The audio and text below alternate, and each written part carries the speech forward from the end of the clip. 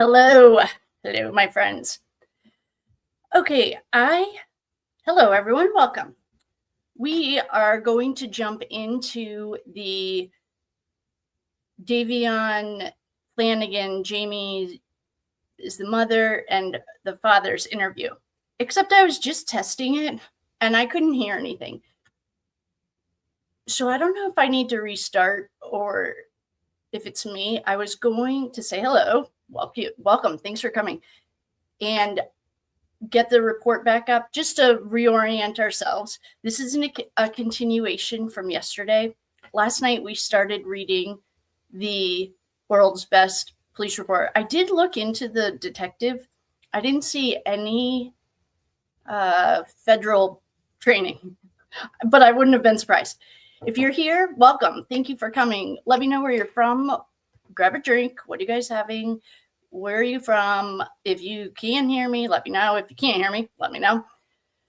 I also saw one of our lovely dear friends didn't get a chance to see the the case. I don't really remember the case, but what I remember is the sentencing hearing. She just gets her ass kicked. Well, it has only meaning with the prison phone calls, but the point is that we're going back into the Mackenzie. I'm just going to bring us back. Mackenzie Shirilla case. She was 17 years old. 2 days before her 18th birthday, she drove her car into a concrete wall going 100 miles an hour. We have the police report that is by far sets the standard for all police reports. We are going to watch I saw one of our friends has already watched it. Hi, everyone. Let's see. Hold on. I just saw you come through. Hello. Oh, I saw that you sent me a couple of emails, or that note that you sent me a couple of emails, and I didn't watch this yet. So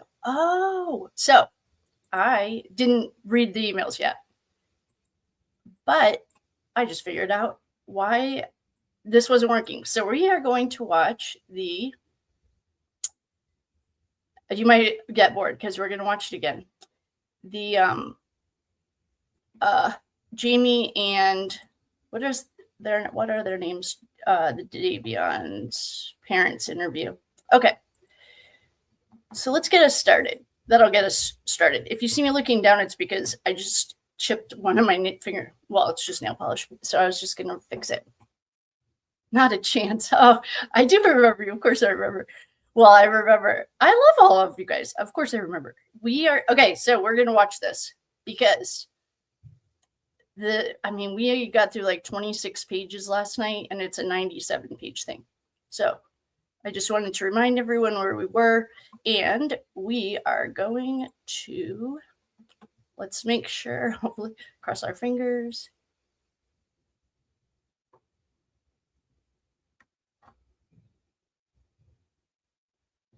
Okay, don't worry. There's no sound yet. It's catching up. You know, he was, but he like we're talking. Was faithful and loyal, and was very easy to make friends. I don't have to restart. But he also was. I think his parents need to be charged too. He was always there for people. Right. Like if you needed him, he was there. If it was family, if it was friends. As we get settled in, like I said, just that is his emotionally, heart. Physically, he was there for you. Yes. Just a really big heart. He was very passionate about football. That was his. All right, we got it. I don't know what. I had headphones on last night and it didn't work, but today it did. Okay, we found it. So that sounded super loud, and let's get back to, so who we are meeting today. I think they really started this, Mr. and Mrs. Flanigan. Okay. I love how respectful he is of the everyone. Okay.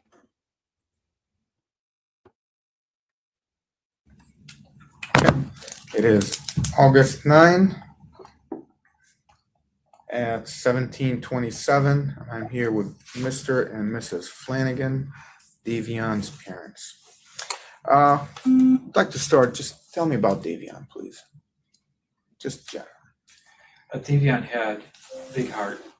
He sometimes to his own detriment, but he was faithful and loyal and was very easy to make friends. But he also was just wanted, like, he was always there for people. Right. Like, if you needed him, he was there. If it was family, if it was friends, like I said, just that's his emotionally, heart. physically, he was there for you. Yes. Just a really big heart. He was very passionate about football. That was his, I mean, it was his dream when he came to us at 8.5 from foster care. He had never had the opportunity to be involved in organized sports. As a mother, I was like, oh, does it have to be football? Can it be something else? But it was what he loved. And, he eventually became the starting running back for Strongsville in his senior year. So and that was a dream achieved. It was a dream come true, but then of course wanted to continue on. The harsh reality of a torn ACL in his third game of his senior season. Yes. So he got to live the dream for a little bit, and I think if we're being completely honest, it was probably the start of his downward spiral when he lost his passion, like the thing he was most passionate about in life, and he had that kind of taken away from him. And I would say his rebellion. I think he was in a bit of a rebellious phase. Yeah. And he's 19, 18, 19. But in general, he was just such a kind and loving soul. He was, I would always say he had an old soul because he was just like wise beyond his years in a lot of ways, because he's had to experience so much in his short life. Yeah, he saw a lot in those 8.5 years before he came to us. He was exposed to a lot of things that no one should be exposed to at all, let alone a child. Right. You don't end up in foster care on an easy path from to get there. So yeah, he was athletic. a protective. He was a protective and loving brother. He really always, even from the beginning when the kids came to us, he was always, just checking in on the girls, making sure that, that crying that he's hearing is them, kind of rebelling against maybe the timeout they were given, or have a seat here, honey, everyone's okay, no one's being hurt, come on, take a look. He was always in the periphery, always checking in on his sisters. He had all experience. They had was each other. Really, for much of their young life, it's all they had was each other. They were in county care for 2.5 years before we found them. Really? And they were legally free for adoption when we found them. So we went into it knowing and wanting to adopt, and wanting to keep the siblings together. And amazing. He was very athletic. Hardworking. Very hardworking. Very hard worker. He was also funny, and he had a great sense of humor. Charming and handsome. He was all of these things, but he wanted to go on to be a barber. That was his dream. He was a team barber for the football team and the coaches, so he had his own equipment. He would always have them over, much to our detriment, because there was hair always all over the place. But in fact, we just left the funeral home this morning, and one of the things they said is he will not need a barber or beautician. His hair looks great. He did a good job with it before he passed. He wanted to own his own shop someday. So it really was like a lifelong passion for him. He had every opportunity through being in Strongsville and Strongsville High and having parents who could help him achieve his goals. He could have chose to go to college. He could have chose to be a fireman or a policeman because he was very athletic and built. He chose barbering. It was literally a passion for him. He got great enjoyment out of getting great haircuts. He also loved to take things apart and see how they worked. Very mechanically inclined. Yes, he I mean, was. there's been bike rebuilds, Car rebuilds. like bicycle, not motorcycle.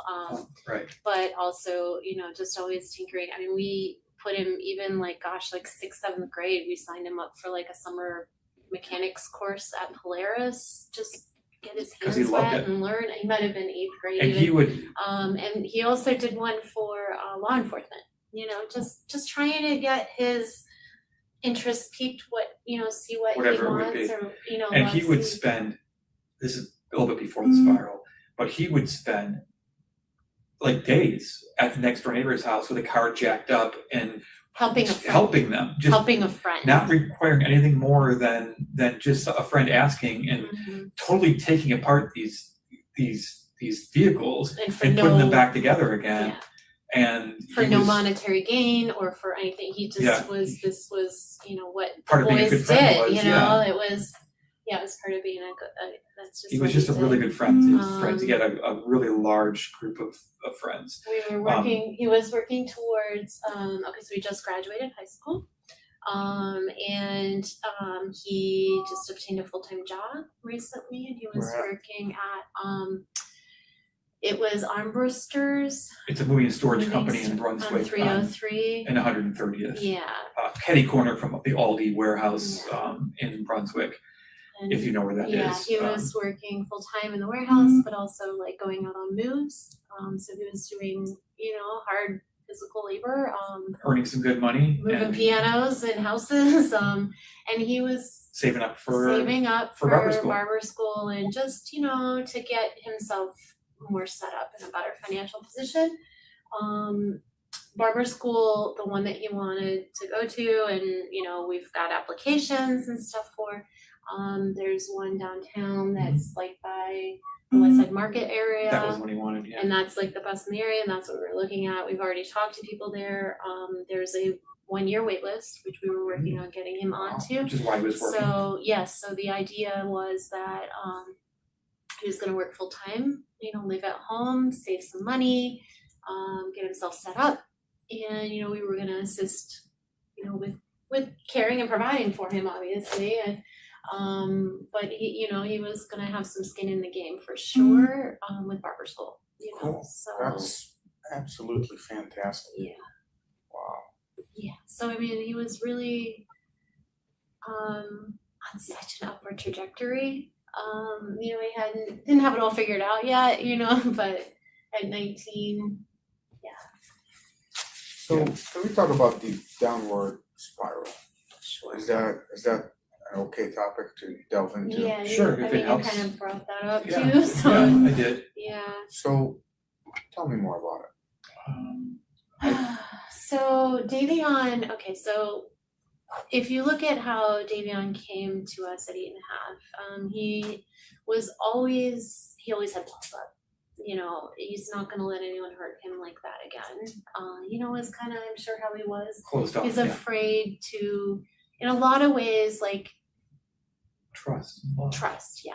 Yeah. He had been hurt and abandoned and, all these things. And so over the years with us, though, we had really built that up. We had built the trust and the love, and he was really, really finding his way It seemed in like there. that. Mhm. But he's also a popular kid. And there's a lot of influences out there that no matter how hard we try, we would try to keep him from that. To be in all honesty, my husband and I had some marital problems, not really like About 5 mind years ago or induced, so. about 5 years ago. I was My- undiagnosed bipolar, and I was going through a manic episode that I wasn't aware of. I still made the decisions I made. I still But there take full were- responsibility, but we had some marital fidelity issues. Well, and just things that come out of that when, Right.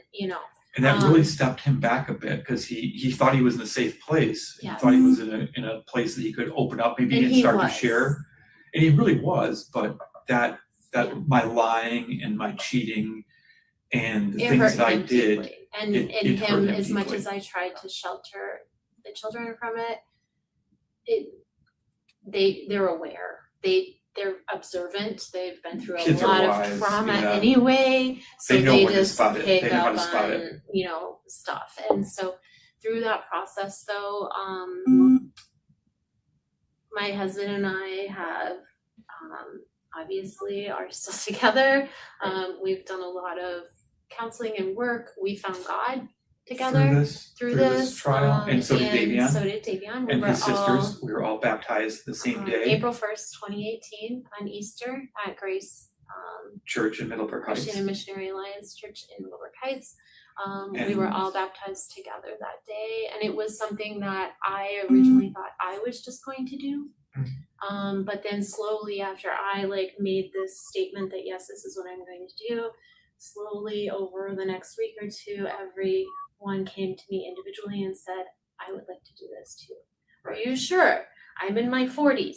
You don't You have to find God when you're 14 or 12 or it was but they all a wanted it. beautiful moment. He was very involved in church at times, but then these losses happen. When he was already kind of, he turned 18. This is just a unique situation because when he came to us, he was behind in school, obviously, 8.5, having not a lot of groundwork done. And now he's going to a really good school program. Strong Souls, a great program. He's in first grade with kids that have had years of adults pouring into their lives. And just the fact that even he was on grade level by the time, it just is phenomenal. All of the children. I mean, his sister Divine came to us going into kindergarten, did not know her alphabet letter sounds, and couldn't hold a crayon properly. We have done an immense amount of work, tutors, full-time nannies, but just pouring into these kids. And Davion, because I think of what he'd been through and his family history, a medical history of mental illness, he struggled. He struggled with depression. I mean, and anxiety. He struggled with depression. And I think that's what kind of fed into the spiral a bit, is because when he smoked weed, he felt calm, he felt happy, something that the medicine, we hadn't quite found the right cocktail yet for him of medications to get him the help he needed. And he didn't really want to talk to people and open up about the things that he'd gone through in his life. He self-medicated with marijuana. And then we discovered that, obviously, very quickly. And that hasn't been that long. It hasn't. I think, again, when he hurt his knee and he started to spiral, that's when I think it really started to happen. He really was very, anti-drug. I mean, for a long time, he went through the DARE program and he gave a speech that had everyone in the room crying about. The mayor shook his hand. Persiak came and shook his hand after his speech, talking about how drugs ripped apart his birth family, and he'd never have that happen to him in his life. But his mental, I think just the weight of his mental illness and the things he was struggling with, his anxiety especially. And we were trying to get things figured out too. I mean, my kids have always seen counselors and therapists and child psychiatrists, and because we want to give them every opportunity to succeed as possible and give them all the support, whatever that is going to be. And so, we had tried to do that. Davion was fiercely independent though. He, from a young age, I mean, to be honest, he was watching adults in his previous, birth family and even in foster care. I mean, they were moved for reasons of, violations by foster parents, that he was watching adults make decisions that, quite frankly, his ideas might have been better than yours at that point. Right. And so there was just this piece inside him that always just wanted to be in charge of himself. Right. And he knew better than the adults. And it made sense, but in our situation, in our house, and the way that we parented and poured so much into him, that was a struggle at times, because he would think this and we would think that, and he'd say okay, but then he wouldn't do it, and then he would because he was independent, do what he wanted behind his back. And so really there was no evidence that he was using. I mean, he might have been in with the fun, maybe on the border of getting in trouble crowd, But right before, it was right after actually, he tore his ACL. We were waiting for surgery, right? So this would have been October of last year. He, like I said, he was fiercely independent. I'm sorry, back to when he turned 18. Because he was, held back. He was the first of the siblings to go into school. He was held back in kindergarten. That's when things started to come to light. People can't hide the conditions at home, and so a lot of children, that's when things are brought to light to the foster care system. He turned 18 March of his junior year, which is a very difficult, Very early time. and a very difficult time as a parent. Because, I know it myself, I was like, I'm 18, you can't tell me what to do, da da da da. Well, we had a year and a half to go through that before he was going to be graduated, or a year and 3 months, or a couple months, and so from a very, and then you had the pandemic on top of it all, and the lockdowns. We have, his sister Davion is a type 1 diabetic. I'm a medical professional. I understand the risks, and we were strict about protecting everyone's well-being in our home and health, physically and mentally. But he wanted to be off with his friends. Okay, and so there was just so much going on there. Can we pause for a second? Yeah. Is it okay to pause the recording if I can Yes, ask a question? Not for that. Not for that. I can't ask a question. No, you can ask. Go ahead.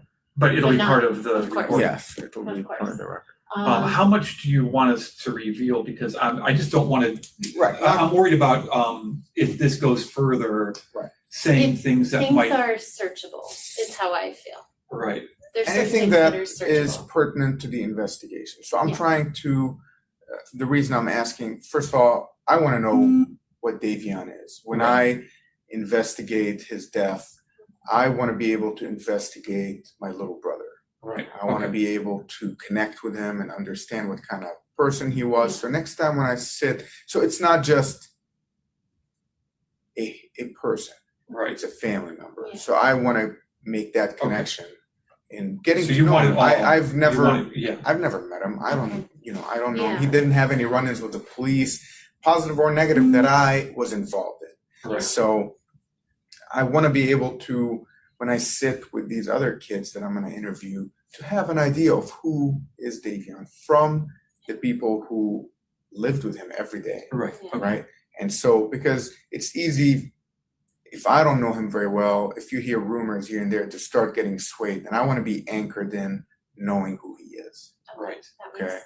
And so it's very important, Yeah. as much as you're comfortable with it. Yeah. So I'm not, Right. No, that's good. I'm letting you That's do the good to know. I talking, just so wanna Yes. make sure. you And- steer this Yeah. conversation. So there Okay. were two Davions, is what I'd Well, like to say. There was the sort of. at-home Davion Yeah. who was comfortable expressing his deepest, darkest emotions and fears and working Inside through our home and his mental illnesses that he was struggling with. Because I do believe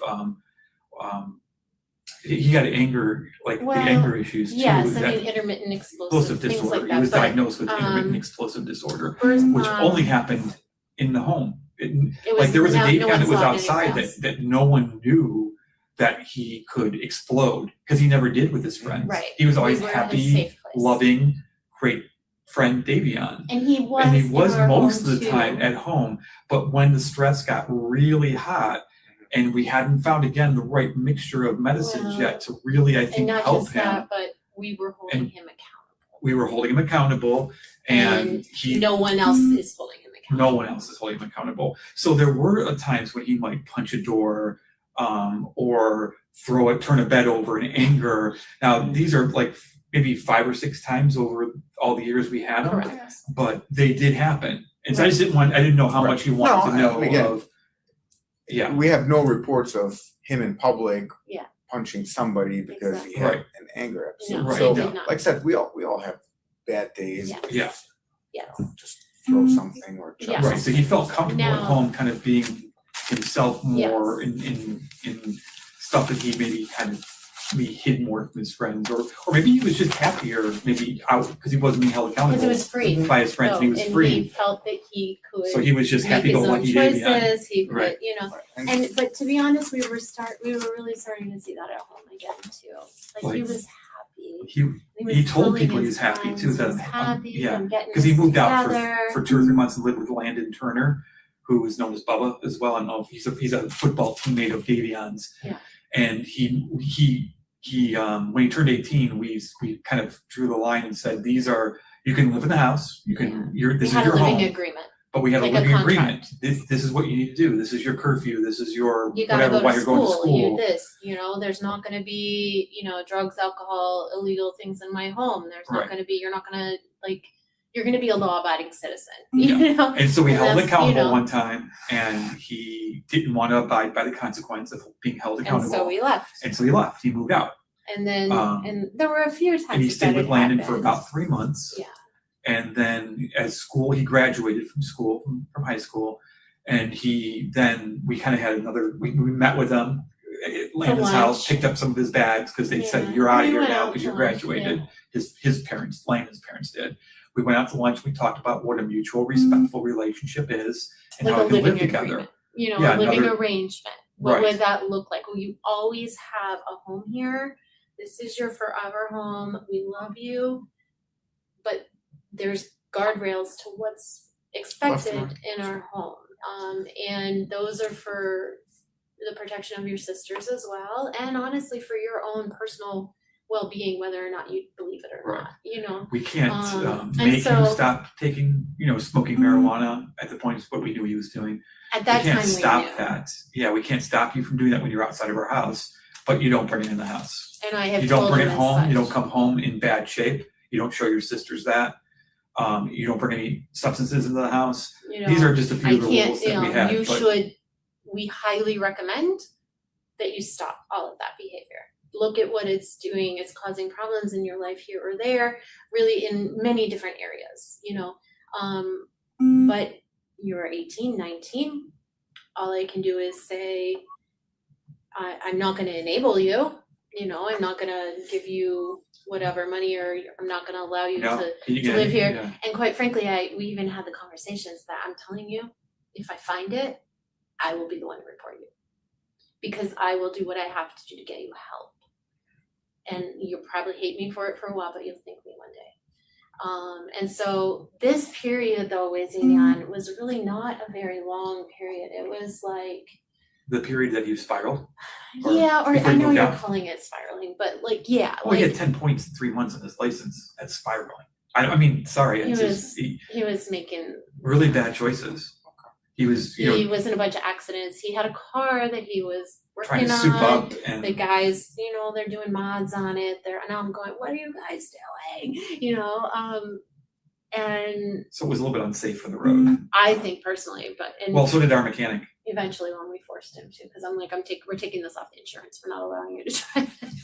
If you can go get your own insurance, you're 18, and so it's hard because we've had to have a lot of tough conversations with Davion, and that caused friction for quite some time. But I think When he came back, things changed. yeah, like For the his better, at time least as far as his period when relationship with he us. had, kind of moved out for a while, because he felt like you just need to, understand that I'm a man, I need to make my own way and figure out my own way.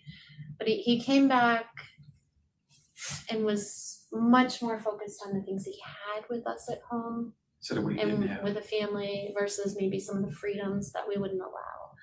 And so there was this If that makes uptick sense. of- It That does. makes- No, okay. it makes a lot. He had like when he was living with Landon, he had lost his jobs.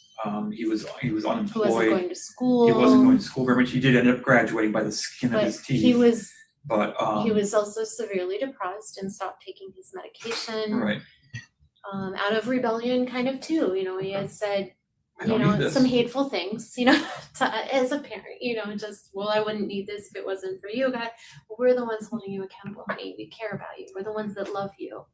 We're trying to get you better. So he came back and things were better when he They came were a back. lot better. In fact, he had he was doing some volunteer work at our church and was at an event that it was a youth event, and our youngest daughter Davion was there, and during the service he, and I kept saying, we just need to get him back into the church. I can't force him to go, but we need to get him back into this community and people that care about him.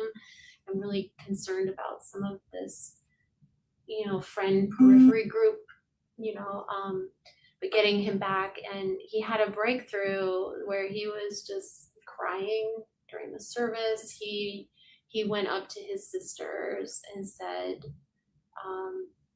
I'm sorry I haven't been the best for brother. everything that I've done. I might not have been the best brother, because when he did move out, I'll be honest, our girls, that triggered a lot of abandonment trauma in them. And Their that brother was just left them. hard, and Just like their parents. and they're still in contact, but it's not the same. And I would try to explain, honey, you realize he's not gonna live here forever, right? Like, he's gonna grow up, and so are you eventually. You're gonna move out. But just that's where I'm saying he was like fiercely independent, but I think he also, I remember when I was 19 or 18 just thinking like, oh, when I get out there, it's gonna be this way. And the reality of the world is so much different, and adulting is hard work. It's really hard work. And so I think, he came back, and there were a lot of conversations that I had with him where he said, Mom, I get what you're doing now. And I gotta be honest, like, you and Dad, like, what you're doing is really special and really amazing, and I don't know that anyone else could do it. Other families that I've seen, they're a different dynamic, they're bio kids and that kind of stuff, but your motives are different, and I know that. So at what point did Dominic and Mackenzie come into the picture? Very recent. Like, give me It's if like- you can. And that's part of the thing is His closeness to them, I think, is recent. I think he Very might have known them in high Yeah. school for a long time. But I think as Davion got more maybe into the marijuana scene and hanging out with people who could provide it, maybe he I'm wasn't, not sure. he wasn't working as much. He just started working again before he passed the Yeah. accident. But I think, But he had also he wanted said to hang with was- people who had I mean, access to it. but he, at that same time, he had this like this moment, an epiphany, like literally within the last like couple weeks, and was like, Mom, I'm gonna quit all of this. And I'm like, okay, let's do it. Let's not like, today's the day. It's Mhm. never Cold too turkey. late. Yeah, it's never too late to start again. So- and so they're new friends, newer to his scene. What was their influence like? I mean, I I don't- understand. yeah. Did he ever talk about him? Did he ever bring him around? I've never met Dominic. I've never met Kenzie. He never brought He them never brought around. those The two around. only time there was any interaction was when Dominic was apparently pulled over in front of our house recently. And to be honest, like, we didn't really have a lot of conversation with that after, because Davion came into the house very hot, like very upset about what had happened and feeling like, Well, it's because I said, show me your friends and I'll show you your future. and that's I was up at 3 a.m. while he was pulled, because he was in the car with Dominic when Dominic got pulled over. And I said to him, he's like, he has a medical marijuana card. I don't want to talk about this. And I said, Yeah. okay, we won't talk about it right now, but show me your friends, I'll show you your future. You're hanging out with the wrong people, Davion. what are you doing, And Steve? We're what are you worried doing? about you. Right. And that's- so we let it drop at that point. And Davion needed a place to stay when we went on vacation, because he hadn't built enough trust with us yet to stay at the house alone. I was trying while to. we went on vacation. Yeah, I was encouraging him. I really wanted him to come, but I also know that he needed money. He needed his, like, He just started a new job. he started a new job, and I don't think he was comfortable bringing up, hey, my parents signed me up for this 2-week vacation. I just started, but can I have 2 weeks off? Like, in 2 weeks, So is that the reason he didn't? He had to Correct. go with us, right? Correct. And I think he wanted to say goodbye to his friends that were that we're leaving leaving for for college. college. Because we were going to be gone for 2 weeks on vacation, so we still wouldn't be back until this Yeah. Sunday, the day of the service. Yeah, I mean, he The normally. viewing. Yeah, he Um, normally would have gone. So he stayed, and we were He like, was looking for a place to stay. We had some family He was set gonna up. stay with family. We had the conversation about, you know, him staying there at the house, and you know, I was like, you need like, what we were looking for was somewhere that he could stay that had an adult presence, like a responsible adult presence. And we had no idea. Obviously not about, looking for a babysitter, so to speak, Mhm. but like, okay, so, you know, one of the things that we thought, okay, well, you know, okay, you'll stay with Dominic, you know, his parents are at least next door. And we had no by idea no that Dominic means- was the dealer at this right, point. but We had- also, obviously, no idea. But also, and I'm not saying I expected Mr. and Mr. Russo to babysit my child either, but we did offer them and Dominic some money to help with food, or to, you know, like in exchange for him staying there. And we did give them a couple $100. Like we gave it to Davion for him to give to them. Because, you know, we knew this was a big ask, but we really wanted him to be somewhere that, like, I'm not leaving you. I'm not going to be on vacation and worried about what's going on at my home the entire time, even That's though we not a have vacation. cameras, Right. even though I have, you know, an alarm system and locks that I can lock here or there. Davion was also, he was at times, you know, ADD. And he would forget to close the garage door, and I would get up at night and I'd be like, we got a message in our mailbox from, you know, the patrol. Police. Hey, stop garage leaving door your was garage open door all open. night. You're inviting, you know, stuff. Theft. And just, you know, I mean, it's something that I think also kids, just as they age and it becomes their property, they start to pay more attention to the safety aspects of it. And so we weren't comfortable with that. We also weren't comfortable because we knew, like, okay, so we had sat down with him really in the last, like, probably 6 to 8 weeks with him moving back in. He moved back in right before June. like right Right before beginning of June. commencement. Yeah. And you know, we had gone back out, and even, like, I mean, from the text messages I had said, I'm assuming, hey, I just want to make this clear, because you mentioned, yes, you're graduating, yes, you're this, and now you're telling me you need to be out of your place that you're staying, you know, Landon's house. like, which this was like a complete blindside to me, because for a while there was probably a month period of that 3 months that he was gone that Davion didn't want us to know where he was. We didn't know where he was.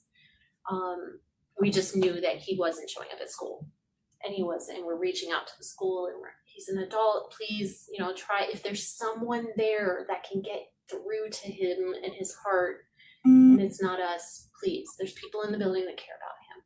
He's struggling right now. He's hurting. He lost his football passion, you know, this was his dream to go on to play, you know, and that was taken from him. And so, he, you know, I think a lot of it stemmed from that, and then from the anxiety, and he got behind in school, and then it just became too big. And I just kept saying, honey, like, people want to help you. Reach out to your teachers. They're emailing us. We were in so much contact with the guidance counselor, the principal. And, you know, so in any case, this was, you know, a recent thing that he was back in our home, and that we had 2 these months. conversations with him. I completely lost my train of thought again. We were It's talking been a about- really long day. That's okay. We We were talking about why we left him out, why he couldn't stay at the house, and why yes, he could not have his sister's car to borrow. yes. Because we said, why, you're still using, we're Like, not trusting the vehicle to yeah, you. so It's just- before he no. had even come home to us, you know, I mean, I'm not naive. Like, I had caught a few things in his urine before, just parenting, you know, and said, you know, and it was nothing. It was marijuana. It was nicotine, you know, and you know, we had those hard conversations, but coming up to that, we were very clear, you know, I don't know what you've been doing, you know, but here's how it's going to go, and you're not going to do that here, and there's not going to be any violence, and there's not going to be any weapons, there's not going to be illegal activity on my property. You know, you're gonna, if you're not coming home, that night. I mean, I'm not going to give you a curfew, you're 19, but at the same time, if I wasn't coming home, I would let my family know. And that's because we're worried and we can't sleep when we don't know if you're hurt or injured or in trouble. And you know, said we had laid down some very basic rules. And one of the things was during this process where, you know, he was in these accidents, his car was in an accident that was totaled and then it was repossessed. Because again, he turned 18, he went off and said, I'm going to get my own phone, so you can't have any access to where I am. I'm gonna go off to fiercely independent. I'm gonna go off and I'm gonna buy a car because you can't take that. You can't tell me what to do with it. You can't tell me I'm grounded from that vehicle. So when was the last time you heard from him? He texted us on, was it Friday night? Yeah, and well, and his sister and I were on the phone. I didn't talk to him personally, but earlier that day, so Saturday, we were out at a surf shop, you know, looking for stuff to bring home for him, and Davion was on the phone like, hey, what do you think? Would you like this versus this? You know? Yeah. And so she was in contact with him, and like kind of through that I was.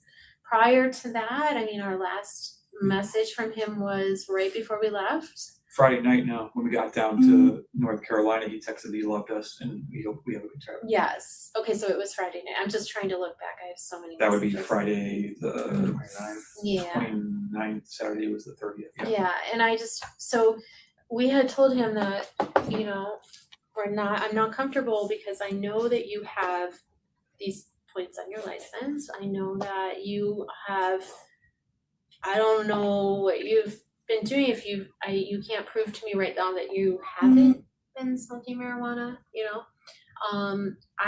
We're not comfortable handing you keys to our car or vehicle that we own or own insurance on until you can prove to us that you're making better choices and that you're, you know. So we were going to Uber him back and forth to work. And that But then he was said Dominic can give me a ride. Yeah. He said Dominic has vehicles, he can give me a ride to and from work. And it's complicated because we have a big family here, but everybody was there, the part of the family that was here. And so, you know, I'm like trying to think like, who can we offer? And I was like, you know what, if we need to Uber you, but I will send me the receipt. That's the money I will give you. You know, I'm not, even when he moved back in, you know, me not knowing what's going on with him and his friend group, and if he was dabbling in marijuana still or not, we wouldn't give him cash because I was not going to contribute to that. Right. So, have you ever heard of Paul? No, That's a new name to me. that's a new name until all this happened. We never knew about Paul. So, who are his close friends? If I were going to track down his Husni. And it's hard because it's high school and the drama, and it's Right, hard to keep but- up with. Right. But anybody whose Yeah. name came up frequently. Joey, Kingston. Joey. Not Joe, Oh, it's Joey Joe Kingston. Probst, Probst, ST, was someone that Joey he had Probst. been with a lot recently, who was also into the drug scene. from what we and understand, which I smoking. found out. I Right. know it's unfortunate, but Joe and to Kingston be honest, was a I didn't close know friend. that until we went and sat down with his mother, With Joey's mother. Yeah. right before we were gonna leave, because He might have stayed he had there. said, "Oh, Joey, I could probably stay at Joey's," and so, you know, I reached out to Joey's mom. Joey's mom texted me back, and we met for ice cream to talk about it, you know. And then she had Ended up shared not some working things out, with me that I was like, "Oh, I didn't realize that all of this was going on." You know, At your house. at your Meaning- house. meaning- Would you be able to tell me things like what?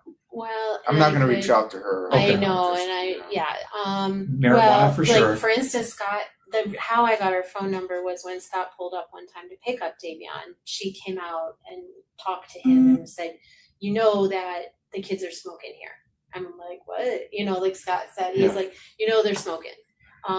This turned into a bit of a party house, and you know, she's not okay with this, but yet I also, and I say this with like, I don't really know what the correct way to say it is, but I do know that like, and she has some, She's socially awkward. yes, and she has some medical things where, you know, she does have a seizure disorder that she's had since she was a child, and still has seizures. She can't work, she can't drive.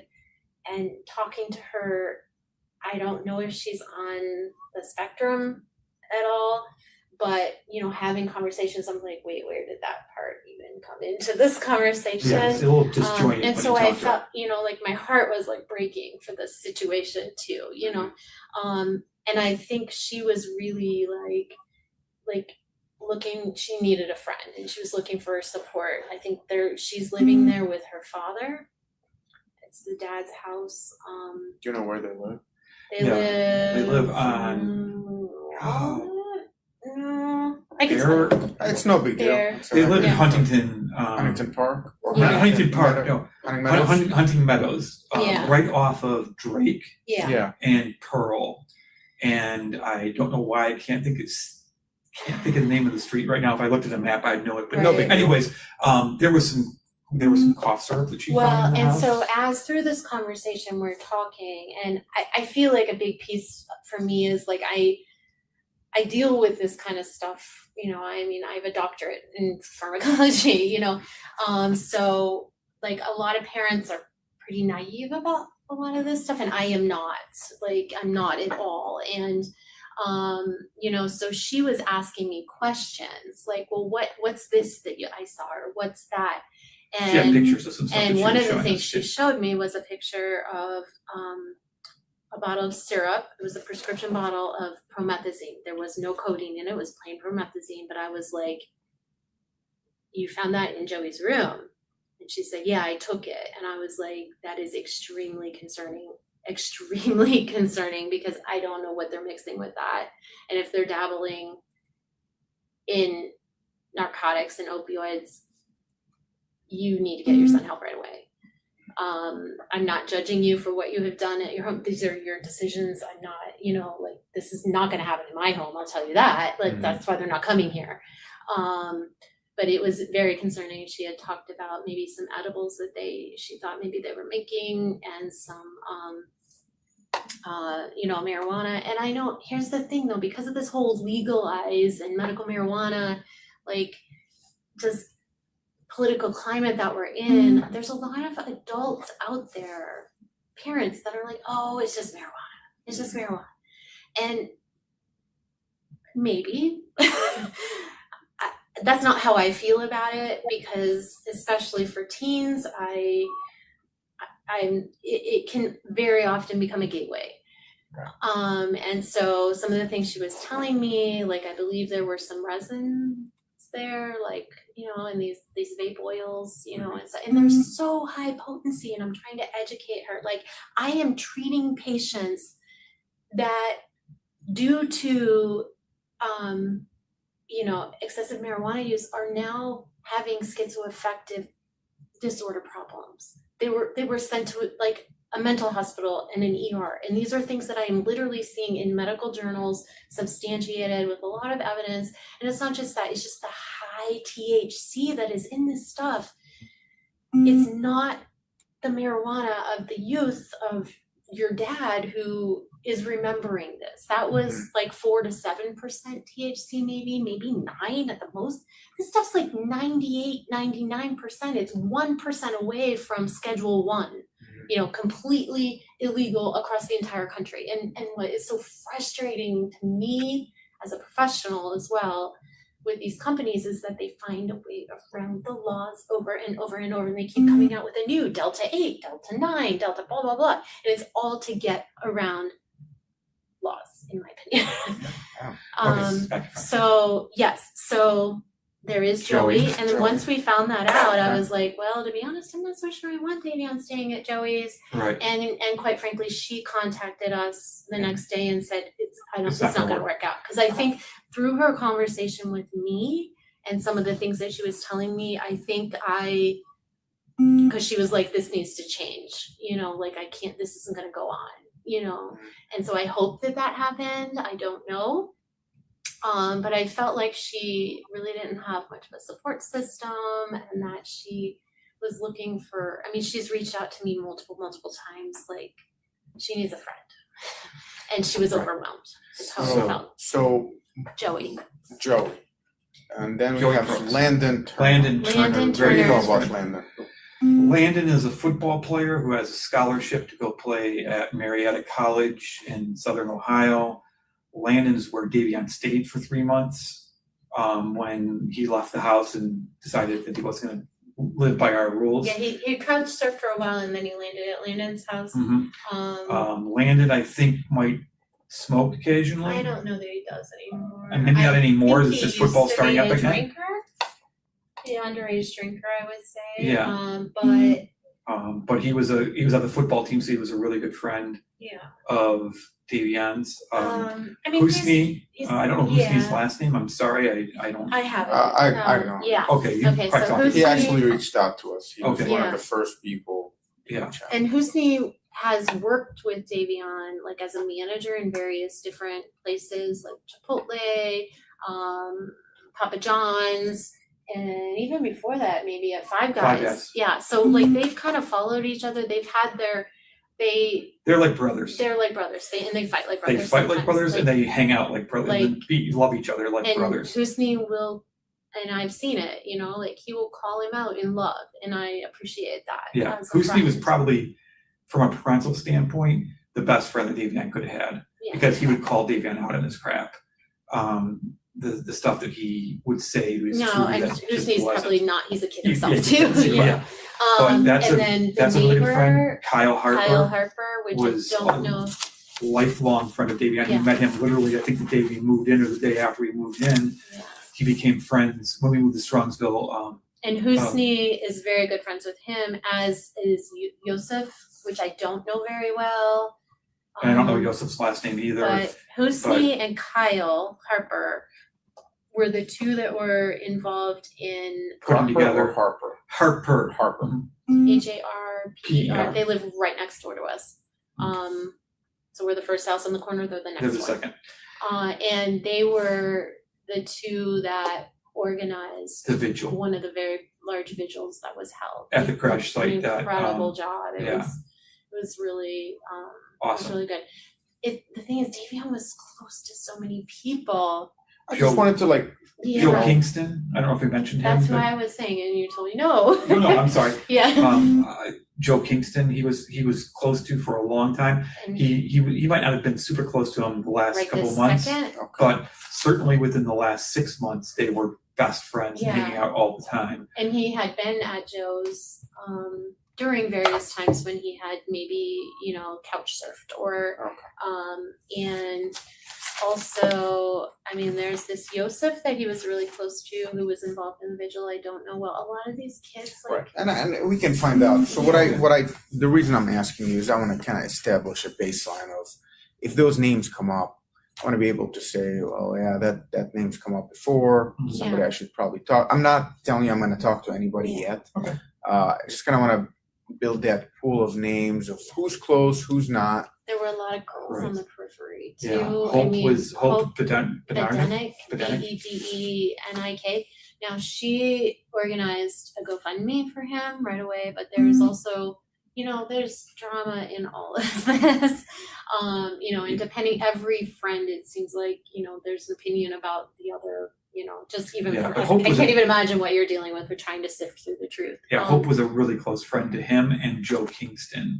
They would the three of them would hang out. This was about 6 months ago. Would hang out every day. And they actually, Hope has been to our home before, and so has Joe Kingston. That was one of the groups that like they would come over, but not that often.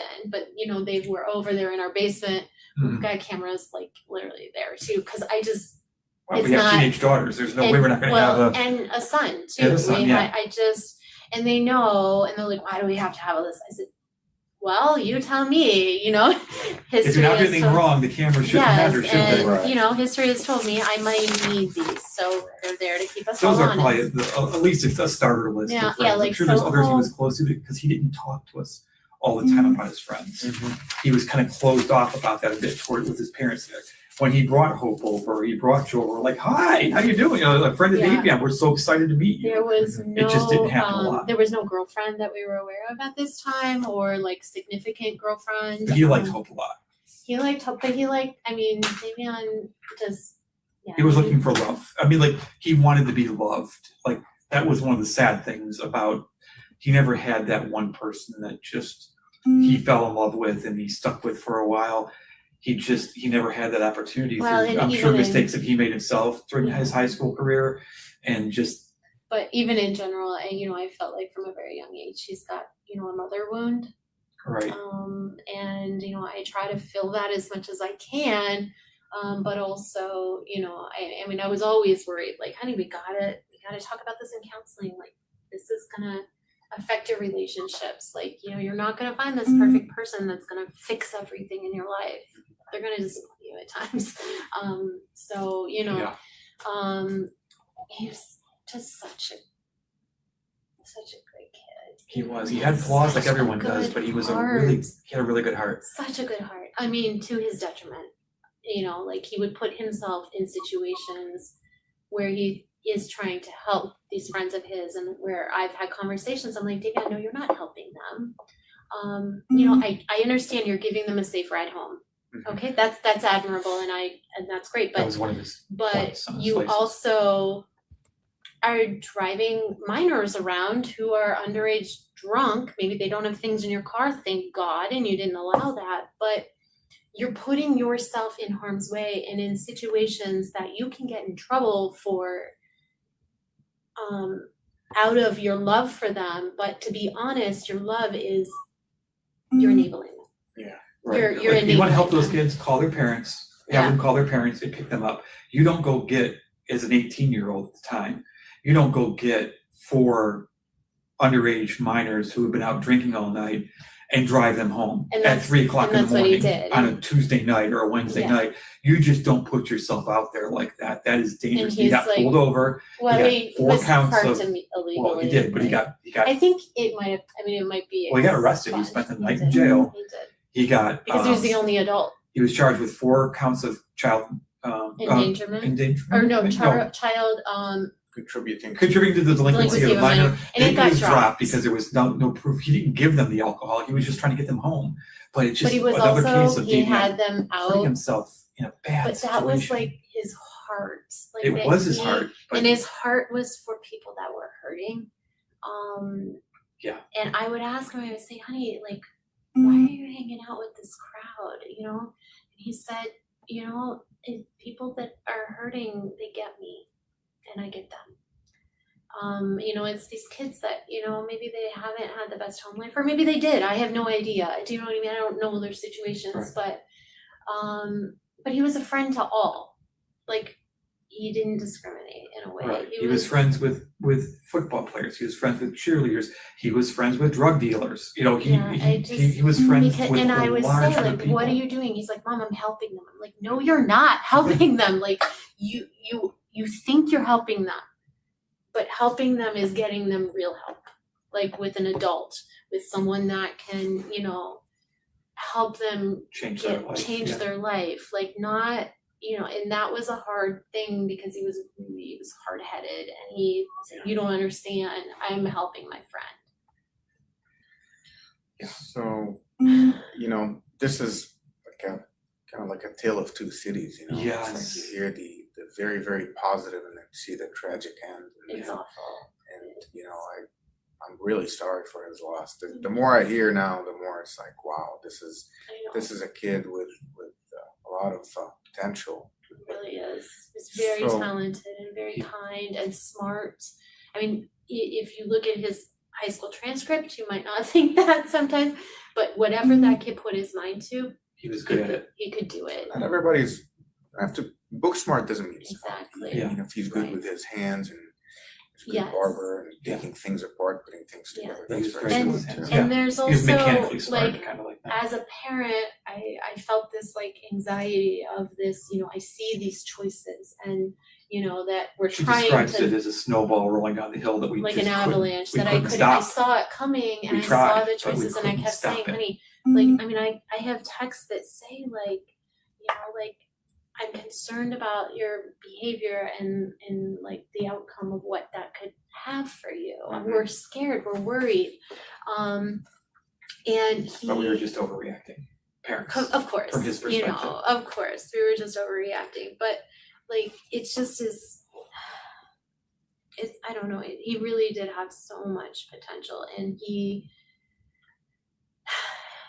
gave so much of himself for friends and for family, and you know, like the other thing, I think this is where I was going when I got distracted again, I'm so sorry,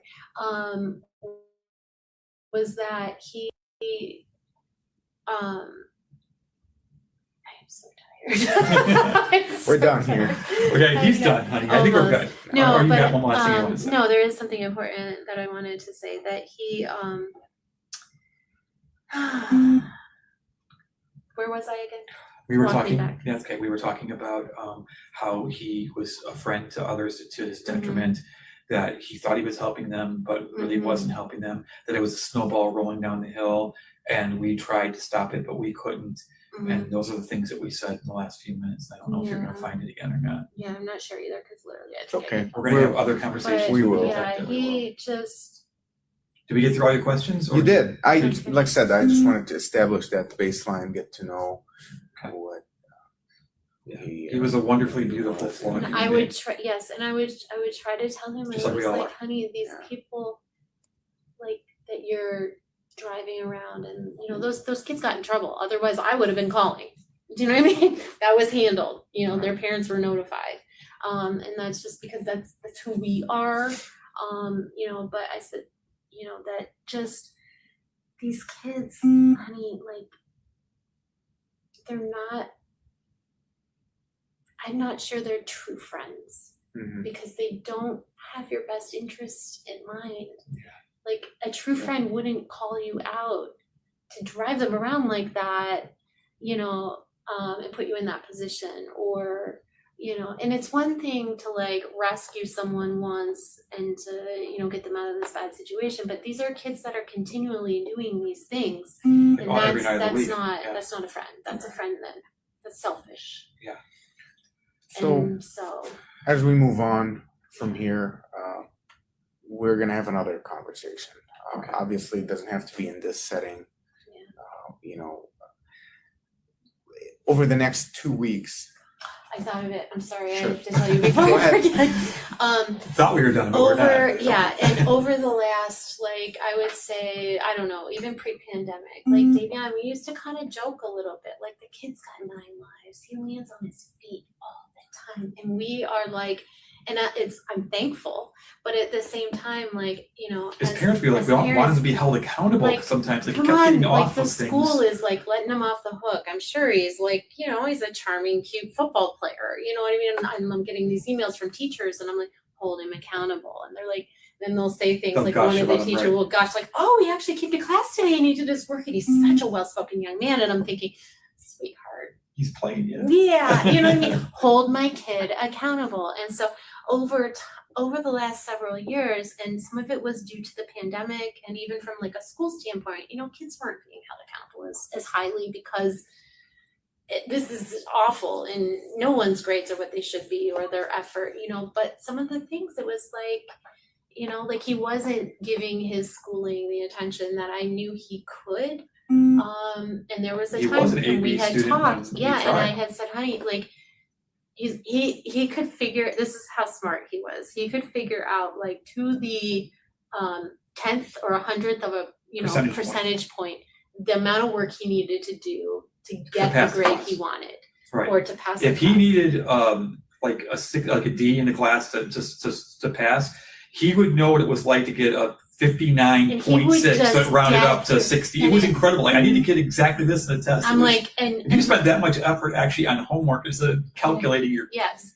I mean, it's brilliant, but buddy, like, I'm like, you're hurting yourself here, you know. And he, you know, we would talk, and I'd be like, you know, babe, like, you're gambling, you know, like, you're putting a lot on, oh, I can pull it through at the end, or I can, and it worked for him so many times. And there were so many times that it, you know, I told him, when the pandemic hit, like, original plan, because I'm like, you know, we went back and forth, like, this is such an argument in the house all the time. We have to hands off, like, we're not going to be here forever. We need to let natural consequences happen with the school or whatever. Well, then school's not holding them accountable. School is wonderful, don't get me wrong, you know, but we're like, okay, come on, someone else needs to have this conversation and speak into our kid's life. And you know, there was a time period where I'm like, you're gonna lose your seat on the team due to grades. You're not gonna make the academic requirements, you know. And he's like, oh, no, I have this time, I'll pull through. And then the pandemic hit and school got shut down. And there was a time period where the school had said, we're gonna close it here and we're gonna take the grades as they stand. And I knew that meant he wasn't gonna make the team, and so did Davion. Like I actually saw a tear out of his eye, and Davion did not cry in front of me or us often. And I said, honey, I'm so sorry, but you know, I keep telling you, when you gamble, sometimes you're gonna get away with it, sometimes you're gonna win big, and sometimes you're gonna lose it all. And just situations in his life just kept coming up. And so every little thing that had happened over the last few months, like that situation where he was arrested for the night, you know, and held, I'm like, okay, this is gonna be the thing that gets him back on track. Right. You know, this is gonna be the thing, this is gonna be the thing. And we were so close to out of the weeds that it just hurts my heart. And I don't know, you know, yes, my son stepped into the back of that car that night and he took one too many gambles. I don't know who or where, what is decided that time my son is going to roll snake eyes. I don't know, you know, but he would still be alive today if it wasn't for that driver. And like I said, you know, this is what we're going to piece together for the court to look at. Ultimately, the prosecutor decides what and how it goes from here, what charges and all that. And ultimately, you know, my job is to paint this big mosaic here, and it's taking all the pieces. And obviously, this time we spent together this evening is a big piece, and it's going to help me when I start talking to the other people. But this will not be the last conversation. We will have another conversation, especially once I've finished my interviews and now I have some, hey, I heard this, do you know anything about that? Hey, have you heard this name? And you know, I don't know what's going to come out of those interviews. I really don't. But I just want to, like I said, Fridays, give or take around noon, I will be. And we'll make ourselves available to you anytime you need to follow up once you have your interviews completed. Just let us know. Yeah, and I don't know if, like, my daughter will want to speak to you, Divine. She's 17 and a half, but even just to share some of her conversations or things that she had in the friend group. She knows them much better than we do. And I don't want to, you know, I don't want to compel anyone to do that. I think she would in a heartbeat, to be honest. Probably. Because there's always if it goes in my report, exactly, they could potentially now be somebody that needs to go. If we go to trial, now the defense might want to talk to her. And I want to protect her I too. don't know that. You know, but if she wants, you know, I wouldn't call it an off the record. Which one you show? Christmas.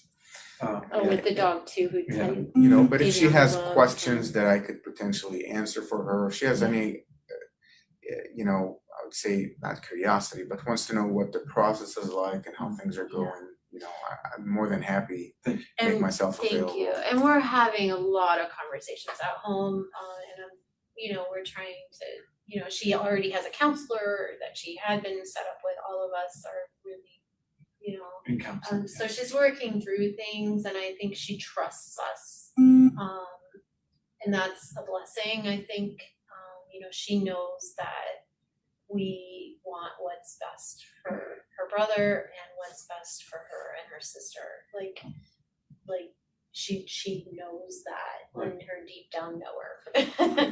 So. Well, like I said, at this point, we're at the very, very, very, very, very beginning of this, and this will take a very long time. So all I'm just going to ask for is just your patience, please. You're going to hear rumors, because rumors just don't stop. I cannot share everything, Yeah. Right. but whatever I can share without compromising my investigation, I Of will. course. Not that I don't trust you, but some things Of course. are This not. was the first summer they were with us. Oh, And that's wow. Scott's dad, So who young. is deceased now. He lived with us for 10 years before he passed, but Wow. So I can't help. I'm just no, you know, I'm a it's proud mother, it's and you know, you will get an opportunity at some point to, you know, write the judge or, okay. you know, write the prosecutor. And what you know, ultimately, you know, it's your decision, but I'm going to reach out to the prosecutor, let him know we had this meeting and to, you know, like I said, he was waiting for me to tell him when you're back in town for him. He didn't want to intrude. So I'll reach out to him, let him know. Okay. I also got a call on my voicemail earlier today from a number I didn't recognize, which could have very well been It his could have office. been. contact His name us. is Tim, Okay. Tim Troop, Yes. Troup. Like I said, Yes, we have that. I think we have his number too. yes, But very yeah, good we've guy. just been in meetings all day. And I understand. Yeah. And so at this point, you know, thank you very much for coming down here. Okay. That was heavy.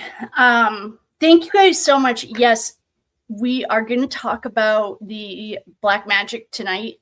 We're doing it on members because our members told me that I'm much more relaxed when it's just members only. So, yes. Okay. I have comments about that interview too. I was having feelings of, what are those mothers' names? They're in Utah. They're Mormon, 8 passengers. Anyway, for a minute, I was having some like, oh, this is starting. But then she said she was a doctor, and that's like her training. And then then I started feeling better. But there's something to, I agree. Oh, yes, Davion. There are 2 readings that I did. I could not get into that last 19 seconds. And I saw a comment that, yes, there was a black magic spell. And yes, we are going to talk about it tonight. And not that I'm trying to be weird about it. Please come. Apparently, I'm just more relaxed when it's just our members. I don't know. I didn't notice it, obviously. Oh, now we're stuck. Okay, let's get back to our. Oh, you can't see it. Okay. Yes, Davion is of the light, and yes, there was definitely a black magic spell. I'm working on it right now. I just found it 2 days ago, I think. If you guys can do the land prayers, that'll help release them way faster. And I'll take care. I am working on the magic stuff. All right, let's get back to our man. Okay, a little bit about, I just call him the detective because I don't want to mispronounce his name and I don't mean to be disrespectful. I think he's a Pisces, and I didn't see any federal employment like they would put it on anything. I did look though, because I don't think that he was trained at a regular, I think his style is different. Anyway, let's get back to this. So we are reading the final report. We're on page 23 of 94. The final report that the detective submitted to to prosecutors, everyone. All right, here we go. Interview, Scott and Jamie Flanigan, Davion's parents. At 3:27, the Flanigans began the interview by telling me, wait, let me make sure you guys can all see this. Okay. All right, yes, I agree with you all very much. They described him as a loyal, faithful, kind young man with a big heart and a loving soul. Davion was passionate about football, but in his 3rd game of his senior year, he suffered an injury. He suffered an injury that impacted him on and off the field. The injury marked what the parents called a rebellious pause in Davion's life and the onset of his downward spiral. Davion was adopted along with his sisters by the Flanigans when he was around 8 years old after having spent 2 years in foster care. Davion wanted to be a barber and had plans to attend barber school in Cleveland. He was reportedly the Strongsville High, the football team's unofficial barber. I don't think that maybe high school teams have official barbers. I don't know. Davion graduated from Strongsville High in 2022. He had started a full-time job with a moving company in Brunswick, Ohio. He was saving money for barber school. This, in part, was one of the reasons he did not go on vacation to North Carolina with his family during the week when he passed away. The other reason he did not go on vacation had to do with Davion wanting to spend time with his friends before they moved away for college. His parents described some factors that contributed to his downward spiral. They cited trust issues due to his childhood abandonment, some marital issues involving the Flanigans, and depression. They believed Davion medicated with marijuana, which drew him close to Dominic Russo, who was known to have access to marijuana. The Flanigans were aware that Davion was staying with Dominic while they were in North Carolina. According to them, the adult presence, Dominic's family, gave them a level of comfort in knowing supervision would be present. The interview served the purpose of shedding a light on Davion's life. Last night, I had just said, if anyone that you love died, you would want this detective to be in charge of the investigation. And he said in this interview, I want him to be like my little brother. I thought that was very touching. The interview served the purpose of shedding a light on Davion's life. It was recorded on my body-worn camera. This is the probably next day. 2 days later, August 11th, 2022, at 8:43. I called Dr. Apoliano, I don't know, at the CCME's, at the medical office, at the request of the lab tech, Jason Stibley. Jason wanted me to explain to the doctor the circumstances about Mackenzie's blood being several days old. Oh, he was so pissed about this. 9 o'clock. So that's at 8:43. This is at 9 in the morning. I spoke with Core Lab supervisor John McGuire, inquiring about the blood sample that was withdrawn on the Life flight en route to Metro. John told me the blood, if still available, would likely be at a blood bank. He provided me with the name and the phone number of the supervisor. John also informed me that the Metro Health Medical Records Department did not inform Core Lab about the existence of a search warrant for Mackenzie's blood from July 31st. At 9:05, I left a voicemail for the blood bank supervisor, Monica, requesting a call back. Okay, interview with Paul. We have this one too. Paul is the last person, it was his house that they were at. And I am very interested in listening to this one. So I'm going to find Paul's video. Here we go.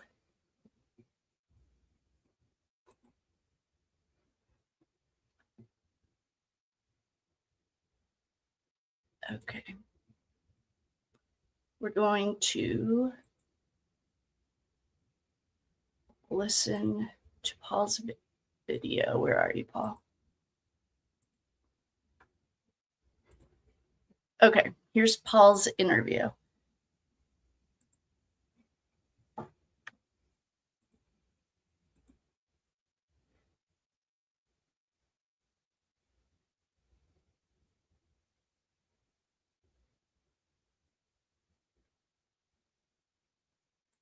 I'm just going to jump it ahead until we... Oh, there we go. Oh, okay. 8:11 at 10. Okay. Paul, what is your social? And we'll redact that from the record, so don't worry. If I try really hard. Oh, they're redacting it.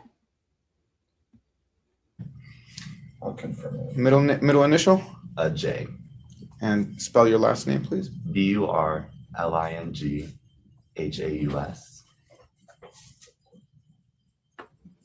German-ish? Yeah.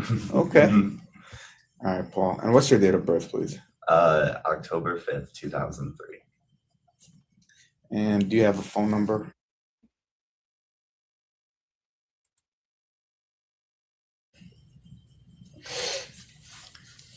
No 3-10-5. Yep. Yeah, that's him. Thank you. I see Hold you. on, social. Yep. You got it. Oleg? Yeah. All right. And Mom, what's your name? Carolyn Burlinghouse. And Deb? Ron? All right. So I'm sure you're aware. Got my card that I'm going to give you, but we're here piecing together what happened that led to the tragic accident that caused the death of Davion and Dominic. Now, we are going to ask some questions about the events that preceded the accident. And in good faith, I do have to let you know that we downloaded Mackenzie's cell phone. We're in the process of downloading the content of Davion's and Dominic's cell phones. Okay, so all the chit chat, even that doesn't directly include you, your name indirectly came up in those chat messages. Okay, and so we just wanted to talk basically about what had happened at the party. Now, I know you can't babysit everyone at your house. We realize that, both of us do, right? And so we don't expect you to have had constant contact, but as somebody who hosts a party, you should have a general feel, like, is there tension? Are there some people who are not necessarily getting along? You know, was something said or done that kind of made you think? Things of that sort. It is very critical that you're honest with me. Again, I'm not threatening you or charging you with anything, but if you're lying and it comes up through the phone records that there were text messages or social media indicating otherwise, the prosecutor could potentially, subpoena you if we do go to trial, if there is a criminal issue. So we're investigating both avenues. We're investigating the crash itself, the physical car crash. And we're also looking at possibly if there's any type of culpability or any type of legal, issues that pertain to that accident. You're not a suspect. You are just here as a person who had hosted the party, and your house was the last place they were at. So can you confirm where you live for me, please? I live in 9382 Brushwood Lane. Okay. So, Mom and Dad, you were out of town, I believe? Yes. Can you tell me where you were? We were in Seneca Falls, New York. Cool. What happened? All right. So I was at work from 5 to 10, and then my car broke down then, so I couldn't get home until way later. So my coworker Julia Spicer, she drove me back to my house at around 10:30. So it was already pretty late. I was pretty tired. Most of us were pretty tired. Kind of didn't really want to hang out that night, but my parents weren't home, so we were going to anyway. And I had 6 people over, so in my opinion, that was not a party. There's no party activities going on because I don't have enough friends to throw a banger, I'm gonna be honest. So at around 11, Rosie, Nina, and Landon show up together. They show up first because Rosie lives nearby, so she picked them up. So they showed up. And then Kenzie, Dom, and Davion, they were late. They were late to come here. They came at around midnight, maybe somewhere around that time, because they were already at a grad party. I tried to figure out what grad party it was. I don't know. But they were already there. They weren't there for long. I don't know what they did there, but they weren't there for long. They got at my house at around midnight. We chilled there for a while, and then around like 1 a.m., I wanted to call it a night because my car broke down. Wasn't having much of a good night, obviously. And right before I went to sleep, Kenzie said, "You should go to sleep because I'm probably going to go to sleep too." So I was like, okay, that's not that bad. So then I go upstairs at around 1. They're still up and they're still watching. I remember hearing South Park playing really loudly. And then I went downstairs again at 2, 3 a.m. to pee, sometime like that. and I saw Kenzie asleep on my couch in my front room when I saw that. And they were watching cartoons when I went down, and I went back upstairs and I went back to sleep. Okay. So 1 a.m. you just went to bed and all 5 remained downstairs. Yeah, they just remained downstairs. And then what time did you wake up? Wake up quite late, like 10 a.m. So after the crash had happened. Yeah, and I woke up to the call. Which call? I woke up to the call. Rosie told me that. Oh, so Rosie found out. Yeah. Okay. So Rosie told you. All right. So, okay. Yeah. See, they said party 6 people. I mean, it's a nice little get together. So, let's start with how well do you know Kenzie, Dominic, and Davion? So I started being actual friends with Kenzie senior year because we both did homecoming court together, and I thought if I was gonna win homecoming king, she'll win queen with me. We didn't win, so darn. Oh, hey. But yeah, she made me actually confident in myself that year. So yeah, that's when we kind of became friends.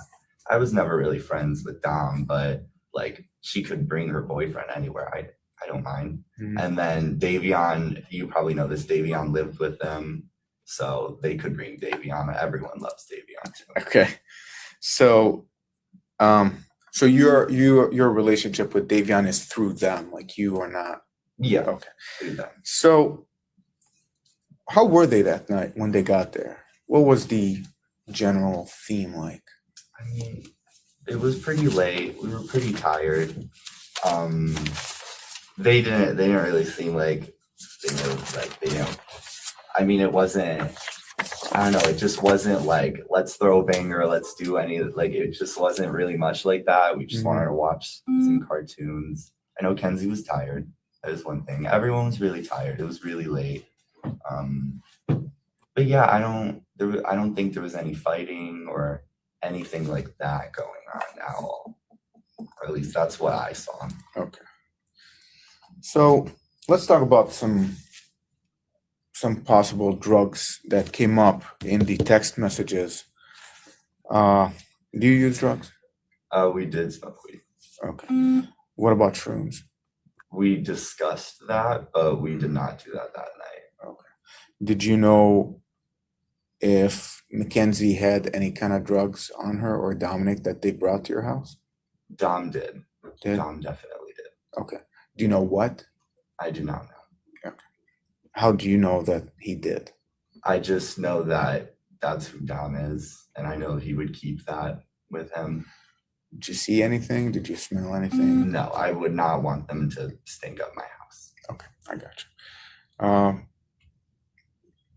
you. How close are you with Rosie?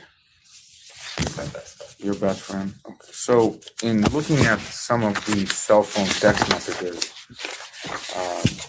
this is one page that I thought was necessary that we got off of that kind of lists you, because we can basically type in your name and anything that pertains to you or your address or your phone number would come up. And so she says here, and I just looked through July about text between her and that lists you. So even her and her friends, if your name comes up. So the eve of the crash at 10:28 p.m., she says she receives a text from one of the people at the party saying, so we want $40 worth of bud, and Baba wants 3, and I want 2.5. Nina wants 1.5. Paul wants 2.5. We're talking about marijuana here. Okay. But if we go back earlier, okay, she talks about grams. Bring enough shrooms for all of us. Paul and Dave left LMFAO. We should have the cash, and I have some. Paul said he's going to take under a gram. A gram of what? Yeah, we discussed that if we were going to do shrooms, Okay. But we did not end up doing them. that Do you night. know It was if way after too you late. went to bed, they did acid, shrooms? I do not Coke? know. I don't know, and that's curious. Okay. And like I said, my concern, it's not accusing you of anything. Mhm. It's just, well, did they do something and then they got on the road? I understand. Because as you've already heard, you're on social media, right? And some of your friends, they've posted the speed limit on Progress. Did you see that? Were you made aware of it? Our department said that the speed was a factor. And if you know Progress, which is off of Pearl, it's 25. She was going. On public record, okay, on the app that Tyler and some of the Davion's friends have shared with the families and with the public, we have her going 90. Okay. Wow, that road is bumpy. But leaving your house, the speed limit was very reasonable. Okay, so that's what we're trying to find out. You know, this is why it's very critical that when you woke up in the morning, did you notice anything that was left behind in the house after everybody left? I'm assuming they were gone when you woke up. No, they left nothing. They took everything. They took everything, nothing in the trash.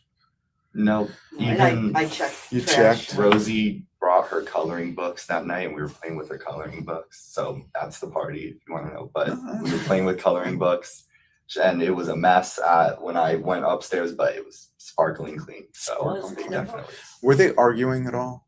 no arguing. How were Dom and Kenzie in public? Are they like PDA, you know, holding hands all over each other, or are they like, you know, Well, somebody's hanging out with this crowd and somebody's hanging out and they occasionally come across? I do know that, there were some, I don't know who the people are, but I do know that Dom has cheated on Kenzie multiple times, and Dom didn't let Kenzie be friends with some people. I also know that. So that is one thing. But like from that night, I didn't see anything. They are very, they're kind of like an evil duo, those two. So they kind of are Cosmo and Wanda together. So I don't know. I don't know what that relationship is like.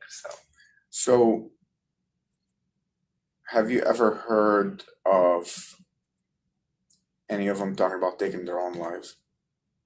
No, they weren't like that. What about through the rumor mill, the friends? I'm sorry? The rumor mill, the Like social friends, media. the social media, or, you know, Rosie might be like, hey, Paul, can you believe she said this or No. he said that? Dom told Kenzie once that he wouldn't make it past 21.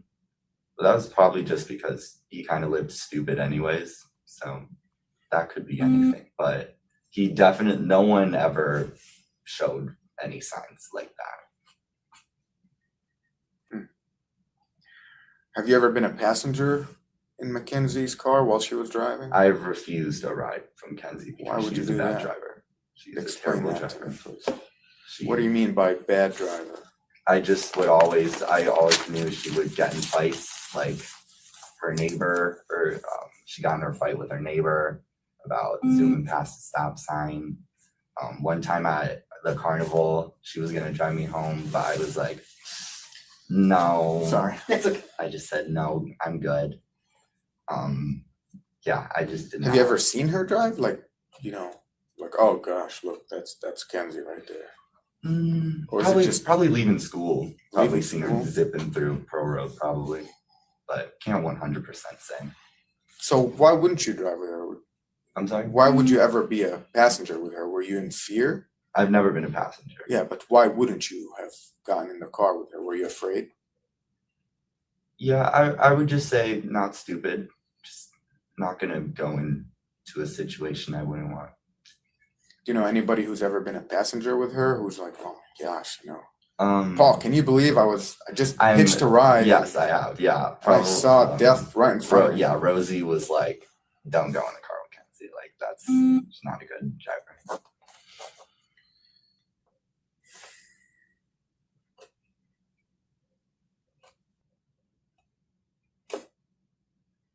Jason?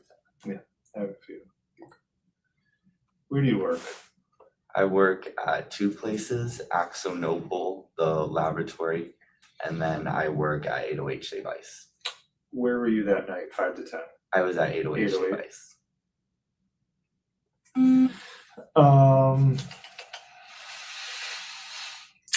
Did you invite them over, or did Rosie invite them, or did Rosie say we're hanging out? How did Kenzie and Dom and I would say how did that happen? Rosie was like, "Can Kenzie, Dom, and Davion come?" And I She said, was already there, so her and Kenzie must have been talking. Yeah, so I said, "Yeah, of course they can come." Okay. How's your relationship with Dom aside from Kenzie? Obviously, you and Kenzie are friends. You were on the homecoming court together. She made you feel confident. That what was it, freshman year? Senior year. Senior year. So you guys had a relationship, a Yeah. friend relationship. Mhm. Was it ever more than that? Me and Kenzie? Yeah. No. No. Okay, just friends. So if Dom was a jealous person, how did he feel? How were you and Dom? Well, he knows I'm gay, so Okay. he's, you know, Okay, he's so nice. he's not worried. So So Dom, that answered that. The night when you guys were talking about shrooms, how many times have you done shrooms before? I had done it only once before. Only once before. Good experience or bad experience? Bad. You were considering it that night. Why? Just my parents weren't home. You know, not enough people to drink, but small enough, you know, to do something like that. But we never really did. Have you been at parties with these people prior to this? So you didn't have it was just like 6 or 7 of you that night. Have you been at parties with them prior to? Funny story actually. We went to one party that got busted 8 minutes after we showed up. So we literally didn't do anything. We just said hi and then we had to go. So other than that, I've never been to a party with them. Sorry. Are you friends with Kenzie on Snapchat? Kenzie, yes. Are you friends with Kenzie on Instagram? If her Instagram account is still up. It is. Okay. She made it private after the Are you friends with Kenzie on TikTok? Probably. Okay. I can't 100%. Have you, in general, not just that night, any night, seen stories or snaps or TikToks of Kenzie and or Dom using drugs? She's probably posted some shit like that sometime. She probably has. But So definitely smoking the weed. Oh, definitely. Definitely smoking weed. She loved the weed. Love the weed. That's her nickname on there. Yeah. Her and Dom don't seem to hide their drug use very much. They don't. They're pretty open about it, right? So if one or both of them posted a video, or I mean, when they post snaps, you see them. It pops up on your phone. They're your friend. If they post a TikTok, you can see that, right? So if they were using cocaine, you would see that. Have you seen that? No. I've Never seen that. now that I think about it, like I feel like there's a little smarter in posting that stuff. I mean, like I don't see it as much as maybe you guys are envisioning it, but like I've never seen her do coke. I feel like I've heard that she's done coke, but I've never seen her. Never seen it. Never. I've witnessed never it. witnessed. Okay. Have you did shrooms only one time? Yes. Were they around when you did them? Were they around? Yes. They were. Did you get them from them? From Dom, yes. From Dom. Dom's handed them directly to you. To Rosie. To Rosie, and Rosie handed you yours. Okay. So, was there any alcohol? No, no drinking. And did you see them smoking weed that night? Yeah, I did. Both Kenzie and Dom No, Kenzie did not smoke that night. did not smoke. Yeah, because she was also she was also gonna go to sleep, so she did not smoke. At least when I was awake, I did not see her smoke. Okay. So up until 1 a.m., how positive are you? I'm not gonna guarantee 100%. Can I just say something? You and Kenzie are friends. You and Rosie are friends, Rosie and Kenzie are friends. Dom is Dom. We'll leave him out of this for now. You're probably right now in the back of your mind thinking, I'm worried about getting people in trouble. You're not. No. Not a worry of yours. It's gotta happen. That's what Dom and Davion want. So Just you're the not, truth to come out. okay, so you're not protecting Kenzie by saying you're not sure. There's no protection. Okay. She's whatever trouble she's in it. So we've established, the reason Jason's asking this is we have established, we know Kenzie smokes weed. Yes. Okay. And part of what we're looking at for the crash is, was she impaired, Mhm. right? So even if you, with the blood samples that we were able to obtain, well, if she constantly smokes weed, there's gonna be weed in her system, right? Yeah. And so the question is, we were trying to narrow down possibility of impairment at the party, like was she wasn't drinking, you know, what all did she do? The weed, if she's a regular weed smoker, which believe me, it's on social media, so I'm not telling you here something or trying to bluff you, you already know that. Right? Yeah. They're very public about it, so we already know it's in her system. Yeah. But the question becomes is, that's why I'm asking you, like when you woke up, did you see anything that would like, you know, I think they might have smoked, but did you, when you woke up, did it smell like weed in the house? No, very respectful friends. So they would go outside. Yeah. Go outside. Okay. And no like bits of a blunt outside. No. Okay. Do you guys have cameras outside? No. Do you know what backwoods are? The Just curious. Backwoods. like a Like Like- what she rolls her blunt in. backwood. Yeah. The Khalid song would mention a backwood. She talks about it all the time. I'm sorry. So I was curious. Do you know where did Dom or Kenzie ever talk about where the shrooms came from? No, they would never They tell would us that. never Top tell. secret information.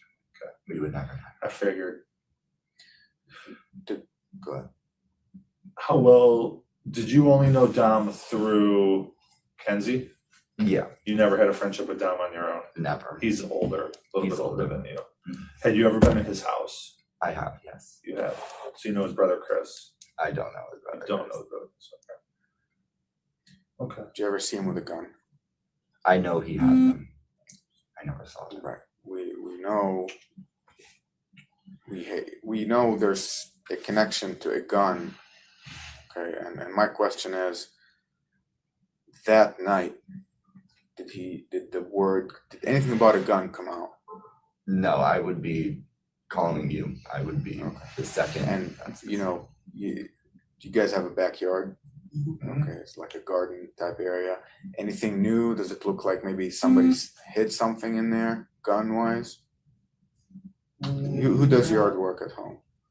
We have Someone come high taller lawn care. Lawn care? Oh, Hightower does you long? Yeah. Okay. Yeah, do me a favor. When you go home, just kind of look through your garden. Just rule New it out. dirt, overturned Okay. dirt or mulch. Sure. anything We're else? asking questions because we know something that we can't tell you. And so just as a favor, just kind of look through it. Okay. If you don't find anything, you don't even need to call me. But We if you have little kids that we babysit that we played in the backyard the past couple days. We didn't notice anything, but I'll look. We weren't for it. looking. Right, yeah, like take a look. If you see something, just call me. If you don't see anything, don't even call me back. Don't Sure, worry about if I see it. But something, I'll like I call. said, we're asking because, we have very strong Scary. indication for something and it is scary. I mean, so Kenzie, when you guys were doing your senior year and prom and all that good stuff, did you ever confide in you? Like, and I don't want to be inappropriate here, but if you're gay and she trusts you, like you're not trying to, ruin her relationship, she might tell you stuff about maybe her relationship with Dom, maybe some of her struggles. And we're not trying to expose her secrets, but in that car that day, there were 3 people. 2 are dead who can't tell us. And so and she's not talking to us, right? Her lawyer's not going to let her talk to the police. Fifth Amendment, that's your constitutional right. You don't have to talk to the police. So she's not breaking the law by not talking. She's actually protecting herself. And so we have to piece everything together based on what the friends are saying. Yeah. That's why I'm asking, did she ever confide in you? Did she ever vent to you? Rosie is the person to ask for that question. She didn't confide in me yet. Did you ever sense, when she would hang out with you, she's scared of something? She was, any mental issues like depression? She talked about, she hated life. I know she had POTS disorder. I think that's what it's called, where you pass out. I know that's what her mom was talking about. When did mom talk about that? When I visited her in the hospital. So after. How many times have you talked to Kenzie since the accident? I only got to see her once. You got to see her once? Yeah. What was she like? Not happy in the hospital bed. I mean, my takeaway from having visited her twice was she didn't seem to care too much that she killed her boyfriend, another guy. Did you get the same feelings? When I walked in, she was broken. She was absolutely devastated, and she wouldn't shut up about that. Like, she would only talk about that. So that really concerns me, that she would be very different. It could have been that we were law enforcement, you're her friend, so she, she was probably nervous to talk to us or, so that makes sense. I mean, everything, all these questions, all our notes, all the reports, all the cameras, all this will come out eventually, and that's public record, so you'll see how she reacted. Who was in the room when you visited with her? A lot of people. Some I didn't know. Okay. Friends and family? Yeah. Okay. She didn't ask you to say anything? Did she ask you about talking to us? None of that came up. Well, they actually said to not talk to you guys now. Who said that? Her mom did. Interesting. Okay. Have you talked to Rosie about this? Obviously you have. Yeah. What's Rosie's take on it? Did Rosie tell you not to talk to us? No, Rosie wants to talk to you guys also. Okay. Going 90 miles an hour is a very purposeful act. A car does not go, even if you pass out, a car's not going to go 90, not in a 25. Have you ever driven down Progress?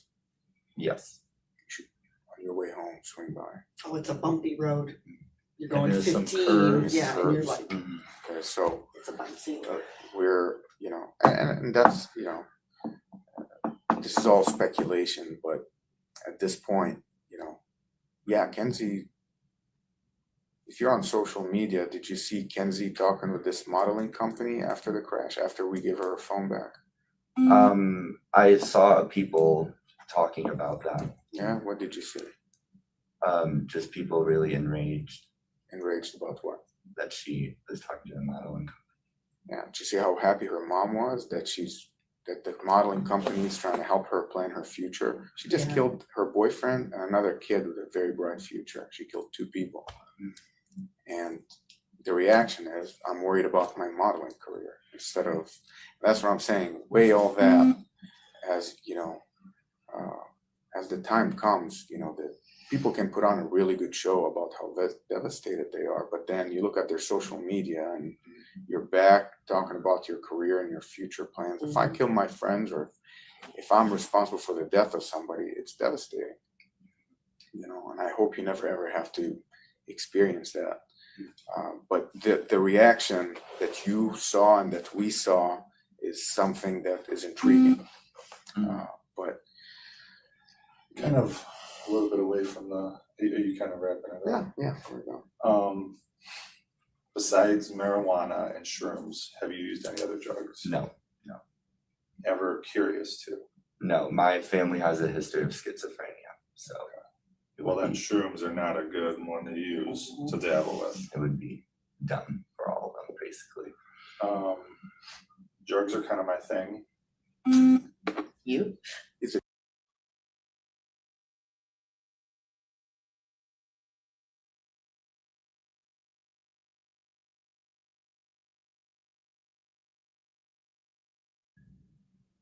you seem like a really good kid.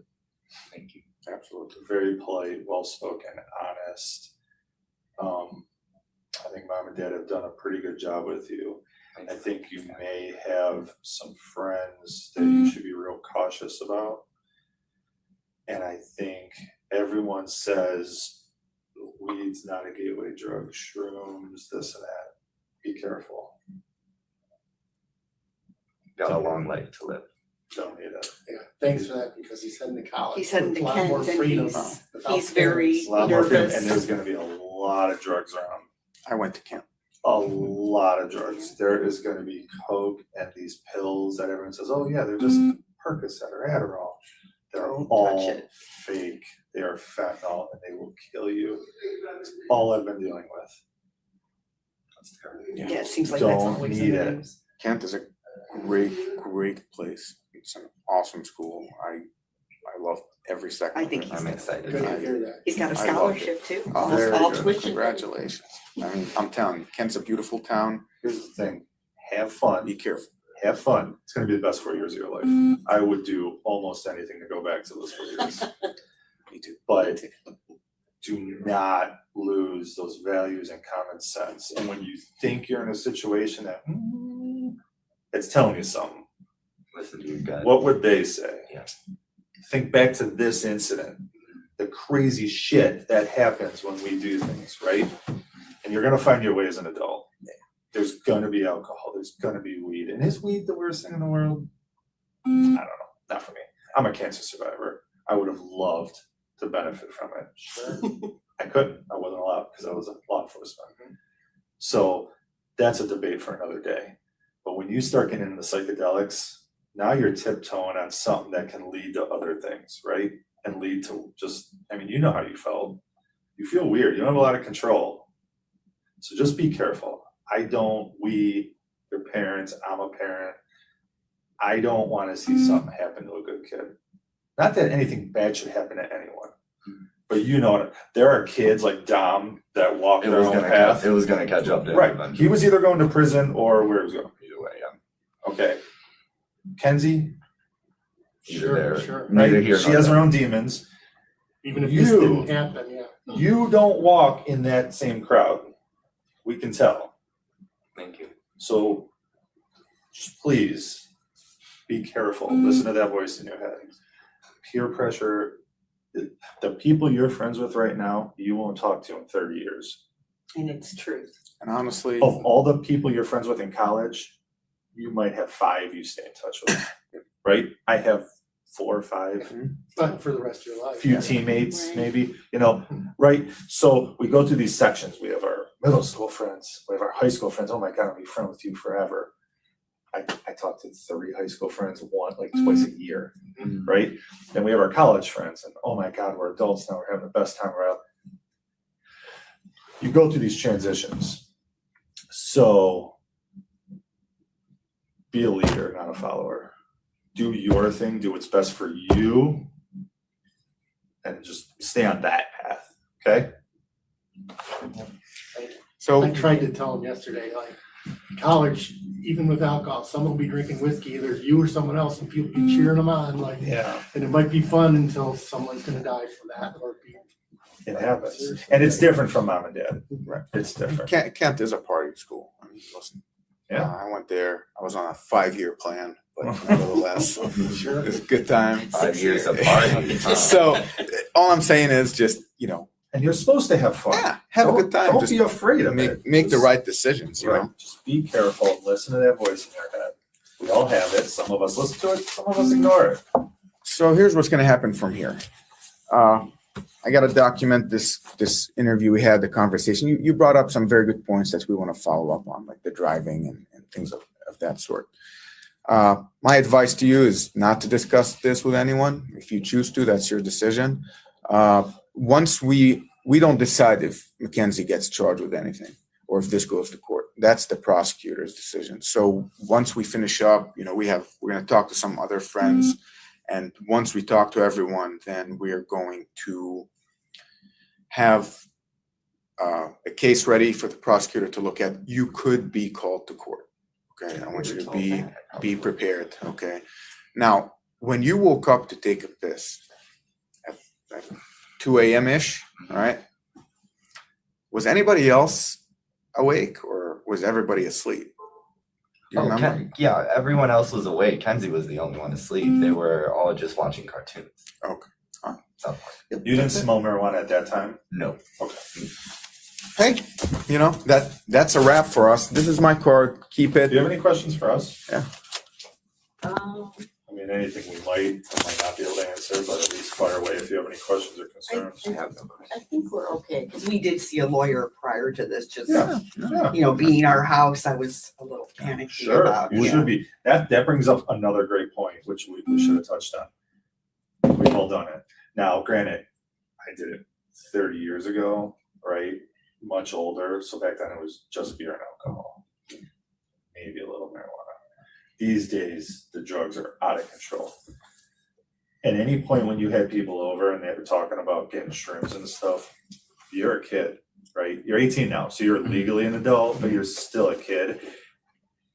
Did you ever think or even know to think about the liability you put on them, It's your house. right? Yeah, he realizes it. Now, Now, Yeah, he right? realizes it. These are the things kids don't think about, right?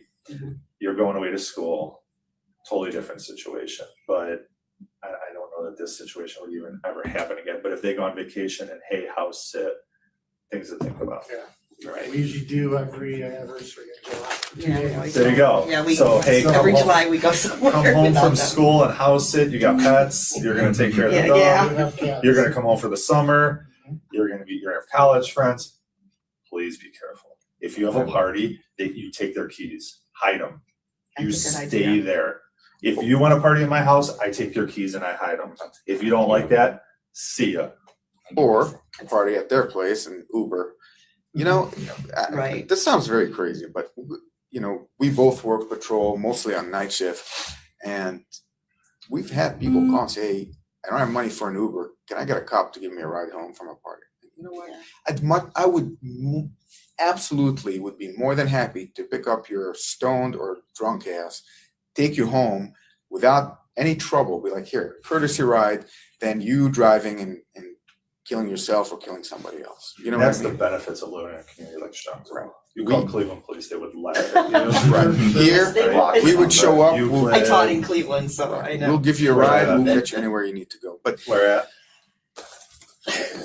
55th and Quincy. Ooh, I'm hardcore. that's my hood. is like, There's definitely guns going around. Oh, my- Yeah. oh, I had guns go off and having to get the kids in the building. That's my Yeah. hood. I So like- you I- go. But I loved it. The kids are really. Out of every Latest class, skill. what do you get, like 2 or 3 that have a chance? I'm gonna turn. Okay. You know what I just realized? I didn't even explain really. I just like picked up like nothing changed. So yesterday, this all started because yesterday we were reading the best police report I've seen since Sandra Birchmore's FBI report.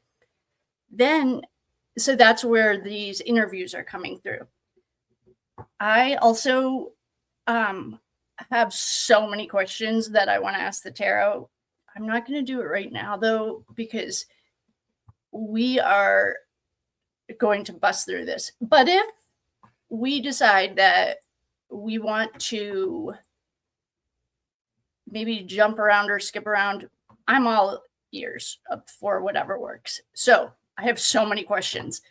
DEA was there. It sounded like 2 patrol officers were there. It sounded like both of Paul's parents were there. She worked at an inner city school. The DEA agent said pretty much WWDEAD. What would Jesus do? What would DEA do? This is sounding a little bit bigger. Oh, now there's questions about guns. That's not in any of these reports so far. There are like 90,000 text messages that we may have to go through because it sounds like from our friends in here, maybe there was discussion about a poll that's the code word for either Coca-Cola or a pow pow. Then it sounds like there's a gun buried at Paul's house. it's sounding like it's getting bigger and bigger. The more we're piecing it together than a psycho girl with a I don't even, and the magic stuff. I love all of this feedback because I got it all and I agree. All right. I have so many questions. I want to know about this motorcycle guy, the gun at Paul's house, 4 people in the car, ? Somebody came up and took a backpack, ? The second guy, or there was maybe, I don't know. I have questions, but if anyone knows where I can look at it. And the problem with Kenzie and her mother are they're like liars. So it's hard to, but there are questions about that last night because Davion's phone is unusually quiet. I have a spreadsheet I can show us. It's like, and I said this the other day in a reading, it's almost like someone took his phone and put it on airplane mode. You know how like on crime shows, guys that kill their wives or whatever, they always like have their phone on do not disturb. It's so obvious when it happened. I don't know. So I have questions about that too. I have so many questions. You guys are awesome. Thanks for all of this. All right. So and if anyone has ADD, wants me to put up a poll on like, let's get off of the police report and go over to the text messages. I have them literally right here. Can you guys see this? Here are the text messages. I do want to find. You just said find poll. I do want to find this gun. They got pics of her everywhere, like on the poles outside. Wait, what is Mackenzie's talking to Dom? This is back in 2020. All right, hold on. I know that I get distracted, so we are going to stick to our plan until we make a collective decision. All right, this is Paul. At 10 o'clock, 18-year-old Paul arrived at the SPD. Let me make sure. Okay. Arrived at SPD, accompanied by his mother, Carolyn, and his father, Ron.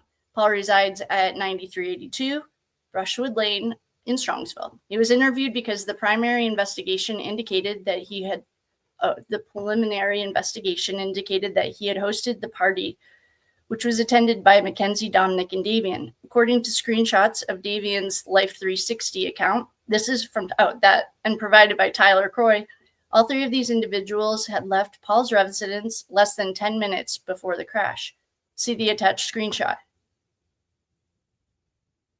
This is like her calmly making the right turn, and then she must have accelerated for 6 minutes. Okay. On the night of July 30th, 2020, while Paul's parents were away in New York, he had 6 of his friends over. Around 2300, 11 o'clock, Rosie Graham, Nina, Ani, and Bubba. I'm going to call these guys their nicknames because that's how Mackenzie refers to them. It's easier for me to remember. So Rosie's Rosie, I don't know who Nina is, and Bubba arrived at the house. Close to midnight, Mackenzie, Dominic, and Davion arrived after having been at a different party. Okay, now we have some more missing time because last night we heard from Kelly, or yesterday, that they left at 10. And this is saying they didn't get there till midnight. Okay, I have questions about that timeline. Okay, so Kelly just said yesterday in the interview that we listened to that they left her house at 10. And this is saying they didn't get there. So perhaps we have 2 hours missing. Perhaps, I don't know. Okay, Turner, close to midnight, Mackenzie, Dominic, and Davion arrived after having been at a different party. Paul explained that around 1 o'clock in the morning, he went upstairs to go to sleep. According to him, Mackenzie encouraged him to do so. Oh, because she was planning on sleeping. Good catch. Whoever noticed that, that was a great catch. Who tells someone to go to bed at their own house? I didn't even notice. As Paul went to sleep, his friends remained downstairs, and they were watching the cartoon South Park. I don't believe this. I don't think that this is the whole truth. Sometime between 2 and 3, Paul woke up briefly to use the restroom. He saw Mackenzie sleeping on the couch. The rest of the friends were still watching cartoons. Paul went back to sleep and estimated waking up at at approximately 10 o'clock in the morning after Rosie called them to let him know about the crash. Paul became friends with Mackenzie his senior year because of homecoming court. According to him, she helped him become more confident.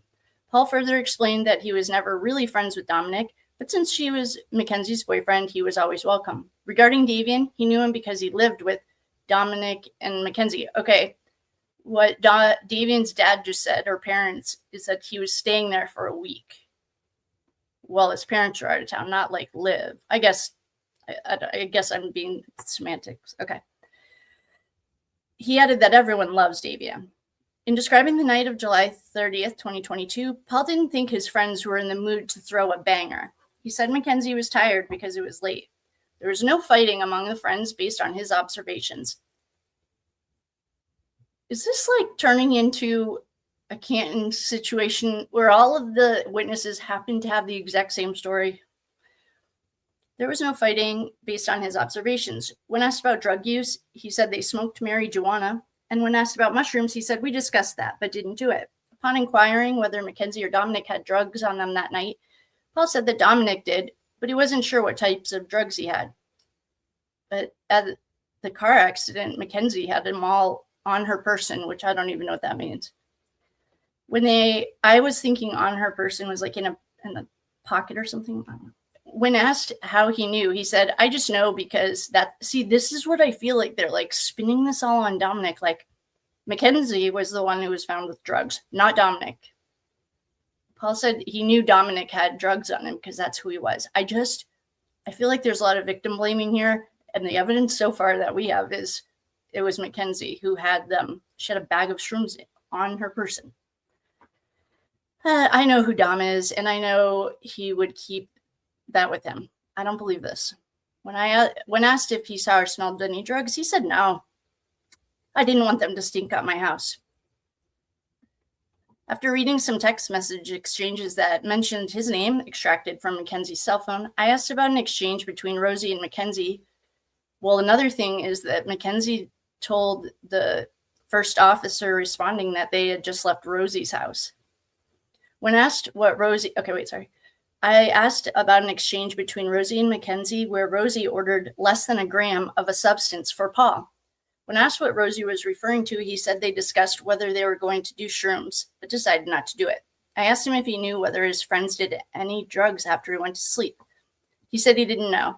When Paul woke up in the morning, he did not see any drugs that were left behind or in the trash. I asked Paul about Mackenzie and Dominic's relationship. See, this is like making Dom the bad guy. I know. He said Dominic cheated on Mackenzie. I would too. Good job, Dom. Just kidding. Dominic cheated on Mackenzie allegedly. I mean, she was like 100% crazy, I think, according to his sister, that he cheated on Dom. I don't believe this. This is like saying Sarah Boone's. This is very similar to Sarah Boone, George Torres. I just don't buy it. I just want to skip over this. I don't want to victim blame. This is irritating me. Okay, I like this to me. I feel like, I don't know. I don't like the way this feels, but I'm going to skip that part about victim blaming, but this one part, I don't like this. And I don't think it's really this kid, Paul. He said that Dom told Mackenzie that he wouldn't make it past 21 years of age.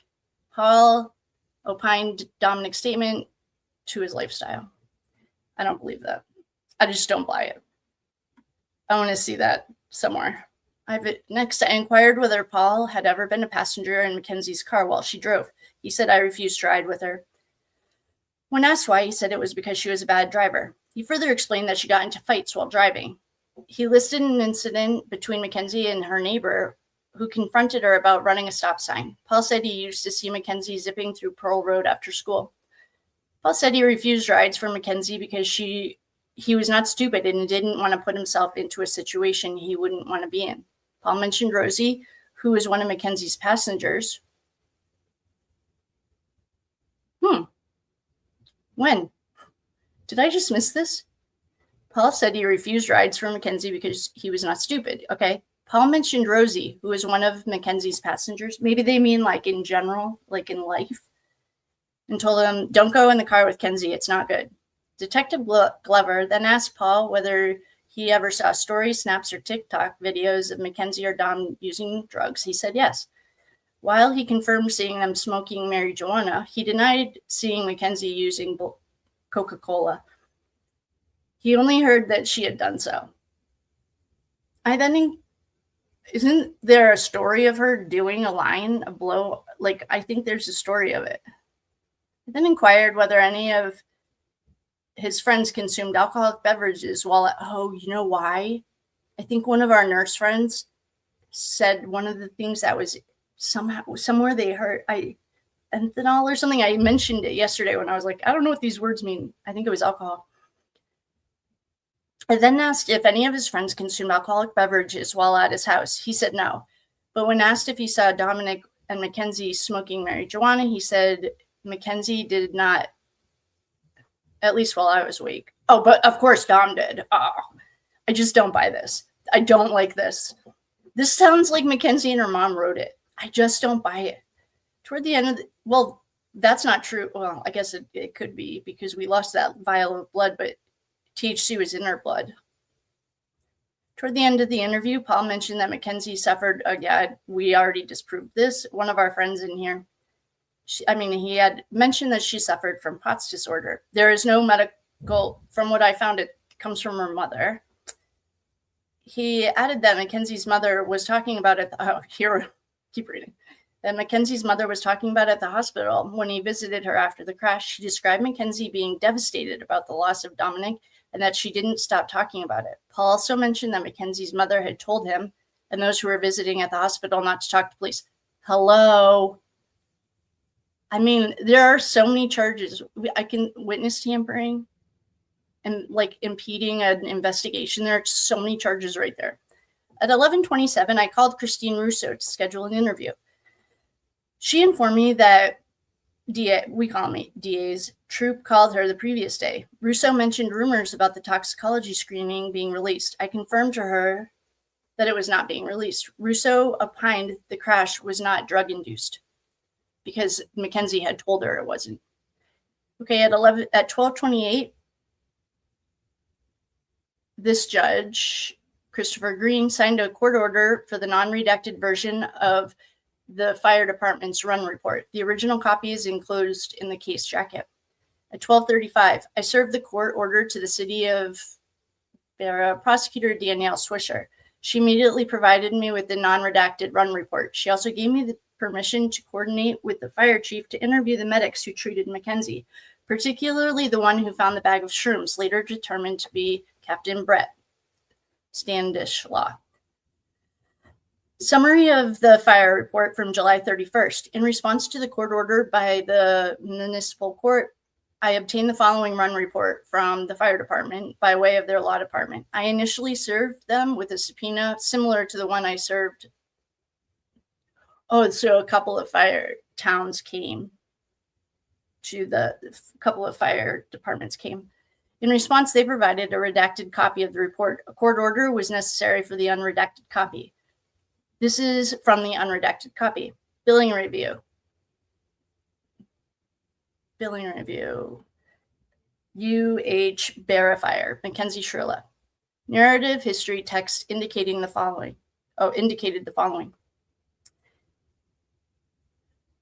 Strongsville Fire Department called this Barra, Fire Department for mutual aid.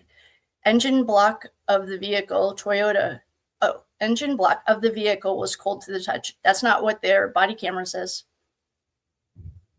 This fire department received the driver, Mackenzie Shirilla, as a patient. Strongsville Fire Department told these guys that the speedometer was stuck at 78. Mackenzie was responsive to pain and answered questions. Mackenzie did not recall the events of the crash.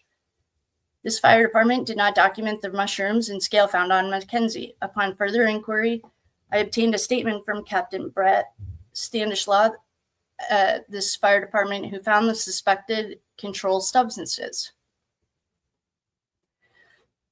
At 2:18, I called the Metro Health Blood Bank supervisor, Monica, unknown last name, She confirmed having 2 remaining vials of Mackenzie's blood. The vials were collected during the flight from the crash. Oh, good news. We found the blood. Oh, that's good. I thought that was gone forever. From the crash scene on July 31st at approximately 7:36 in the morning. Oh, this is good news for our man. He has been working on this blood. At 3:06, I met with Tim Troop on the 23rd floor of the Justice Center. Whoa, that's a big Justice Center. He escorted me to Judge Stephen Gall's chambers. Judge Gall signed the warrant for the blood vials. At 3:42, search warrant. I served the blood bank and the search warrant to lab tech Taylor, blah, blah, blah. She immediately provided me one vial of blood listing Mackenzie's name and the date and time of the blood draw. In the presence of Taylor and Monica, this is a nice chain of custody. I placed the vial in the DNA evidence box. Oh, this is how you handle blood. In the DNA evidence box, sealed and initiated it and returned it to the police department's property room, where I placed it in the evidence refrigerator. Oh, wow, that sounds a little different than the way they handled John O'Keefe. At 6:15, I emailed, and if I'm getting my military time wrong, let me know. I emailed Troop the 2 screenshots of the Toyota immediately before the crash. Both were captured by Eurofin surveillance camera at 5:39:42. The pictures showed the brake lights illuminating mere fractions of a second prior to the crash. That's what the screenshots were above. August 12th. So this is the very next day. Let me just double check that we're moving chronologically. Yep, next day. This guy goes home to sleep. But he's at work at 6:45 in the morning. 6:46 in the morning, I emailed Chief Ledwell of the fire department requesting a statement from the fire medic who found the bag of shrooms and scale on Mackenzie while she was in the back of the ambulance. 7:51 a.m. David Sems exported text messages to the network folder and shared news articles about motor vehicle crashes and psychedelic mushrooms. The email was forwarded to Troop, the DA. At 9:13 a.m., I submitted the vial of Mackenzie's blood that I had collected the previous day to the medical examiner's office. It was received by Abigail Patterson. The inbound evidence receipt is enclosed in the case jacket. At 10 in the morning, Judge Brian Corrigan signed the search warrant Judge Corrigan signed the search warrant return for the blood bank. Yeah, because they had told him there were 2 and they only gave him 1. A digital copy is preserved and the original is enclosed in the case jacket with the receipt.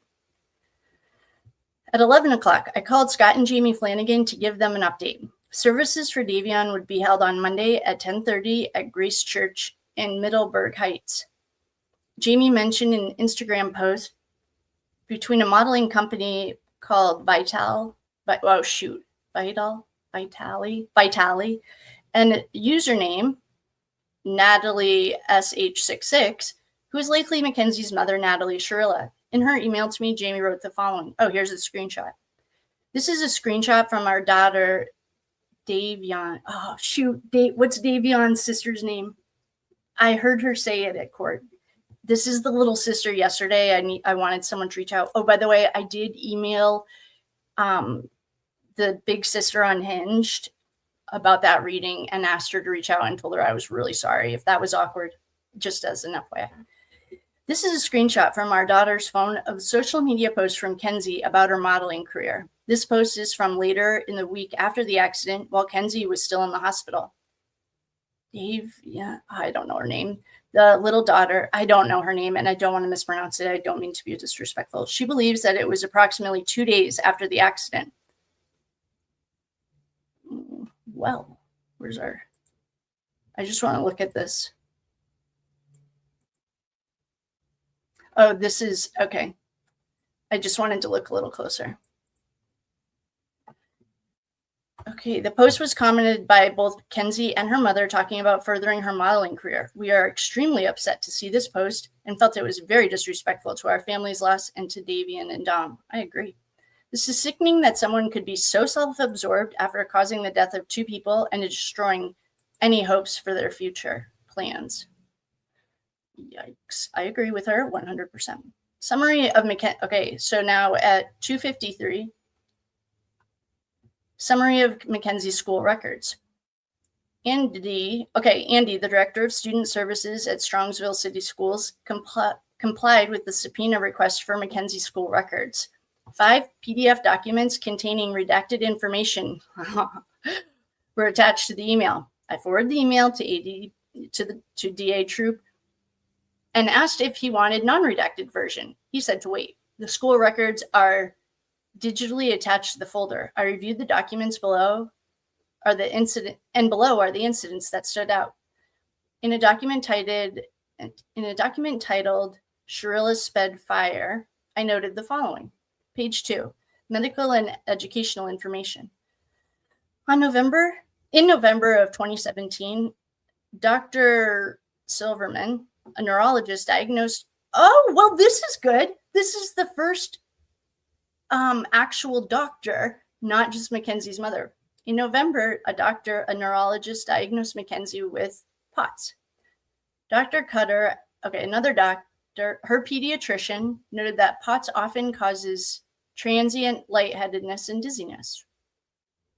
Dr. Jess Levy, a psychiatrist, diagnosed Mackenzie with anxiety. She was prescribed Zoloft. From August 2018 to August 2021, Mackenzie had several behavioral referrals at Strongsville High School. Most of the offenses fell under one of these categories: skipping class, defiance, disobedience, noncompliance, and disrespect, insolence, and rudeness. She doesn't respect authority. In January 2020, Mrs. Carey, the school therapist, noted that Mackenzie was participating in therapy to manage symptoms for the following diagnosis: generalized anxiety disorder and disruptive mood dysregulation disorder, DMDD. Mrs. Jankar noted that due to the aforementioned mental health conditions, Mackenzie experienced the following symptoms: heart racing, racing thoughts, inability to focus. I think they missed ADHD. Is easily distracted, easily frustrated, shows low tolerance for irritation. Who doesn't? Has a difficulty making decisions, has a verbal or physical aggressive outbursts, tearfulness, withdrawn behaviors. She freezes up when called on in class, and avoidance behaviors. There are 2 big keywords here that also fall into the sociopathic descriptions. Avoidance and withdrawn, those 2. I'm pretty sure. I'm not a doctor.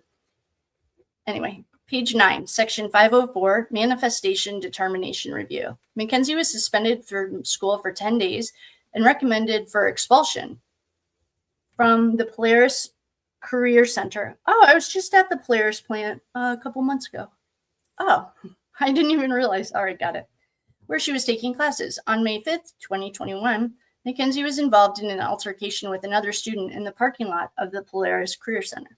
December 2019, Mackenzie was suspended from school after threatening a student with whom she was not supposed to communicate.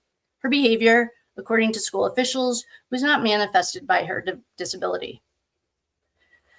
In a document titled Shirilla Behavior Redacted, I noted the following. Page 1 of 7. April 19th, 2021 at 12:45 or 12:44. After an incident with an unidentified teacher in the additional info section, the following was written, presumably by the teacher. Many of the students and a couple of the teachers commented on Mackenzie's behavior and the need for administration to take action. I have been asking for help with her all year. I would like her removed from my room. I am also no longer comfortable with being verbally attacked in front of students and being videotaped while it is happening. Page 6 of 7, October 26, 2021 at 8:20 in the morning. After being seen by a teacher in the bathroom taking selfies, Mackenzie was asked to zip up her hoodie and go to class, which she responded by calling the teacher a fucking bitch and a dumb bitch. Oh, Mackenzie. She talks to the teachers like she talks to her mom. In a document titled Shirilla Behavior 1 Redacted, I noted the following. Page 16 of 62. Holy smokes.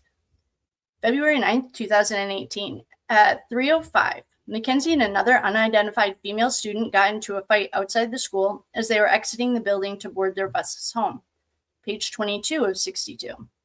On May 9th, 2018, at 3 o'clock, she doesn't really have good luck at round 3. Mackenzie allegedly said to another student, "If I was a slave owner,"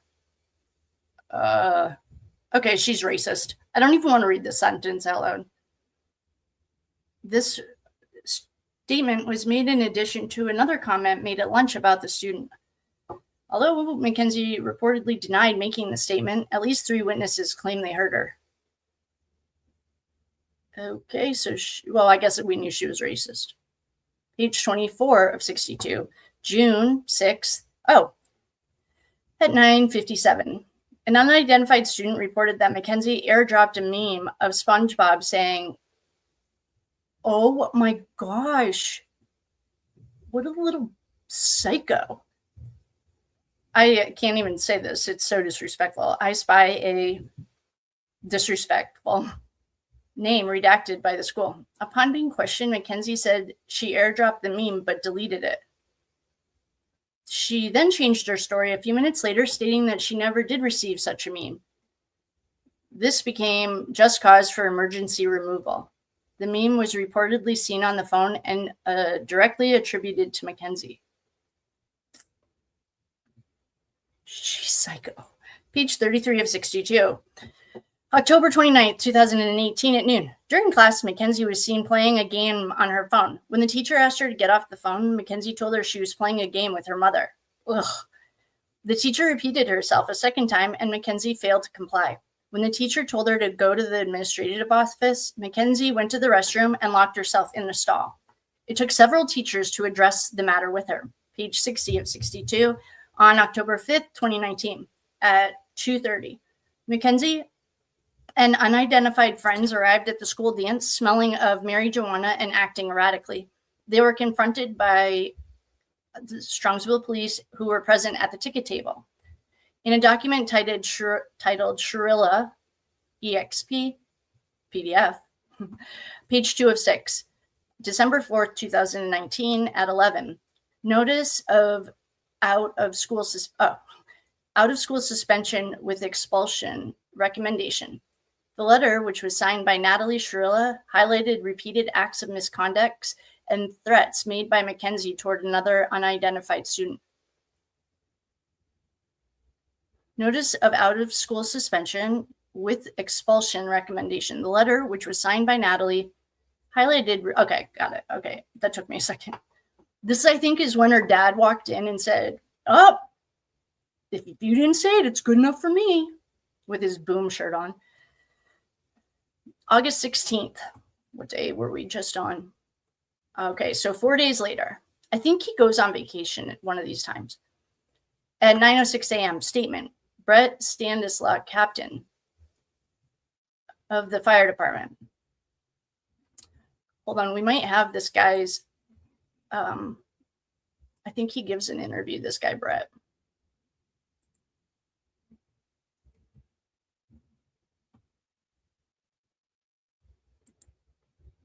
I just wanted to check.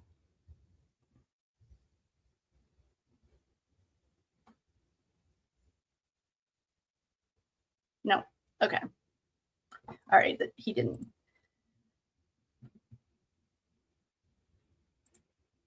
Okay. I have no idea how to pronounce this, but the fire department captain, Brett Standislaw, emailed me a signed statement for the fire department, CAD number 221752, Strongsville. Oh, this is the accident report. A printout of the statement was enclosed in the case jacket under witness tab.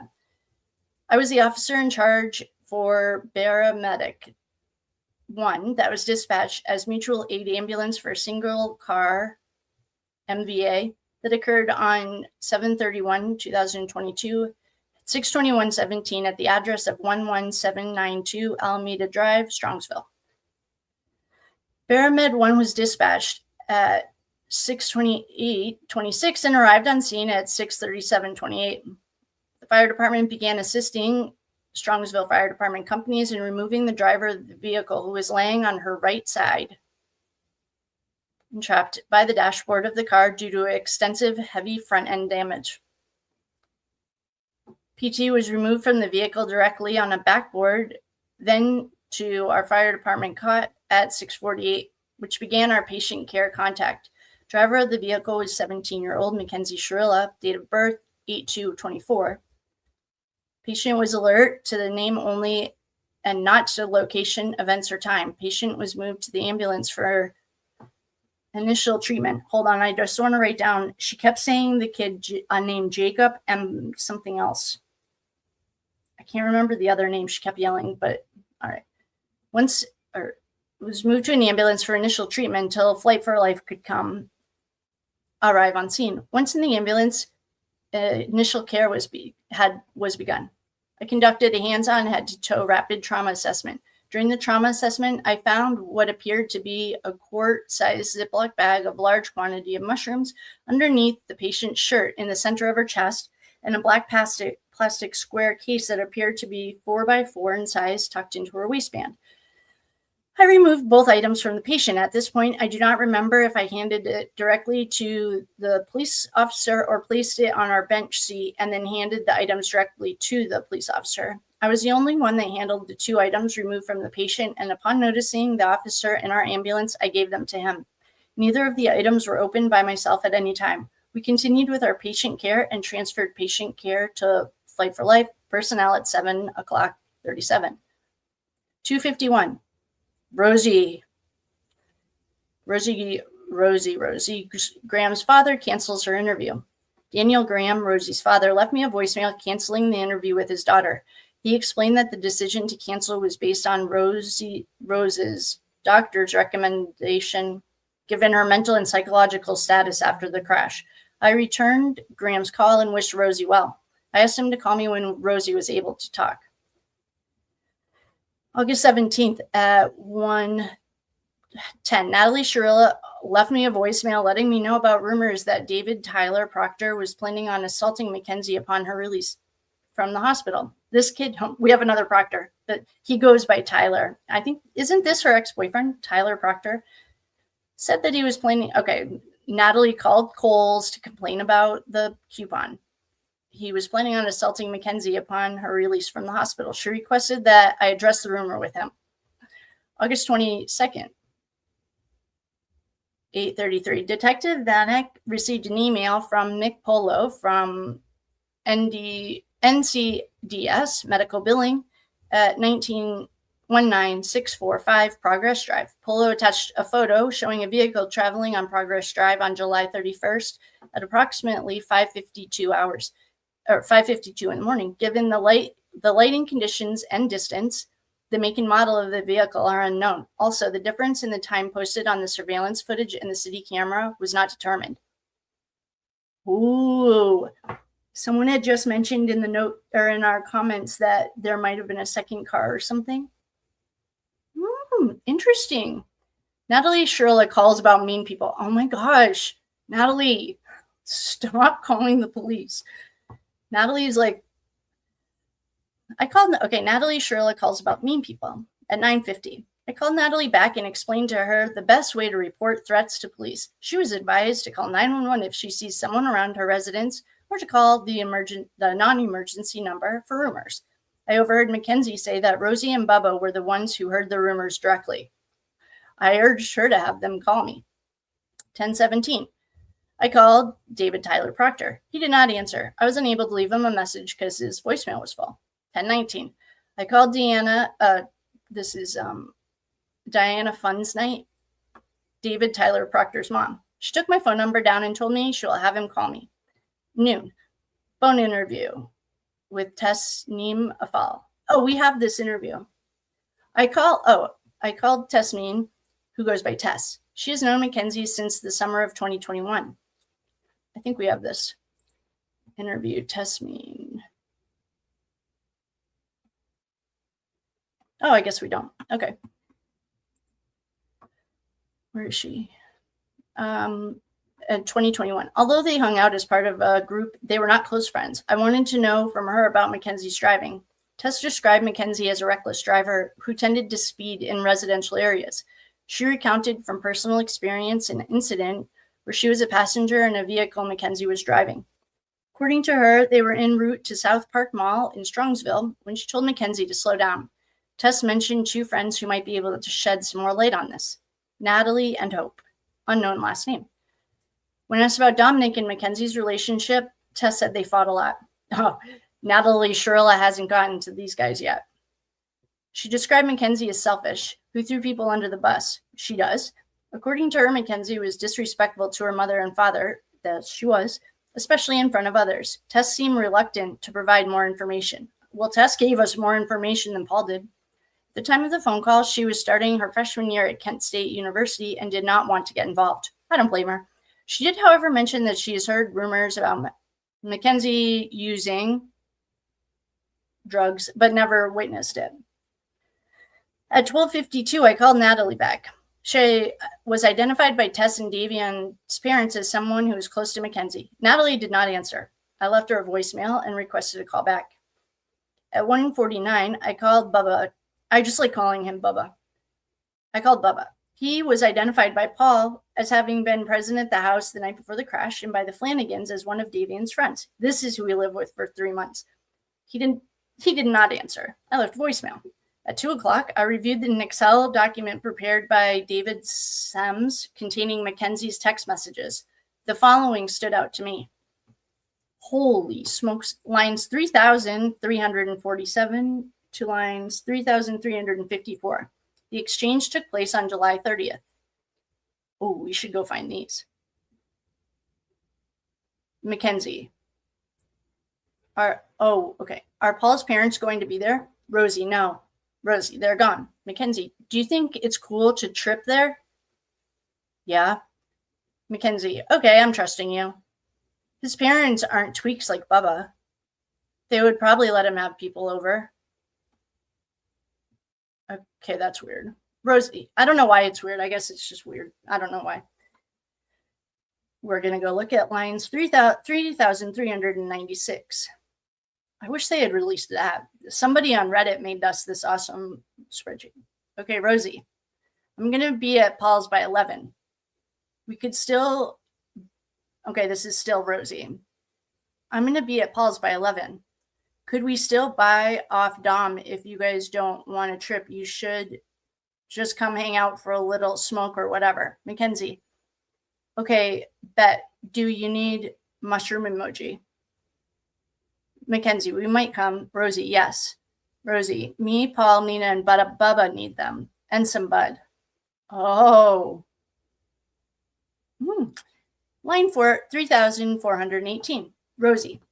So we want $40 worth of bud, and Bubba wants 3, and I want 2.5. Nina wants 1.5, and Paul wants 2.5.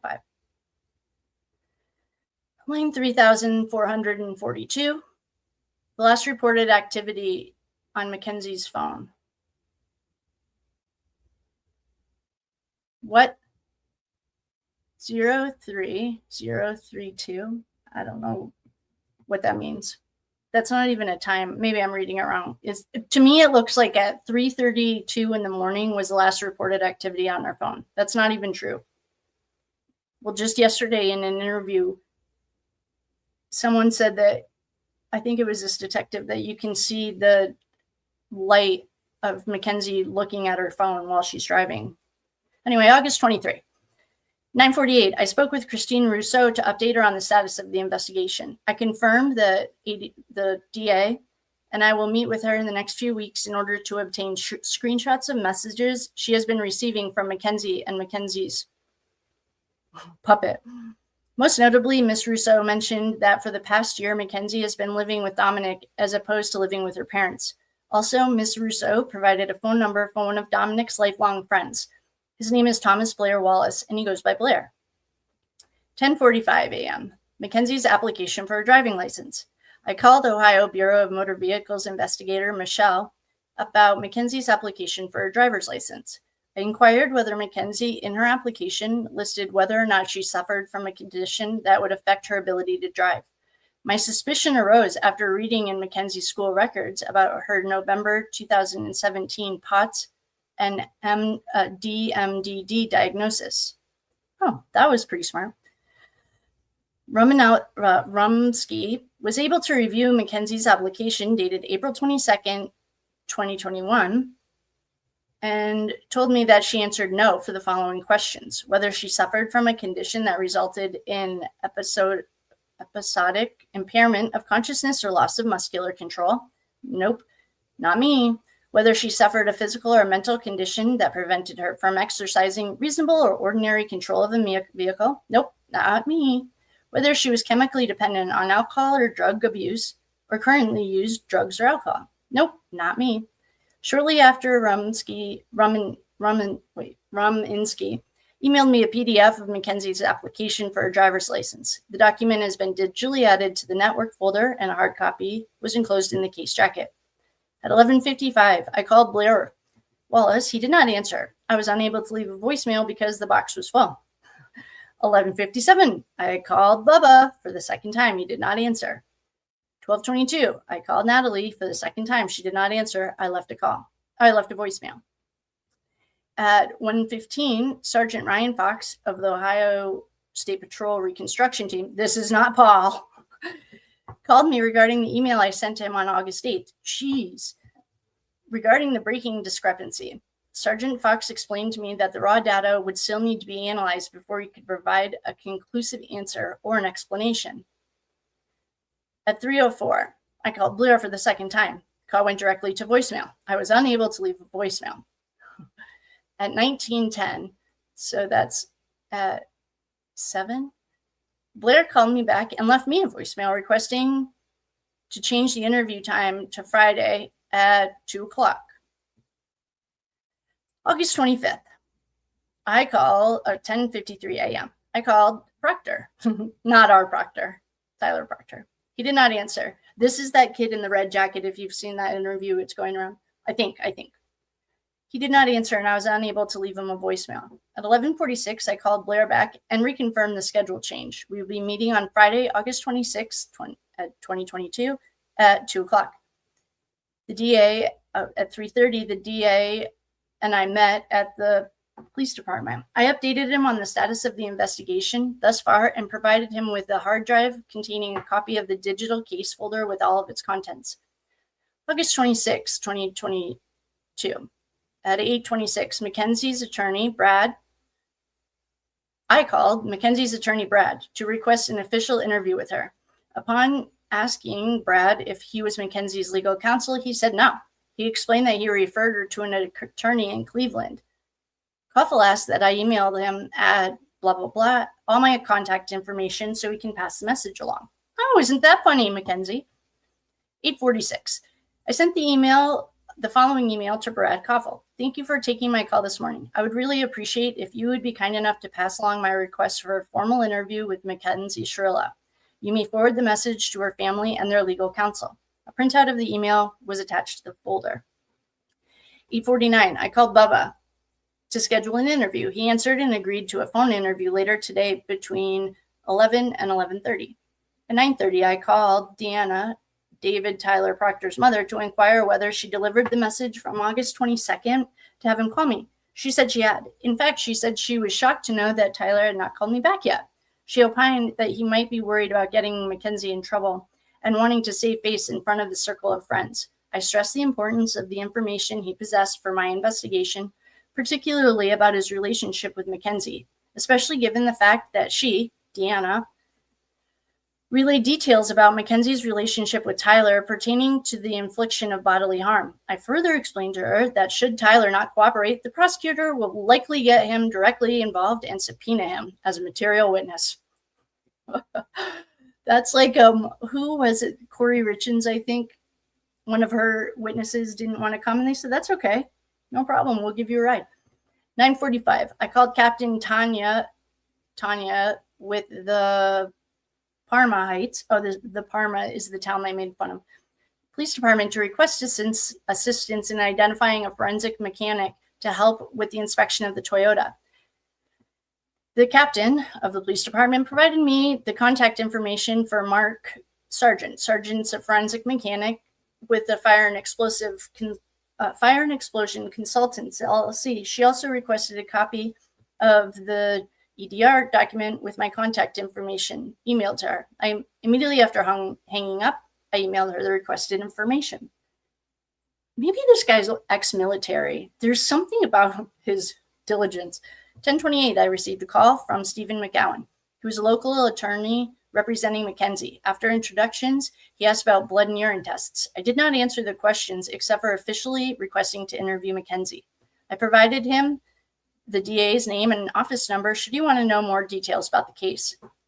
10:53, the captain from this police department called me to let me know that since the vehicle driven by Mackenzie was a 2018 Toyota, I would be able to obtain, with a court order, the Toyota's engineering report from a local Toyota dealership. At 11:24, I called Bubba for our agreed upon phone interview. He did not answer. I left him a voicemail requesting a call back. I'm surprised they didn't subpoena Bubba out of just principle. 11:50. Detective Lieutenant Mason called Mark Sargent to inquire about the process of retaining his services for a forensic inspection of the Toyota. Pertinent information was obtained to enroll Sargent's company as a city vendor for payment purposes. 12:02. Mark Sargent called me. We have tentatively agreed to conduct the forensic exam on the Toyota on Tuesday, August 30th, 2022 at approximately 9 o'clock in the morning, pending the approval of the search warrant. He also requested I email his assistant, blah, blah, blah, the report. Shortly after, I emailed them the documents. Phone interview with Mr. and Mrs. Flanigan. I called Mr. and Mrs. 12:15. I called Mr. and Mrs. Flanigan and updated them on the status of the case. During our conversation, I inquired about Davion's cell phone. I asked them who owned it, who paid for it, and who paid the bill. The Flanagans confirmed that Davion had paid for the phone and the monthly bill, and he was the sole owner of it. I informed them of my intent to search the phone for text messages, calls, and recordings, particularly on Snapchat. That's what I want to see. Beginning July 31st, 2022, until 5:40 in the morning. I further explained the reason behind the search would be to identify recordings, messages, or calls that might shed some light on what was happening inside the vehicle from the time that they left Brushwood Lane until the crash, and possibly the party. Both Mr. and Mrs. Flanigan explained that they wanted to know the truth. Next, I inquired about whether Davion's best friend, Bubba, I'm surprised. Okay. Bubba had been in contact with them. They both stated that immediately after the crash, he requested and was granted permission to walk through Davion's bedroom. Oh no, as a means of seeking closure. When I informed them that Landon was not cooperating with the investigation, they mentioned that Bubba had told them about an encounter. Oh, okay, so now Steve Shirilla is picking up witness intimidation charges. Well, this is just me. Sorry. Okay, Landon was not cooperating. They mentioned that Bubba had told them an encounter he had with Steve Shirilla at the hospital when he was visiting Mackenzie. According to Bubba, Steve looked him in the eye and asked him to help him save his daughter. Why aren't they charging these parents? Just right here is enough to charge them. I also according to Landon, Steve looked him in the eye and asked him to help him save his daughter. I also informed the Flanagans about the situation with Metro Health regarding Mackenzie's blood vials and the subsequent search warrant for the vial at the blood bank. Finally, I told them that the DA was aware of the situation. Oh, wait a minute. Does he think someone on the inside threw the blood away? Like, is that what anyone else got? I don't know. At 2:00, he interviewed Thomas Blair Wallace. I arrived at 19431 Blue Spruce Drive in Strongsville for an interview. The homeowner, attorney Andrea Marie Griffiths, invited me inside. Moments later, 20-year-old Blair. Okay, wait. 20 minutes. Oh, Blair's 20 minutes late to his interview with the police. Okay, thanks. 20 minutes later, Blair arrived accompanied by his mother. How old is he? 20. Okay. Blair told me that he had known Dominic for approximately 4 to 5 years after having met while attending Strongsville High School. Blair says he used to communicate with Dominic on a daily basis. Blair describes Dominic as one of his best friends. Wait a minute. Why does Blair have an attorney? I mean, Paul, the kid's house that it was at, didn't even have an attorney there. Maybe there's more to this story. Okay, Blair described Dominic as one of his best friends. When asked if Dominic had ever confided in him about his relationship with psychopath, Blair asked that I be more specific. I narrowed the scope of the question by asking if he knew whether Dom and Mackenzie got along, whether they fought, whether Dominic expressed that Mackenzie was crazy, or whether he was afraid of being around her. Blair said no. Blair informed me that the last time he communicated with Dom was on the day of the crash. He further explained the communication was in the form of a message around 2200, 10 o'clock at night, July 30th. Well, Blair, you know that they have their phone records, right? The communication did not reveal where Dominic was. In terms of the content of the message, Blair said Dominic thanked him for kicking it with him because they hung out together earlier in the day. According to Blair, the conversation, you know what we haven't gotten yet is Dominic's phone download in this report. According to Blair, the conversation did not include any complaints about Mackenzie. It sounds like Mackenzie's dad got to him. In describing Dominic and Mackenzie's relationship, Blair was unable to provide enough details to shed light on the relationship. I asked him if they displayed affection publicly or if they bickered in front of people, and he said no. This sounds to me like Steve Shirilla got it to this kid. Furthermore, Blair and Dominic never expressed concerns to him about safety, about Mackenzie, or about her driving. Sure, Jan. Upon asking if he was ever a passenger in a vehicle operated by Mackenzie, Blair said once. When asked if he felt safe while she drove, oh yeah. According to him, he was not in fear for his life or regretful of being a passenger while she drove. Then how come he only got one ride? Additionally, Blair said he never heard either Dom or Mackenzie ever talk about unaliving themselves, and Dominic never expressed fear of her. Sure. Do we have this interview? Let me check, because this sounds like complete bullshit. Blair, what is this kid? He does get Bubba's. Oh, we do have Thomas. All right.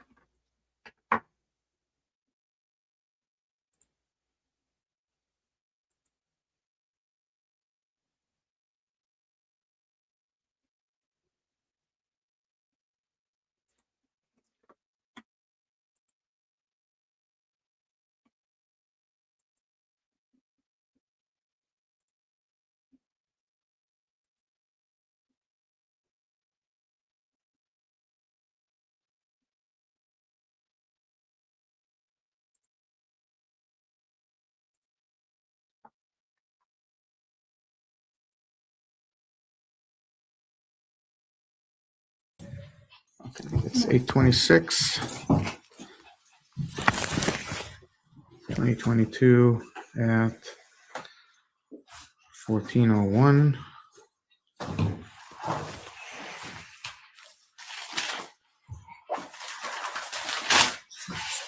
We are at 19431 Spruce Lane. I know, it's a little tongue It twister, is. isn't it? Big time. I always have to Big say it time. real slow and spell it for people when I'm giving you my address. Okay. So how long have you known Dominic? 4 or 5 years. 4 to 5 years? Where did you guys meet at? School. School? Strongsville High School? Mm-hmm. How often do you talk to him? Or did you talk to him, I should say? Once a day. Once a day? Okay. And can you describe your relationship with him? Friend. Friend, like close friend or just, hey, how you One doing? of my best friends. One of your best friends? Okay.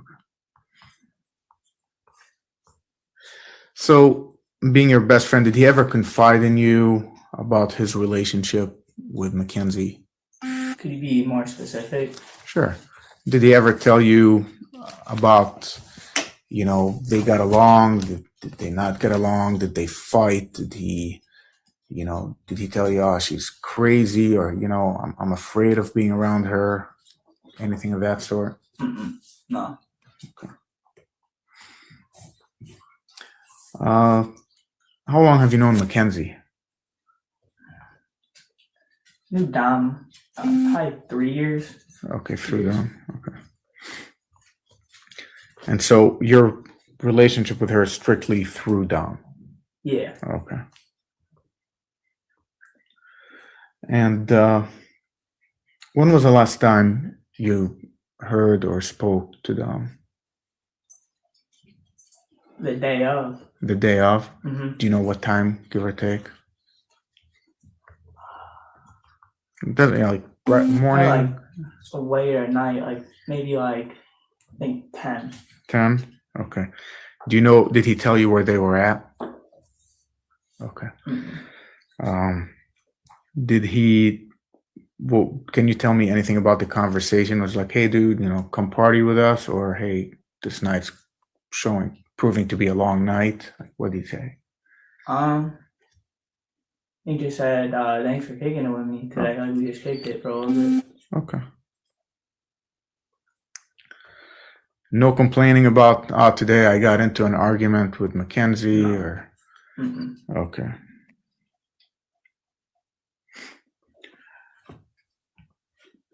How would you describe their relationship in public? Were they PDA, like if they went out, they all over each other, or did they bicker in front of people? No, I didn't see any of that. Okay, so did you see any of what, like the PDA or the bickering? Neither, really. Neither. Okay. Did you ever see him fight?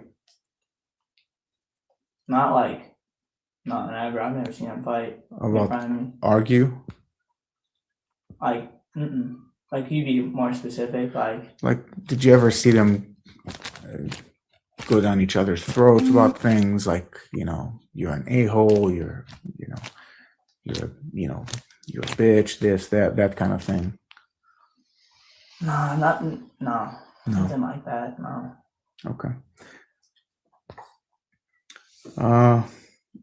Did Dom ever express any concerns about Mackenzie? Anything about, his safety? Mm-mm. Ever complain of her driving? No, not to me. Were you ever a passenger in a car she was driving? Once. Yeah. Did you feel safe? Yeah. Yeah. No. I wouldn't have thought anything. I didn't notice anything out of the ordinary. Okay. No, like crazy driving. Mm-mm. Okay. Nothing that made you fear, or wish you didn't get in the car with her. Mm-mm. Okay. So did they ever talk about suicide? I've never heard either of them talk about suicide. Okay. No. Did Dominic ever express to you that Mackenzie, is suicidal, or, and again, I'm just asking to cover all bases here. I'm not saying she is. I don't know. That's what we're trying to find out. Was she, ever expressed suicidal ideations, and he was like, man, can you believe this? Is there any way you can give like a specific example or thing? I get it, but Like the most specific I can tell you is, did he ever express to you concerns that she's suicidal? Did he ever tell you, hey Blair, she's he never told me that she was suicidal. No. okay. And he never expressed any type of fear from her? Mm-mm. Okay. For some reason, Miss Russo and some of the other kids that I talked to seem to believe that if anybody knew Dominic well, it would be you more than anybody else. Unfortunately, Dominic's not here to tell us what happened in the car between 5 and 5:30. Around that time when we believe the accident happened. So did you receive any text messages from him after 10 p.m. expressing I just received one call, what time? 2:41 a.m. But that's it, and I didn't respond. I was sleeping. Is it unusual for him to call you that late? Yeah, I'd say that's out of the ordinary.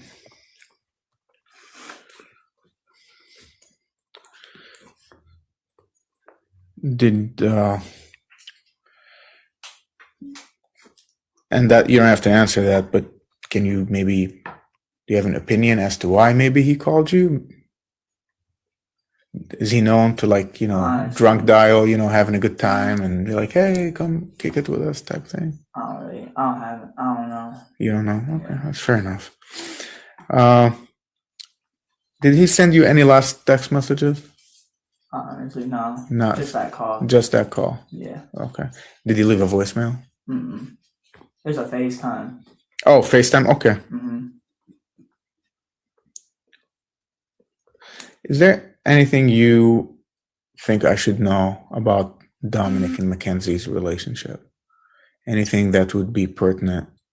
And like I said, we're looking at everything. This could simply just be an accident,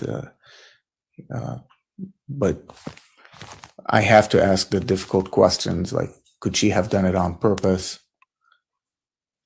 Even if I don't believe it, we have to ask it. So Yeah, I really don't know.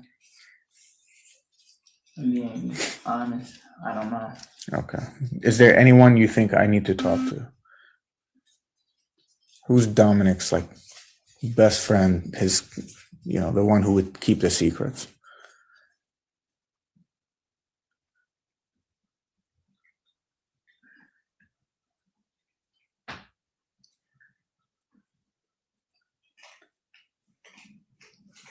Can't think of anybody. I really can't. Yeah. So who's his group of friends? His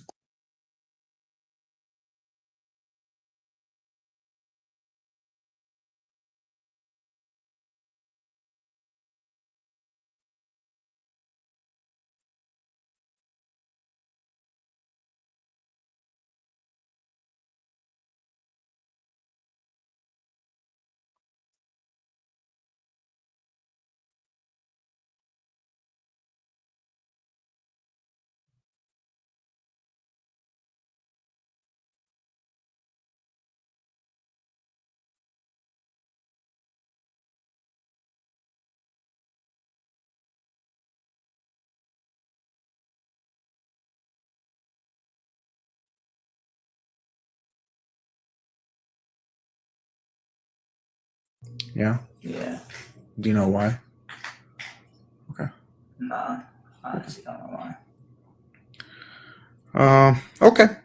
Listen, I'm gonna give you my card. I understand talking to cops is not necessarily the people's most favorite thing in the world. Like I said, I'm not Vice. I'm not Narc.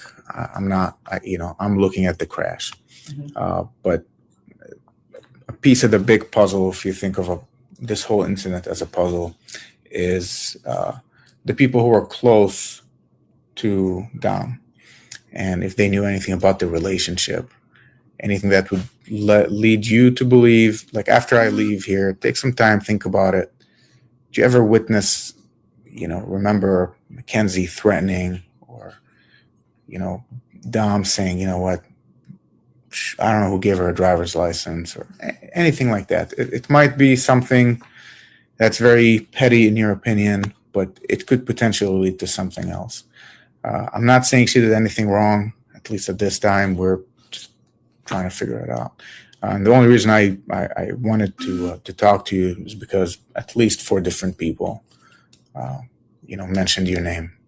So what Dominic did on the side that we as a police department know of has no bearing on me talking to you or talking to any other kids. We're strictly, if you look at that time frame, we're strictly looking at the crash and what could have contributed to it. Okay.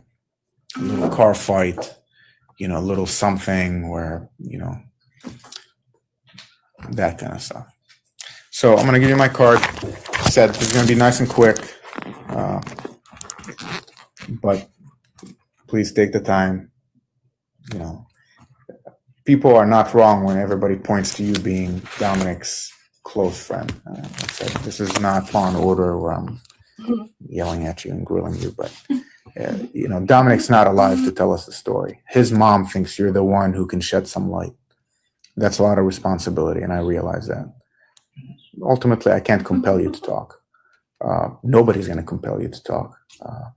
But, you know, Subpoena would. supposedly there are rumors that he sent an I love you text message to one of his buddies very, very late in the night. Yeah. And there are a lot of rumors going around. And so, That's true. and so that's what I'm trying to get to. My one friend Kyle Smith, like he doesn't live here anymore. He lives in Lakewood, but he was a close friend with Dom, and he sent a text message to him saying I love you after he FaceTimed me. Like, I don't know the specific time, but we like talked about it. It was like he just sent like 3 texts. I think it was just the FaceTime to me, texted Kyle I love you, texted his dad I love you, texted his mom I love you, and his brother I love you. All around like between like I'd say 2:41 and 3:30. Between those times, like he texted people I love you. Like I don't know those people are the people I'm for sure he did. I don't know if there's anyone else, but those people for sure I know. Kyle Smith. Okay. See, those are the things that are just odd. You know what I mean? Even if you're super drunk that night or super high, doesn't matter. I mean, maybe you'll throw a 1 or 2, but mom, dad, and brother at almost 3 a.m. is just unusual. You know, right? I mean, would you agree with that? I do think that is a little weird. Yeah. So again, it doesn't mean on its own. I love him a little. I mean, if I'm going to bed, I don't know. Maybe that's what time they were going to bed. I don't know, but it is weird. So many. Was it unusual for him to say "I love you" to his friends? No, like I mean, So was that part of his like routine? I guess is what I'm trying to figure out. Did he routinely tell you? He'd tell when me you guys were leaving like, each other, "I love you." He wouldn't tell honestly like his dad and Kyle, which like that's out of the ordinary. But he would say "I love you" pretty much to everyone he's seen. See, what's typically odd is if I'm gonna say I love you to my friends, or to my parents, it's never at the same time. It's not in the text message at an odd you just time start of going day. through the list. Right. Yeah. You don't. That's unusual. But even if he's like hands out the I love yous. Yeah. If we're hanging out like, hey, I love you, see you tomorrow. Yeah, cool. But if 3 a.m. you're testing random people. It's almost like you're saying goodbye. Yes. That's exactly what it is without actually saying it. And so this is why I think there's something going on. Okay. So would you be willing to give me Kyle's contact info? Yeah, I can do that. Okay. But why don't you ask Kyle if it's okay? Yeah, can I ask him? Yeah, And get ask back to him. you on Yeah, that? yeah. I got my number here. I am gonna look him up. If I'm gonna try to find his phone number through our means. But it's always better when if it's coming through a friend saying, "Hey, cops would like to talk to you about the text message." Now I want to find out: is it normal? Did Kyle get those texts weekend nights, 3-4 in the morning before bed? Hey, love you, man. Or is it unusual? So yeah, this is my contact info, has my email, this is my phone number, that's straight to my desk. Just do me a favor, just maybe take a picture of it, send it to Kyle. And again, maybe he doesn't want to talk to me, that's fine. But for Mrs. Russo's sake and for Dominic's sake, if you guys want the truth about this, and maybe in all other aspects of life, you don't like the police and you don't want to talk to the police. We're not trying to frivolously or maliciously put a case on somebody. This is 2 young men who are not going to make it to the legal age to buy a beer. Think about that. So it's sad, but for their families, we owe them at least to find out what happened. Okay. Cool. Well, thank you very much for letting me in your house. Yeah, no problem. And Davion. Okay. How are you guys feeling? Are we maxed out or should we keep going? It is 6:26, and we've been on this for 3 hours and 9 minutes. I have so many questions, and we're doing a live tonight on the black magic. If you guys want to join us, what time is that? Oh, I have to check what time we're meeting. If anyone would like to join us on the black magic talk, please do. Or if you have any thoughts, feelings, ideas. I know one of our friends mentioned it earlier. What time? Oh, sorry. I think I'm getting hungry. All right, let's see here live. We are meeting, what time does this say?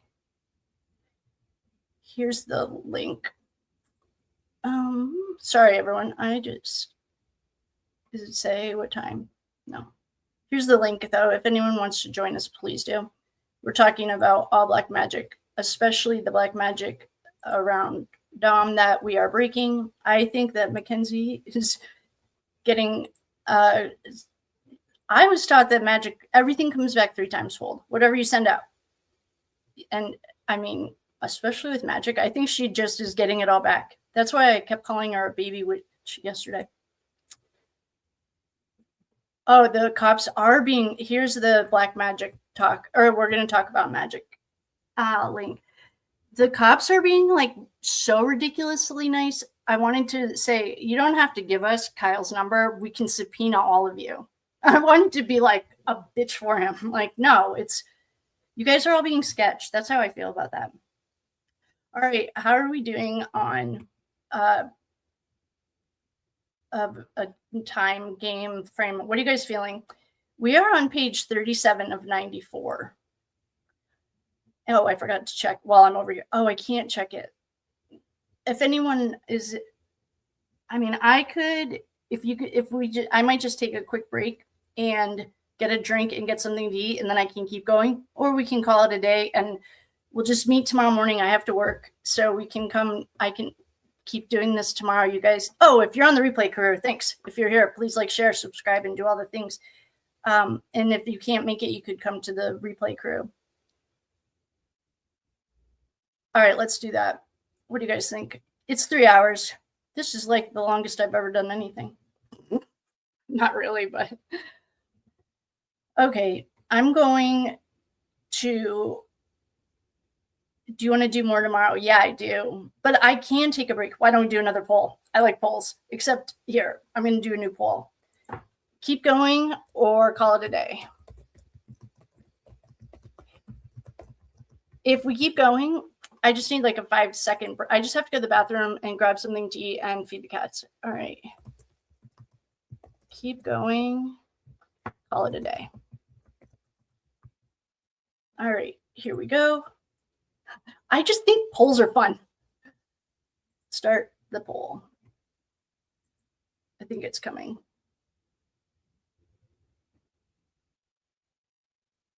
Is it coming? Do you guys see it? I don't see it. Oh, I have to stop the last one. There we go. Okay, keep going or call it a day. I'm totally fine with going or calling it a day. I am going to take a 5-minute break no matter what we do. But if, actually, while the poll's up, why don't I pause? I'm going to put some music on. I can put some Mackenzie Shirilla. I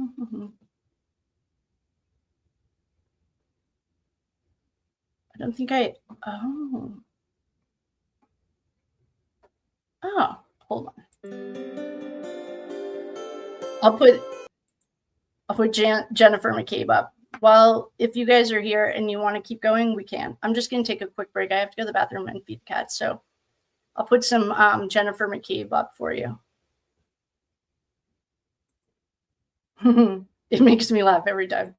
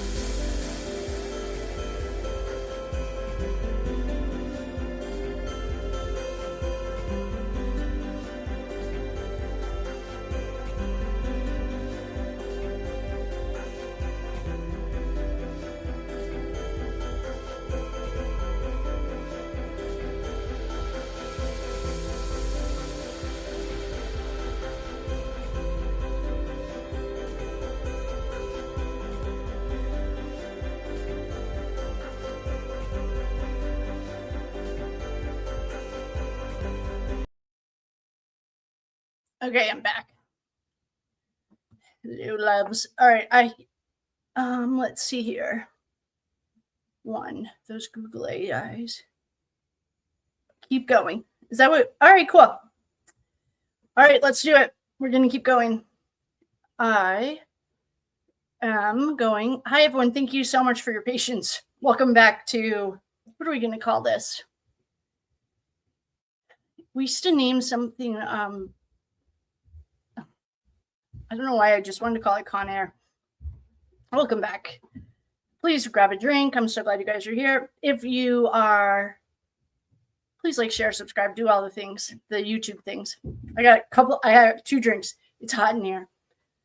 All right. So we are going to get back to the groove. I heard you. No one voted to call it. Oh, I can take off our thing. I hope that the music was okay.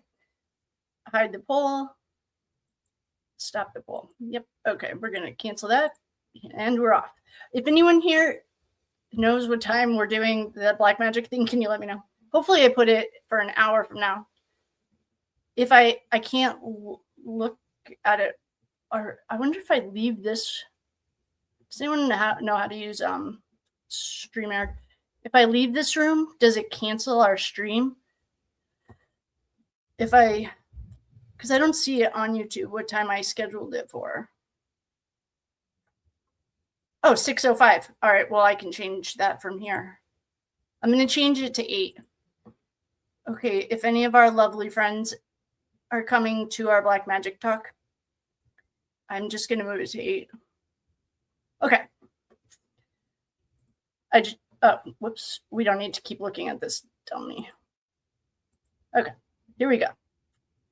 I need another drink. Alrighty.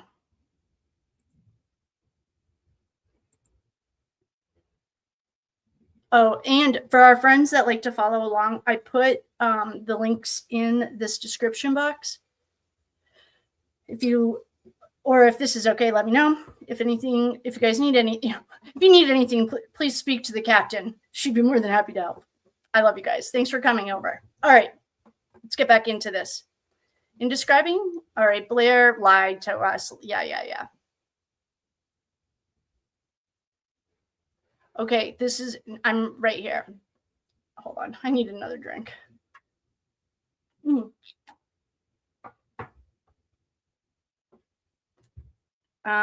Okay, so do the Shirillas like secretly belong to some kind of mafia that we don't know about? And is that why everyone's afraid of them? Or are they afraid of them because of a black magic? The black magic spell is very real. But I think she's getting it all back. I don't think anyone put magic on her. I think that she's just getting her magic back. All right, I asked Blair if he heard from Dominic anytime after their last communication on July 30th at 10 o'clock at night. He said Dom called him on a FaceTime call. Please tell me that we have Dom's cell phone records. I don't trust this kid. Dom called him on FaceTime July 31st at approximately 2:41 in the morning. Blair did not answer because he was asleep. Blair confirmed it was unusual and out of the ordinary for Dominic to call him around that hour. He also told me that Mackenzie had been trying to get in contact with Blair through Christine Russo since the crash. Blair does not know why Mackenzie has been trying to contact him. He also mentioned Kyle Smith of Lakewood as being another one of Dominic's friends who received one of the I love you texts. Why don't they have Dominic's phone? Please tell me they have his phone. According to Blair, between 2:41 and 3:30, Dominic reportedly sent I love you text messages. So the big sister Unhinged has kind of like discredited these in a sense that apparently it was part of their family behavior to send I love you texts at night. I have no idea. On advice of his counsel, what I want to ask Blair is, you weren't there, you weren't with them. Why do you need a lawyer to speak to the police? I'm going to write that on my thing. Why does Blair need a lawyer? He wasn't there and he wasn't at Paul's house. Paul who hosted the last party where they were all seen alive, didn't even have a lawyer with them. Why did Blair have a lawyer? Okay. Dominic, okay, yeah, got that. Blair said it was not unusual for Dominic to say I love you to his friends, but it was unusual for him to say it to Kyle and his father. Well, not according to Dominic's big sister. That is not unusual. Regarding Mackenzie, Blair said she was perfect. Said he had known her through Dominic for approximately 3 years. The approximately 17-minute interview was audio recorded on my body camera with permission of the homeowner, the lawyer. Throughout the interview, I noticed Blair was reluctant to share information. He seemed reserved and quiet. I explained to him that Dominic's mother was the one who directed me to speak with him because he was one of Dominic's best friends and knew him best. After providing him, he even used a guilt trip and it didn't work. I provided him with my card and contact information. I encouraged him to share it with his friends who might be able to help. Next day. Wait, let's make sure we're on the next day. Yep. Okay, this is the next day. At 10:40, I called Metro Toyota, located at blah, blah, blah, and asked to speak with the manager. The receptionist identified him as Ken. Ken did not answer. I left him a voicemail. Now, 2 days later, 10 o'clock. So this is, okay, here's another Russo. Hold on. I did look into this, though, and I couldn't find anything. This is the second time we've seen this judge's name, but this is not the judge that sentenced her. So we have, who cares, actually? I didn't find anything, and I can't feel anything, and I don't feel anything mafia, but somebody is making these witnesses afraid. Okay. Judge Russo, that's not the same Russo that signed the... I wonder if this police officer thinks that there is someone inside the hospital that's tampering with evidence. Oh, let's check. John Russo signed the following search warrants: the Toyota forensic examination and Mackenzie's medical records from August 5th till her discharge.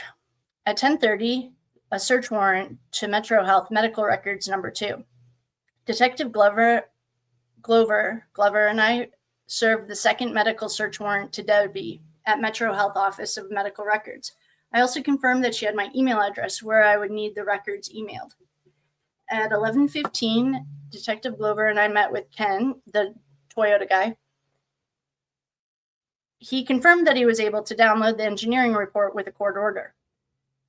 I called at 11:54, I called Mark Sargent and informed him that the search warrant for the forensic inspection of the Toyota was approved. We confirmed the appointment for Tuesday, August 30th at 9 o'clock. At 12:12, this guy is so meticulous. At 12:12, Detective Glover CC'd me on an email he had sent to Apple containing a search warrant for Mackenzie's iCloud account. The search warrants were digitally attached by Detective Glover to the network folder. Somewhere in these records, we must have her iCloud account. At 1 o'clock, I emailed Mr. and Mrs. Flanigan requesting permission to access Davion's cell phone. So it took so long. It took a month. This accident happened on July 30th. Now we're on August 29th. So it took a month. Something happens because that first 24 hours, this guy was so on top of it. Maybe he went out of town or something, but what took a month? Okay.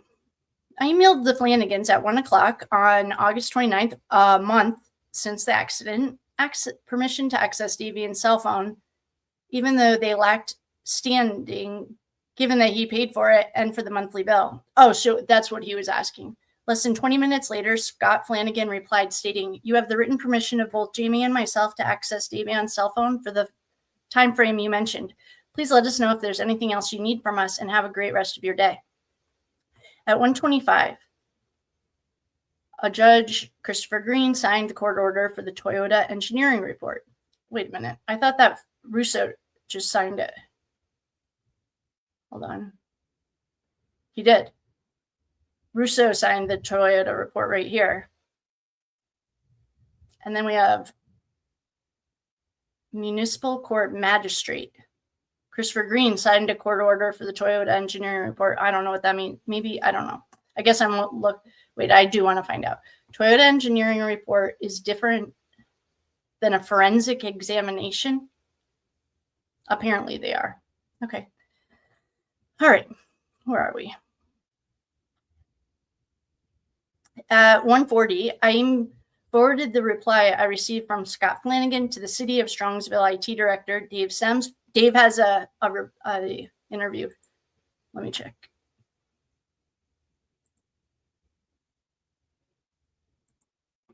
I am pretty sure I remember this. I'm just checking to see if this kid has an interview.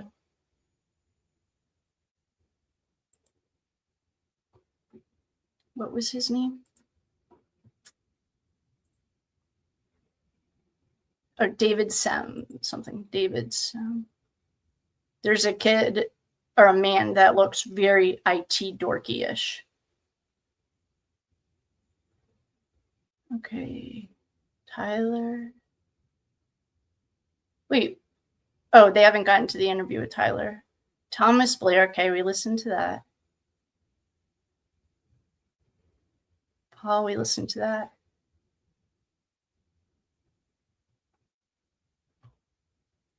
Oh.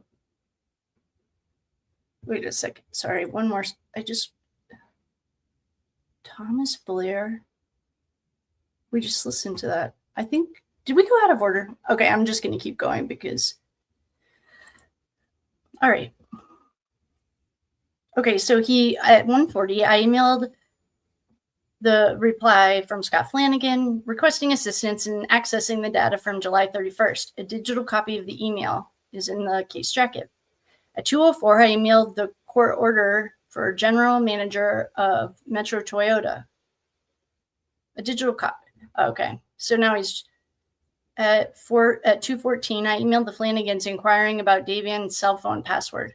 David Sems informed me that since the iPhone was an Apple iPhone, it would not be possible to access it without possibly having to send it to Israel for processing.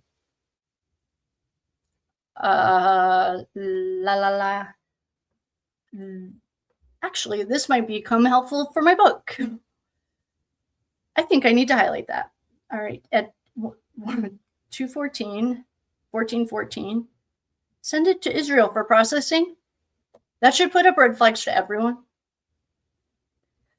At 2:29, I received a call from Toyota informing me that the engineering report was ready for pickup. Holy, that was fast. He got it done in 20 minutes. We agreed that I'll pick it up tomorrow. At 2:47, Scott Flanigan emailed me stating, we do not have his passwords for his phone as he was intensely private in his dealings with us. However, one of his best friends, Kyle Harper, has a facial unlock on Davion's phone. We will reach out to Kyle and have him contact you so that you can set up a meeting. What? That's weird. One of his best friends, Kyle Harper, has a facial unlock on Davion's phone. Are they dating? Is Davion secretly gay? Like, that's a serious question. Doesn't that sound like more like a dating thing than a friend thing? Maybe that's what Davion was struggling with. I have questions. Like, do you, even if you're older or younger, however old you are, do you have any friends that you let put their face on lock on your own phone? Like, I'm not married anymore. But even if I was married, my husband and I didn't do that. That seems like maybe there's maybe Davion's gay. I don't know. And Davion, with all due respect, I don't mean that disrespectfully, but that sounds to me like more of a couple thing than a friend thing. I don't know. We'll reach out to Kyle and have him contact you so you can set up a meeting. Next day. At 8:53, the search warrant for the Toyota forensic exam. Detective Lieutenant Mason, the three of us. Which one of these detectives is DEA? I bet he's not going to get named, but I wonder if he's hanging around with them. I do find it. Wait, why was the DEA at Paul's house? Was it Paul's email interview? I'm sure I wrote it down. DEA ? Okay.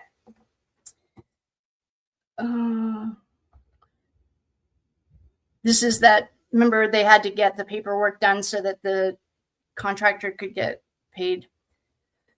Mark Sargent, the vehicle expert who works for Fire and Explosion Consultants, LLC. He was retained by the Strongville Police Department to conduct a forensic inspection of the vehicle pursuant to search warrant signed on August 29th.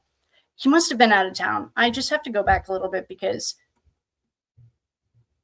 it seems like a big jump to go, like, I guess I'm confused what took so long to get Dominic or Davion's phone. Okay, we are back. After providing him with a copy of the search warrant, he began photographing the vehicle. Due to the heavy precipitation, it was decided to delay the actual inspection of the vehicle until noon. Can someone check what the weather was like in Strongsville, Ohio on August 30th, 2022? It must have been pouring. I'm starting to have a lot of questions. Okay, that was at 8:53. Now it's 10 o'clock. Metro Toyota documents. I arrived at Metro Toyota and obtained the following documents. The engineering report was not included. Ken Schneider advised me to contact Toyota HQ. He provided me the following documents: the vehicle service history, the technical instructions for the safety recall, documentation showing the recall was completed on Shirilla's vehicle. Why didn't her defense attorney bring this up? The recall was completed. Does that mean, I read that to understand that her car was recalled. Okay, at 10:08, Kathleen Dunham from Judge John Russo, no relation to the judge or Dominic, left me a voicemail requesting a callback. Upon calling her back, she said Judge Russo wanted to talk to me. 10:17, lab results, mushrooms. Detective Glover informed me that the drug chemistry laboratory final report was emailed to him from the medical examiner's office. The report, which was dated August 26th, indicated that the submitted substances, net weight was 6.91 grams at a coverage probability of 95.4%, and the substance was determined to be psilocybin, or mushrooms. Schedule 1. There's a nice felony for you, Mackenzie. They didn't even charge her with drugs, I don't think. A hard copy of the report is enclosed in the case jacket, and a digital copy was added by Detective Glover at the network folder under lab reports. Oh, we have that folder. 10:47, Judge Russo, who signed all but one of the bench warrants for this case, called me. He inquired if I had used the application Burla for the vehicle. Judge Russo provided me the name of the U.S. Marshal for further inquiries. Guys, all right, so now we have DEA and U.S. Marshals. There might be something more to this than I feel like Marshal, U.S. Marshal, and I have a spreadsheet of all of the guys that are overlapping in these cases. Looks like David Styler is about to join that spreadsheet. Hey, David. Styler. Okay. At 11 o'clock, Debbie Shirok from the medical the Office of Medical Records at Metro Health emailed me Mackenzie's medical records from August 5th, 2020 until her discharge date. The 220-page PDF was digitally attached to the network folder. Summary, medical report number 2, August 5th until discharge. All right. These medical records report, this medical records report was the second one received from Metro Medical Health Center. The first report covered July 31st until August 4th. The second report covered August 5th until discharge date. Both reports were pursuant to 2 separate search warrants. The following stood out from the second report, page 1 of 220. On August 19th, 2022, at 11 o'clock in the morning, 11:02, Dr. Lee wrote, does state she wants to die, but denies any active plans to harm herself. Feels grief over loss of her boyfriend, Dom, who was a passenger in the car. Wait a second. August 19th, so they died. So that would be 19, almost 20, I guess 19 days into her stay. So 2.5 weeks into her stay.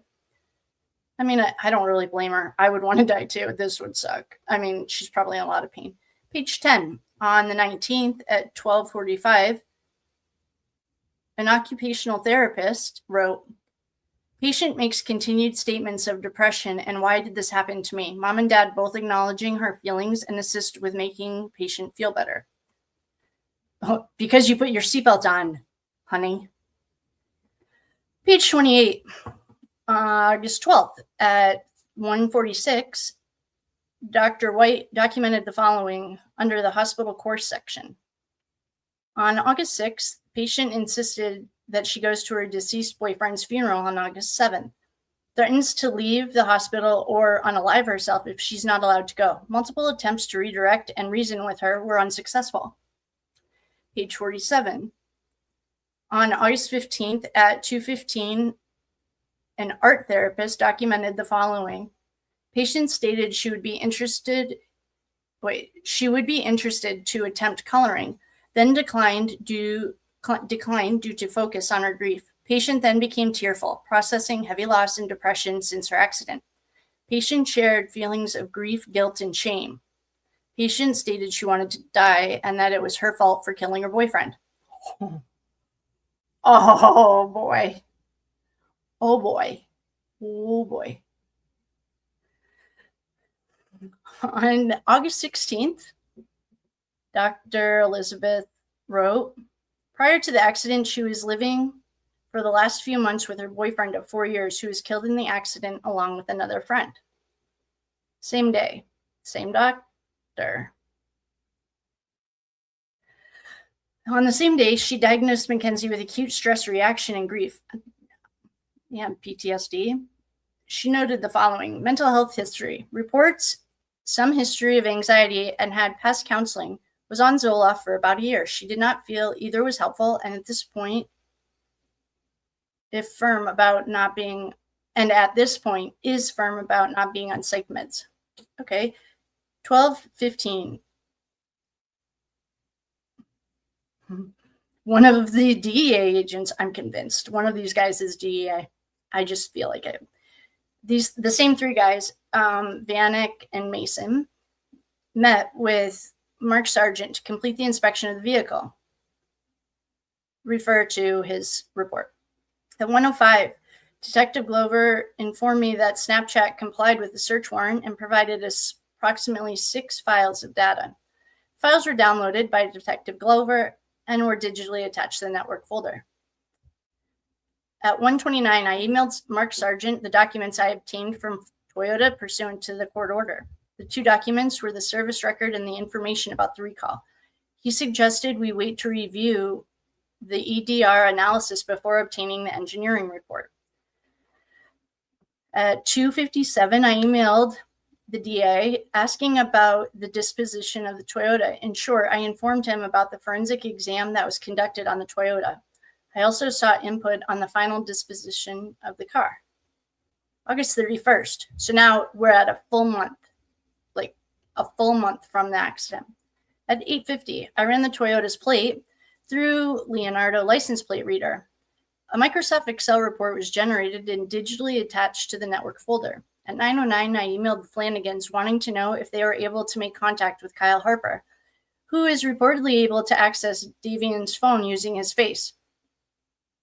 Shortly after, Mr. Flanigan replied stating his parents are discussing it with him today, but much to our disappointment, they were hesitant to involve their son and didn't want to disrespect Davion's privacy in their initial talk with us. We obviously advocated for our son and reassured them that you were only looking for evidence that would help clarify the events that happened prior to the crash. We're hopeful that they will change their mind and do the right thing, but it certainly can't be counted on at this point. Hello, you have subpoena power. Subpoena these little assholes. We'll definitely keep you updated when we hear back from them. I want this nice guy to subpoena them and get it. Okay, at 9:13, I called Bubba. He didn't answer. Shocker. I left him a voicemail requesting a call back, letting him know I'll be calling his athletic. Oh, finally! Our main man is he means business. I left him a voicemail requesting a call back and let him know I'll be calling his athletic director and or the head football coach at Marietta College in Ohio. He said, Bubba, you don't want to play with me? No problem. I'll just call your coach. Good. Do it with all of them. At 10:37, I returned the following search warrants, which were signed by a judge named Nancy. They were scanned and uploaded to the network. Mackenzie's Snapchat account, the Toyota forensic examination, Mackenzie's medical records from August 5th until her discharge. 2:02, 2 o'clock in the afternoon. Jamie Flanigan sent me 4 emails containing passcodes that she thinks might enable me. Oh, they could have asked the little sister. Helped. Okay, she sent me 4 emails that might have passwords. At 2:48, Scott Flanigan emailed me to let me know that Kyle's father contacted him to let him know that he will allow Kyle to attempt accessing Davion's phone using the facial recognition feature. I have questions. They must have been dating. Is anyone else getting that vibe? I feel like that's like the vibe I'm getting. Okay. 3 o'clock, using the passcode blah, blah, blah provided by Mrs. Flanigan in her email dated August 31st at 2:02, I was able to access Davion's cell phone. Oh, good. F you, Kyle. We don't need you or your face. Just kidding.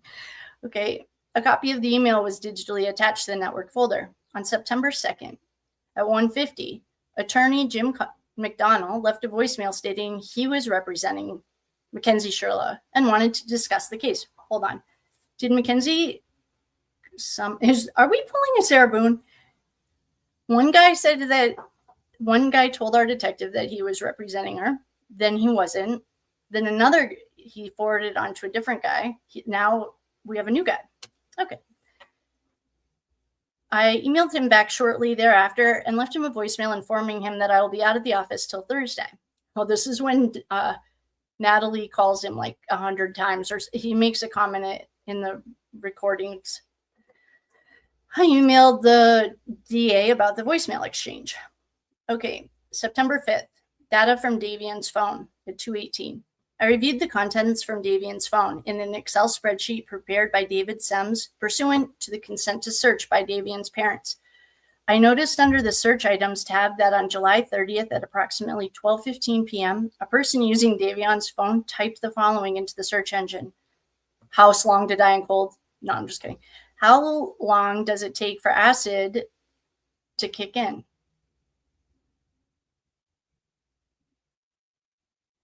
The spreadsheet is digitally attached to the network folder under the tab Davion Flanigan. Okay, I think it's pretty safe to say that at least Davion was tripping at noon on the day before that, the day like that day. A PDF report of Davion's phone was comprised of 11,074 pages. My interest in reviewing contents from Davion's phone stemmed from reports that he was texting with someone at approximately 5:30 on the morning of the crash. Also, it was brought to my attention that Davion liked to record events and people around him. I was curious to know whether he recorded anything from inside the Toyota from the time he, Mackenzie, and Dominic left Brushwood Lane until the time of the crash. The following are my observations. Davion did not receive any. This is the part that's weird. Davion did not receive any phone calls between July 30th at 18. Why am I spacing? Okay, so that's 6 o'clock, 6:51. Okay, so he did not receive any phone calls from 6:51 till 8:11 the next day. Well, he was dead by 8:11. Last phone call he received and answered prior to the crash was from his sister, and it was a FaceTime call on July 30th at approximately 6:15. Okay.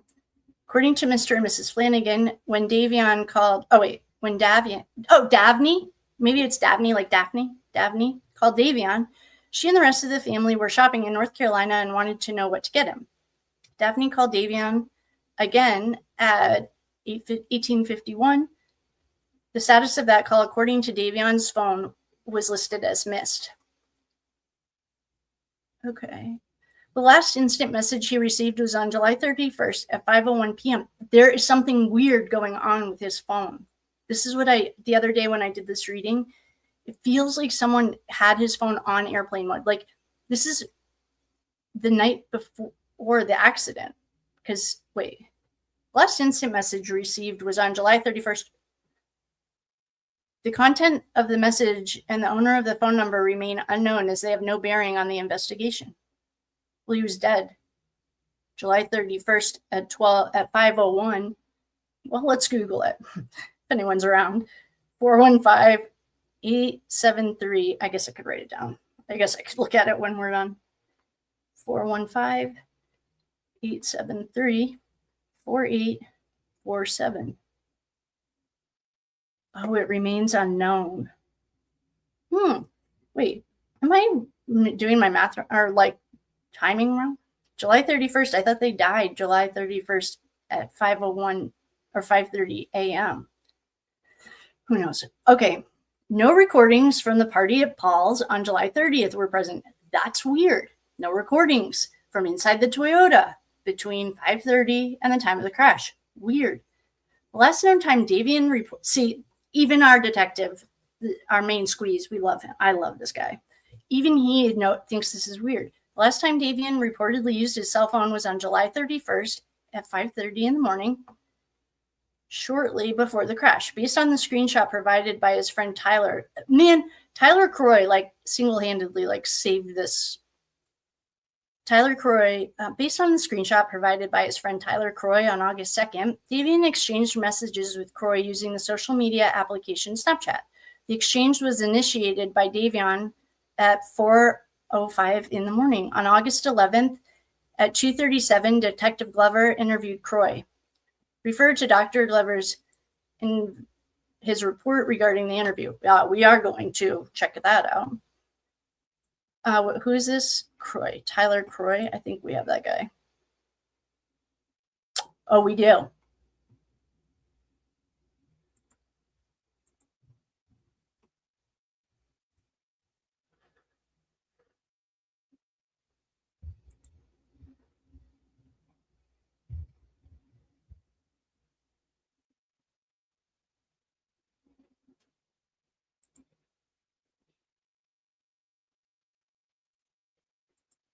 Okay.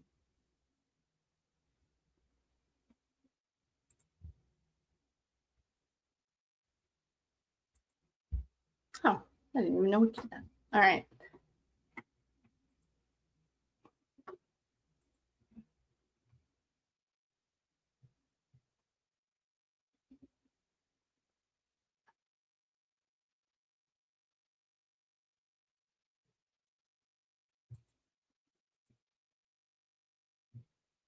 Recording. Okay, so we'll just let this go. You pretend like it's not even there. Okay. We know why we're here. We're here because of Mackenzie and Dom and Davion. Mm-hmm. You guys were friends with Davion, I Yeah. know, because you I knew provided. Dom, You knew Dom. and I know Davion. Yeah. Okay, you provided the Life 360 Yeah. information. Okay, Yeah. and you had texted him that night. Uh-huh. He had responded to you at like 5:30, like shortly before. Mhm. Did you talk to him? 5:35. It was 5:35, and it was through Snap, I think, Yeah, right? it was on Snapchat. Okay, did you respond or text with him or talk with him any other way? Because it looks like your next Snap was like It 7. was at like 7:30, yeah. Right, so you had no That was more it. communication? Mhm. Okay. So let's go back to that night. Did you talk to him at all that night? At any of the parties they were at or any of that? I was actually on vacation in Colorado, so I was Okay. just texting him. Okay, And then the reason I was texting him was because I sent him like a picture of when I was on vacation. Mhm. And then his response was like, oh, that picture's cool. And then after that, I didn't respond in time. okay. So, Okay, had you had any contact with Davion or Dom that night? No, I don't think I had contacted Davion for the last 2 days before that. Okay. I All can right. check my phone log, maybe it's still on there, but I'm gonna have to see. How long have you guys been friends? Just through school? I became friends with, I've known Davion since I was in like middle school, but I kind of became friends with him this school year because we had a class together at the beginning of the year. And then it's just like from there it just blossomed, I guess. Okay.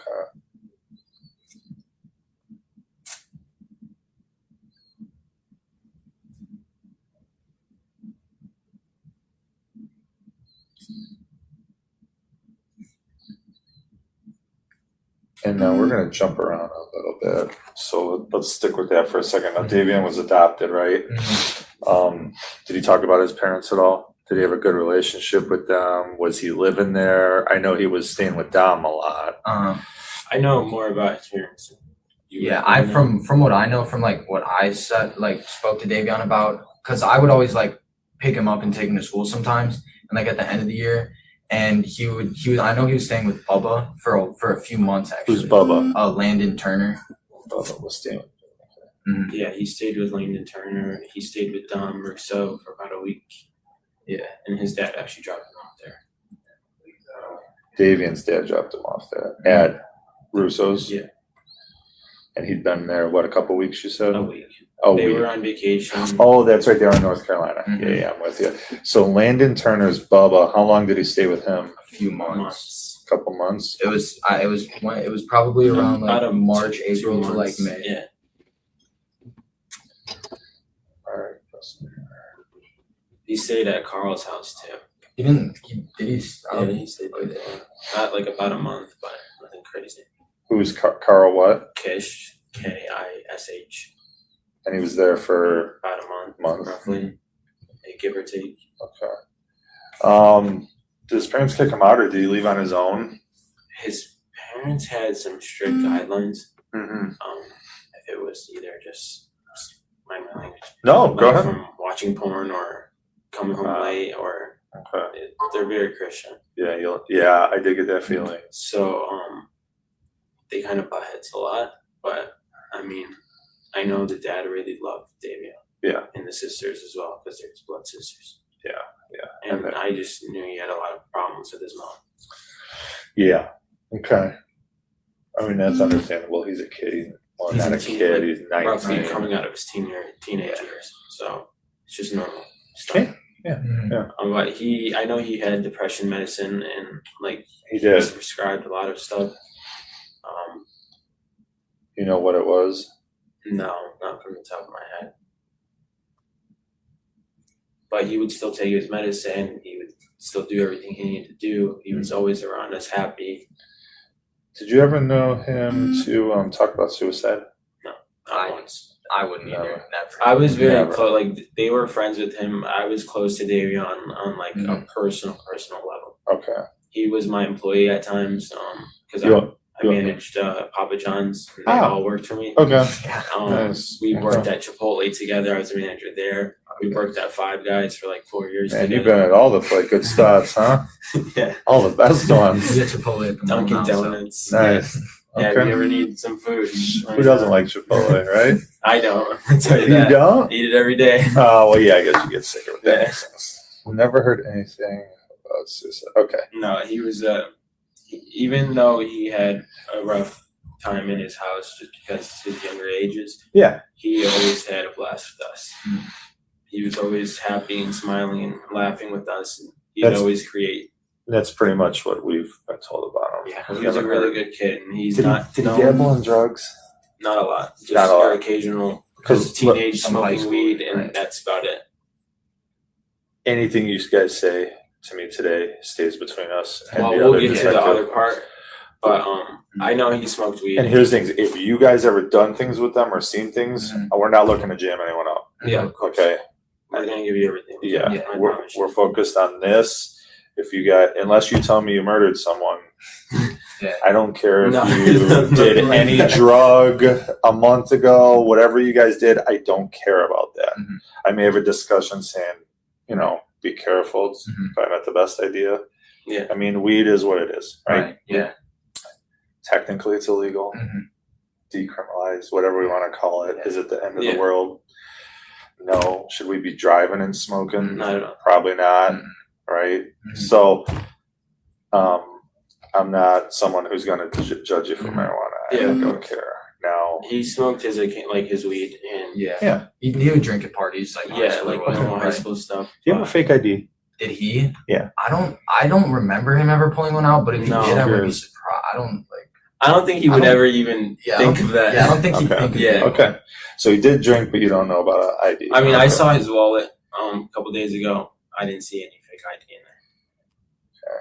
I know Where's I his had his wallet? temps. You guys have smoked weed with him? I have, yes. Okay. And drank alcohol with him? I've never drank alcohol with you. Yeah, I don't drink. No. drink. Okay. Yeah. No, you don't. Either of you No. drink, just weed. Yes, sir. Oh, good one. I'm just scary. Weird enough. Not all Muslims follow that. Yeah, either. not all of them. Some Yeah. of them just Cheating. do their own thing, right? Yeah. Okay, so that's where we are with Davion. Now you knew Dom. Yeah. I didn't know him as well as Davion, but I knew Dom. You partied with Dom. Not often. Okay. Honestly. When's the last time you did? Would you say? I mean, Dom definitely smoked, and Dom was definitely into some other stuff. In the winter, probably. Wintertime. Yeah. Okay. I know he would come to AAA and he would ask to hang out, but I just knew what that lifestyle was around, so I just never wanted to be around it. Him and his girlfriend, they were just roughly all around. And girlfriend, we're talking about Mackenzie. But Kenzie, I know from a lot of people telling me, and even her closest friends, that Kenzie and Dom used to fight all the time. Okay. And she That used is to something, road rage all the time. I remember someone told me that she dropped Dom off on the highway because they got in a fight. So she was just known for being that kind of girl in high school and as well out of high school. Anger issues. Yeah, they called her Baby Kush. Yeah, what's that? Just because she smokes so much She weed. smokes weed, and there's pictures on her Instagram, but I'm sure she took it down now. Yeah, Of we've her in seen. cars smoking weed. Yeah, we have those. So she road raged, even kicked him out on the highway once. Yeah, she just drove him crazy, and we just don't know how he dealt with it. And I mean, although he did bad stuff, I mean, he was still a human being. at the end Yeah, of I the day. mean, at the end of the day, You know? everyone has their demons. No one deserves to die. Yeah. Right? No one deserves to die. I mean, listen, I've worked in this city for 15 years. If you know Dom, you know his brother Chris. I've had Yeah, run-ins I with don't know Chris as much. I just So honestly knew Dom. I've known Dom. I've stopped him on traffic stops years ago when he was even younger. But in no way does that mean somebody deserves to die. Not at all. Now, when you say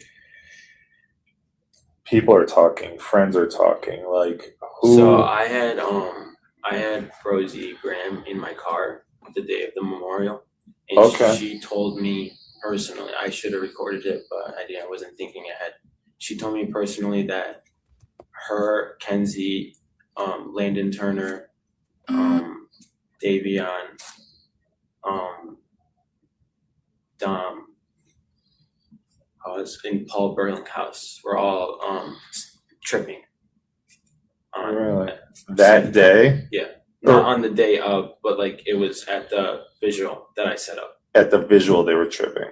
No, like they were tripping at Paul Burling's houses. And Oh, then the okay. accident happened. Right the after, visual yeah. happened. And then they said that they drove home safe. And you can probably see it on the camera. She said she passed by the site at like around 6:00. So it had happened, but she didn't know. So she was driving back home. And So Rosie drove by and she didn't know. and that she it didn't even know. Yeah, but she was tripping. And then she dropped Landon off at his house.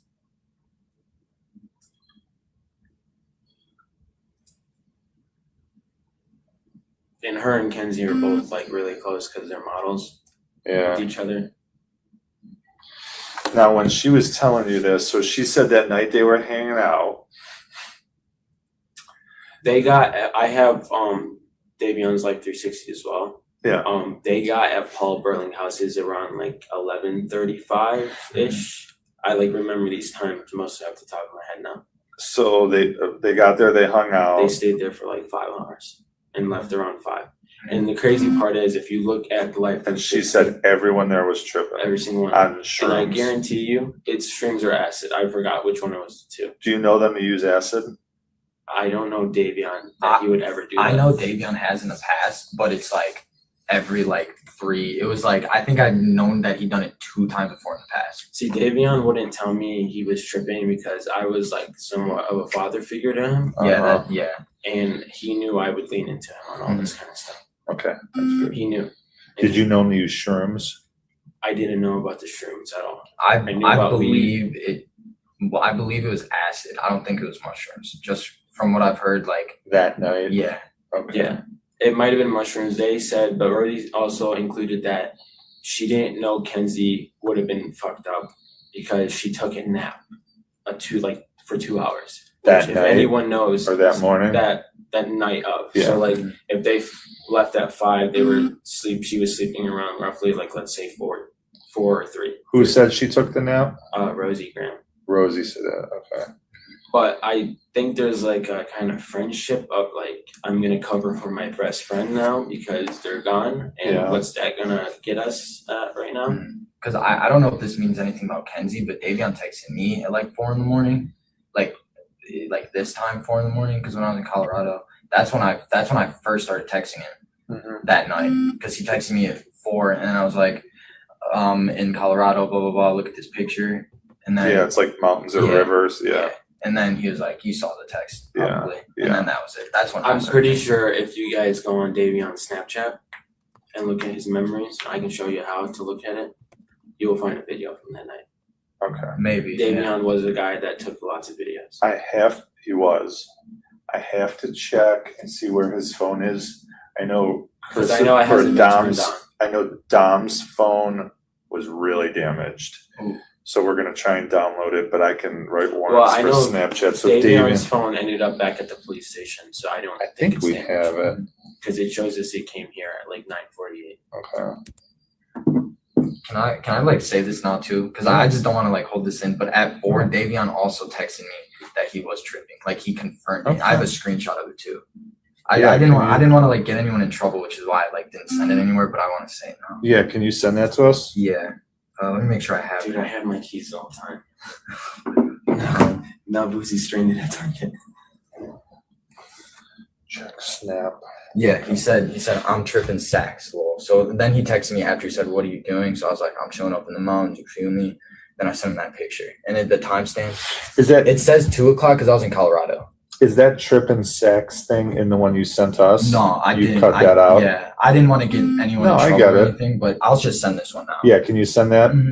Should I send it the Even same the email? thing is like Same email. Is it Zaki Hazoo's email? Yep. Yeah, send it there the too. thing is, it's like they were doing that if Dom might have been sipping lean with Kenzie. That's what Rosie said as well. Okay, interesting. It's like if they were doing that, let's say Dom and Davion, Kenzie was doing it as well, and she went behind the car, and she decided to drive. So you're under the impression that Rosie's trying to help Mackenzie at this point. I think So all if- her friends, because Landon's so- dating Rosie, and Landon's trying to cover for Rosie. Oh, Landon's dating Rosie. And Rosie is dating Landon, and Rosie was best friends with. So if Rosie comes in to talk to us, you have a feeling she's gonna lie? 100%. Okay. She's gonna be too scared to say the truth. I mean, over the fact that she was tripping, and I have like direct messages on Instagram from her, and Paul Burlinghouse direct messaged me saying like, "What are you trying to do? Ruin my life?" And I didn't respond. You to still him. have those? He deleted it right after. I read it, and he was on the conversation and deleted it.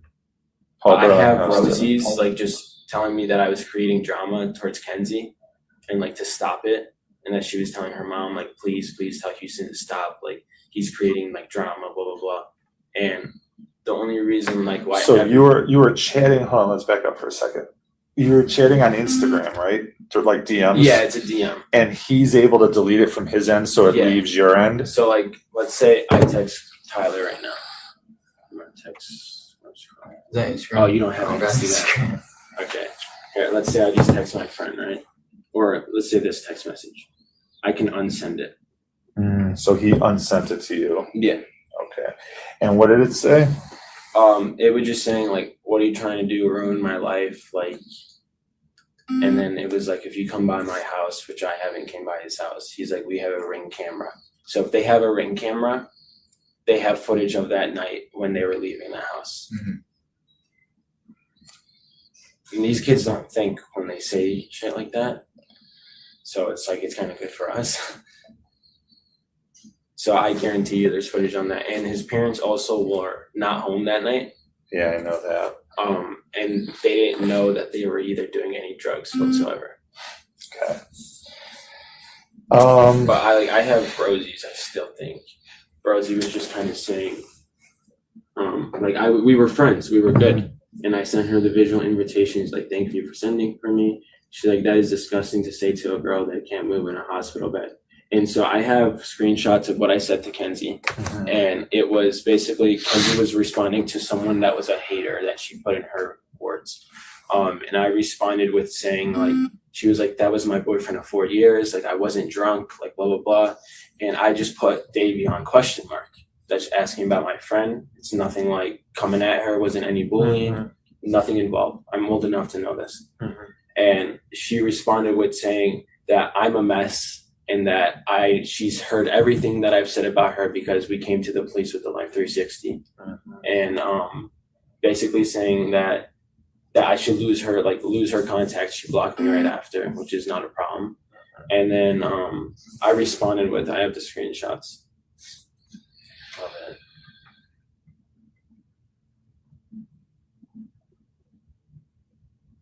So I responded with Davion ? She's like, obviously him too, but obviously Dom is affecting me more because this is my boyfriend of 4 years. I've heard what you have talking about and saying about me and Dom, and I think it's better off you just listen to leave us and our family alone. You're a whole mess now. Goodbye. I was like, at Kenzie, but she blocked me right before I can send this. And I was like, Dom was a good friend of mine. You know that yourself. Davion is one of my best friends. I wish nothing bad about you and wish you a fast recovery. I understand it was 2 counts of manslaughter, though. Life 360 was all the proof we needed. Because that is all the proof we needed. And it was probably wrong to either reach out to her anyways, but like I was just kind of offended that she would bring up only her boyfriend when there were 2 people in the car. Yeah, understandable. And they were both my friends. All right, let's go to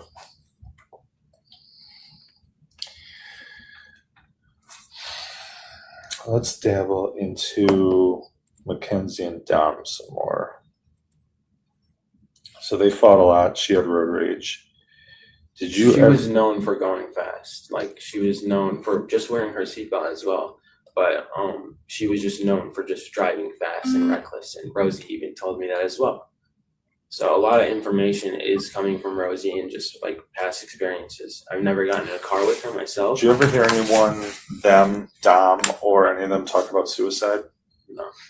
I know that Rosie said that Kenzie was talking about suicide. Like I have it on text actually. That was in her direct message. She said, I'll read the part where she's just talking about suicide.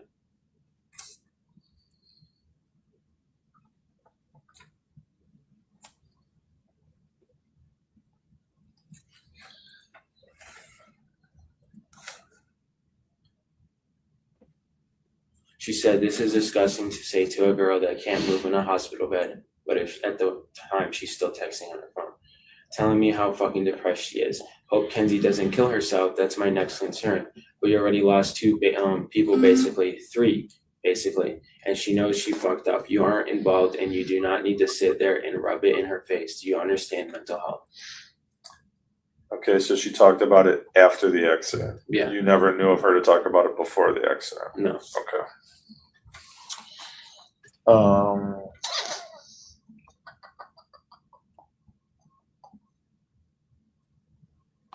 So we know Mackenzie was a crazy driver based on things Rosie and other people would say. Have you guys ever been in the car with Rosie when she drove? I've never been in the car with I've probably been in the Rosie car once. With Rosie's? With Rosie and her brother, because I'm best friends with her brother. Okay, but not Mackenzie driving. No, never been in the car with her. I know Rosie definitely has.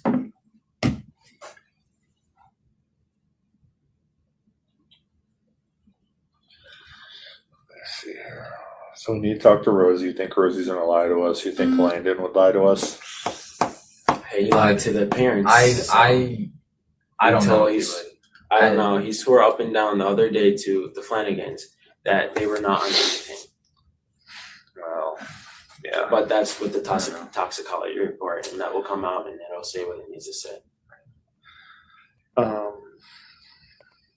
I had a conversation with Papa because a bunch of like a group of Davion's friends that were close. It was like the football team, and then like the other group that he hung out, like me and my friends. And Bubba was talking to me and another one of my friends, and he was kind of telling us like the night, like what happened.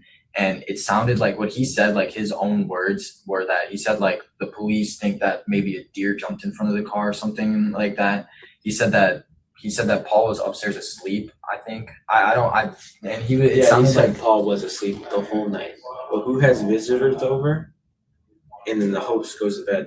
Exactly. Yeah, that's weird. That doesn't make sense. It sounded like it just sounded like he was. I don't think he had like bad intentions. I just think he didn't want anyone to get in trouble. But yeah, that's just I don't know if that. I don't know if you got like good screenshots of the Live 360. Yeah, we have those. If you, I sent them all those.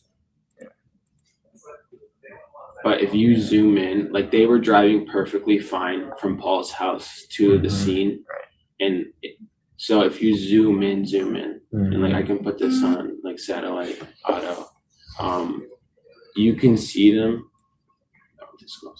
So they're on the road, right? They're just driving casually, and then it's like normal, like you're just driving normal, and then you will start to see them swerving this way onto the grass. And then now they're on the wrong side of the road. So if you're on the wrong side of the road, your first instinct is, let's get on the right side of the road. They're not though. They stay on the wrong side of the road. So it kind of looks like road rage to me. And if you go down this road, it's bumpy. Like it's not like you're going 25, it's still bumpy. They go over this curb and they're on the curb. They get off the curb. They start to straighten up. They're going better. And now they get on the grass. They go over this whole overpass on the grass even deeper, get off the grass on the curb, still driving on the curb, on the grass again, on the grass, stop signs right there, over here. And to me right here, if you like looked at the tracks, and you guys probably have pictures of them, it looks like the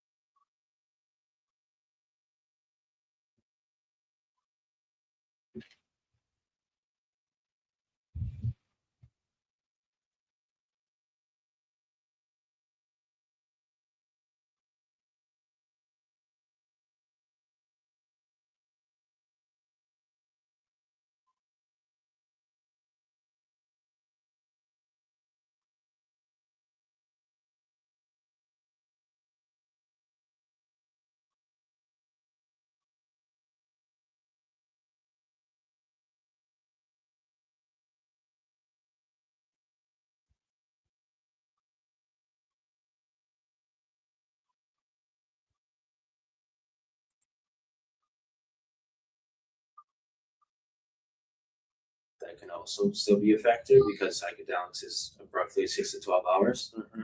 And I also think because of Kenzie's and Dominic's history that they were fighting. Because if Davion was on his phone at 5:35 before he died, I mean, not even like 30 seconds, why would he be responding about a view and not helping the car get back on track? Because if he knew something was up, I think Davion went on his phone to distract himself from the fighting. Although they were on drugs, they can also still be fighting with being on drugs. I don't know if they're like fighting. Like no one will probably ever know if they're fighting or not. But it could have just been like a careless mistake. Like I don't think Kenzie, even if she was like had road rage or she was arguing, I don't think her intention was to kill two people no matter what. So I mean, I don't think she tried to kill her boyfriend or Davion, but I think she was road raging down the road, 100%. I think she thought she can handle it, but with the 90 drugs, miles an hour, going off road several times, no braking. That's what. And so, like, let's say the road limit's 35. So if you're going 35, that's roughly 60 miles that you have to go up to. On a Toyota Camry 2021 with the turbocharge on it, And a half it's mile. not that easy. I mean, it's pretty easy. You have to floor it. It's only a half mile. So, You it's not can gonna make go it. that far. Because with that turbocharge, it kind of breaks it. And no brakes. And then we have footage of them going to Paul, like on the Life 360, we have them going to Paul's I house. sent them Yeah, all we that. got They that. all that. They went to a house before Paul's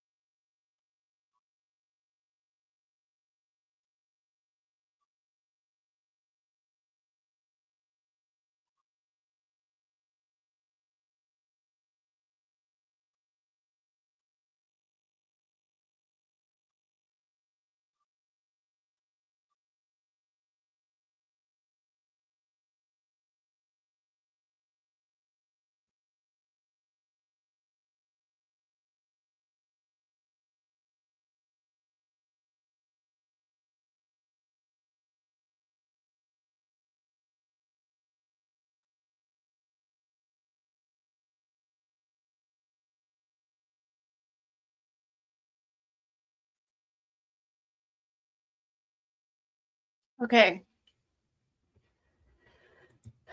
So, all right. That is wild. I love those two friends. They are awesome. All of Davion's friends are legit. It's anyone who's, well, we have 3 witness intimidation charges so far. Kenzie to Tyler Croy, Steve Shirilla to Paul, and in the beginning we got one with the mom, but I didn't write the guy's name down. I'm going to make a spreadsheet. All right, I rescheduled Black Magic to tomorrow night. So if any of our lovely dear friends wanted to talk about Black Magic, I feel like we're on a roll. So we're just going to do this until we stop. All right. Okay. All right. So this is okay. So last time, this is a recap of that officer's. Let me make sure you guys can't see it. Good thing I checked. That would have been a tough day. All right. This was the recap of Davion's friends. And it said, this is the last thing I read this, but just to get us back on the same page. Last time Davion reportedly used his cell phone was on July 31st at approximately 5:30 in the morning, shortly before the crash. Based on a screenshot provided by his friend and our new hero, Tyler Croy, on August 2nd. Tyler Croy is the one that cracked this whole case open. Davion exchanged messages with Croy using Snapchat. The exchange was initiated by Davion at 4 in the morning. On August 11th at 2:37, Detective Glover, congratulations on being a cancer survivor, interviewed Croy. Refer to the video we just watched. September 6th. Okay, next day. At 12:47, the DA informed me that per Mackenzie's attorney, she will not be giving us a statement. Oh. Lawyering up and not giving a statement.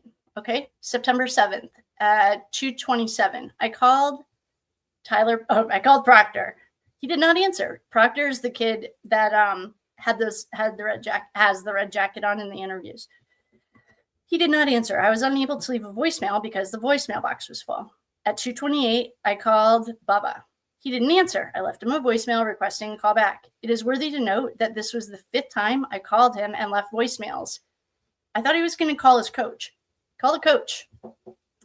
September 9th at 10 a.m., Detective Glover and I met with the DA and his supervisor, John Costco. We briefed his supervisor on the status of the investigation. At 11:56, Detective Glover and I called Scott Flanigan.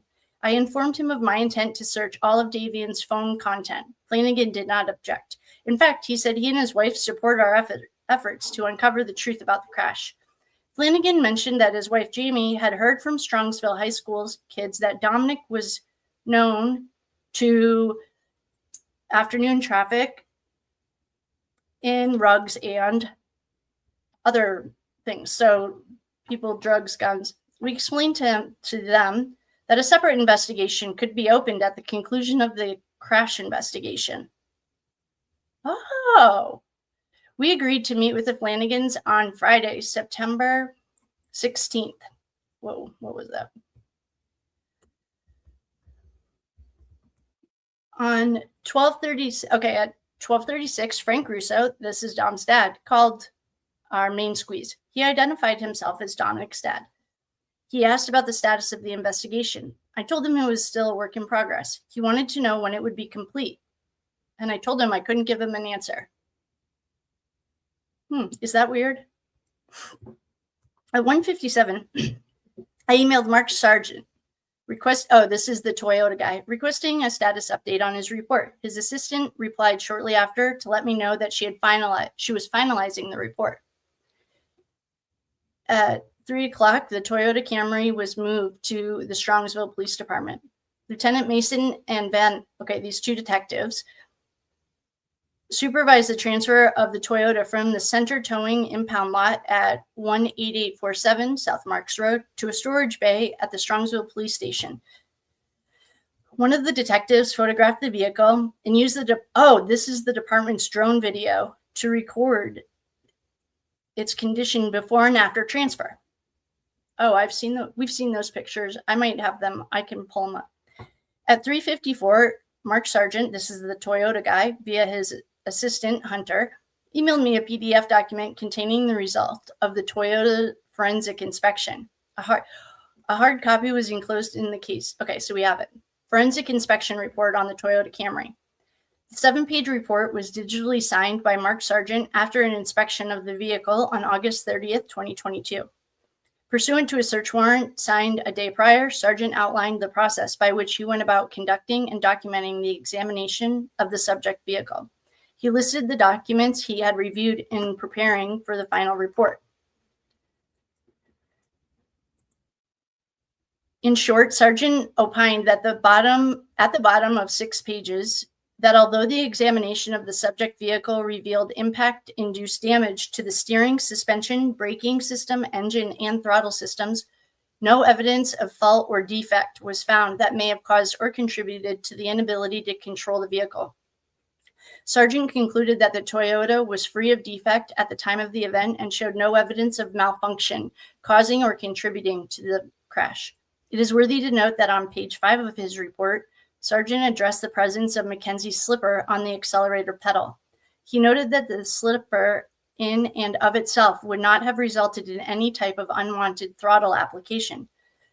The slipper was solely stuck by the deformation of, so the slipper got stuck because of impact. Deformation of the floorboard that surrounded the accelerator assembly as a result of the impact. On page 1, I noticed a minor error whereby Sargent documented that the crash had occurred on July 21st instead of July 31st. Consequently, on September 29th, at approximately 11:34, I emailed his assistant and requested that they fix the error. Don't fuck with our man. September 19th at 9:30. Text messages between Christine Russo and Mackenzie. I reviewed text messages that were exchanged between Mackenzie and Christine Russo. The following stood out. Russo. Okay, this is on September 23rd of 2020. Russo. Just let shit go for now. Lay low, please. It will be all right. December 28th. Mackenzie. Dom is saying he wants to hurt himself. Russo. He is all right and in brat mode. Hit his head on the wall. She's a lawyer. January 2nd. Russo, you need me to come here because I can't leave because Dom now shoved a towel in Tom's throat.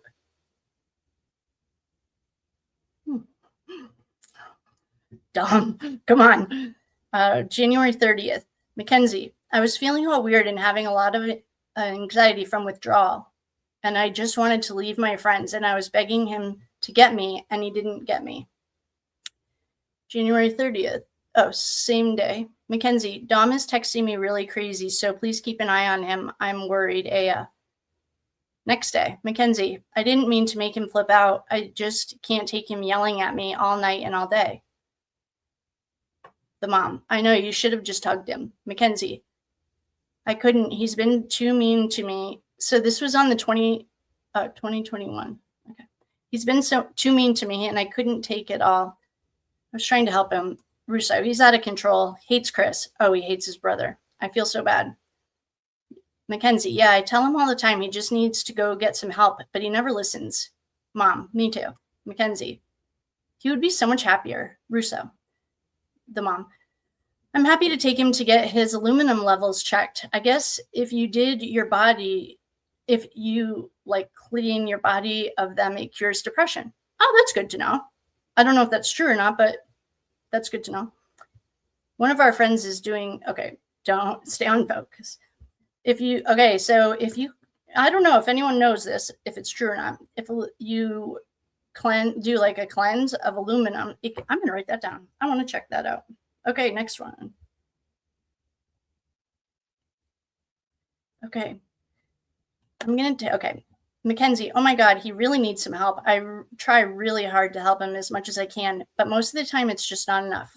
Mackenzie, it really hurts me to see him like this, and he acts like I want him to feel this way. Ugh. March 5th. Mom, this is Russo, Dom's mom. Hey, just got home. Avoid any conflict. Please, I just got home. Please avoid conflict if you can. Can you call me? Mackenzie, I'm waiting to talk to him. Mom, they just left. It's going to be a while. You should respect his space while he's gone. Mom, I asked you to leave. You should have some respect and leave. Mackenzie, he's home now. July 2nd. Okay, Mom, don't fight. Just leave. Take a break. Mackenzie, I already left. Dom needs some therapy. He's so mean. July 3rd. Mackenzie, Dom is threatening to take me to civil court. Oh, good, because I think that the whole family should. Mackenzie, I really try hard to work everything out, but he's just being mean to me, and I don't know what to do. Now he's threatening my mom. Mackenzie, he didn't even text me. He texted my mom that he's taking her to civil court after she helped him. Mom, the Russo mom. He's just blowing off some steam. Mackenzie, I left after he told me we should talk later, and then he threatened my mom. I left after he told me we should talk later, and then he threatened my mom. So I think he's actually done with me this time. I don't know. Russo mom. Well, you should have asked before ordering stuff. Mackenzie, I did. Mackenzie, he gave me the money to put on my card. That's not what that sounds like.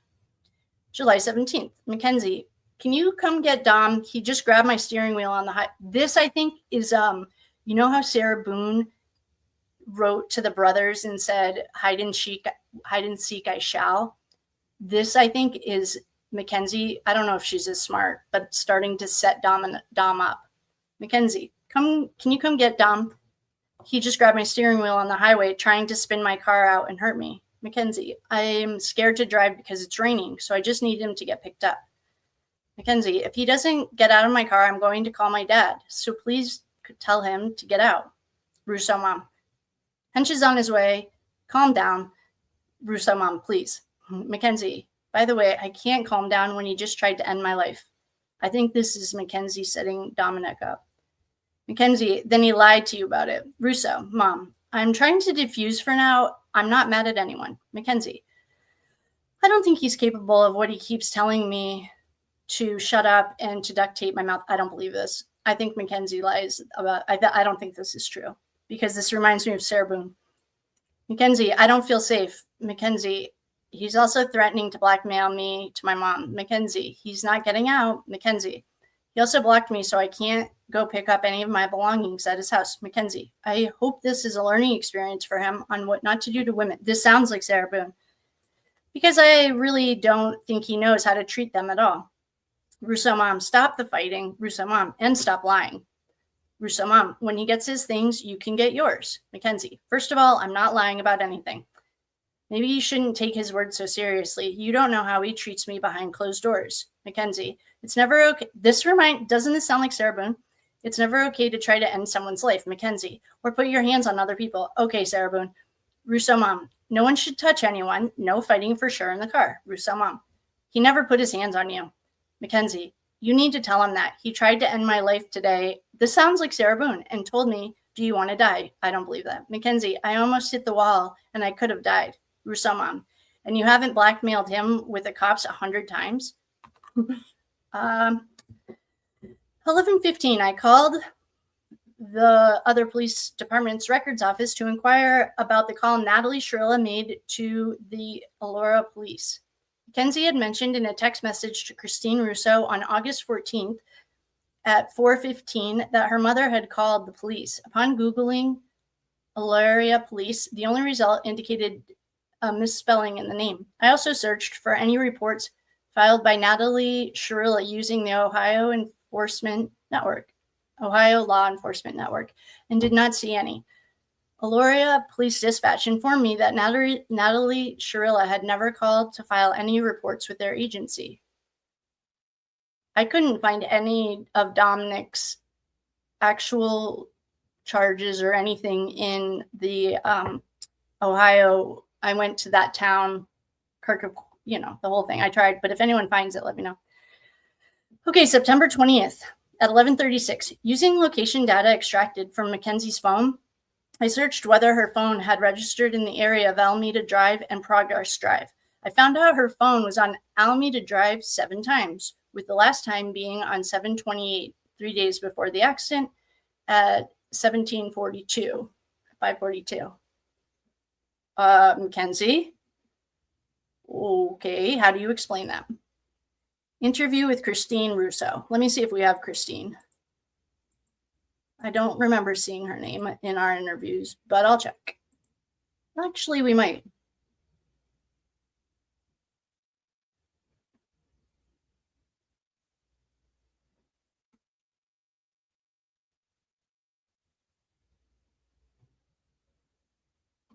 I don't have it. I don't think. All right. Christine Russo, Dominic's mother, came to the police station by herself for an interview. The primary purpose of the interview was to shed some light on the relationship between her son and his girlfriend, Mackenzie. Detective Glover and I conducted the interview in one of the interview rooms in the lobby. After updating her on the status of the investigation, I explained to her that the interview would be audio recorded. I'm going to check and see if I forgot to upload it. Angelo Russo. Oh, wait, Angelo is the brother. Oh, here's Christine. It didn't make it. I'm going to upload it right now. We can watch it as I'll read this, and then as it's uploading, we can, oh yeah, I forgot 2 of these didn't go up. Well, here we go. I'll upload it right now while we're reading, and then we can listen to it. I don't remember seeing it. Okay.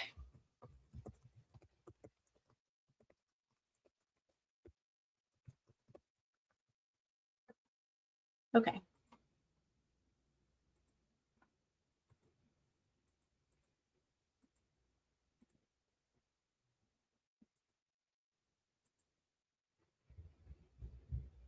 Shoot. There's something wrong with the, hold on. I can fix this, but I want to read this. I'll fix the Angelo Russo. I'll fix the Angelo and the Christine Russo. There's something wrong with the format, so YouTube's rejecting it. I forgot about that. I will fix it, and then we'll do it tomorrow. Hopefully, I would literally, if we get this done, we'll just keep going until we're over it. And if you're new, welcome. Thank you for sharing, and subscribing, doing all the things. And if you're on the replay crew, hey, diehards, we're at 4 hours. I'm just in the mood, and I don't have to work today, but I'm working tomorrow. So, all right, back to us. I'm going to make a note for myself to fix the format. Okay. All right, Christine Russo, okay, we read that. Okay. I began the interview by revisiting a statement made by Russo immediately after the crash, where she did not believe the cause of the crash had anything to do with impairment. Russo stated that a few days before this interview, she asked Mackenzie why they hadn't called someone to pick them up instead of driving, and she said we weren't fucked up at the time of the crash. The conversation between the two happened at the cemetery and was not recorded. Oh, golly. Oh, can you guys see me? Huh. Got a nice view of me reading. Sorry. There you go. Okay.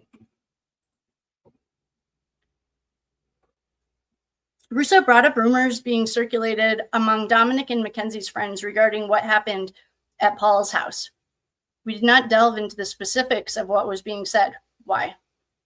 During the conversation, however, Russo mentioned that Dominic's best friend, Blair is on, isn't Blair the one that got, wasn't Steve the one that threatened? Oh, wait.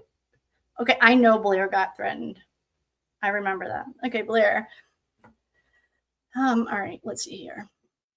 Blair Wallace, who I had interviewed on August 26th, had told her that I was inquiring whether the 3 occupants of the vehicle had made a pact to commit suicide together. I clarified to Mom Russo that I only asked Blair whether Dominic had ever confided in him about Mackenzie, specifically whether Dominic was ever concerned about his safety as a result of his relationship with Mackenzie.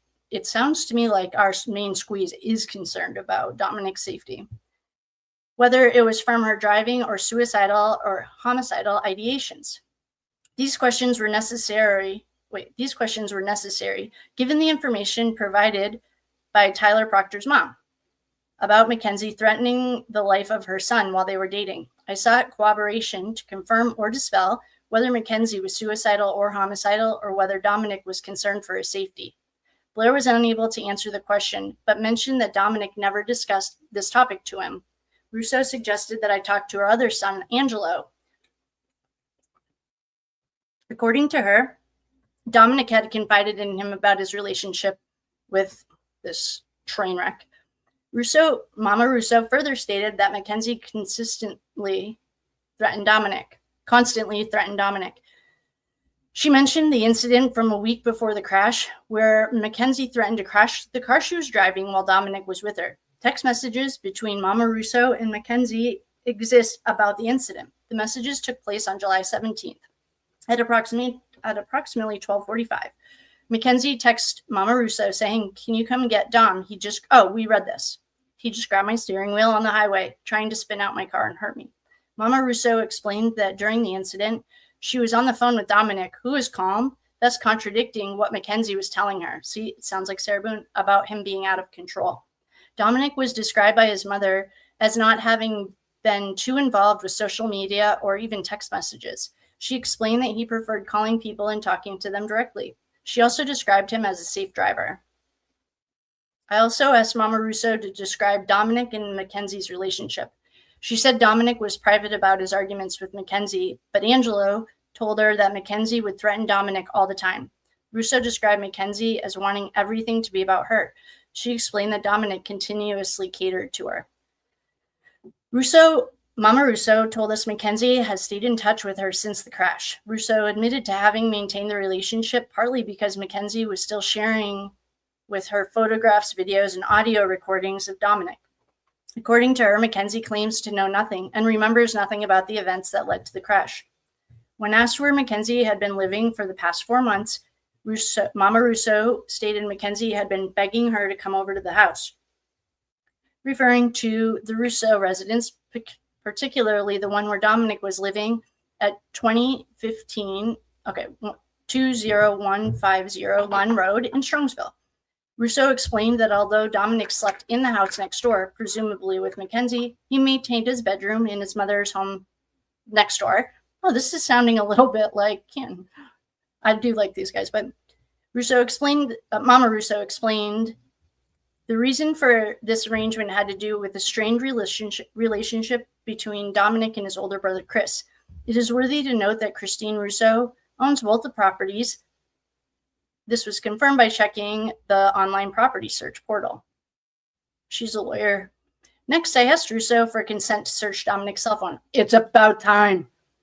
Which at the time was in police custody. Russo denied consent to search the cell phone while citing confidential communication, attorney-client privilege. What? I'm not a lawyer. Is anyone a lawyer in here? Does an attorney-client privilege, it must not die with the person? That's a little bit weird. Okay. I explained to Mama Russo that during the interview with Blair Wallace, he revealed that Dominic had tried to call him via FaceTime around 3:00 and that Dominic had texted "I love you" to at least one friend and some family members. Russo volunteered to obtain the call log and text messages from, all right, Mama Russo, what are you hiding? This feels weird. From Dominic's cell phone. The cell phone's online account, My Verizon. Mama Russo added that Dominic was more of a caller than he was a texter. Sorry, Mama Russo, but I have to disagree. We literally have like 90,000 texts, but that's beside the point. Okay. Russo explained, I don't know, Mama Russo, I don't like this. Why? Mama Russo explained her desire to obtain Dominic's phone, citing his online investments, business accounts, and cryptocurrency accounts. Oh, there are some that they still can get money from, which are only accessible via the respective applications installed on his cell phone. According to Mama Russo, Dominic was in the music recording business. I told Russo that I will convey her request to obtain Dominic's phone. That doesn't make any sense. She doesn't want the police to open up Dominic's phone because she's citing lawyer confidentiality, but she wants Dominic's phone to access his online investment businesses and crypto stuff. Mama Russo, that's weird. It's my own, I don't know. I inquired about Dominic's mental health, given information obtained from text messages between Mama Russo and Mackenzie, where Mackenzie urged Mama Russo to have Dominic visit a mental health specialist. Mama Russo denied that Dominic suffered from depression. She explained that after an incident involving his can somebody Google Chris and Dominic? What is the beef? Involving his brother, the municipal court mandated that Dominic submit a mental health evaluation and a drug screening. Mama Russo said she was in possession of the report, in which he was not diagnosed with any mental health issues. She confirmed he was never suicidal, and anytime the mention of suicide was brought up, it was done by Mackenzie. She also added that Dominic was issued a medical marijuana card because of an ankle injury. I asked Mama Russo about a text message exchange with Mackenzie dated July 17th at approximately 12:45. I wonder if our main squeeze knows she's an attorney. It hasn't been brought up in any of this, but I'm pretty sure she is. Mackenzie asked Mama Russo to pick up Dominic from her car, which was stopped on the side of an unknown highway. Mackenzie claimed Dominic had grabbed her steering wheel in an attempt to spin out, and the car had hurt her. Mama Russo explained that Mackenzie always blamed Dominic for whatever issues were going on between them. She further added that Dominic called her and calmly asked her to pick him up because Kenzie is being crazy. She's threatening to crash the car on the highway. Hench, that's an ominous nickname, Christopher Martin, who goes by Hench, picked up Dominic that day. He was identified by Russo as a friend of Dominic's. We have a Hench interview. In summary, Mama Russo doubted the possibility that Dominic and Mackenzie would have made a suicide pact with Davion in the vehicle. She opined that OVI, I don't know what OVI is, unlikely to cause the crash. The interview was audio recorded on my body camera. Oh, September 25th at 9:57. Paul, I think Deanna False Night, emailed me a photo of Mackenzie. Oh, okay. I have something to say about this. I'll tell you in a second. Party in Cleveland. She wrote, Saturday, September 17th, Mackenzie partying at the Kid Cudi festival. Kid Cudi, he does satanic worship in his music. It's not, I'm just telling the truth. Like, that's why they called her Baby Cudi or something. That'll go to our black magic stuff. Kid Cudi Festival on the floats at Jacob's Pavilion at Nautica. This is just upsetting. 49 days after killing two people she loved and had to make it downtown to party. She also attached one second clip of Mackenzie being wheeled around by another female. The photo and the video were attached to the network folder. What an idiot. On September, next day, 9:48, I called Deanna. I called her back. Isn't False Night Tyler Proctor's mom? I think this is Tyler Proctor's mom. To follow up on the email she sent. Upon requesting an in-person interview, she said she cannot do it, citing work commitments. She did, however, agree to a phone interview on Thursday, the 29th at 4 o'clock. 10:41. I forwarded her email to the DA along with updates pertaining to the case. Most notably, I sought his opinion about returning Davion and Dominic's cell phones to their families since they have requested them. Don't you just have to do a cell phone dump? We've watched enough cases. Cellbrite can do the rest. Just get the information. 10:58, I asked Dominic's brother. I called Dominic's brother, Angelo. Angelo and Christine, I have to fix the formatting and then I'll upload them to schedule an interview. He didn't answer. I left a voicemail. September 27th. Oh, this was my wedding day. Not on this date, but I got married, but I got divorced too. 11:15. I emailed Sergeant Ryan Fox from the Ohio State Patrol requesting status on his EDR analysis report. 11:35. I called Angelo Russo to schedule an interview with him. He did not answer. Angelo. I was unable to leave a voicemail. I have some questions about the Russos. Hey, Mama Russo, let's talk. 11:50. I called Tyler Croy. He is the most helpful friend we have. Provided the messages that Davion sent to him on July 31st at approximately 5:30 in the morning. Tyler confirmed Davion's Snapchat user's name was official1D. September 28th, 11:04. Oh my God, dude. I called Angelo Russo to schedule third day in a row. He didn't answer and I couldn't leave him a voicemail. Why aren't the Russos cooperating and helping with this investigation? I have questions. At 1:41, I returned a voicemail from Angelo. Oh, good. Okay, finally. Angelo finally called him back. He agreed to come to the police station for an interview. Oh no. 2:00. B&E church identified. Why do we have a church here? I began reviewing contents from Shirilla's Snapchat account, which we obtained pursuant to a search warrant. Detective Glover first reviewed the content and selected what he deemed to be pertinent to our investigation of the crash for me to review. During his search, he came upon photographic and video recordings of Mackenzie and Dominic inside an abandoned church. Oh, she gets charged with this, actually. There were charges pending for this. In one of the photographs, I zoomed on a police card at the bottom of the mirror, which two subjects used for their selfie. The first four words of inscription were the Columbia Church of God in Google, located in an abandoned church at 11388 Root Road in Columbia Station, Ohio. Google Maps showed photos depicting for sale signs in front of the church. Dude, this detective is such a badass. At 2:30, Detective Glover and I drove to the church to confirm whether it was the one from the Snapchat videos. Upon arrival, it became immediately apparent the church that we were looking at and the one from the recordings were one and the same. All of the recordings from the suspected breaking and entering were captured with Shirilla's Snapchat on July 19th. Good charger.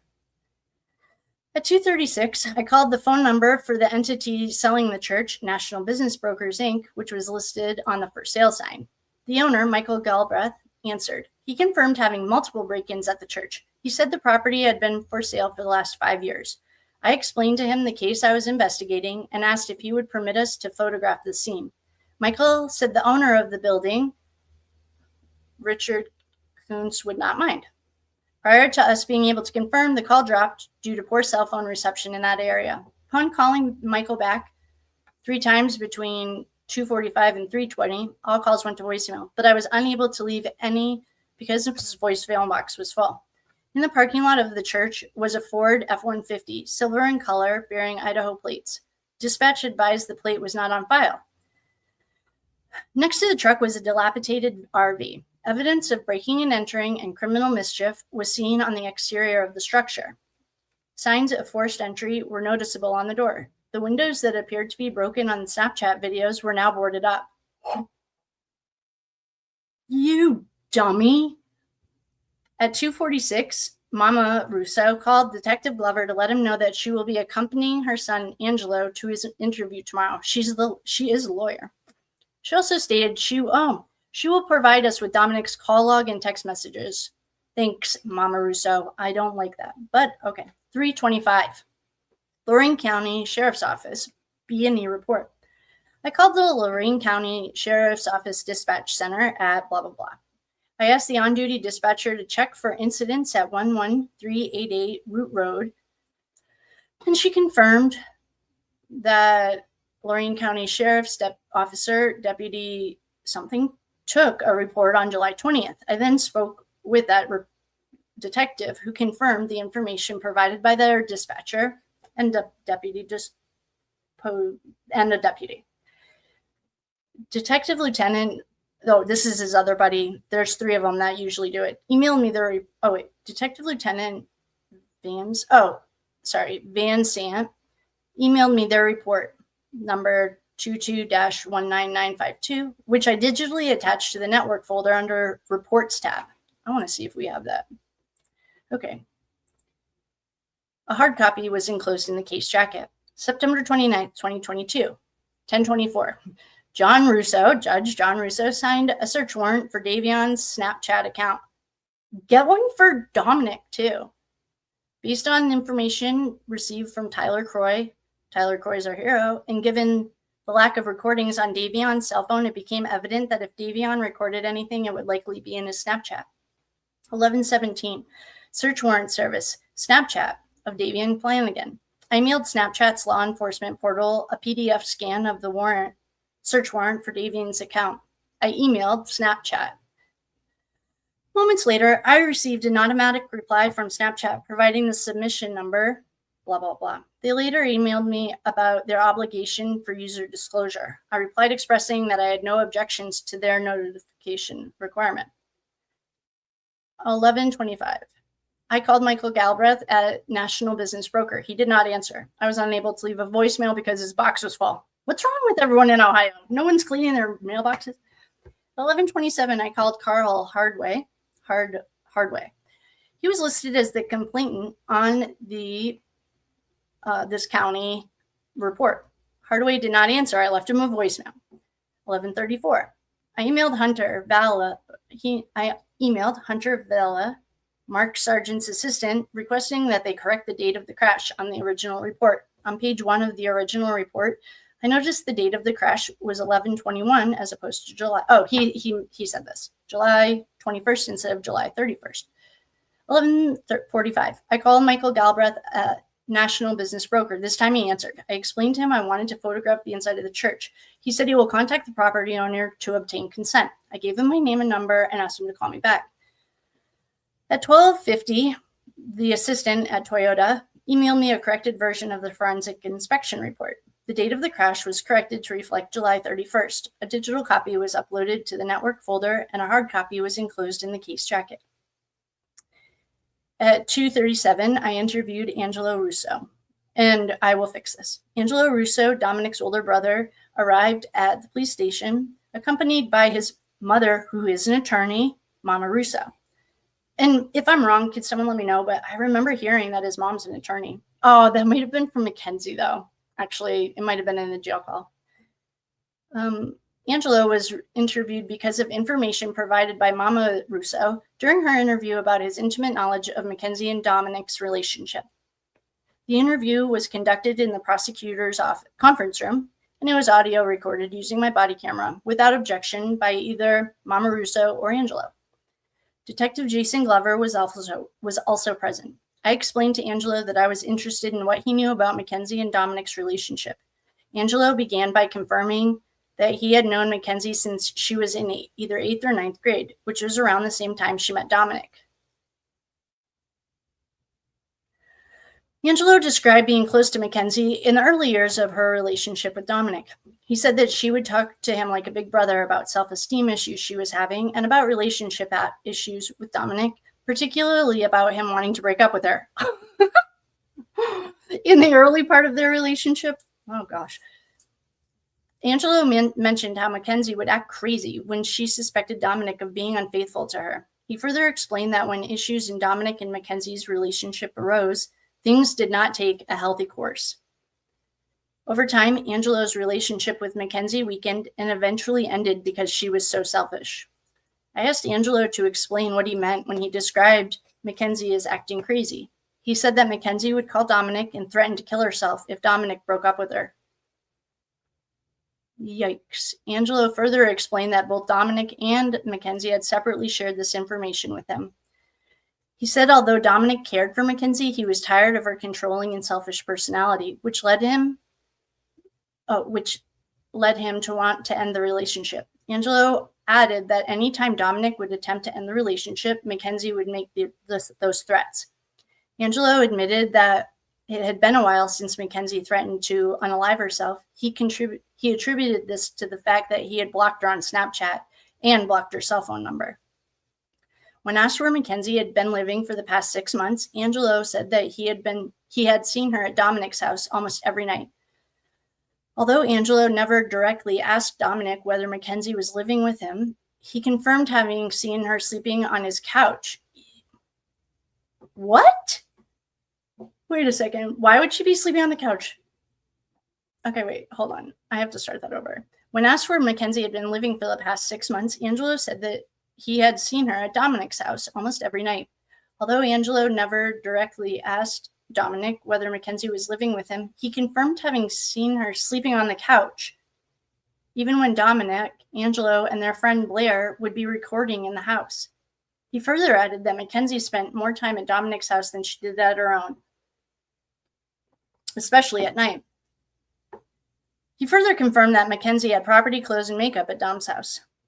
Mama Russo then added that not only did Mackenzie have clothes at Dominic's house, she also had clothes at Mama Russo's house. In fact, Mama Russo confirmed having washed some of Mackenzie's clothes before Dominic moved next door. Mama Russo added that Mackenzie left shoes in the living room and purses in the back room. During the interview, Angelo mentioned that before the crash, he had been in direct contact with Mackenzie's mother, Natalie, about some of Mackenzie's problems. He mentioned an incident about contacting Natalie regarding Mackenzie's antidepressant prescription medication. According to Angelo, Mackenzie stopped taking her antidepressants, which she had been prescribed since middle school. Mackenzie reportedly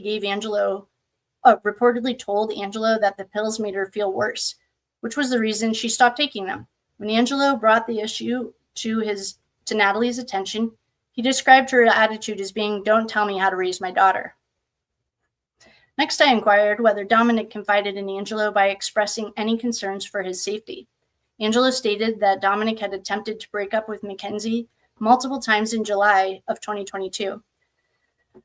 He narrated a story from the month before the crash where Mackenzie assaulted Dominic while Dominic was driving on the highway. According to Angelo, Dominic stopped his car on the side of the highway and had someone else come pick him up because he was worried Mackenzie was going to crash the car. The story sounded similar to the one I had heard about the text message exchange that he had with Mama Russo about It sounds like what Mama Russo had told him. Christine and Angelo talked amongst each other to ensure that they were not telling me the same story, but with the facts twisted. At the end, they both believed there were two different highway incidences preceding the crash. In one, Mackenzie was driving her car. In the other, Dominic was driving his. Hench, Christopher Martin. Hench, how'd you get your nickname? Henchman. All right. Christopher Martin was the person who picked him up in both incidents. At that point, I expressed interest in interviewing Chris, Hench, in order to determine the accuracy of the highway incidents. On 10/6, Christine told me that after questioning Hench about the incident, he told her it only happened once. There were not two different incidences. According to Angelo, in recent months, Dominic had been wanting to break up with Mackenzie because he was getting tired of her possessiveness. He added that recently they were fighting between 2 to 3 times per week. Angelo confirmed having witnessed their verbal altercations, but never a physical altercation. Mama Russo, on the other hand, stated that Dominic had called her in the past to get Mackenzie to leave his house because she physically assaulted him.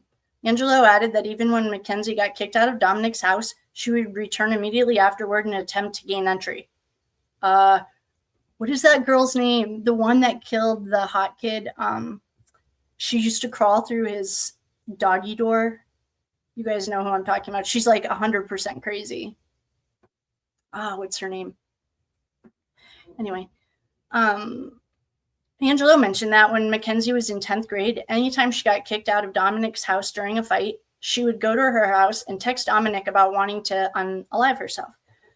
Once she had her driver's license, when she got kicked out, she would drive herself back to his house. Angelo added that as Mackenzie grew up, her behavior became more erratic.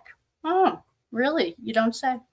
Upon asking if he was ever a passenger in a vehicle operated by Mackenzie, Angelo said no. Angelo mentioned that Mackenzie told him that she was a great driver, but he had heard the opposite from someone else. Angelo suspected that the person was Blair, but he was not certain.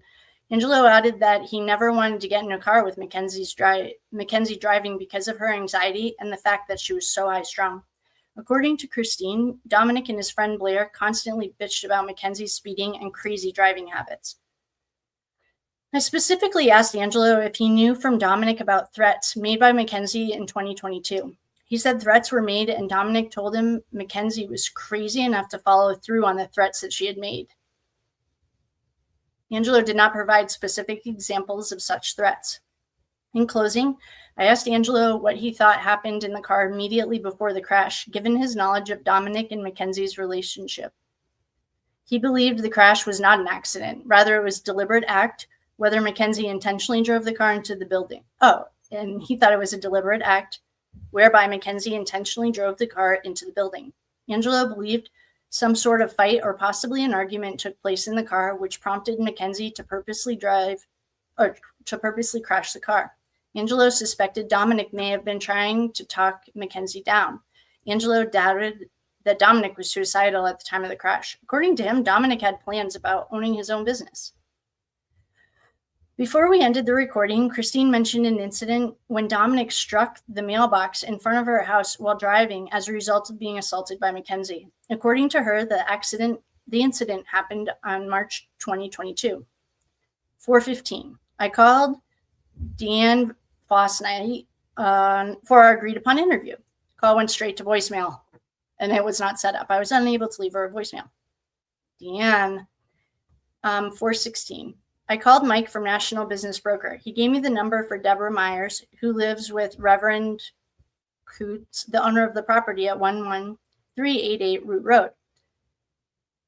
I called at 4:44. I called Deanne, I think this is Tyler Proctor's mom. After ringing, the call went to voicemail that was not set up. Oh, come on. 4:48. I called Deborah Myers. She was identified as Reverend Kuntz' caretaker. I asked her to speak to the Reverend. She explained he cannot hear very well. As such, she offered to put me on speaker and convey my message to him. I explained the incident I was investigating and asked for consent to photograph the inside and outside of the church. He agreed and gave Myers permission to meet me at the church on Friday, September 30th at noon. When asked if he would be interested in filing criminal charges against the suspects, he said yes. That's where that charge comes from. Data from Mackenzie's Snapchat search warrant. Snapchat data was obtained pursuant a search warrant signed by John Russo on August 29th and executed the same day via Snapchat's law enforcement email account. On August 30th, Snapchat complied and provided Detective Glover and I with 6 zipped folders containing 24.7 gigabytes of data retrieved from Mackenzie's account. Mackenzie Shirilla. The warrant return was signed by John Russo on August 31st. Detective Glover searched all the data provided by Snapchat. He then created a folder titled Evidence from Snap Return in the Shirilla Snapchat warrant folder. Given the quantity of data, Detective Glover used the following subfolders to categorize data that could be used pertinent to my investigation. I reviewed only the data set aside by Detective Glover. While I focused my efforts primarily on the crash investigation, Detective Glover sought information relating to drug activity. See, I think he's DEA. Referred to his supplement. The following stood out to me. B&E, Shirilla and Russo. This is the church. This is the folder containing 26 total items, 8 of which were still photographs, while the rest were snap videos of Mackenzie and Dominic breaking into the Columbia Church of God at 11388 Root Road in Columbia. Based on the metadata obtained from the Mackenzie account, the B&E appears to have been, this incident appears to have occurred on July 19th, between 1900 and 1900. 9 o'clock? I think that's wrong. Anyway, between 1905 and 1926.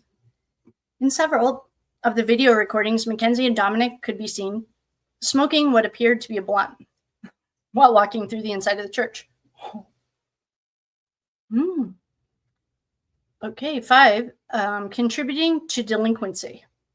5 video recordings were included in a subfolder. The video titled, it's a date, Tuesday, okay, I'll do it, 2022-02-06-20-57-12 shows Mackenzie with an unidentified female smoking marijuana out of a bong. The photo attached is a screenshot from the particular video. In all but one, Mackenzie is seen smoking suspected marijuana and passing the bong to other females. Huh. Where does the cash come from, Mackenzie? Oh my gosh. Yes, we're going to get to the sex at work, I think. It says using drug use and living adult lifestyle. I think 403 items are contained in the subfolder. The majority of the video clips, Mackenzie is seen smoking marijuana. In one photo, here we go. In one photo titled 2022, long number, she is seen with a stack of $150 bills and 1 $5. In a video titled blah, blah, blah, blah, blah, Mackenzie records herself smoking a blunt while driving a Toyota with a passenger behind her. There's a passenger behind her, okay. In another video, it shows suspected underage consumption of alcoholic beverages in a vehicle. What a dumbass. Oh my God. This is like world's dumbest criminals on crack.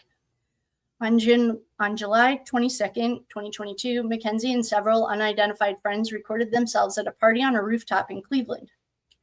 On June 25th, Mackenzie recorded herself at Rumor Lounge in Cleveland. Selfie recordings show her consuming suspected alcoholic beverages while dancing during a party. It's time-stamped 5:40 UTC. On February 25th, Dominic sent Mackenzie a message stating, "I love you, but I can't deal with this every week. With what's going on with my mom, if you want to be down, you can stay, but if you're going to put me through emotional stress, I can't keep doing this. It's only going to hurt me." Post-crash. That's what's her face. What is her face? What's that girl's name? Rosie. Oh, here she is. Post-crash, Mackenzie recorded and posted several video clips of her in the hospital. Jamie Flanigan emailed me about Mackenzie's friend Rosie Graham posting photos of them in a hotel room, dressed up as Zaza and drank for Halloween. Reckless driving. This subfolder contains 136 items pertaining to Mackenzie's driving. Oh, drank and Zaza. Halloween costume ideas. Weed and lean. Okay, in this clip, Mackenzie is driving while simultaneously recording herself on Snapchat. The next file. A person in the driver's seat recorded a Snapchat video of the vehicle traveling 90 miles an hour. Oh my God, what a dumbass. This is like literally world's dumbest criminal. Multiple videos exist of Mackenzie recording herself while driving without wearing her seatbelt over her shoulder. Every single one I looked at, she didn't have her seatbelt on. In others, the seatbelt is visible under her armpit. In 2022, Mackenzie records the speedometer of the vehicle she's operating at 93 miles per hour in traffic. She's such an idiot. September 30th, 2022, at 9:12. I think this is Tyler Proctor's mom.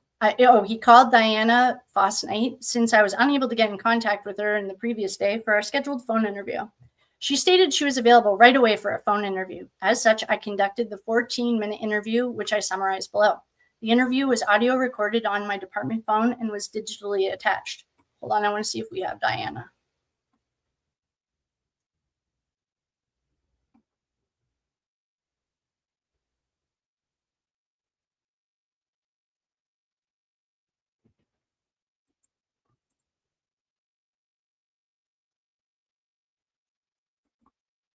We don't have her in this one, but I can look. I'll put that on my list too. Okay. All right. I called that. Okay. Yep. Phone interview with Diana. Diana began by explaining that she had known Mackenzie through her son, David Tyler Proctor.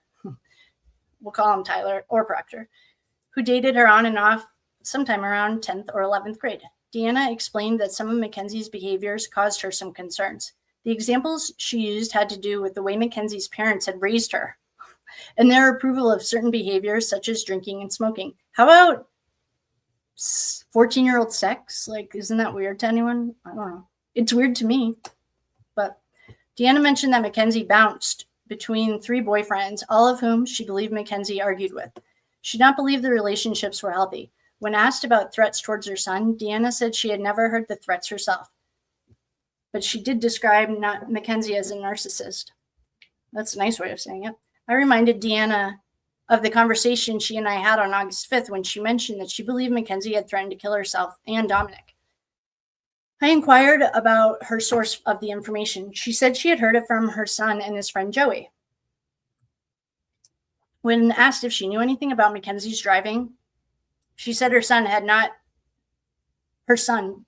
did not have permission to be in the car with Mackenzie. She suspected having heard her son say she drove fast. Okay, so Proctor's not allowed to get in the car with Mackenzie. At 11:58, they photographed the church. Detective Mason, my buddy Glover, so it's like all of his buddies. They all hang out. Well, they all work together. We all arrived at the Columbia Church of God. Man, way to pick up some more charges, Mackenzie. I don't know if they charged her with this, but they arrived at the Columbia Church of God. The church is also known as the Apostolate, the House of Glory. We were met by the key holder, Mr. Carl Hardaway Jr., who lives next door to the church, and his daughter, Deborah Myers. Hardaway confirmed being the caretaker of the property, while Myers stated that she was Reverend's personal caretaker. Hardaway signed the Strongsville police consent to search form and used his key to allow us access inside. Myers, on the other hand, confirmed the Reverend wished to file criminal charges against the subject. Is that Dominic? As Detective Vanek we should find these videos. As he flew the drone over the property to obtain video documentation of its condition, I spoke with Myers and Hardaway. Both confirmed that no one had broken into the church since they filed the report on July 20th. Well, she got in a car accident 10 days later. Hardaway pointed out an area near the main entrance to the church where he found a baseball bat. The subsequent search of the premise did not uncover the baseball bat. But we found a picture on Mackenzie's phone. Once Detective Van Eck finished the documentation of the exterior, he used a department-issued camera to take still photos. Oops, where'd that go?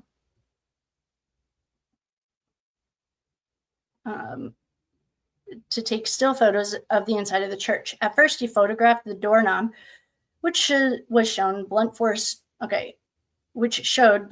damage to its top. The damage was consistent with someone using an object and a bat, wearing shorts and a wife beater and white shoes, striking down on the knob. In a 12-second Snapchat video recording on Shirilla's cell phone, Dominic Russo can be seen striking the same doorknob. You guys, doesn't this remind you of George Torres beating the TV? It's like weird.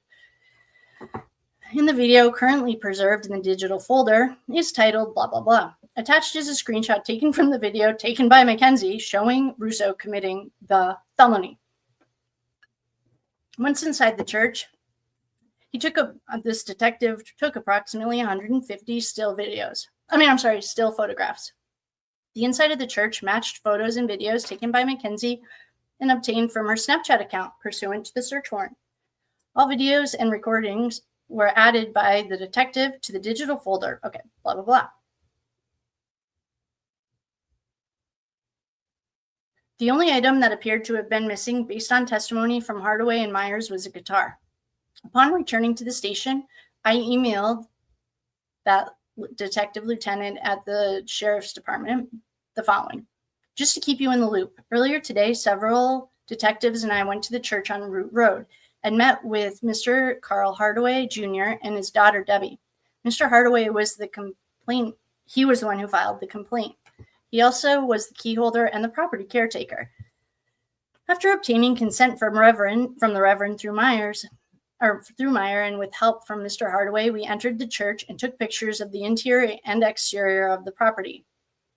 Mr. Coons expressed interest in pursuing criminal charges against the surviving subject. As such, I will let the county prosecutor assigned to my case make the decision on how to proceed, given that the church is in this other county. Please let me know if you have any questions or concerns. Mackenzie fucked around and she's finding out. At 1:23, I called Scott Flanigan to provide a case an update on the case. I particularly wanted him to know that on September 29th, I served Snapchat a search warrant. Oh, Scott Flanigan, Davion's dad. I wanted him to know that I had served a search warrant for Davion's account from July 25th until August 1st. I explained to Flanigan that I was unable to uncover evidence from the party. See, there's something weird. From the party on July 30th or the ride from Brushwood Lane that preceded the crash on July 31st. I also asked him if Davion's sister, Daphne, was present at Dominic's birthday party that his father hosted a few days ago. Oh, they had a birthday in heaven or something? Information about her presence was provided by Diana Faustnight. Man, Proctor's mom is a talker. We appreciate you. During the phone interview earlier that day, Flanigan stated that he was unaware if Daphne attended the party. He said he will check with her and let me know at a later time. At 1:37, at the request of the city of Strongsville prosecutor, John Castile, I called Mark Schneider. Schneider had left a voicemail earlier this week inquiring about the status of the case. He particularly mentioned that someone he knew saw Mackenzie at Blossom Music Center, an outdoor venue, and stage located at 1145 West Steeles Corner Road in Ohio. I left Schneider a voicemail requesting a callback. The voicemail he left for Castile was digitally attached as the witness subfolder. Fuck around and found out. On October 3rd, Detective Glover, he's our man, and I went to Proctor, this is Tyler's house. Oh, we do have this, for a knock and talk. We knocked several times, but no one answered. At 14:02, I received a reply from my email to OSP Sergeant Fox on September 27th, in which I requested a status update on his report. Dude, this guy runs a tight ship. Sergeant Fox replied that he was running behind and it will be a while before I can have the EDR analysis ready. I think this is what they ended up waiting for. Once they got the black box, that's when it sealed it. That's just a guess. On 2:33, I emailed Parma Heights Police Department Captain Tanya, inquiring whether her team, the Southwest Crash Investigation Group, would be able to analyze the EDR data. Oh, he says, F you, Sergeant Fox. I'm going to go find someone who can do it fast. A captain immediately replied, stating her team would be able to do the job at no cost to SPD. She said she can have it ready by the first week of November. Okay. October 5th. At 3:56, I replied to Sergeant Fox and asked him to step down. Just kidding. Asking him to recommend another party to review the data. On August 5th, when he downloaded and emailed the raw data to Detective Mason, he said he would have his report ready in approximately 1 month. Given how much time has passed since the original email, I sought a second party to review and analyze. He was over it. I'm over you, Fox. At 5:21, Sergeant Fox replied, requesting the files and videos from the incident. It's worthy to note that I had already emailed him all the files pertaining to his portion of the investigation on August 8th and on August 12th. Don't fuck with our man. At 12:03, I called Michael, this is Officer Michael Gumney, number 7170 back. He'd called me earlier in the day, but I was unable to answer. Gumney wanted to make me aware of 2 incidents that occurred on October 4th, where SPD officers had to deal with Mackenzie. What a fucking idiot.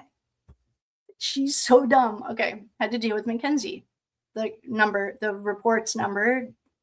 At the time of this entry, patrol officers were still working on the case. Although I will not get directly involved, I will include the reports of the incident in this case jacket. What a dummy. At 12:18, Scott Flanigan emailed information about a rumor I had heard from from Proctor's mom, pertaining to Daphne Flanigan having attended Dominic Russo's birthday party where she ran into Mackenzie and 2 of them talked. Scott wrote this in his email. I spoke with Daphne and she dispelled that rumor as she hasn't been attending any parties due to her intensive outpatient therapy work and her boyfriend. Oh, so she didn't go. At 12:31, I spoke with Detective Glover about the recent incidents involving Mackenzie and the alleged threat she was receiving. Detective Glover informed me that he was contacted by Mama Russo, who reported that the reason Bubba was not talking to us was because Mackenzie and her mother threatened them. Okay, there's witness intimidation number 4. All right, I'll write the report for you, mister. You showed me how to do it. He's our main squeeze. Bubba and Natalie and Mackenzie. There's witness intimidation number 4. Okay. Bubba was not talking to us because Mackenzie and her mother threatened him if he spoke to the police. Threatened him with what, though? There must be more to this. Oh, okay, I'll tell you why. Keep reading. He would no longer remain. Oh, Mackenzie is nuts.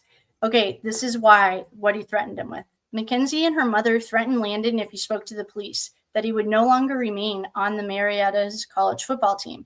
The next day, Mama Russo confirmed the person who was threatened was in fact Tyler Proctor, not Landon.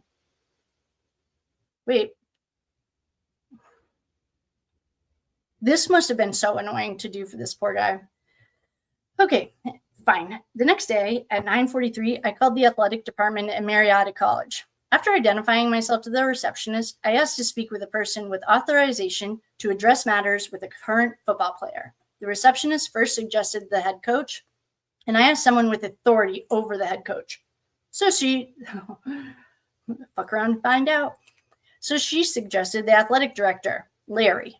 Larry was on the phone, so the receptionist collected my contact information in the name of Bubba, whom I called about, and said she will have Larry return my call. 9:57, I received a call from, the Marietta College Chief of Police, Jim Weaver. Chief Weaver was calling on behalf of the athletic director. I explained to Chief Weaver the case I was investigating and the allegations from Christine Russo, and that Landon Turner had been threatened by Mackenzie Shirilla and her mother, Natalie. Chief Weaver stated he will find Landon and call me back. 10:26. Chief Weaver called me back. He said MCPD officer spoke with Landon.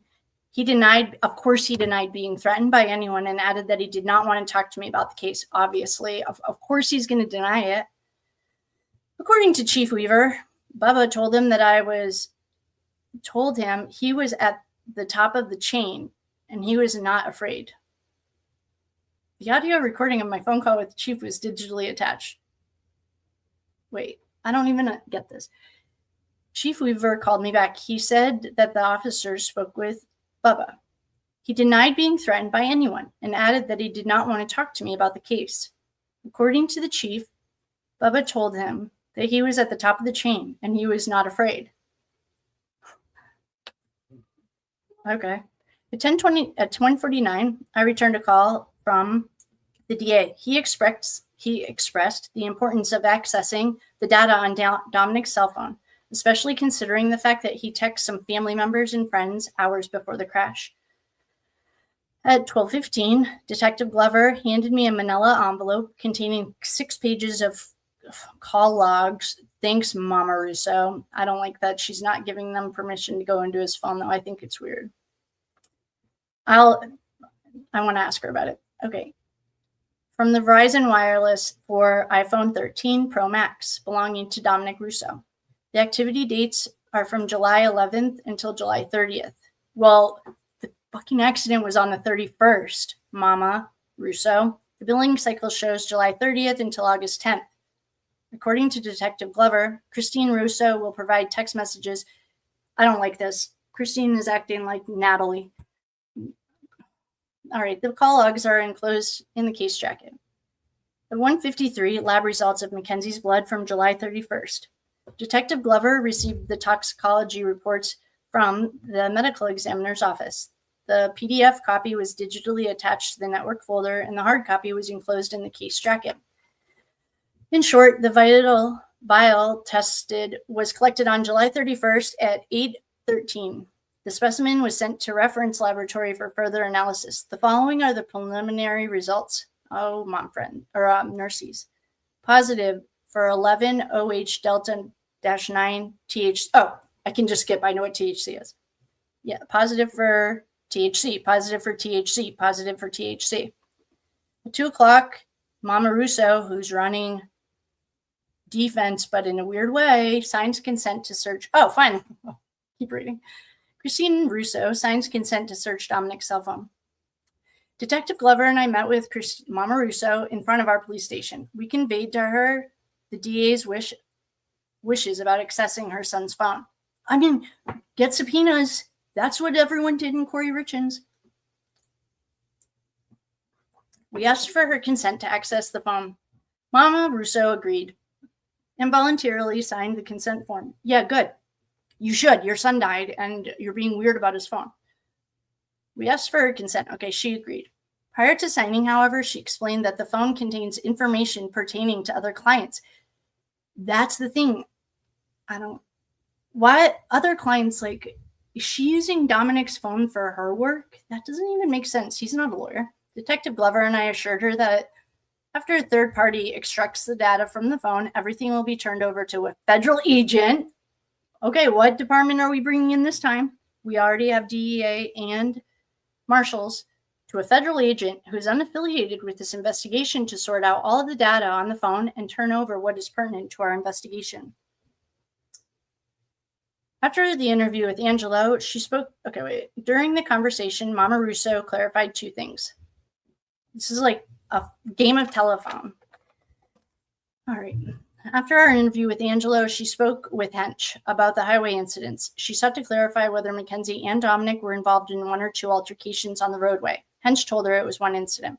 The person who was threatened to talking to police was, okay, well, excuse me. I'm going to take Bubba off the list because it was that kid that we just listened to with Tyler Croy. That's the kid. Husseini, not Bubba. 4:00. Data from Mackenzie's Pinterest search warrant. On October 5th, 2022, Pinterest complied with the September 29th search warrant. Whoa, that's fast.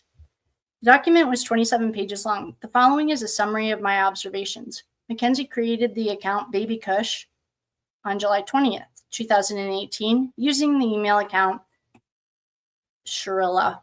Her most recent login was May 26th, 2022, from her iPhone. The first 20 pages listed other users following her account. Nothing pertaining to the investigation was found in Mackenzie's Pinterest account.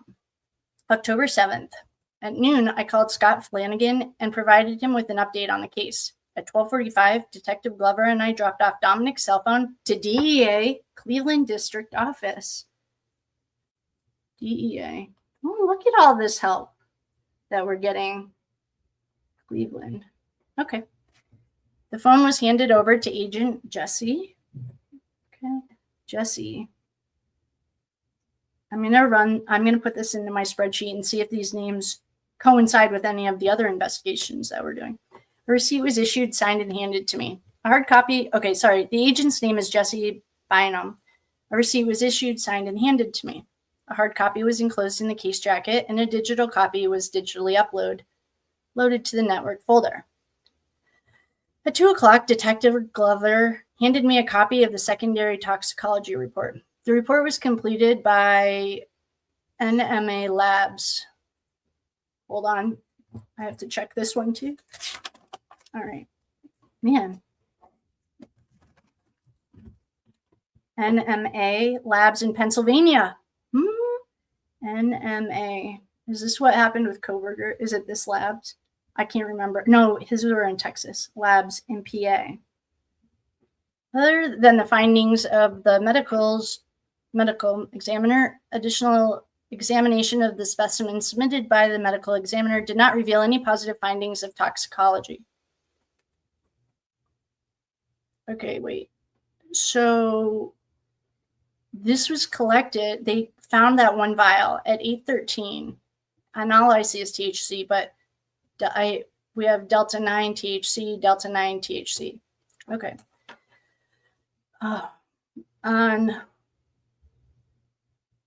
Okay, we go to the DEA, we go to a lab. All right. October 8th at 8:06. I forwarded both toxicology reports. You know what I think he's waiting on is that black box extraction. I bet you as soon as we get that, he's going to slam this down. At 8:06, I forwarded both toxicology reports to Strongville PD, Sergeant Jeffrey, blah, blah, blah. Wait a minute. How do you become a certified drug recognition expert? I feel like I could be a drug record. I can look at something. And a standardized field sobriety test instructor. Sergeant Seving is expected to review, analyze, and generate a report of his interpretation of both toxicology reports. Oh, okay. I don't want to do that. At 10:44, Bubba's mother, Crystal, left me a voicemail. She was upset because Marietta College police went to her son's dorm room to question him. Well, tell your son to stop fucking around. October 10th. At 8:02, I called Crystal back. She said her son was dealing with survivor's guilt and was reportedly suicidal. Oh, they left that out of the Netflix documentary. She was upset that the police kept attempting to contact her son. Well, why don't we just get her a subpoena then? I explained to her that although her son was not obligated to talk to me about the crash, I was investigating whether witness intimidation had taken place. I offered to put Crystal in direct contact with the DA's office. She agreed and provided me her email address to send the information to, blah, blah. I emailed Crystal the DA's contact information so she can contact him directly. At 12:38, Detective Mason called OSP Sergeant Fox. I thought we ditched Fox to further discuss his report regarding the black box. Sergeant Fox reportedly requested more documents. Oh boy, you've already gotten them twice. OH1, OH2, forensic report, and the video surveillance. I attached the requested materials to a thumb drive and handed it to Detective Mason, who hand-delivered it to Fox. At 11:48, Detective Glover called Mama Russo back after she had texted him about information she wanted to let him know about. According to Mama Russo, Jamie Baker, an employee of Ohio Business Machines, who is also a bartender at something in Strongsville, reported a conversation with an employee of Russo's law firm by the name of Jennifer. Okay, there we go. Okay, it wasn't from Mackenzie. It's right here. Russo's law firm by the name of Jennifer. Baker mentioned to Jennifer that employees at Pomeroy were talking about how this crash was a result of Mackenzie intentionally driving the car into a wall after an altercation with Dominic. Detective Glover followed up on this information and was unable to confirm the veracity, or the source and the content of the information. October 11th, 7:45, Metro Health Police Sergeant's story. Officer Glassy and his, this is his body camera. He's the one that runs up to the crash. Officer Glassy and his trainee, he calls him the rookie, reported an incident that occurred while they were handling a follow-up to an unrelated call at Metro Health ER. According to both officers, Metro Health Police Sergeant Adam Doyle asked them about the status of this investigation. Sergeant Doyle further added that during Mackenzie's stay at Metro Health, her father told Sergeant Doyle that Mackenzie intentionally drove her vehicle into a building in an attempt to take her own life. Sergeant Doyle's statement was not documented in the only MHPD report I was able to obtain involving Mackenzie. This is MHPD. Okay, that's the report number. At 6:52, I called Metro Health Police Department and asked the dispatcher to put me in contact with the sergeant who was dealing with Glassy and the rookie in the ER around 5 o'clock. The dispatcher stated that the sergeant was currently off duty, but I identified him as Adam Doyle, badge number 3. The dispatcher then transferred me to a different supervisor who identified himself as Sergeant Starr. I explained to Sergeant Starr that I needed to speak with Doyle. He stated Doyle works the night shift and will be back on duty on October 11th. Today is October 11th at 18:30. So that is 6:30. At 12:04, I emailed Metro Health Doyle requesting detailed documentation outlining his encounter with Steve Shirilla. At 12:40, after receiving a missed call from Doyle, I called him back. He confirmed the encounter with Steve Shirilla took place on August 6th at approximately 6:49, when MHPD officers were dispatched to Mackenzie's room number 715, because she was being combative. Here's the report number. Doyle said Steve Shirilla wanted his daughter to be psychologically evaluated. He explained that no report of the incident was generated because the officers did not use force and the incident did not qualify as major disturbance, warranting further documentation. I asked Doyle to reply to the email I sent him and to provide a detailed statement of the encounter. Doyle seemed reluctant to get involved, and the information he provided was not clear or concise. I asked him to pass along my contact information to another officer listed on the CAD call for service report, badge number 77. He said he would. At 1:23, I emailed Snapchat's law enforcement contact requesting an update on the status of the search warrant results from Davion's Snapchat account. At 2:10, I called Proctor's mom to follow up with her on information provided by Mama Russo about Tyler being threatened by Mackenzie and her mother. Should he cooperate with my investigation? Deanna did not answer. I was unable to leave a message because her box was full. At 3:22, I received a call from the DA. He told me that he had talked to Crystal, Landon's mother, Bubba's mom, and she agreed to let me interview him. Well, hello. She requested that the interview take place on a Friday at 1 in order to accommodate Landon's football practice. Landon, why didn't you tell anyone about this in the Netflix documentary that you hid from the cops and then had your mommy call? At 4:12, I asked Glassy and Zielinski to provide me with a signed statement about their encounters with Sergeant Doyle and the content of the conversation. Given the differing accounts of the contents of the conversation, this is like telephone on crack. I have opted to have all three of their statements in writing. October 12th, DRE Memorandum 1. Sergeant Jeffrey, number 7160, provided me a memorandum outlining his interpretation of the toxicology reports. Given his experience, based on my experience and education as a drug recognition expert, he suggested that we focus on the Delta-9 THC level to support a charge of OVI under RC 4511.19A1A, operating a vehicle under the influence of alcohol or drugs, or a combination of them, and operating a vehicle above the per se level of marijuana in someone's whole blood serum, or plasma. Mackenzie's level was reported to be 10. Oh, okay, so 2 NG, any of our nurses, 2 NG is the legal limit, and hers were 10 NG. At 7:45, Sergeant Steving also gave me a supplement signed by Glassy detailing his encounter with Sergeant Doyle. According to Glassy's statement, Doyle first inquired whether the SPD officers were wearing body cameras. Oh, why are you wondering? That's weird. That's sketch. Okay, Doyle first inquired whether they were wearing body cameras and whether the cameras were recording. When they were not, Doyle proceeded to recount the incident with Steve Shirilla. All right, I'm putting this in. Steve has 2, and Natalie and Mackenzie have 1. Who is this Doyle? This is so beyond sketch. I guess whatever. I mean, we deal with way more really sketchy stuff. Okay. As soon as he found out it was not being recorded, he talked about Steve Shirilla. As soon as he found out that there were no cameras recording, he went through the incident on the day that Mackenzie was trying to leave the hospital, presumably to attend Dominic's funeral. Glassy wrote that Sergeant Doyle stated Mr. Shirilla stated to him that they had to keep her in the hospital because she already tried to kill herself and she killed those 2 boys. Yikes. 126, he ends up reneging or whatever that word is on that.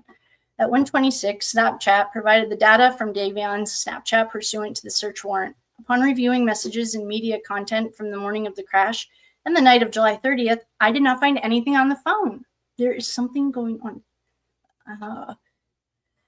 I didn't find anything on the phone. There's something happened to his phone pertaining to the night it might have taken place. Nothing. There's nothing on his Snapchat either. There's something weird. At 1956, a statement, Metro Health Police Sergeant Doyle.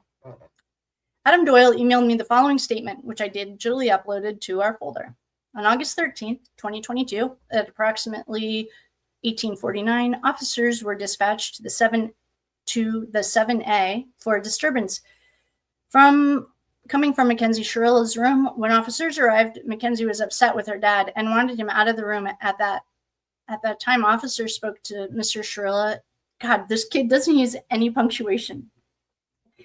At that time, Mr. Shirilla, and wanted him out of the room, period. At that time, officers spoke to Mr. Shirilla in the hallway, and he was visibly upset and crying about his daughter, and proceeded to tell us that she was in a car crash that 2 of her friends died in. He didn't state how the crash occurred, or did I ask? I was just trying to get him to calm down. At one point in our conversation, he stated he thinks his daughter needed a psych eval. Obviously. I feel like that just should go without saying. She just drove her, whatever happened, she would, anyway. He stated he thinks his daughter needs a psych eval because she wasn't making sound decisions because she wanted to leave the hospital and go to her friend's funeral. Also, now it's just her friend. It's not her boyfriend of 4 years. I had him sit in the waiting area to calm down. That was the end of my interaction with Mr. Shirilla. On October 13th at 7:50, Zielinski completed a signed supplemental statement about his interaction with Sergeant Doyle. According to his statement, prior to conversing with Glassy and Zielinski, Doyle inquired whether their body cameras were running. When they were told they weren't, Doyle proceeded to tell them about the incident with Steve Shirilla on the day Mackenzie attempted to leave the hospital. According to Zielinski's statement, Doyle said, Steve Shirilla was telling Metro Police that they had to keep their daughter at the hospital and should not allow her to leave because she tried to kill herself and just killed her boyfriend and a friend. 7:55 a.m. Memorandum D. Sergeant Steving left me a second follow-up memorandum, and the first one he gave me on October 12th. Sergeant Steving said he reached out to a friend and a colleague, Joseph O. Jones, a forensic toxicologist, consultant, and crime laboratory director from North Louisiana Crime Laboratory in Shreveport. In short, Jones said that there were currently no level of THC or any of its metabolites, which determines the degree to which an individual, there isn't a level. Like, you can't say she had X amount of THC. That says an individual is impaired, and that the reported drugs impair the brain, not the blood. Both memorandums by Sergeant Steving were digitally uploaded. At 7:59, given the discrepancies in the statement that Doyle provided compared to the statements Glassy and Zielinski provided, I emailed Sergeant Doyle requesting a formal interview. I also urged him to advise his chain of command of his involvement in this investigation. Yeah, because you were sketchy, you dummy. At 11 o'clock, I met with the DA, Tim Troop, and McCare. I updated them on the status of the investigation and provided them with a hard drive containing the contents of my network folder. APA McNair emailed me a grand jury subpoena to be served in person to Proctor. What? Wait, isn't Proctor one of the ones that was... Oh, I get... Well, we have the grand jury subpoena right here. I'm going to grab it. Grand jury. Wait, how did Proctor get... I thought Proctor was cooperating. What about Bubba? Okay. At 1:04, I called Proctor. He didn't answer. I was unable to leave a message because his voicemail was full.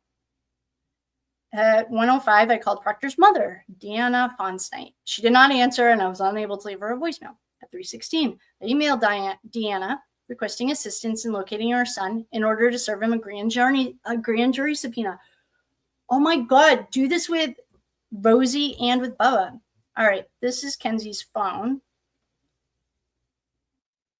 What is this? It says, Detective, okay, at 2:02, Detective Glover forwarded a text message to me sent to him by Mama Russo. Mackenzie had texted her about wanting access to Dominic's bedroom. Okay, this is Kenzie to Mama. I'm really stressed out about people moving my things or making it look different than it was when Dom lived there. Yeah, psycho. My top priority is being able to go inside of that house and just be there for the day. It hurts that everybody but me is allowed inside the house. It already hurts seeing all of his friends there all at night, spending time with you. It hurts even worse seeing I'm the only one not allowed in his house that I spent the most time in. Nothing is being touched. That's Mama. We don't know that for sure. I need to get in there for multiple things that I have, and I don't know why I'm not trusted to be in the house. You were driving the car that killed him. Spent 90% of my time and slept there every night. Okay. Detective Glover, okay, then at 2:40, I arrived at Proctor's registered address of 1826 Meadow Lane in Strongsville in order to conduct a knock and talk. I knocked several times, but no one answered. After running a TLO, search on Proctor, TLO, the most recent address listed for him was 1620, what an idiot. Why is he running? What about Bubba? Bubba and Rosie need...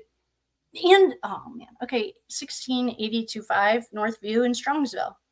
I arrived at that address, and after knocking, the homeowner, David Nottingham, came out. He initially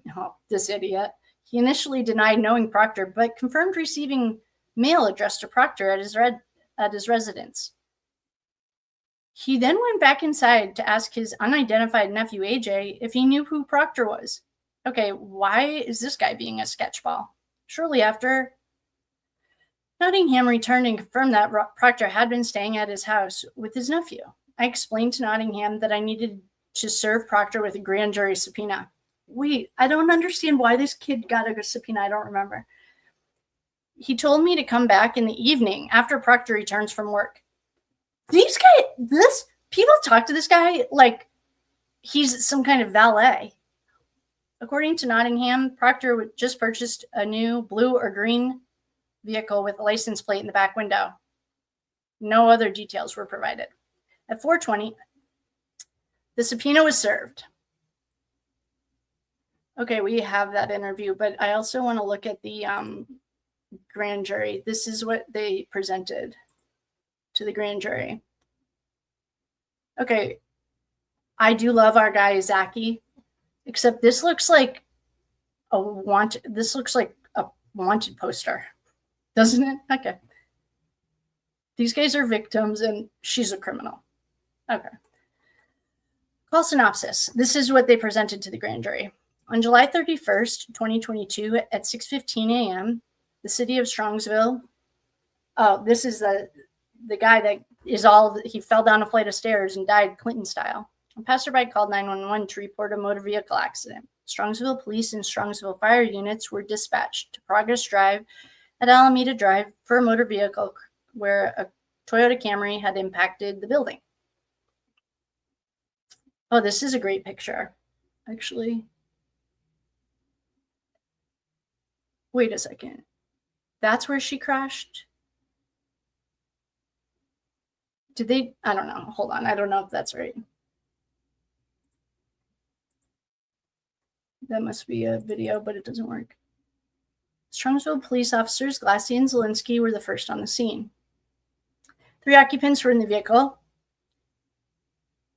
The driver was 17-year-old Mackenzie Shirilla, removed from the driver's seat. She was alive and flown to Metro.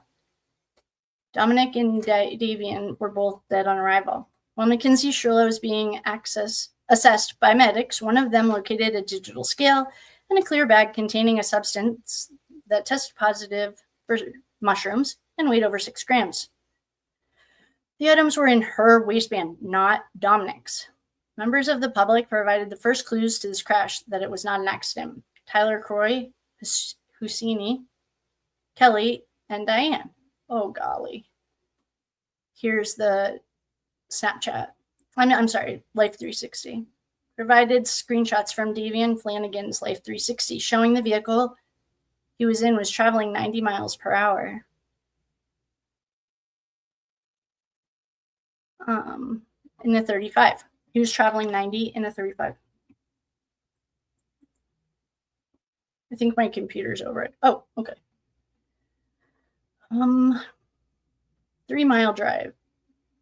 Okay.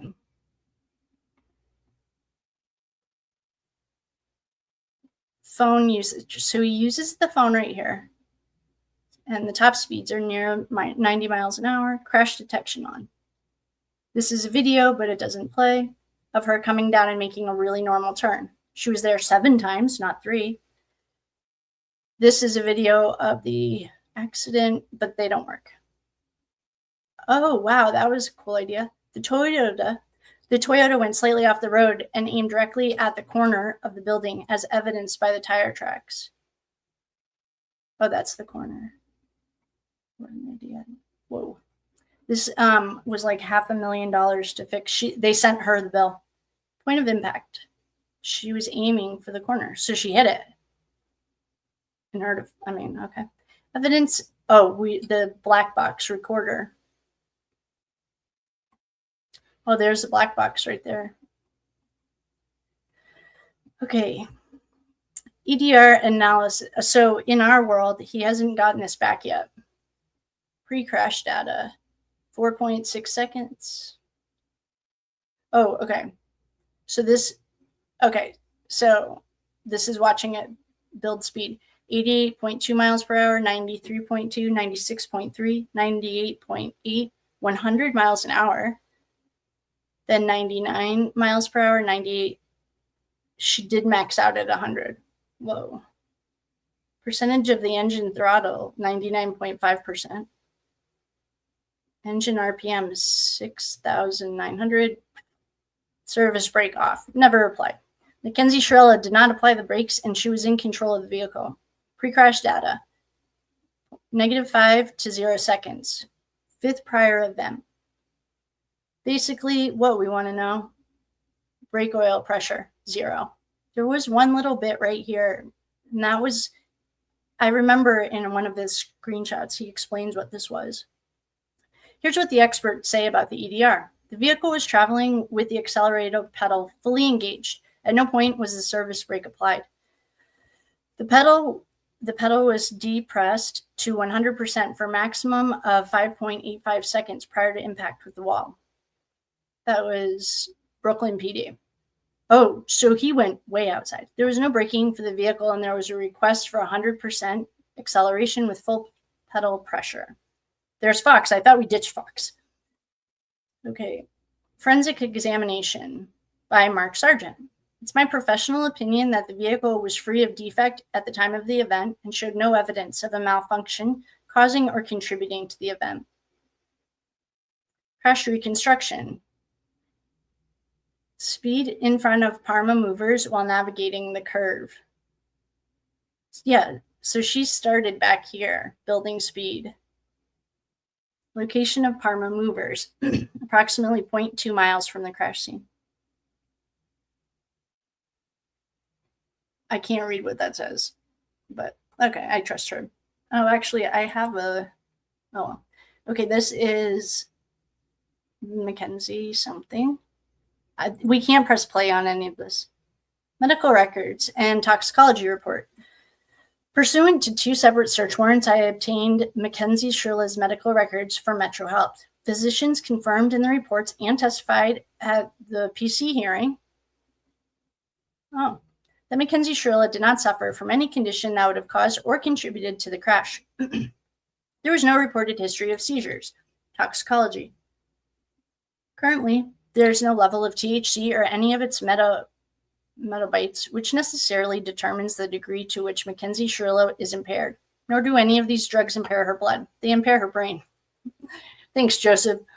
Tested negative for mushrooms and she tested negative for alcohol. Oh, here's my magnifying glass. Oh, cool. Good, because I want to see what this thing says. That was kind of neat.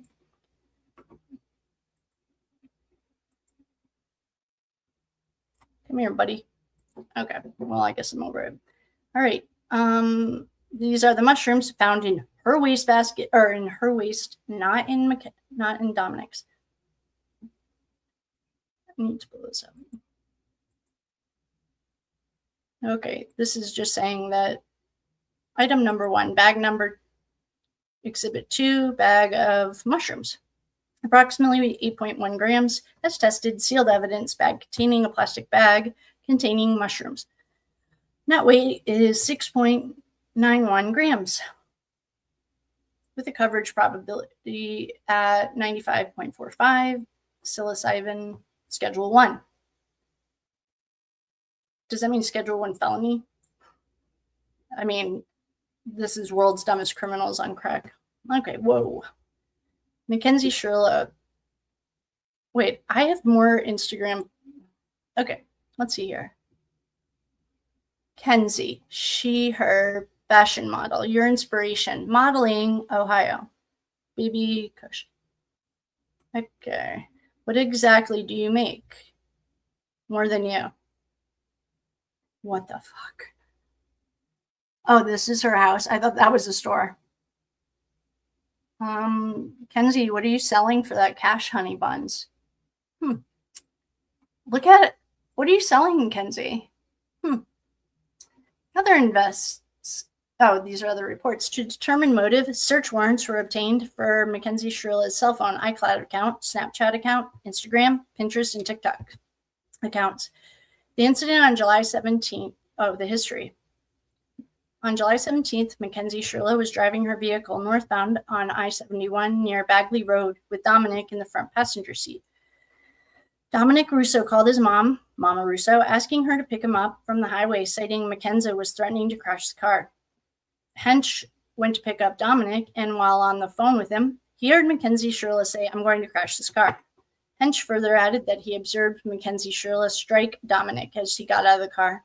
This incident was reported by Mama Russo and Hench. According to Angelo Russo, Dominic wanted out of the relationship, which was described by the Russo family as toxic.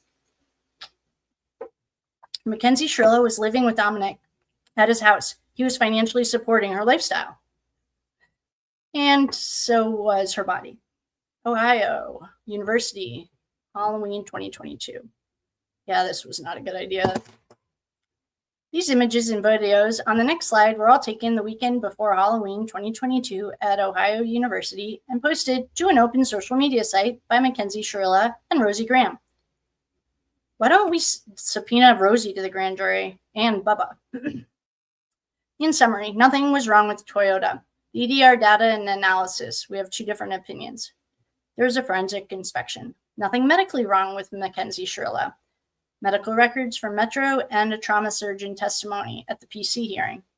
No OVI, operating a vehicle under the, this is not operating a vehicle under the influence. There was no ethanol in her system, only THC in the system, and does not support impairment because she's a daily user, as evidenced by the ample social media recordings and statements by friends, family, and text messages.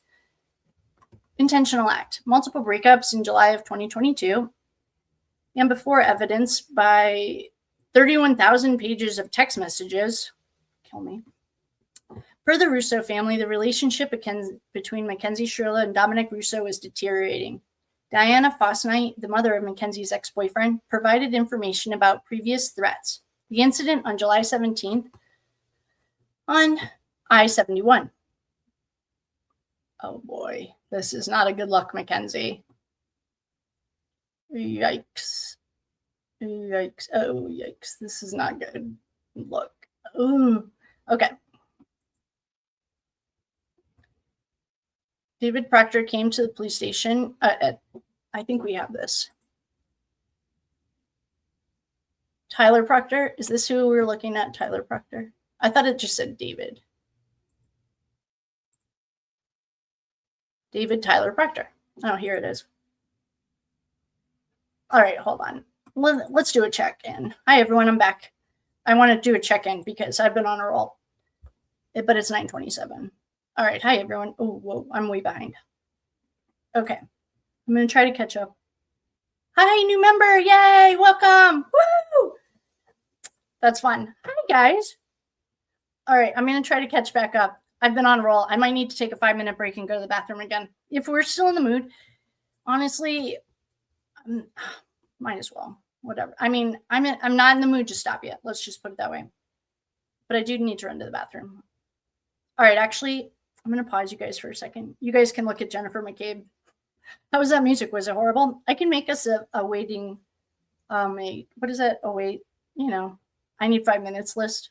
I can make us one of those. But first, I just have to run to the bathroom. I'll leave you before I go, though, with Jenny. I love it when that thing moves. All right, I'll be right back. I just have to run to the bathroom.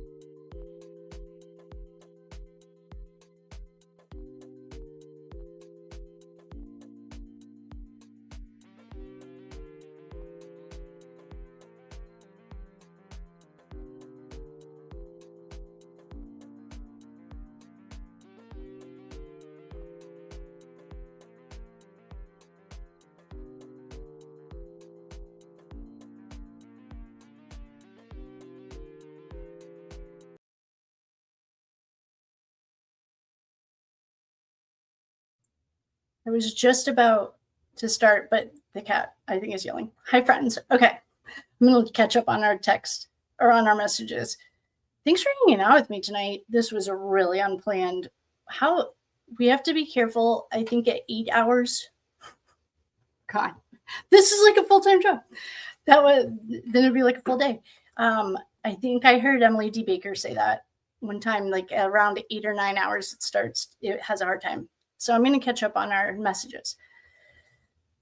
Okay. Hi, everyone. Thank you guys so much. Oh, thanks for liking, sharing, subscribing, doing all the things. If you're on the replay crew, you're diehard.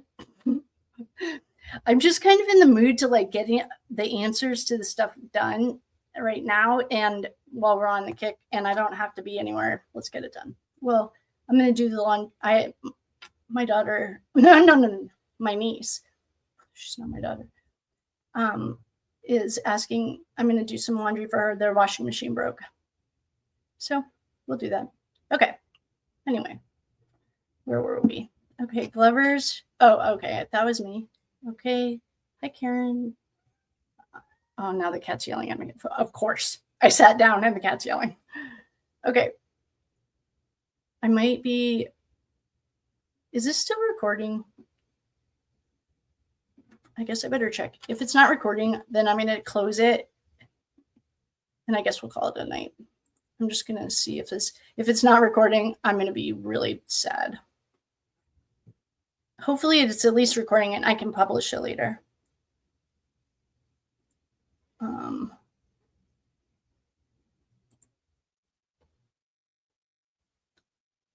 It says it's still going. Okay.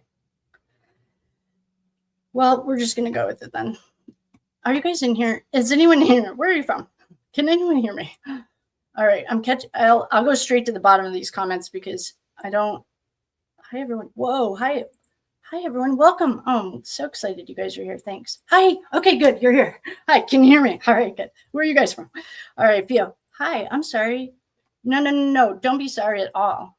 I am doing the same thing to you guys. I have like 4 pages. Can you see this? I have 4 pages of notes. I have been taking notes this entire time. Don't be sorry. Hi, I'm so glad you guys are here. Idaho, woo! I'm so glad you guys are here. Thank you so much for hanging out with me. This was really unplanned, but I'm really glad we're doing this. This is answering a ton of questions. I'm really glad that you guys are hanging out with me. Oh, someone checked on Mama Russo's practice. Is there any relation to John Russo? I didn't check that one, but I couldn't find any. I'm just praying because I saw it on somebody posted these like a year ago, and I saw a comment that was like definitely written by a Shirilla, but it was saying there's like so much corruption. Honestly, I know that there's a lot of corruption in a lot of states. Poor Massachusetts has taken one for the team, but I honestly hadn't found anything. It doesn't even feel like corruption. Okay. Welcome to our new members. Yay. And he does still have in the tarot reading I got that he's still making money. Man, I didn't even eat or anything. This is actually kind of fun. This is like the first sleepover. Okay. Salute from Massachusetts. Woo! Oh, Uber Streets. Yay. Wait, are you in here? Is Uber Streets in here?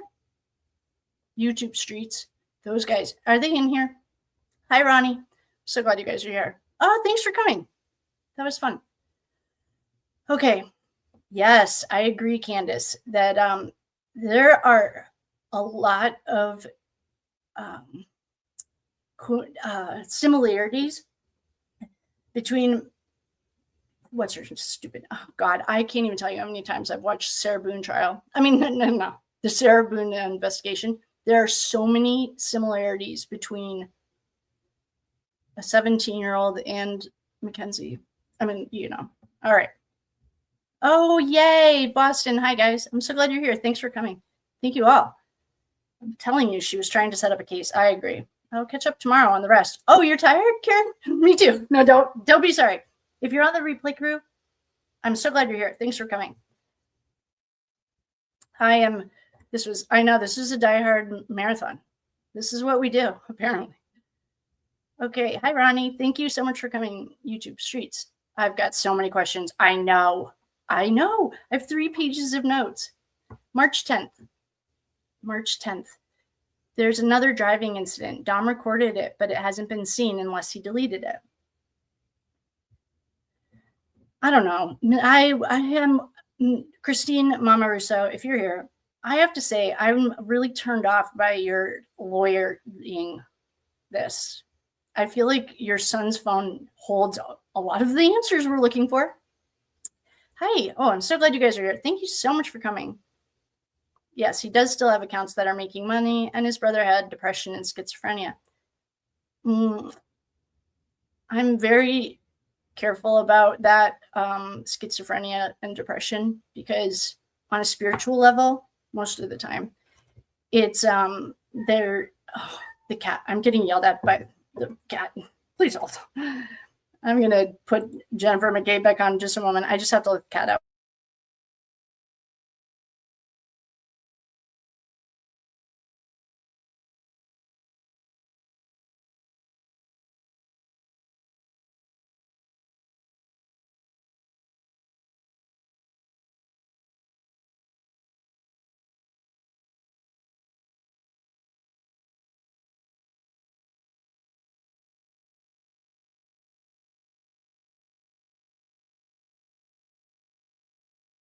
Okay. I just love watching Jennifer McCabe talk. All right, let's get this party started. Okay, back to us. Welcome to our new members. Oh yeah, okay. The one thing I just wanted to say, I did see that on schizophrenia. And on a spiritual level, it's usually like people who are ignoring their gifts, or they're highly, highly gifted or intuitive or empathic, and they don't work well with humans. It's kind of like autistic kids. They're so far ahead of us, but that's just my personal opinion. He'll be living with his mom forever because he won't do the treatment. Yeah, I don't know about Mama Russo. I did like her at the victim impact statements, but I don't like the way that she played with our main squeeze. That is a little weird. I think his name is Zanny or something. Okay, he'll be living. Yeah, he would. That was a tough say. This makes no sense to protect. I know, it doesn't make any sense. Protecting Dominic's phone because of lawyer-client, like even if he had other charges pending, which I have seen and heard a few charges that were pending, but I couldn't find them on if anyone else can, that's good. I mean, it's kind of a waste now. I mean, like, what is she protecting him from? No offense to her. I guess, yeah, offense. Mama Russo, what a dumbass. I agree. That was the perfect one. She protects him because of his mental health. He's dead, though. Okay. I think we're all on the same page. Oh, Quack. Oh, I love you, Quack Quack from Canton. She got her license because her mom co-signed on it.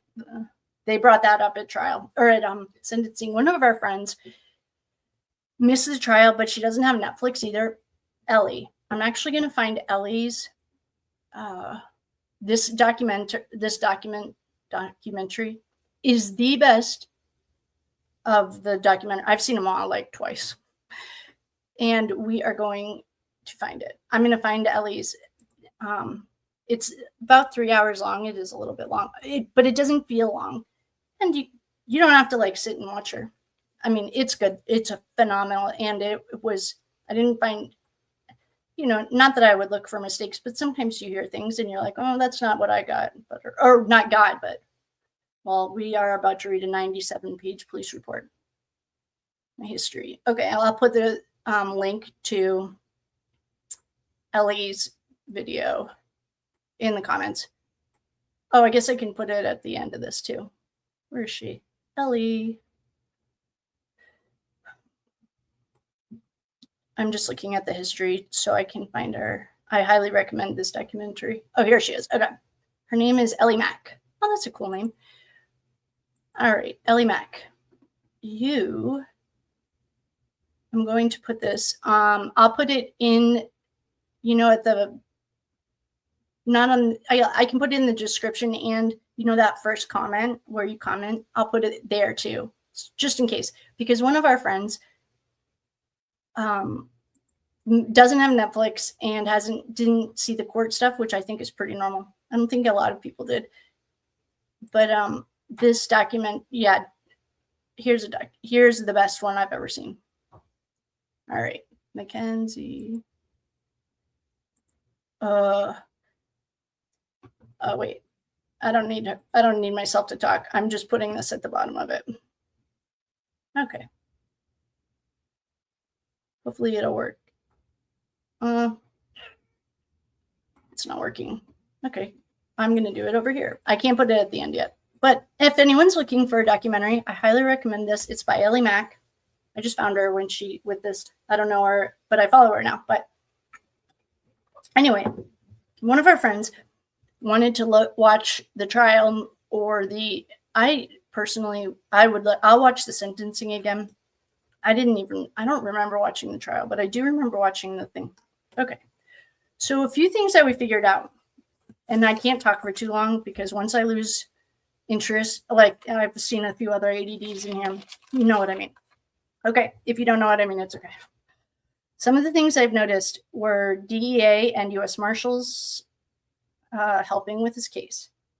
We have witness intimidation. Mackenzie to Tyler Croy, Steve to Paul Doyle and Blair, and Natalie to Hussein. I didn't get his name. All I spelled was Husi. Rosie drove by the accident at 6 o'clock, and they were all tripping, allegedly. That's what Tyler said. I don't remember seeing any of the video about Rosie driving by. Why don't they subpoena Rosie and her dumb boyfriend? Okay. Natalie, all right. It sounds like Davion. I understand that losing your identity as an athlete. It sounds like his mom was no offense to her, and she's probably really nice, but would be really hard to live with. Don't push your God idea on me. Let me live my life. Anyway, that's enough. There's question about a gun at Paul's house buried in the garden. There were rumors about 4 people in a car. I don't know anything about that. One of my notes was someone came up to the crash site and took a backpack. Well, perhaps that was Rosie. The motorcycle guy is dead. Now that is very Clinton. That's a little bit weird. That's weird. There's literally, how many people do we know that fall down a flight of stairs? That's very CIA, actually. Well, anyway, I have questions about this dead guy. He called it in. It was really weird. And then he's supposedly dead. I didn't look at that. One of our friends put it in there. Okay, that's weird. Who's Jacob? We still haven't figured out who Jacob is. She asks about him all the time. Or, I'm sorry, at the crash scene in the body cam video. Okay, why did Bubba go into Davion's room? What did he get? Why did Tyler need a lawyer? Wait, is this the Tyler? Wait, I didn't write a last name. All I wrote was why does Tyler need a lawyer? Is that the one who just got subpoenaed to the grand jury? Okay, we have the guns.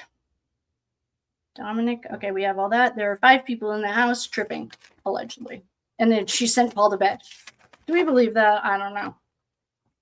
But our friend Tyler Croy, he's the one who started and saved this case. He was the one that, you guys, okay, wait, really quickly. This is not on this note today, but the other day, I decided to look at Steve. He's insufferable. He's so dumb.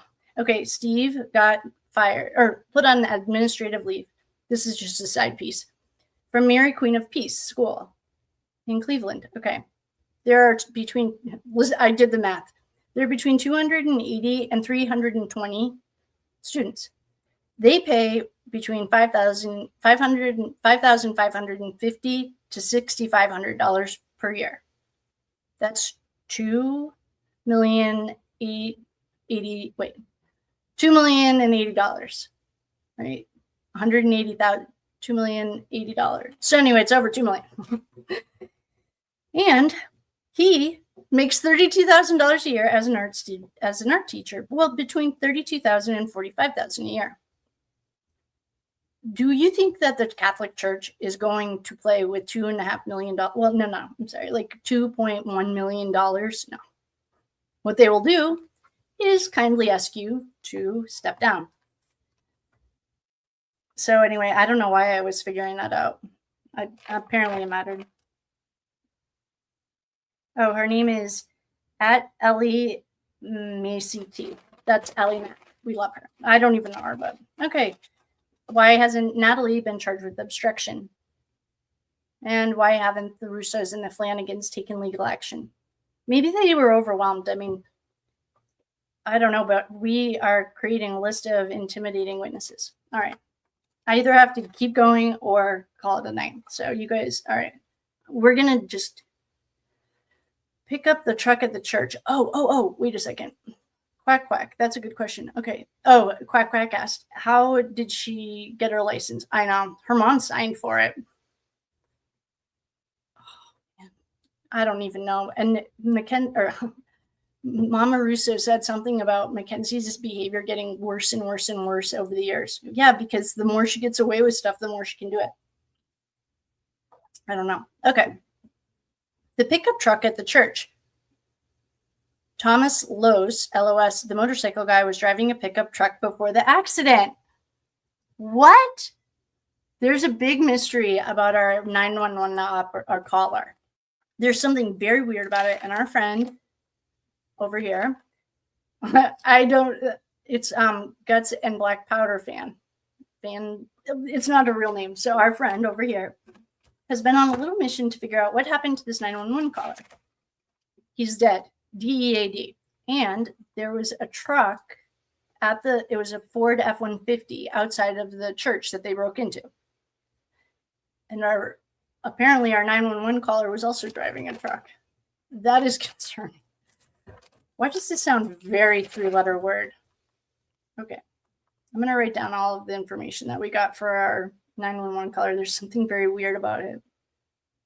Thomas Los, LOS. All right, THOMAS. Okay. Trying to find it. Oh, yeah.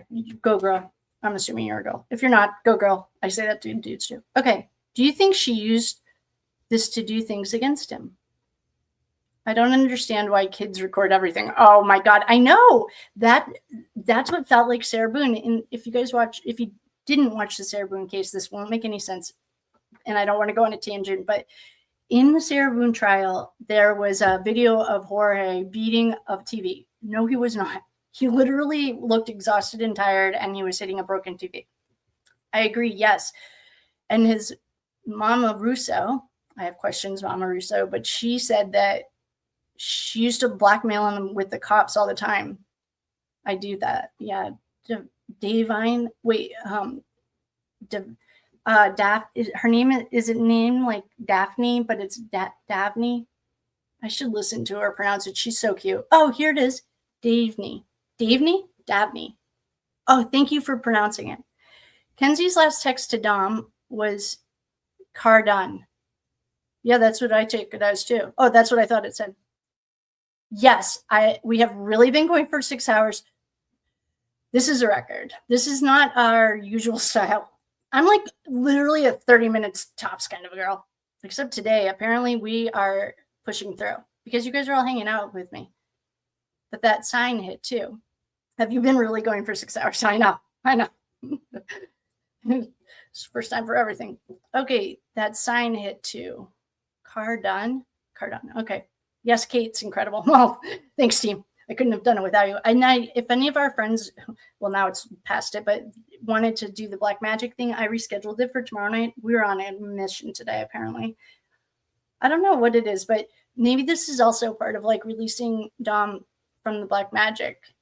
There are 2 readings. If you haven't seen them, I was trying to get that last 19 seconds because Davion's phone was unusually quiet. And I made the reference, like, you know, in crime shows when the killer puts their phone and airplane mode and like ghost kills his wife, and then they bring it back and it's like, oh, it felt like someone had his phone. Well, as we were getting closer and closer to that point of impact, it was very elusive. And that's when I was understanding that it was a black magic spell. We are working on it. If you guys would like to help with the black magic, or if that's your thing, please grab the land prayers and work on the land. When you work on the land, it frees up the energy. And then and maybe this is something that Dominic needs as a part of his release. She did some psycho shit. Anyway, we know that. She's crazy. Okay, wowzer. That's amazing. Thanks. If you're on the replay crew, hi. Please like, share, and subscribe, and do all the things. Yes, this is unbelievably diehard, and it's not really my style. And I was just wondering, when I was watching the Corey Riching case with Emily D. Baker, I felt like her best day. I'm like, when did she ever eat? I don't remember her ever eating. Who knows? I did that once. I watched one trial with her. And I mean, I love her, but whatever. Wowzer, this is amazing. Thanks. I feel like I'll need to catch up. Yeah. And you're going to go to bed soon. Perfect. Yeah. Do it on replay and then fast forward. Especially like the chit chatting. More love. Hey, are you familiar with this case? I'm trying to research it while I'm here and I'm hitting dead ends. I know. That's another thing. Dominic, there were words, and it's probably in phone calls from prison, or that he had like a criminal record. Okay, fine. If you can find anything in the court, but it is suspicious that his mom is a lawyer and I literally couldn't find any criminal records. I found it on his background report, but I couldn't find any in the court records. Hey guys. Oh, I'm so glad you're here. Thank you guys so much for coming. Oh, this is so fun. Hi, I'm so glad you're here. Thanks for doing so much work. Oh no, thank you guys for coming. This was a gift from God. I think this is part of an unbinding ritual that Dom's older brother demonstrated nothing when the police told him that Dom passed. Chris continued to smoke, no tears or sadness of any kind. Chris should have moved out, not Dom. Yeah, I don't know anything about the brother situation, but it sounds like it might have been a little volatile. I don't know anything about Chris. This is, Ellie. Oh, I caught up. Awesome. I'm so glad you guys are all here. All right. Have you really been going for 6 hours? I know. It's like I don't even know myself, but maybe this is part of the unbinding process. We're unbinding. Maybe I should do the land prayers with everyone. I feel like if I do that now, I'm on the teetering. I can either plow through or call it a day. And I don't know what, it feels like I just need to keep going. So here we go. I'm trying to do the research. I love it. Thank you. Thank you. Thank you. I love you and I appreciate you. Thank you guys so much again for coming. If you're on the replay crew, be sure to like, share, and subscribe. Do all the things. AG Tactical, I don't know if you guys know him, but he had 10,000 followers when I found him, and he just hit 100,000, and he does lives every day. And at the time I was like, that's so diehard. And now I'm like, it's actually kind of fun because I already am doing this stuff by myself anyway. It's just a little more fun to have people and the feedback. Like, I'm learning so much from you guys. All right. I love you. All right. I'm going to go back in, or we're not going to make it. Okay. And by not make it, I don't really know what we're going to make, but all right. Sharing the screen. Subpoena served by David. Wait a second. Actually, before I do this, does anyone remember why David got a subpoena? Okay. I remember. His mom, Deanna, was the one. Oh, wait, you guys, wait. We have his thing. I have his interview. All right. I'll answer my own questions. Okay, buckle up, team. We are going to watch this. I forgot we had it.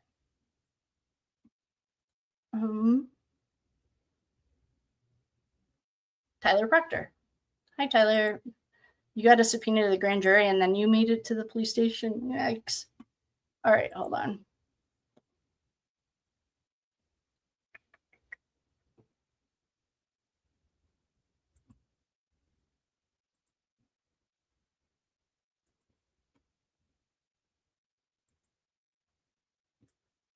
Okay. We are going to watch Tyler.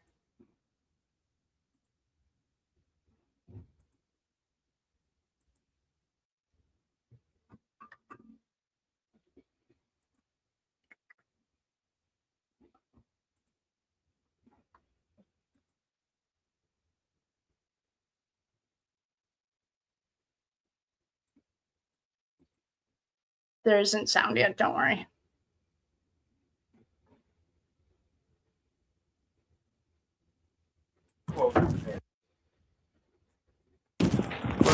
Oh, sorry. Anyone who has headphones in, I'm sorry, guys. I'll try to turn it down a tiny bit while he's walking. I mean, it's like painful to listen to him walk. No, Tyler, thanks for making it in. Let's go sit over here. Oh, is this a jail? Oh, no. Okay, sorry. I thought they had put him in the slammer. Want the door open or closed?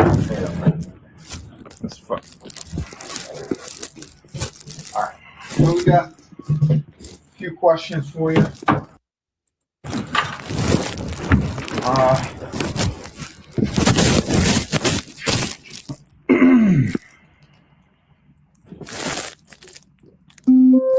We understand you're not under arrest. Yeah. Walk out anytime you want. We have approximately 10 questions that we wanted to ask you.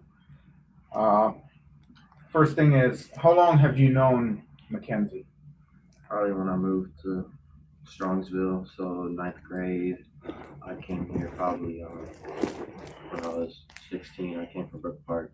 So how old are you now? 18.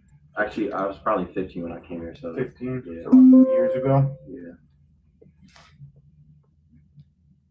And so how long were you guys in a relationship, you and her? Well, we were all friends in a friend group at first, and Joey dated her first before I came to Strongsville, and then I ended up dating her for a little bit, like probably over the summer. I was only dating her for probably like a month and a half or like 2 months, and then me and Dom found out that she was cheating on us basically, but it wasn't like anything official, so it wasn't no hard feelings. Like with whatever happened, I just kind of was like, after me and Dom found out about that, we didn't have no problems with each other or nothing, but it was kind of like stuff like that. Like, why didn't you tell Dom? And Dom would ask her like, "Are you leading him on?" and stuff like that, and she would just lie to him. And then that's basically it with that. I don't know for like 2 months, and then after that, like they were on and off, and I kept on talking to her still while they were on and off because we were all still in the friend group and stuff. So, and then we kind of just like stopped being intimate. You know what I'm saying? We were just friends. Around when she turned 16, I think, because I was at her birthday dinner with her family and stuff like that. And then after that, she had a party for Kalahari. All of us went, like Dom, me, AJ, Joey, Amory, Megan, Natalie, and Kenzie. And that was probably like when we stopped being intimate, was around her birthday. And after we went to Kalahari, and then it was just her and Dom after that. Can you explain what you mean by intimate? Just like kissing or hugging or just like anything that like would happen in a relationship, you know what I mean? Were you physically, sexually? No, we never had sex, but we would make out. Who's Joey? Joey Probes. He dated her. He's like one of my best friends, but he dated her. I know before I came to Strongsville for a little bit. I don't know. She was younger than 15. Yeah. Okay. So you said month and a half to 2 months over summer. Which summer? This past summer? Oh no, it was like freshman summer. Freshman summer? Yeah, it was like after freshman year was over. Okay. So describe the relationship. What was she like as your girlfriend? I mean, like, she's kind of just like how you would explain any girls, really, you know what I'm saying? Like, they're all over the place in some ways, and like, they don't know what they want. And I remember she would say stuff like towards the crazy side. Like, I remember conversations with her when she couldn't like decide what she wanted, like between me and Dom, kind of. She would be like, she's like, "Oh, I love Dom so much, this and that, but like, he's mad at me for all of this." And I'm just like, well, yeah, like, why wouldn't he be like, you need to like just go stay with Dom, because I'm not gonna be with you no more after this. Like, I'm cool with just keeping the friend group as friends because I don't want to mess up the friend group. I was like, I don't got no problems with you or anything like that. We can all still be friends. But it's like, you need to go talk to Dom about like your personal issues and stuff, because that's your relationship with him. Like, and she would tell me like how she, because we all obviously smoked weed, but she would say stuff like, I don't even get high anymore, stuff like that, because how much she smokes. She would just say stuff like that, and she'd be like, I'm so like going through all this stuff and things like that, and that was basically like I didn't really have much with her relationship wise because we didn't date that long, but like friend wise, like she was crazy. Like our group chat, there was some days like we would all be getting ready for school, and she would be sitting there spam calling the group chat to the point where like we can't pick it up to even like answer it because she's just calling and declining and calling and declining, and then we finally do pick it up, and it was something as small as I can't figure out what I need to wear to school. It's like, why are you blowing up all of us? Like, it was everyone that went to Kalahari that was in that group chat. So it's like, why are you blowing us all up just over something as little as you can't figure out what you're trying to wear to school? Like, she would be like, just. She like mentally just not all there? I mean, yeah, I don't think she's just mentally all there. Like, I personally feel like she was trying to kill herself in that crash, and she failed on doing so, is what I feel like. And I feel like she had no regard for Davion, and I feel like they got in an argument, her and Dom, and she threatened to kill him. Had she ever threatened that before? She hasn't ever threatened to hurt anyone, but she's threatened probably like, she hasn't like physically said like I'm gonna kill myself, but she's like, you know what I'm saying, like made it to the point where Alluded to it? Yeah, you know what I'm saying, like where she's just like, I hate life, like shit like that, and like but we were all obviously like there for her, still trying to be friends with her and stuff like that. But our friend group probably fell out with Kenzie around like after 10th grade. And that's kind of when like all of us stopped being friends with just her. We were all cool with her still. Just because she's so like crazy, she'll blow everyone's phone up, she's all over the place with everything, and then she's just in general like kind of a shady person. She's like a snake. Like she'll go and talk shit to everyone about everyone, and then like, you know what I'm saying, she'll go talk shit about me to someone else, and then she'll go talk shit about to that person to me. You know what I'm saying? But she would do it with everyone. She went through multiple friend groups because of the type of person she was. Like, she doesn't have no regard for other people. Did you guys ever fight when you were dating? No. I mean, like argue? No, not for real. Nothing? No, because I didn't really like care like that. Like, I don't even think that it got to a point with me and her like that. But like, I've said things about her since like we were being friends to other people, and maybe she's heard about it, but like I said again, I don't have no actual problems with her. I wouldn't go up to her and be like fuck you, like shit like that. Because even after 10th grade, I was dating this girl Haley, and we all went to Cedar Point. Me, Dom, Kenzie, and Haley. You know what I'm saying? I never had a problem with Dom or Kenzie even after all of that stuff. Because we went to Cedar Point with us four probably in like 11th grade. And I remember we were at Cedar Point, and we were all about to get on the ride, and Dom was on a phone call, and she couldn't just wait for him to get off the phone call. And she was like, get on this ride now, or like, she was sitting there, she's like, I can't right now. And I was like, do you want us to just wait for him to get off the phone? She's like, no, you guys can just go. And then we go on the ride and we come back, and she like kicked Dom away from us to where it was just me, Haley, and Kenzie.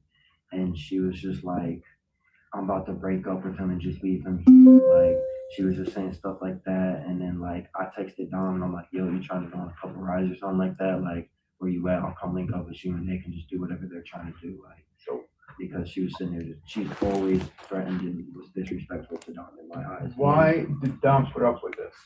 Do you know? I've personally been told that she did voodoo on him. I mean, I personally don't believe that, but she has told people that she's put a spell on him so that he couldn't break up with her. And she would tell people that she had like grabbed a piece of his hair, and that she had a doll in her room for Dom, and that she had literally put a spell on him, is what she would tell everyone. And like, she truly believed in that kind of stuff. And she also uses the pendulum, I know too, to try to get answers. She tries to use it now to talk to Dom, because I'm friends with I'm related to Dom by religion and law. He's my like God step god cousin-in-law. So like God cousin-in-law. yeah, I heard that. I've never heard of that. I actually just heard, I recently heard that. Okay. Yeah, because my godmother Markella, and then Markella is about to marry Johnny, which is someone in Dom's family. So Gotcha. that would have made him my Yep. cousin-in-law. So let me ask you this. In talking to your mom at some point, she mentioned that there were threats that Mackenzie made towards you when you guys were dating. I honestly don't know why my mom ended up coming to the police station, because like she's also like I mean I understand why, because she's related to Dom and them, but like you know I would have rather just came to you guys myself and told my story instead of her trying to get whatever she got out of it, because when I talked to her it was the day that they died, so like anything that I talked to her out of emotions or something. Out of emotions. Yeah, but did you mention anything to her about Mackenzie threatening you? I've mentioned that she's threatened Dom, but not. Have you ever heard Mackenzie threaten Dom? Yeah, I mean at the like I said, like at Cedar Point, she was threatening him to like leave him there and stuff like that. And then like going back to it, we were in this candy shop, and this was after they had gotten over arguing and everything like that. She was like, either buy me something or shut the fuck up. No one's trying to listen to you. Like she was just basically like used them to force money almost. And on her TikTok and stuff, Dom would always buy her designer, and she would always post on her TikTok as if she bought the designer, and she would be like calling out other people, trying to call them broke with her stuff and stuff like that. And I don't know, she's just kind of like an all over. Did she have money? I don't. She didn't have no job. I mean, she worked with my stepsister at Dunkin' Donuts for a little bit. That's all I know. And then she like, my stepsister would tell me that she was a terrible worker. She was just rude to everyone. Like all of the, like she just didn't care. Like she was just rude to people, and she didn't work there no more than. So the threats to Dom, were any of them threats other than I'm gonna dump you? Like were there ever threats like threats of harm? She's probably, I don't know. I think she's only threatened to harm herself. I don't really think she said that she was gonna kill him or anything like that. That's why I think she was trying to kill herself when she crashed. Like, and I think that she didn't have no regard for Davion in the back seat, and she was in an argument with Dom, so it was just a win-win for her and her. How do you know she was in an argument with Dom? I don't know that. That's just what I think. Okay. Because the Life 360 said they were going. I mean, to go down that road 120, like I feel like you gotta be just like mad or something, because like what are you doing? Like, so let's go on. Let me ask you about this. Her driving. I mean, you said Strawberries is 35. She's reckless for sure. My girlfriend would drive with her. She's like in general. So like that obviously is a part of it. But to be going down a Progress 100 is also not just reckless driving. Like there's gotta be something going on for you to just be. It's not just a fun factor. Like because Davion and Dom weren't that stupid. You know what I'm saying? Like they would have said something. I feel like. When you rode with her, did you ever see her getting a road rage incidents? Did you ever? Yeah, she's definitely just not like a continuous roadways, but it's like, come on, like you're going like, you know, just screaming at people. Yeah, like, so how often did you? You dated? Were you ever in the car with her? I was only in the car with her a couple times, really, and her driving to Cedar Point being one of them. Oh, how was that? Yeah, that was the time where she was just like aggravated and stuff like just from like on the way home, for example, she's obviously agitated from the argument with her and John and stuff like that, and it's just kind of like, yo, chill out, Mackenzie, like just drive, like is she just a fast driver, or is she like not a good driver? Not a good driver. Okay.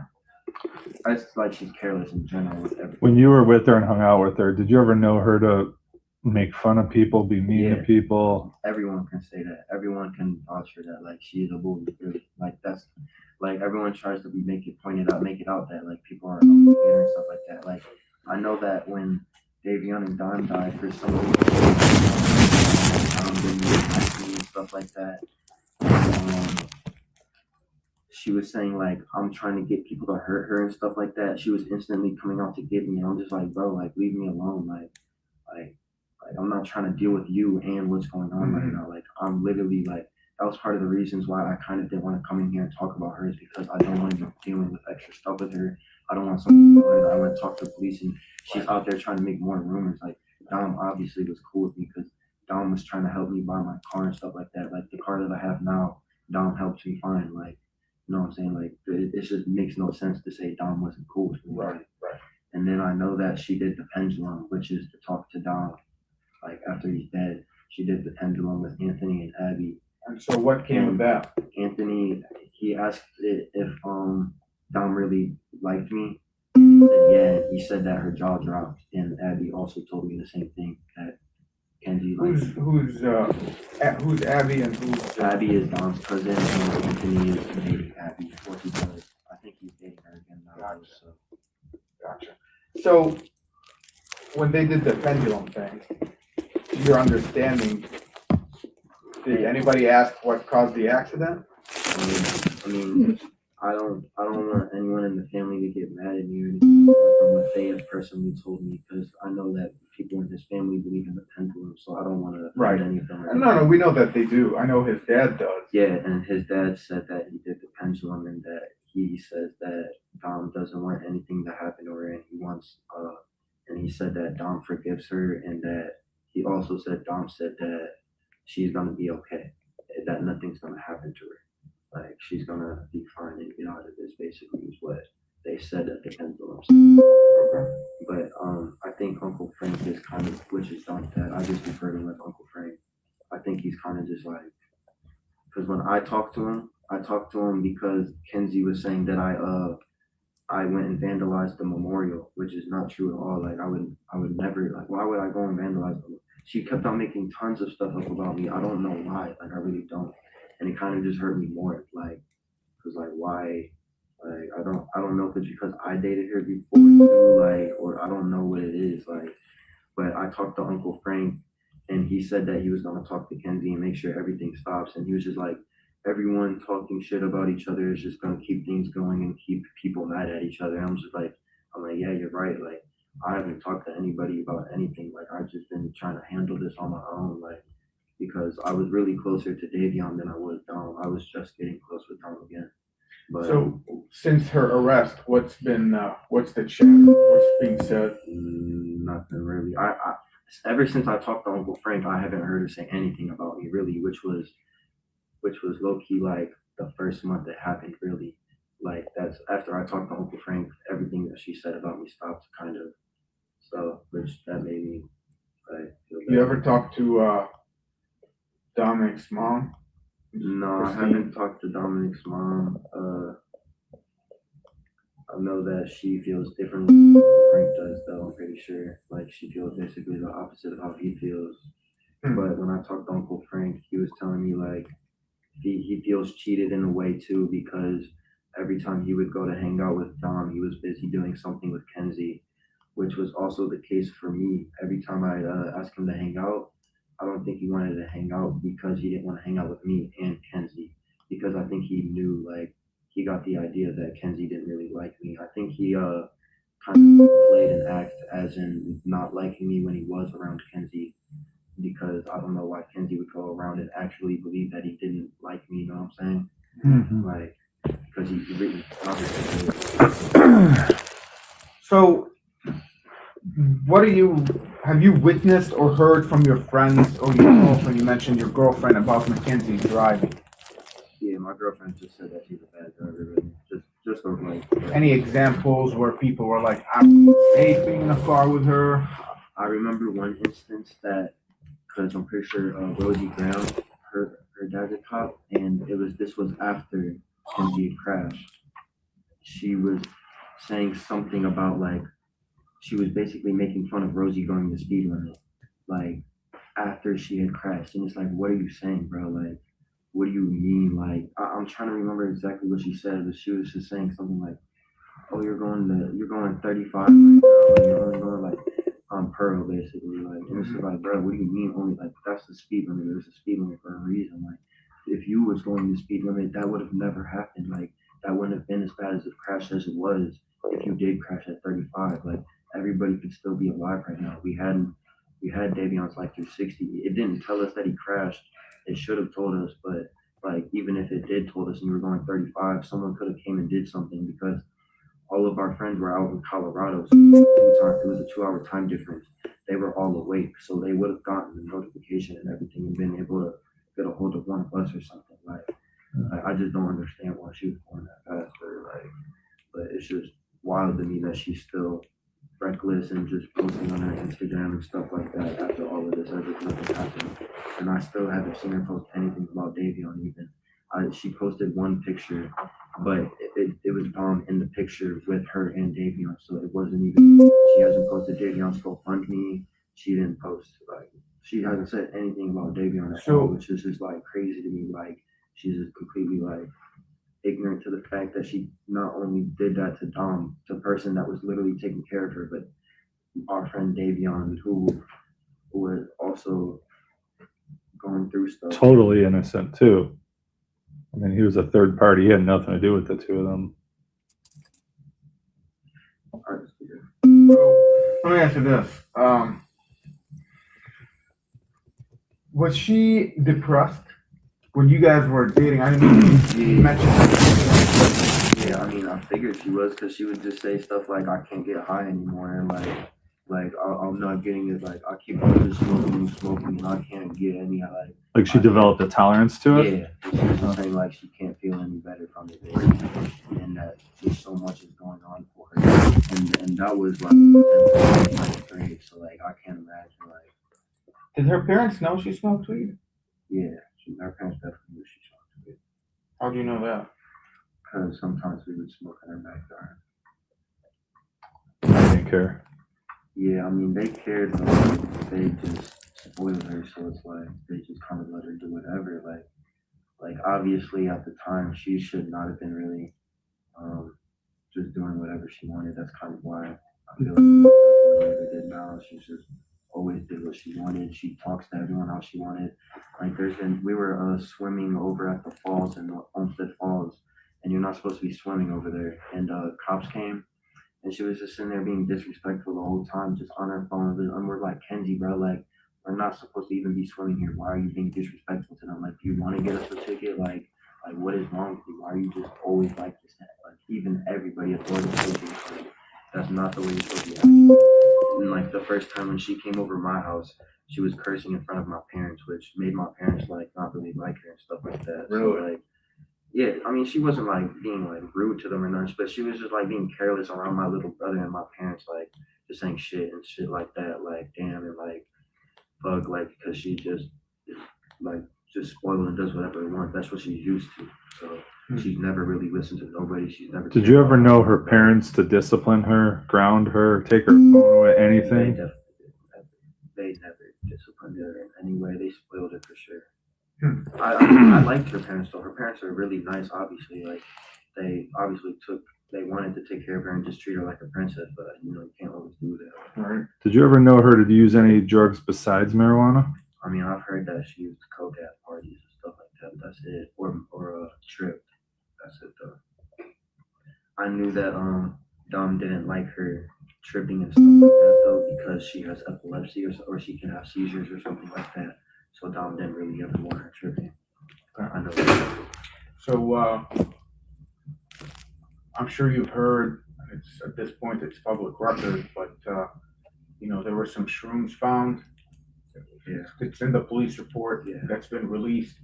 I mean, I don't know what happened that night. I mean, I'm not gonna lie. Davion had texted me that day. He said, "Do you want to take acid with me, Joey, Kenzie, and Dom tonight?"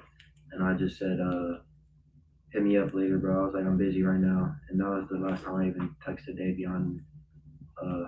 I'm assuming they didn't take acid because people were saying they had shrooms, so that kind of like steered me away from all that stuff. Like, I don't even think I can touch that stuff again now because of that, because like I don't know, like I don't want to just remind you, right? Because like if they wanted to, like maybe like I don't know if Kenzie was tripping or not, but like if she was, like that could have maybe even been avoided too, or like I just don't understand why she was like they let her get that fast. I don't know if Davion and Dom were tripping and that's why they couldn't prevent the crash or something like that. So like that's just like why I don't like I just smoke weed now, that's it. So you think an argument happened in the car? I mean, yeah. I mean, you know all of them. From Dom and Kenzie's relationship, like they were just always arguing. She was just, that's just how they were. And like me and Joey always talked about it. We're like, bro, Dom has so much going for himself. Like, why does he stick with Kenzie? Like, he can do so much better. Like So, Dom is an intelligent person. Explain something to me real quick though. They get into an argument, okay? They argue, but why drive the car into the building?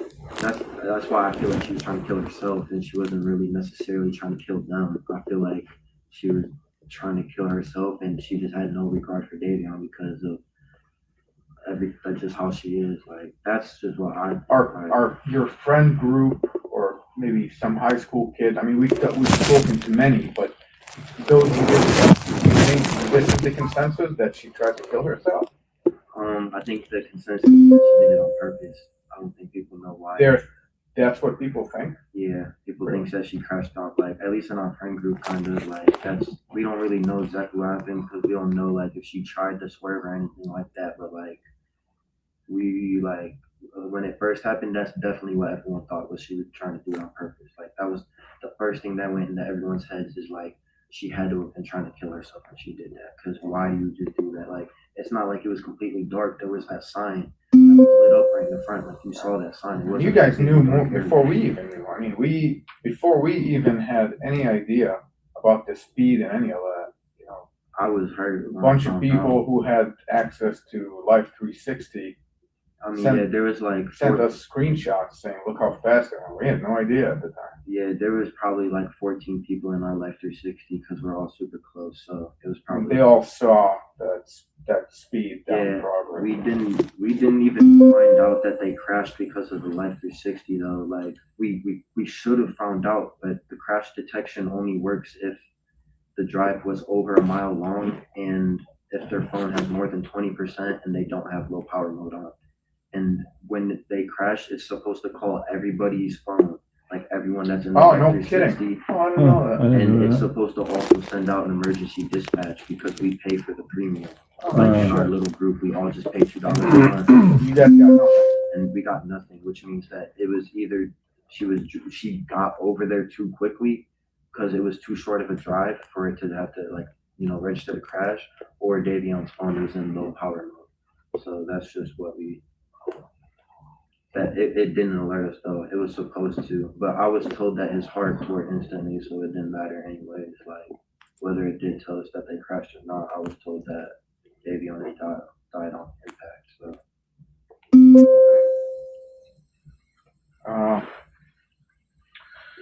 I ended up finding out when I was at Cedar Point the next day, and my friend Joey called me and he was like, "Yo," and I was like, "I'm busy right now." He's like, "It's kind of important."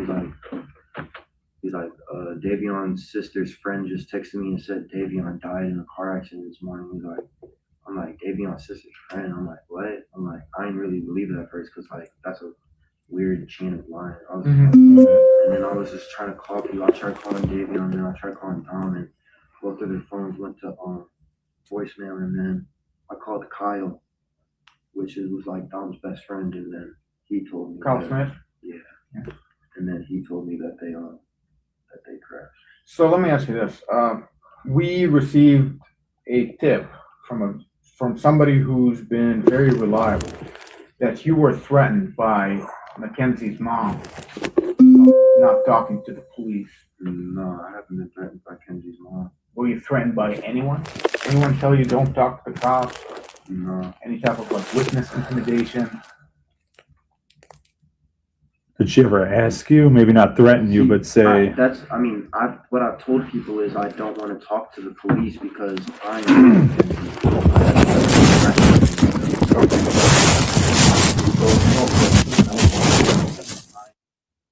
Sorry, I couldn't. Kenzie's mom is actually. Really? Yeah. Like Kenzie's mom is super nice. When I've known her, when I've been to her house, like. I feel like Kenzie's mom's a good person. And also her dad. Her dad was more of an authoritative figure. Like her dad would try to punish her, but she was still spoiled. So like, her dad didn't really want her smoking weed and stuff like that. I know when she did smoke weed, her dad wouldn't let her vape. I know that. So since the crash, did you see her out and about? I know there were pictures that we got. I've tried to avoid her anywhere she would be because of everything that she's been saying to everyone, that I'm trying to hurt her and stuff like that. So I just don't want to get more stuff put out for no reason. So like I've only been to the graveyard one time because I know that she goes there a lot, and I just didn't want to run into her. So I only went to that spot one time, and then I just didn't go there. Did she get to the graveyard? Did she drive? Like her friends would pick her up. I'm pretty sure, like random friends would pick her up and take her, and she would just sit there in the wheelchair, I guess. And like then other people would be sending pictures to me of her posting on private stories of her at parties and stuff like that. Like I know that she's been to 2 concerts since. My stepsister seen her at the Playboy Cardi concert. Do you have any of those pictures? No, I don't. I got a new phone since, because that's why I couldn't call you guys back, was because my mic was broke on my phone. So last thing I have here. Landon Turner. It was weird with him. Like I was asking him like, what happened, bro? I'm like, you have to, like, because I was really mad about everything. I'm like, that you were with them last, like I feel like it could have went different ways, because I was supposed to be with them that night technically if I did trip with them. And then I was at Joey's house that night too, and Davion was supposed to stay the night at Joey's, but his mom didn't let him, so I had to leave Joey's house, and Davion just ended up staying with Dom and Mackenzie. And then I was talking to Bubba, and he was sitting there telling everyone, he was like, I was about to ask Davion to just stay the night with me. I don't know why I didn't. Like stuff like that. And Davion lived with Bubba for a little bit too, which is Landon. And so it was just like weird to me when he wouldn't tell people like really what happened that night. His stories were, at first he was like against Kenzie, but the girl that he's dating, Rosie, is like one of Kenzie's like better friends. I wouldn't say best friend because I don't really know like her friend group or nothing like that, but I know like Rosie was with her a lot in that Dom's house. So I feel like he started trying to protect Kenzie after the first day because his girlfriend told him or something like that. And then his stories just kind of started switching up, and then he started acting weird about it. I'm like, were they arguing when they left, bro? I was like, and then he was telling me at first that they were arguing when they left. Like there was an argument or there was a dispute, but then the next day he completely changed the story, and he was just saying that Davion and Dom were asleep, and then they woke up and Kenzie didn't go to sleep at all. She was like drawing or something like that. She was just coloring in coloring books, and then they left the house. And then And he told you this? That's what he told everybody. So he told everybody? We were all at, like, everyone was at the memorial for like a week straight or so. So like that's kind of like what. So that his tune changed? Yeah, it definitely. His story changed. And I would always ask him, I'm like, bro, I'm like, I feel like you know more to this, what kind of, I'm like, because you were there at Paul's house, like, I'm like, can you, like, and then he pulled me to the side, and he's like, I didn't really know who to trust and just like that. I didn't know who to tell because Kyle had asked him first, like, what really happened, and he lied to Kyle at first about something. I'm like, you need to go tell Kyle the truth. Like, that was Dom's best friend. I was like, Kyle deserves to know. I was like, whatever you told him, I'm like, you need to go and correct. And like, I guess he went and talked to Kyle. I don't really know necessarily if they talked about anything. So I just know that he was all over the place with his stories is what I know. It's So, but like, first story immediately after the crash was that there was an argument? Yeah, I was being told that there was a dispute and that like things were a little weird when they left. And he also, like, I know Dom texted everyone that night that he loved them. He texted Kyle, I love you. He texted Angelo, I love you. And he also texted his dad, I love you, I'm pretty sure. And he also might have texted Blair, his other good friend, I love you, which is just, kind of out of the ordinary, you know what I'm saying? Yeah. And I'm pretty sure Davion also texted his dad, I love you that night. And he told Bubba, I love you before he left Bubba, or before he left Bubba. So, do you think Mackenzie has it in her to drive a car into a wall? I I mean, if you guys speculate that she did it on purpose, do you think she has it in her? I feel like if she thinks that she can just drive the car into the wall and not feel nothing, like 120 miles to the wall, I feel like the only reason she survived is because of how small she is. Like, I feel like she got insanely lucky, but at the same time, not lucky to have survived that because it's like she killed 2 people. If that was what she was trying to do, but it's like I feel like that's what she was trying to do, was crash the car into the wall. There was something I was gonna ask.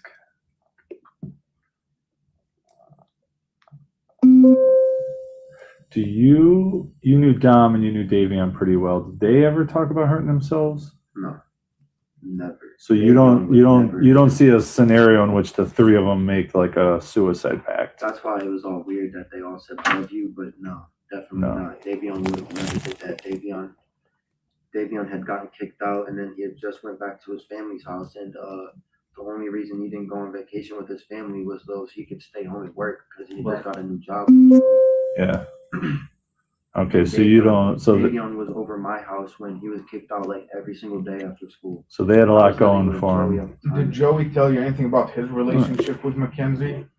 I mean, like, not like since it's happened, but like before it and like when we were all friends and like things were normal, like, yeah, I mean, we all just agreed that like there's no reason. He has her blocked on Snapchat. Like, he's had her blocked even way before this incident just because he says that she's annoying and he just doesn't want to deal with her and have to, like, you know what I'm saying? He just doesn't want communication with her. Like, so he just had her blocked on everything. But I really don't. Davion would have never killed himself. I don't believe that at all. And Dom had way more going for himself. So Right. I don't think Dom would have. We got that pretty much from everybody. All right. Well, hey, man, I'm gonna let the prosecutor know that you came down, talk to us, so there will not be a subpoena or a warrant or anything like that for grand jury. So you're all set. You confirmed pretty much everything that we knew.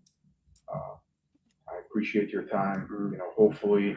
But whoever Kenzie's mom was pregnant, that's not true. Not true. And Okay. it's like a little weird, but they might have gotten that from me telling people that I don't. I'm sorry, I can't listen to that guy's thing. I'm going to. All right, let's regroup as our group. Okay, this has been the marathon. Thank you all. Oh no, don't be sorry. I have to remind myself to use proper English.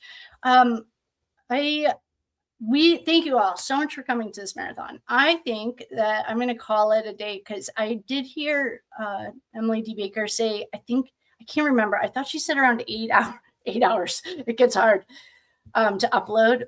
And so what we're going to do, this is where a little recap of our day. Okay. This is what I'm going to do.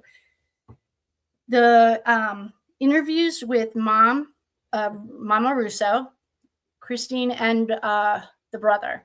I'm going to change those formats so I can put them on YouTube. There are 9 phone calls that all need to be formatted that I want to put on YouTube too, and then we can watch them. That Tyler interview, okay, so all the interviews that we got, I'm going to get the transcripts, and then we can figure out the important parts. Rosie's dad is a cop. That's what Tyler just said. Oh, his name's Proctor. For all of our Canton friends, you'll know what I mean. His last name really is Proctor.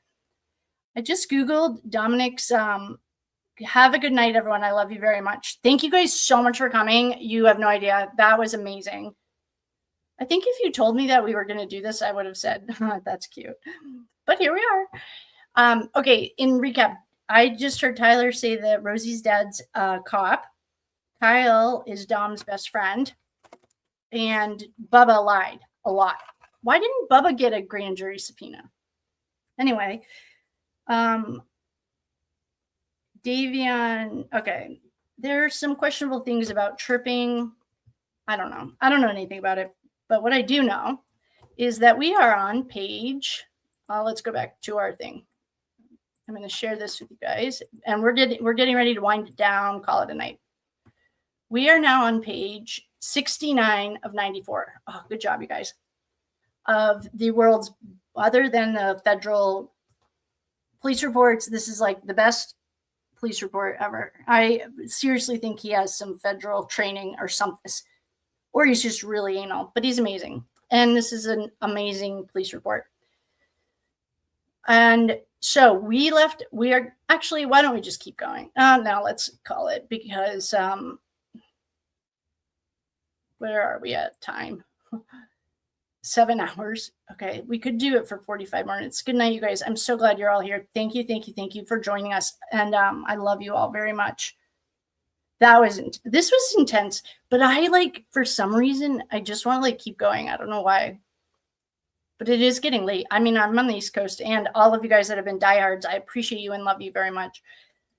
I guess we should just call it a day. Okay. All right. Let's do that. We could do a poll. Well, okay. I don't know. I'm going to flip a coin. Part of me wants to keep going, and part of me is call it a night. I think I just want to get this report done, because I think it's answering a lot of questions. I don't even have a coin over here. Where's my... All right. What are you guys thinking? You're still here? Maybe we should. I remember Emily D. Baker saying something. I thought she said around 8 hours. It gets hard to upload. Fucking YouTube. Okay, let's just keep going. I'm in the zone for some reason still. So let's do it. If you're here, even if it's just the two of us, even as long as it's recording, then let's just keep going.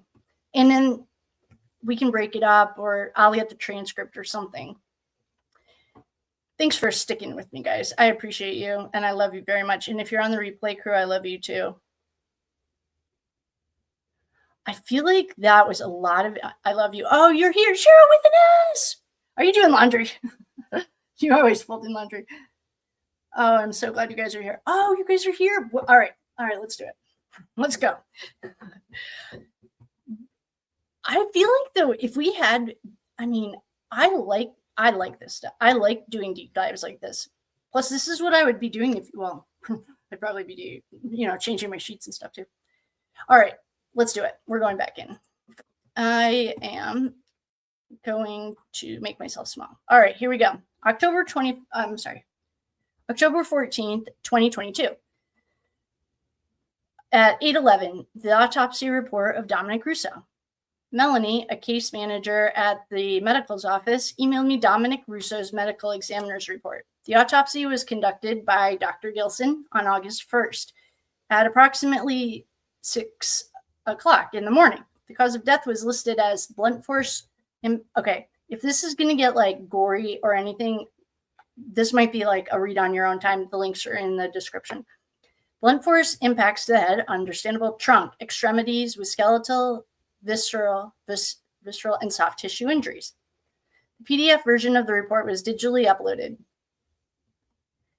At 8:24, the autopsy report for Davion Flanigan. Melanie emailed me Davion Flanigan's medical examiner's report. The autopsy was conducted by Dr. Gilson on August 1st at approximately 6:07. Oh, we did them together. The cause of death was listed as multiple blunt force injuries. The PDF has been uploaded. At 8:44, I emailed the DA the autopsy reports and the 2 text messages that Mackenzie sent Christine Russo. Mama Russo had voluntarily provided them to Detective Glover. I think those must be up here. Oh, they're these ones about Mackenzie not being able to go into the house. You think? Read the room, Mackenzie. At 9:15, I reviewed the contents of Davion's Snapchat account for the second time. I specifically checked recordings and messages from the night of July 30th. Nothing pertaining to the party at Paul's house or the drive preceding the crash was documented, which is really out of character for him. The application Life 360 showed Davion's phone being active at the time of the crash. It had been established that he used his phone to comment on a photo sent to him by Tyler Croy on July 31st at approximately 5:30. I think they crashed at 5:34. 10:12 a.m. Acting on a request from the DA, I obtained a subpoena from the court for the phone number used by Mackenzie.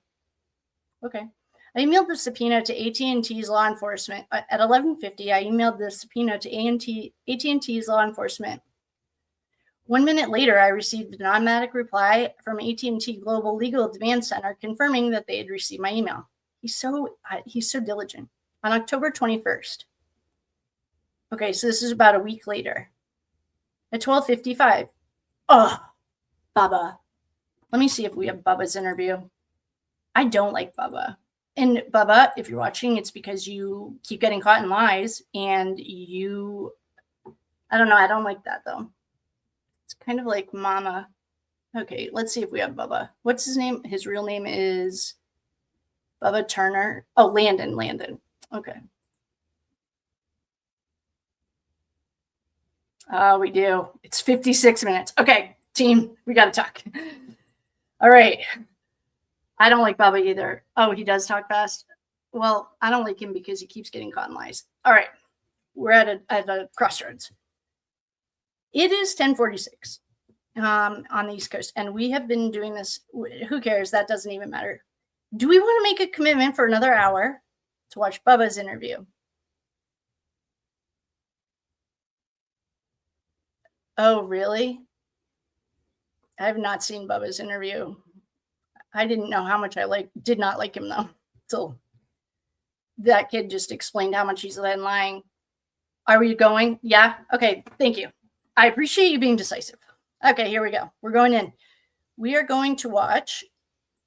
And if you see me disappear, it's because I just have to get ready for tomorrow. That's okay. Okay, Landon Turner. Come on in, big guy. You're up to bat. And, you know, if you can't hear it or anything, I literally, hold on. It's, I'm going to switch it. I literally can't handle the police body cam getting like squished in his clothes. That was loud. All right, we're going in. If you see me disappear, I'm still listening. I just have to do some stuff for work tomorrow. Okay. Expand and cinema. All right, where's my lover? We have to switch this, share this. Okay. And we're going in.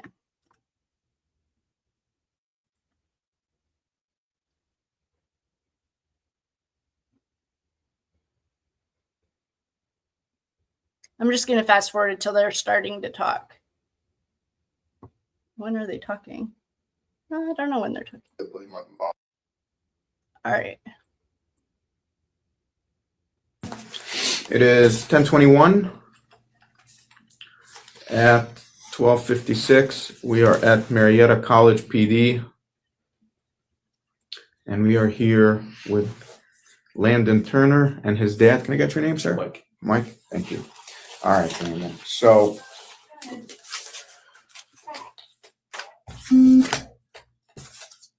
where do you know Davion from?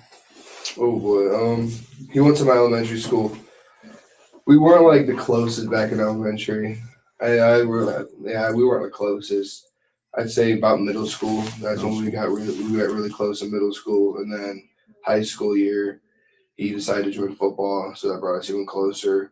I think what made us the closest was COVID. COVID made us really close. Oh yeah, we would stay up all night. Me, him, Fayez, EJ, we'd all stay up playing Modern Warfare all the time and just talk about school, talk about football, all that stuff. That's where I guess that's where we got really close at, and that's when we started hanging out every day. I started treating him like a brother to me. He was one of my best friends. He also came to all my birthday parties for how many years in a row. We'd always wrestle outside my front yard. We'd always have a wrestling match, me and him. Every year it'd always be like, it would be 50-50. One of us would win. We just don't know who. I think the last time we fought, I think he won. I'm pretty sure. I haven't been able to get him back yet. He's a strong dude. He was a running back. Oh, yeah, he was a strong dude, and he'd always put like cocoa butter on his skin, so it'd always be slippery too. So really? We would try to grab onto him or something. He would just slide because he would always put all that cocoa butter and lotion on. Didn't know that. See, that's good. So, I'm very sorry about your loss. Really, I know you tell me how close you guys are, and I can't imagine what you're feeling truly. And I'm not trying to, underestimate here the pain that you're probably still going through. And, once you come back to the Ville, you're going to see the memories in person, the places you guys used to go to, and it's going to be hard. And I hope, my words will give you some level of comfort in knowing that we just want to know more about him. So you've known him since elementary school, really. Yeah. And that's a very long time. But there's a specific period of time that I'm interested in, and that's the time when he kind of moved out of the house. Was it last year? And he kind of stayed with you. Can you tell me about that? So he came to me one day. He was asking me, he was like, hey, like, could I stay at your house for a week? And I was like, yeah, like, no problem. I got a whole extra room for you. Don't worry about it. And when he came, he stayed there, he ended up signing it was going to be a lot more long term.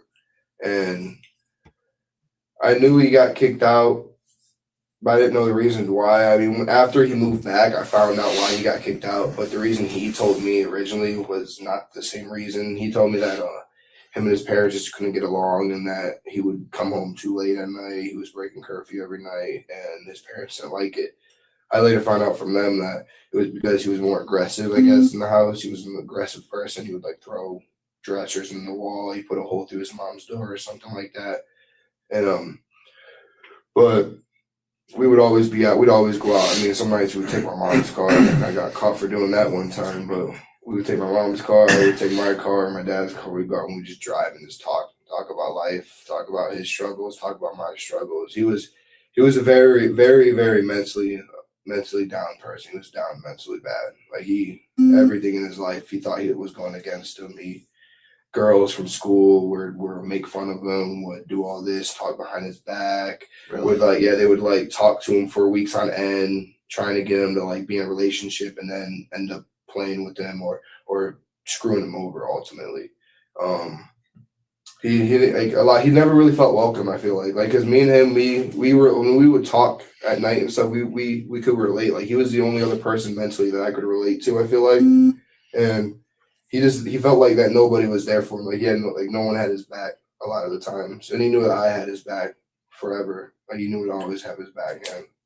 But he just felt like, I don't know. Like there's a lot more. I know some of his family, a lot of stuff he was not on good terms with his family like that. I know he loved his sisters to death. He loved them to death. But his parents, his dad, I think it wasn't his dad the one that coordinated them moving back in. It was his dad. He was more cool with his dad than he was with his mom. Like he really didn't. If you were to go to ask anyone to be his dad, it wouldn't be his mom. Okay. Basically. So mentally down. Was he? So you've known him since elementary school. So when did you start seeing, those signs? Was it towards high school or all along? A lot towards high school. I'd say it all started in high school mainly. I don't know the family side of it. I don't know if the family thing has been there his whole life, but I know with social interactions and like friends and girls and stuff like that, that all started happening in high school. He was adopted, right? Yeah. Did he ever talk about that? Was that part of the beef with them? Yeah, he I can't remember what he would say about it, but him being adopted, it was a big factor in that he felt like he just didn't belong in the house. And, like they did not love him and welcome him, or he just felt as an outsider? I mean, like both, I guess. I mean, like his mom, because I sat there after we found out he passed away. His mom would sit there and tell us about how she would just run through his room, completely flip it upside down, searching it, and would just make his life like a living hell, basically. And like that's what he would always tell me, basically, is how like his mom would just make his life a living hell, basically, and that he didn't feel welcome in the family. I don't know if he didn't feel loved, if he didn't feel like that, or if he just felt like he was an outsider. But he didn't fit in. Yeah, he just didn't fit in. So, do you think his mentally down was a result of that, or do you think the school contributed to it, like the way he was treated at school? I think it was both. I think it was a combination of both, because he was always like the more socially type kid. Like whenever he walked in the room, no matter if he was down or not, he was making you smile. You loved the kid to death.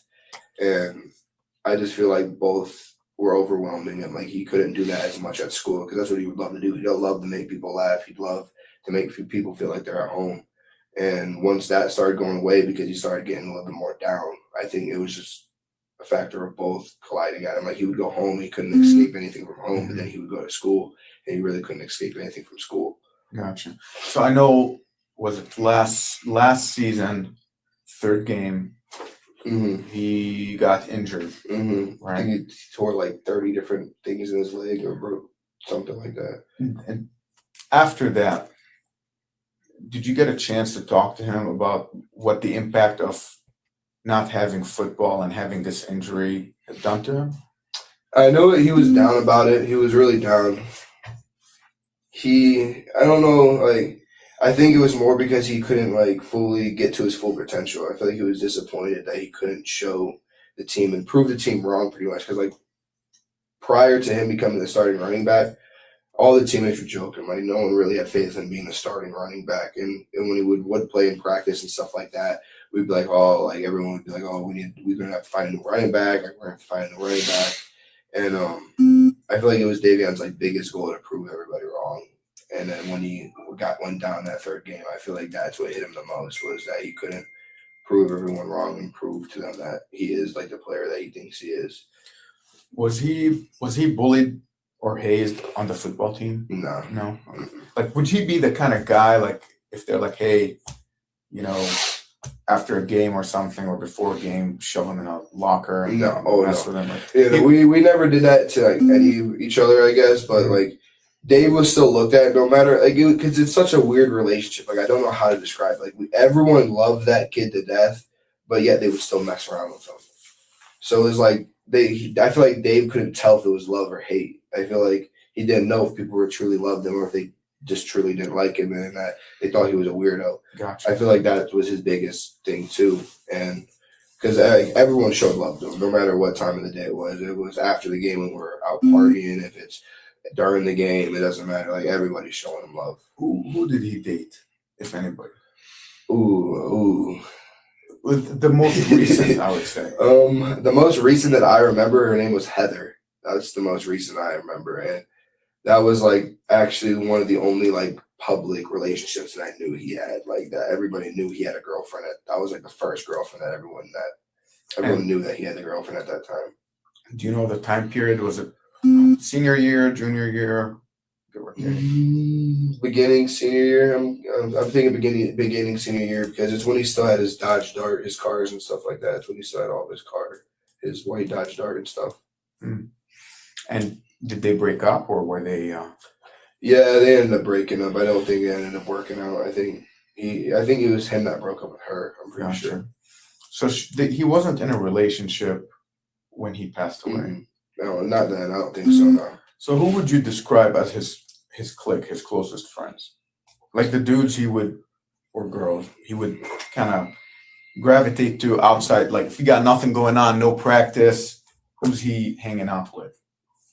I would say most recent within the time of him passing would be the group of like Tyler Proctor and Joey Probes and all those kids.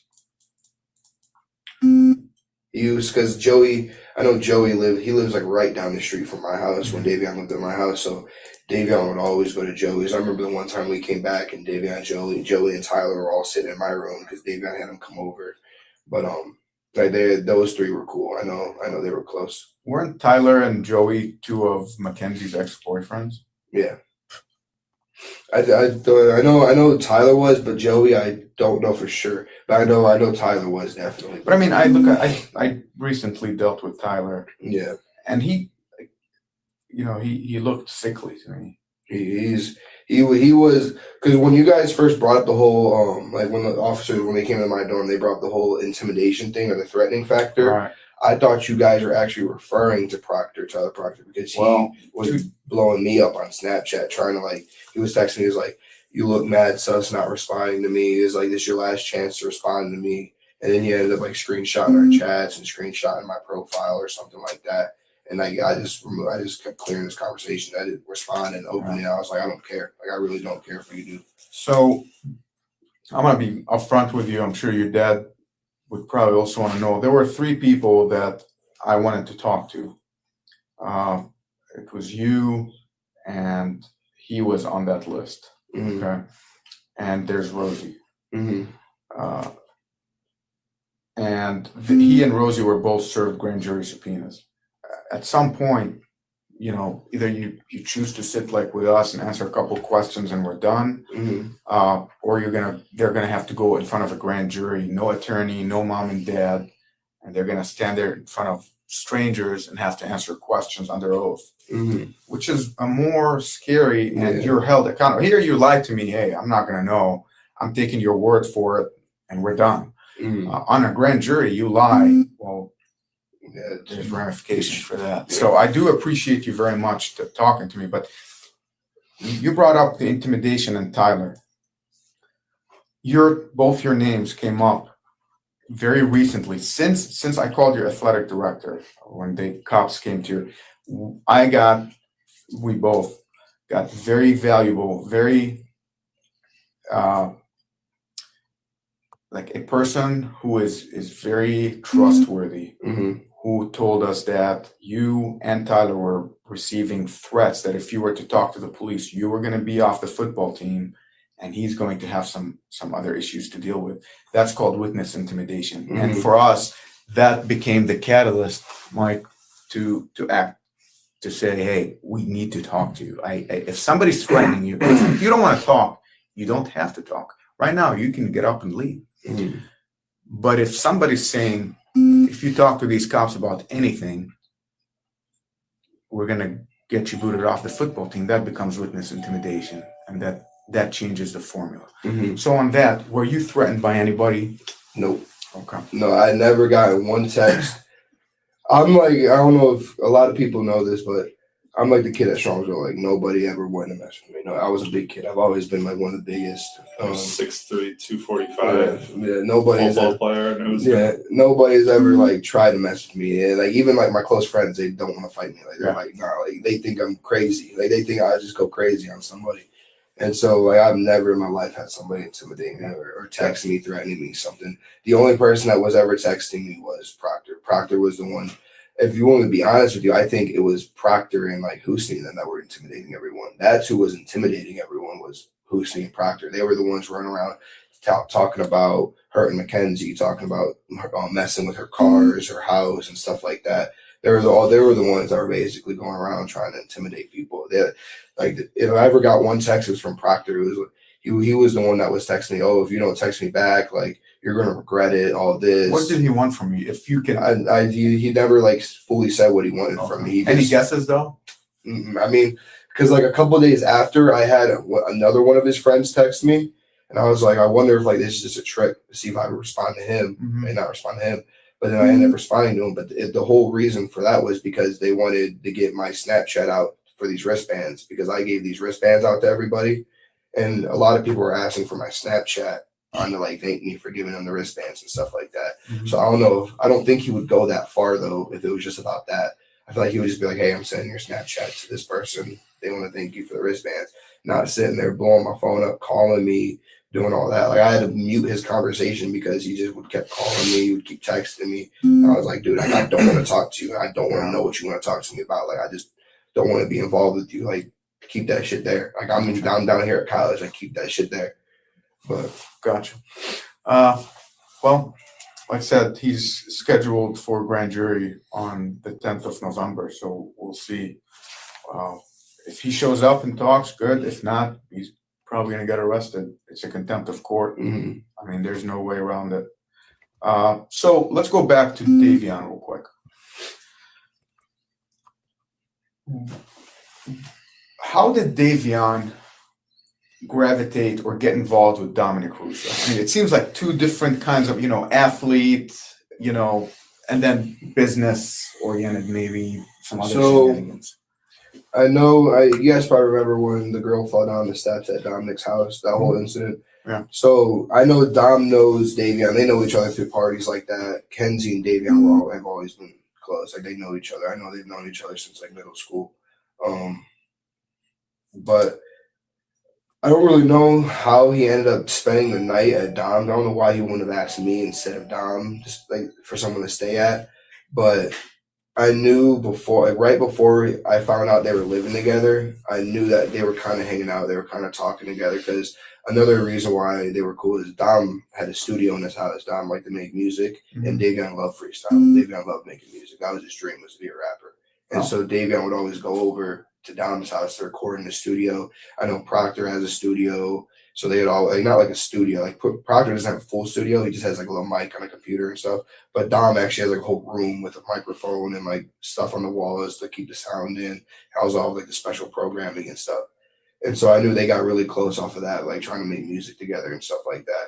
Okay. So I think ultimately that's how Davion ended up staying at Dom's, because Davion knew he would go over there and be able to use the studio whenever he wanted to and just be cool with Dom. So I'm pretty sure that's how it was. And it's like also we all went to like a grad party together because Rosie and Kenzie are best friends. So that's how I ended up becoming really close with Dom too, is because like him just being around Kenzie all the time and me being around Rosie, we just were forced kind of just to talk to each other and be friends. And so we would go out and do that, but then at the same time, Davion would live with me, and so Davion would just come with me. So he also was pulled into that whole group of all of us, with me and my girlfriend, her friends, and like Kenzie and Dom. So I think just that, and then them recording together, I think that's why he ended up staying with Dom and choosing Dom. Were you at that event, that party, when the girl fell down the stairs? I was there. Was Davion there too? He actually was the one that helped carry her out upstairs. Okay. He was one of the ones that helped carry her out. But I left before he even did that. I left. Like when she fell down the stairs, I left. I was like, I don't like blood. I don't like none of that. Like, I'm getting out of here. Because I know when I walked over there was like she was bleeding bad. She almost died. Yeah, she was bleeding really bad. So I was like, I'm not. Like, I love her. Like she was one of my friends. Kendall was one of my friends. I had chemistry class with her, but I'm sorry. I don't like blood. Yeah, no, it's not my place. That makes sense. So we don't know why Davion moved in with Dominic. Do you have any idea why he actually was living with him temporarily? Oh, I know the reason why he had to move in with him is because I know his parents were going on vacation, and Davion had just got a new job where he was moving like some form of freight or something in the back of trucks. Gotcha. And it was paying him really good money. I think it was the best paying job that he's gotten so far. And he had like regulated hours, like 9 to 5, money, like all throughout the weekdays. And so I know he was like trying to hop on that job and make some good money. And so he decided to stay home from going on vacation with his family. And that's how he ended up staying with Don, because he chose to stay with Don after he didn't want to, like he told his parents he didn't want to go on vacation. And that's how he ended up at the Burling House residence that night. Davion ended up there just because he was with Kenzie and Dom at the zoo. I know they were at the zoo earlier that day, but he ended up being there with them because he was just with them all day. I didn't know where else they were at all that day. I just know that they were at the zoo, and because I saw videos of Kenzie posting a video of Dom and Dave holding birds or something like that. So I knew they were at the zoo that morning. Yeah. So that night at the Burling House, who all was there? It was me, Rosie, Paul, Dom, Kenzie, Davion, and then Nina. Yeah, that was it. What's Nina's last name? Do you know? I know it starts with an I, but I don't know how to like pronounce it or spell it. So we talked to Paul about this, and we know there wasn't any illegal activity going on. Okay, maybe some smoking dope and having a beer again. We know there was no like heroin or fentanyl or anything crazy like that. So what was Davion like that night? Who did he hang out with? That night, I mean, his overall vibe that night was good. Like he was positive that night. Me and him were laughing all night. Trying to think. it didn't seem like there was anything wrong with him, nothing crazy. The only thing that really got me was when he left. He was like, I love you. And I was like, I love you too. And that was the first time he said that to me since he lived with me. So that's what kind of threw me off. I was like, all right, like, I love you too. You know what I mean? Like, come here, give me a hug. We gave him a hug and he walked out the door. I know Paul, he wasn't around all night. He was upstairs. He wasn't even around all night. Me and Davion were in the front room watching. It was a great white documentary about great white sharks in the front room. I know back in the back, all the girls were back there. I think they were watching High School Musical or something like that. So because they're all screaming, laughing. But me and Davion were up there. I remember Kenzie got mad at me because I ate all of her popcorn. She walked away and ate all of her popcorn. She was like, because they like make the natural popcorn, it's like all organic popcorn. Yeah. And so I ate all there. And I mean, he was fine. Like, he didn't seem upset. Didn't seem like nothing. He wasn't frazzled by anything. Nobody said anything. Were you guys just having a good time? Was there anything between Mackenzie and Dominic or Yeah, Mackenzie those were Davion? the rumors I heard a lot, was that Dom and Kenzie were fighting. There was no way in hell that they were fighting. That man, I remember walking in, that man was cuddling her. She was sleeping. Her head was on his lap. She was wrapped up in this big fuzzy gray band blanket on the front couch in the front room. It's a big L-shaped couch because I was sitting in the corner and Dave was sitting down by my legs. Kenzie was sitting here and then Dom was sitting at the end here. And so she ended up sprawling out and he was sitting there cuddling her head, petting her head, making sure she was sleeping good, like smiling at her. Like, I knew, like, there was no, if there was fighting, they couldn't have made it known. Like, they didn't make it known at all. But I know they weren't fighting. Like, they didn't have that type of vibe, nothing there. Everybody was just having a good time.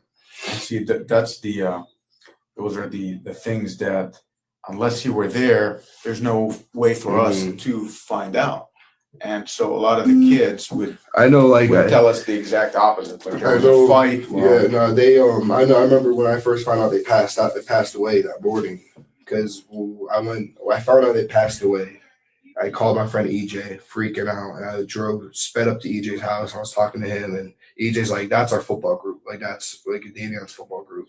And so, like, all those football dudes ended up meeting at EJ's house and talking. So then I went back to Paul's house because that's where Rosie and all them were at, and I was talking to them. But then as I went to go drop my mom's car back off there, I picked up my truck, but then I stopped at the memorial where they crashed at. And as soon as I got there, that's when Proctor is saying, like, Proctor, Joey, a bunch of these kids are saying, oh, they're fighting. Kenzie's crazy. Kenzie puts voodoo on him. They're fighting all the time. They're fighting. I'm like, they weren't fighting. Like, I don't know. Like, y'all just got this out of thin air. Like, they were not fighting. I could promise you that they weren't fighting. Okay. And like, that was like their first thing. Like, they jumped right to that. Like, oh, they were fighting. Kenzie did it on purpose. They're fighting. I was like, no, like, they weren't fighting. Like, Kenzie and Dom walked out together. Dom grabbed all of her bags for her, and Dom came and dabbed me up. Kenzie was like, hey, say bye to everyone, because Rosie and Nina and them were sleeping in the back room. I was up in the front room still. And she was like, hey, say bye to everyone for us. And we're like, okay, we will. And that's when Rosie came walking up, gave Kenzie a hug, gave Dom a hug, and was like, bye. Like, I know. Why did they leave so early? They usually do that. Like, that's like a common thing with everyone. Like, I mean, how many times have we had people over our house? Like, it's just a common thing with us younger teenagers, I guess. It's like, as soon as you get up, it's like you're gone. Like, we're just leaving. Like 5:30 in the morning? Oh. Yeah, I get up, go to work at 5 o'clock in the morning. Really?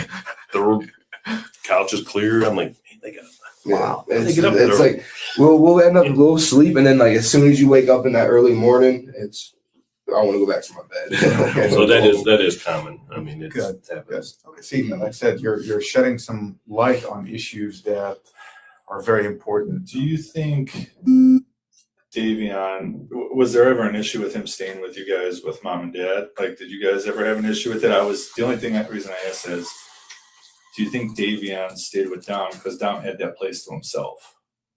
Right? Like, he had space there. You have a family in your house. Was that ever an issue? Well, we just had planned it.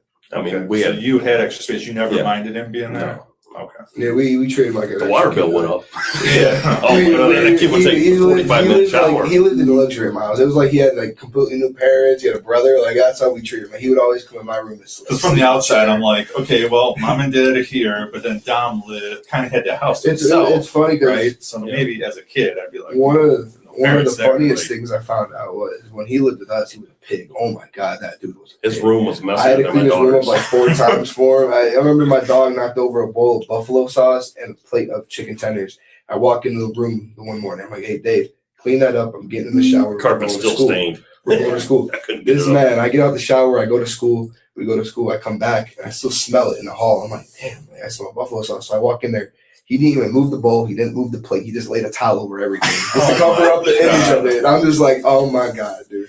So I found out that he actually, when he lived with Dom, he actually would clean up Dom's house for him. He would clean up Dom's house. Like, he would do the dishes for Dom. He would clean off the table. You didn't tell me that. Yeah, no, I didn't know that until Are you after. serious? I didn't know that What the until hell? after. I didn't know that until after he passed away. When I talked to Kenzie in the hospital, she was like, dude, he was the sweetest kid ever. Like, he would clean up the house for Dom. Like, but I think it was more because I think that he knew that me and like my family had respect for him and he had respect for us. But I feel like he didn't think Dom. Maybe he felt more at home in my house. Yeah, I don't he felt know. more at Yeah. home. I feel like he felt more like he needs to show more respect towards Dom because it's Dom's house. You know what I mean? Like, it's Dom's house alone. It's just Dom that lives He there. felt like family with Yeah. him. He felt like a guest there. Yeah. And I tell you, a lot of the times we didn't even know he was there. He was that quiet. I Just mean, quiet he didn't kids. come out. He didn't come out and socialize much. You know, we'd see him pass by and then, you know, bye, hi.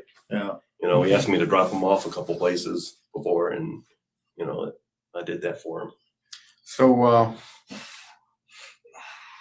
have you ever been in a car with Dominic and Mackenzie? Mm-hmm. What was it like?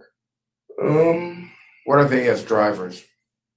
I know Dom's a very careful driver. He would always, if Kenzie was going over 10 miles over, 15 miles over, she didn't have a seatbelt on, Dom would always be yelling, hey, put your seatbelt on, slow down.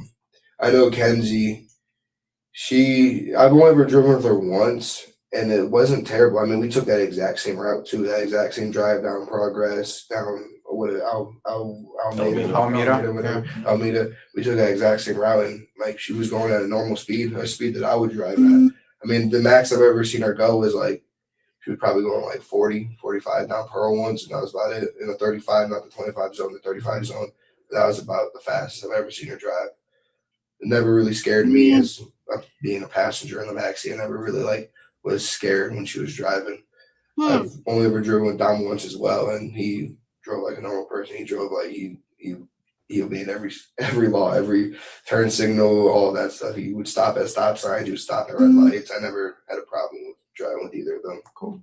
Davion, on the other hand, though, Davion was a speedster. Yeah. And then it's at least I got that also talking to his mom and dad. He liked cars, and he was looking at buying a new car. Mm-hmm. I know that. You know, it's He was working on his credit. I think his parents were helping him out with his credit, working his credit. Right. So he could buy a car. Get a loan. He had some aspirations. I mean, the kid was trying to make a life for himself. You know, barber school. I hate kicking him out. You know, I felt bad after all this, but we needed the room. My daughters were coming in town, and we needed the room for them for graduation weekend. Now, as a parent, I mean, my kids are younger, but did you ever have conversations with Davion's parents about him staying with you? They never once contacted us. Okay. Never once. I'm assuming they knew he was living with us. I know my mom said to me, I remember. Well, that's why we wanted to talk to him, because the parents told us he stayed with Flanigan. Yeah, they said he stayed here, and in my head, I'm like, But we had never heard from him or really met My them mom said until when they came he and went picked home. Dave up, when they came and picked Davion up, his mom didn't even want him back. His mom She was in total shock that he was coming home. and this is something his dad arranged. Yeah. Did he ever say anything explicit about his home life, like I really hate my mom and dad, or I can't wait to move out, or anything? He would he always was trying to move out. I mean, for the longest time, he was always trying to move out. He was always, there was times when we still worked at Five Guys, we would always want to try and stay with Ty, Housney. He would always try and he was talking about getting an apartment, and he was talking about getting an apartment for the longest time, because we'd always be like, hey, if you get an apartment, Dave, then we're coming over there every night and we're kicking it. Like, we don't care. Because he was always trying, he's been trying to move out of there. He's friends with Housney? Not anymore. No, He was. He was. Housney tried getting them fired for every single job. He was basically at Five Guys. So it started off at Five Guys. Husni would treat Davion like ass. Like they would always fight. They'd always fight on shifts. There was times where they couldn't even work together. Wow. And then they would just fight. Like there was times when, because after Five Guys, he went to Papa John's, and then Husni was a GM at Papa John's, and Davion, like Husni ended up firing Davion, and like Davion was like, I can't stand him anymore. Like can't stand being around him. Like screw Husni, all that. He would always come to Five Guys and rant about it. And then they went to Chipotle. And then Chipotle, I know Davion ended up leaving Chipotle again because Husni and him had some problems. Wow. It's like they followed each other. Mm-hmm. That's odd. Like I know, and that's why I was almost surprised about what everything Husni's doing. And I'm like, Husni, like, I feel like you should know that you and Davion's relationship were not at the best of terms when he passed. Like it used to be good, but then it like over time was getting killed. Like When you say Ty, who's that? Tyler Jones. Tyler Jones. Yeah. Okay.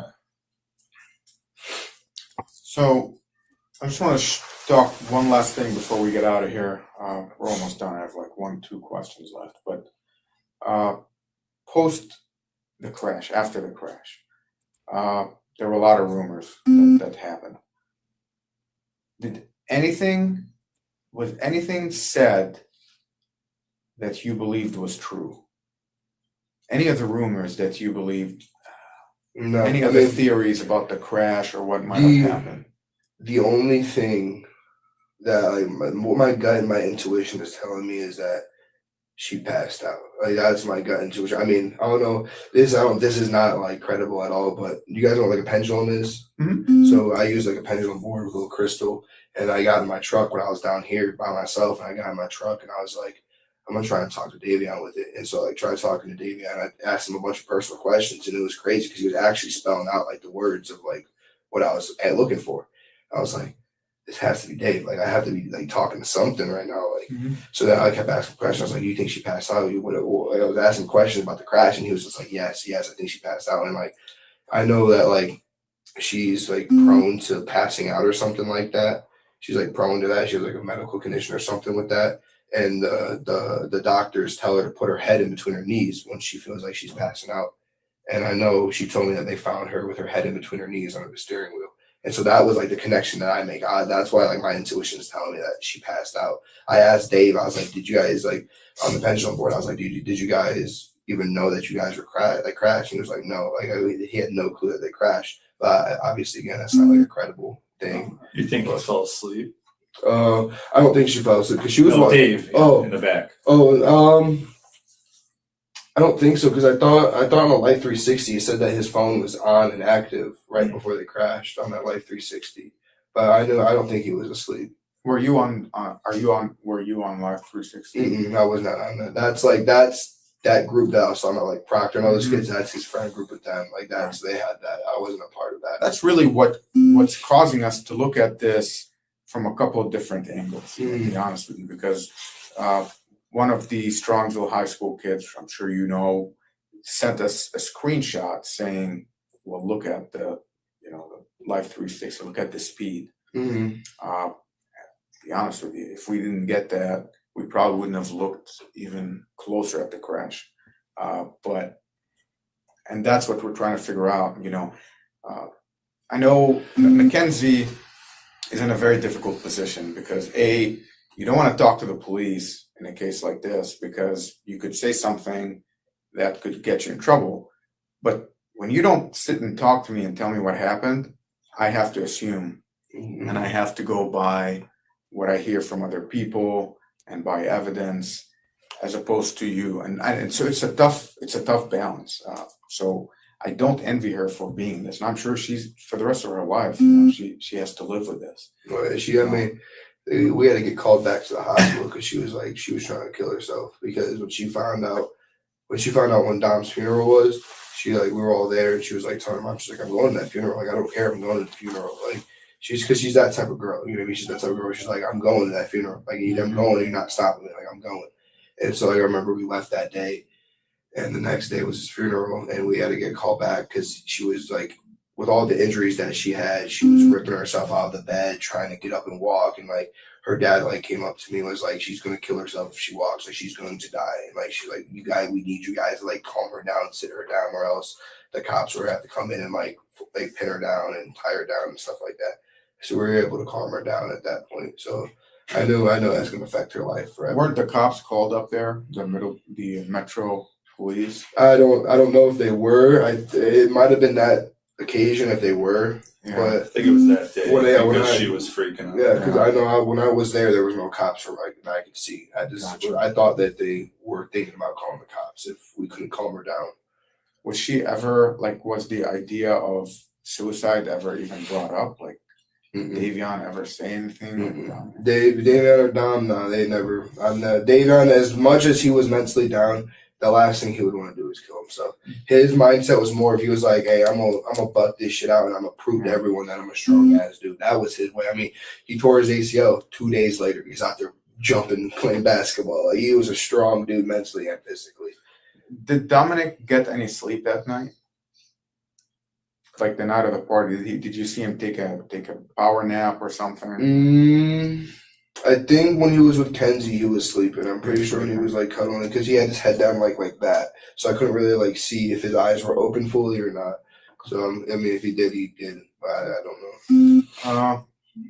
I know Davion didn't. Me and Davion stayed up pretty much all night. I didn't end up going to bed till like 4, 5. So what you're describing the night of that night, Dominic and Davion and Mackenzie were all fine. I mean, I can tell you guys, there's not certain the Burling houses. They did not own a single little like drop of alcohol. They never owned a single thing.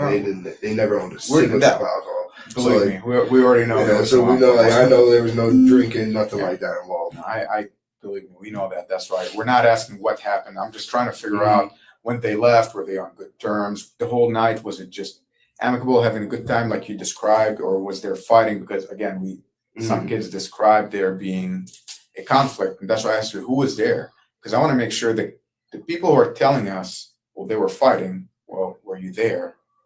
And of course, they stopped talking to the police. And they asked questions. Yeah. I mean, they. Well, and that becomes the confusion on our end. So people who weren't there are telling us something, but then the people who were there don't want to talk to us. Yeah, like I know Tyler Proctor. That makes sense to you, right? Like we're getting rumors from people who weren't even physically there, right? And then we go to the people who were physically there, and they don't want to talk to us. And you just clarified. So now, what do we want? Are they hiding? Was there fighting? Is this true or is it false? That's one click. Those are right now they're all together. They weren't like Houston wasn't really as involved with them before the crash, but now after the crash, they've been more involved with each other.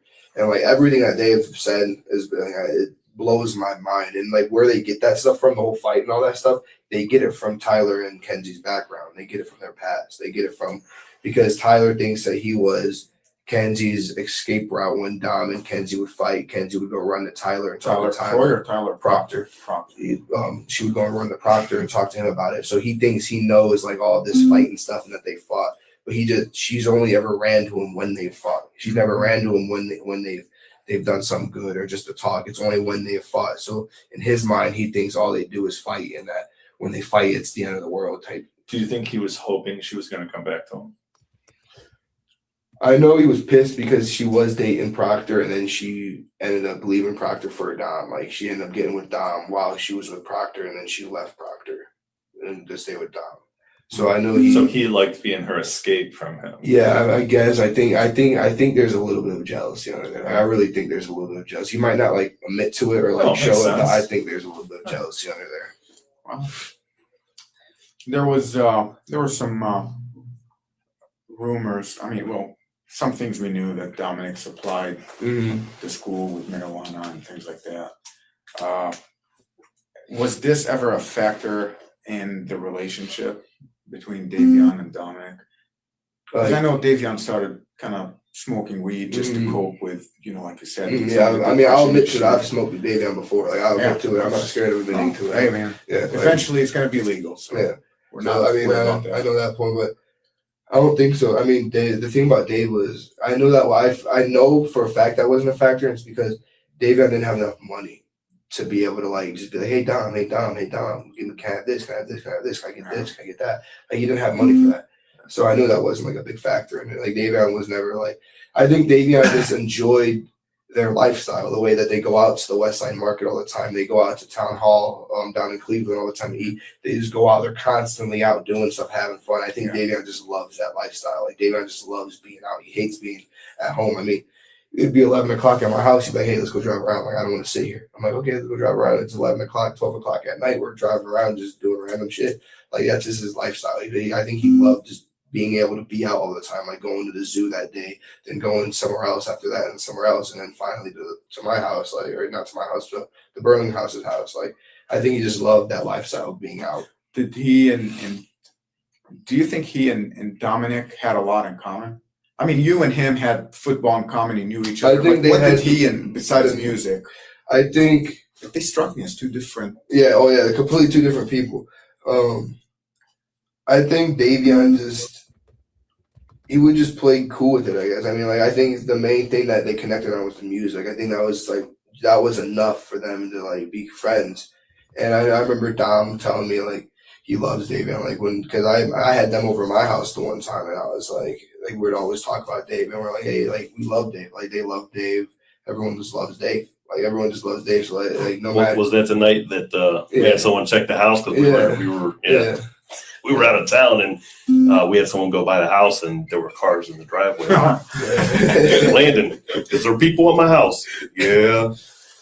Get them out. It was the night of the carnival home days. Okay. So we went to the carnival, and they all came back to my house after the carnival. We're all just kicking it.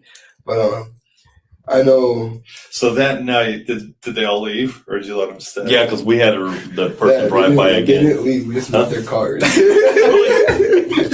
Oh my god. Trust me. And that night, as me and Rose were walking back, there were two drunk people from Johnny J's screaming in the middle of the street fighting, like two old people were screaming. From our house. Yeah. Like the lady was like, fuck you, you're a drunk piece of shit. You left me all night, like screaming at him. And me and Rose was like, let's go. Like, let's get out of here. They're gonna get the cops called. It was crazy. But yeah. But no, I think they just related so much on the music level, and I think Dom wanted to help Davion out that way in the music. Like because I know they wanted to create a whole album. Like I remember when we went there, we went there over at Dom's house, he created the song that he has on the song of Millie. I don't know if you guys know the song of Millie by Lil Wayne. It's a beat. They used that beat over Dom to rap on. And I was there that night, and we were coming up with rap names for Dave. We were talking about Dom creating him a whole album and stuff like that. So like he was that good? Yeah, like Dom would always produce music like that. Wow. And so I think that's like what they connected on the most with the music. And I think Davion just tried to show him respect and clean up the house and just show respect in that form of way. Side question, but do you think Mackenzie was close to Dom because of that same, the lifestyle, the potential for the future? You know what I mean? That everything you described about Davion, there was potential in that relationship. I know Kenzie and Dom were like, they've had a lot of ups and downs throughout the past, but like they were like left and right with each other. Like they when they were together, they were meant to be. Like they were together. Like Dom provided everything for Kenzie. Kenzie didn't work a job. Kenzie would live with Dom. Like Dom would provide her everything. Dom would buy her groceries. Dom would buy her clothes. Anything that Kenzie needed, Dom gets it for her. So like they had that like relationship where it's like they were like ready just to move on and marry and just move out of Ohio and just go on and live their life. Like they were at that stage in their relationship. I think they were together for like 5 years, something like that. 4 years, maybe 6. They were together for a long time. Not as much as you and Rosie. Yeah. How long have you and Rosie been together? About 5 years now, since 8th grade. She's going to OU, right? Yeah. Well, I mean, listen. How you guys gonna do with long term? Oh, we've been doing good. I mean, we've had the past 2 weeks. We've been kind of on a break because of some stuff that's happened in the past. But just recently, she was over here the whole week. This week, she was over down here in Marietta with me, staying in my dorm with me. Was it like 50 minutes from here? Yeah, about 45. Yeah, Oh, that's not bad. Not bad, nothing bad at all. And it's like at the same time, you also have so much stuff you can look at too. It's not like the drive down here from Charleston, it's just mountains. There's like not that much to look at. Like, it's boring. There, it's like you're kind of going against the Ohio River pretty much the entire way almost. So it's like you have lots of factories, lots of cool things to see. So the drive goes by really quick. Well, Listen, I really can't tell you how much I appreciate you giving us your time. You've clarified and shed some light on things that we were unaware of, especially, you know, the dynamic that night. I said a lot of people are just giving us information based on rumors, and I would hate to, you know, people ask what's going to happen next. So what's going to happen after this is we are going to submit everything we have, the crash report, the body cameras, everything we've done so far. It goes to the prosecutor's office because at the time when the accident happened, Mackenzie was a juvenile. And so we, the police, we don't get to charge her with a crime. If there is a crime, we're not the ones who get to say this was an accident or this was an intentional act. We have, believe it or not, we have almost nothing to do with this. This goes straight to the prosecutor's office. The prosecutor's office will get to review everything, including those conversations, everything we've done, every person we talked to, every picture we took, everything, including the rumors, the people who sent us messages anonymously and sent us screenshots of social media. All of it has to go in. Generally, what they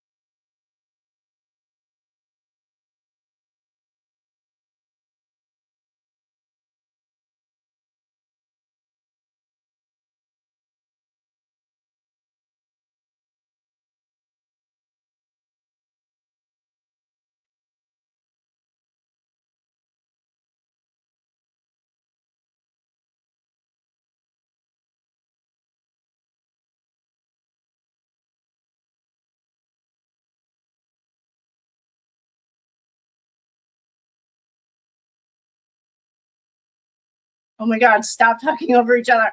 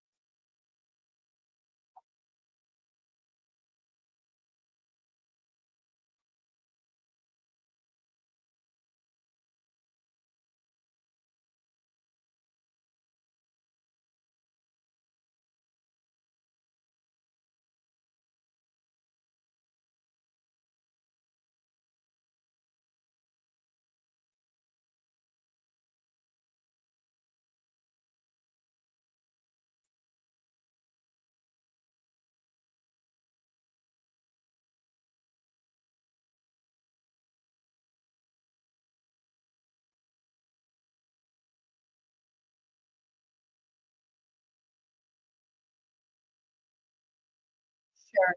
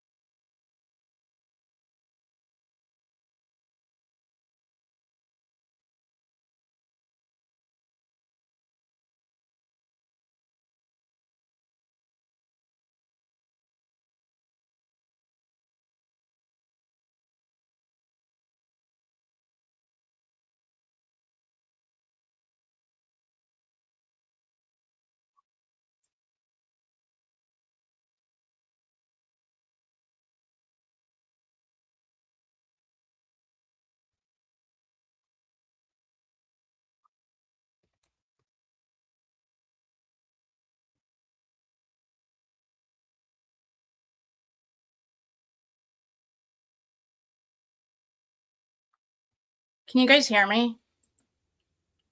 Can you hear me? I'm talking. I just stopped it.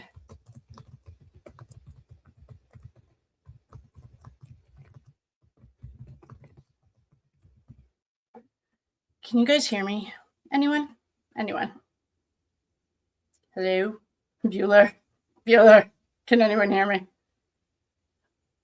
Yes, you can hear me, or yes, that's the picture. Oh, you can hear me? Okay, I stopped the video. I have okay, cool.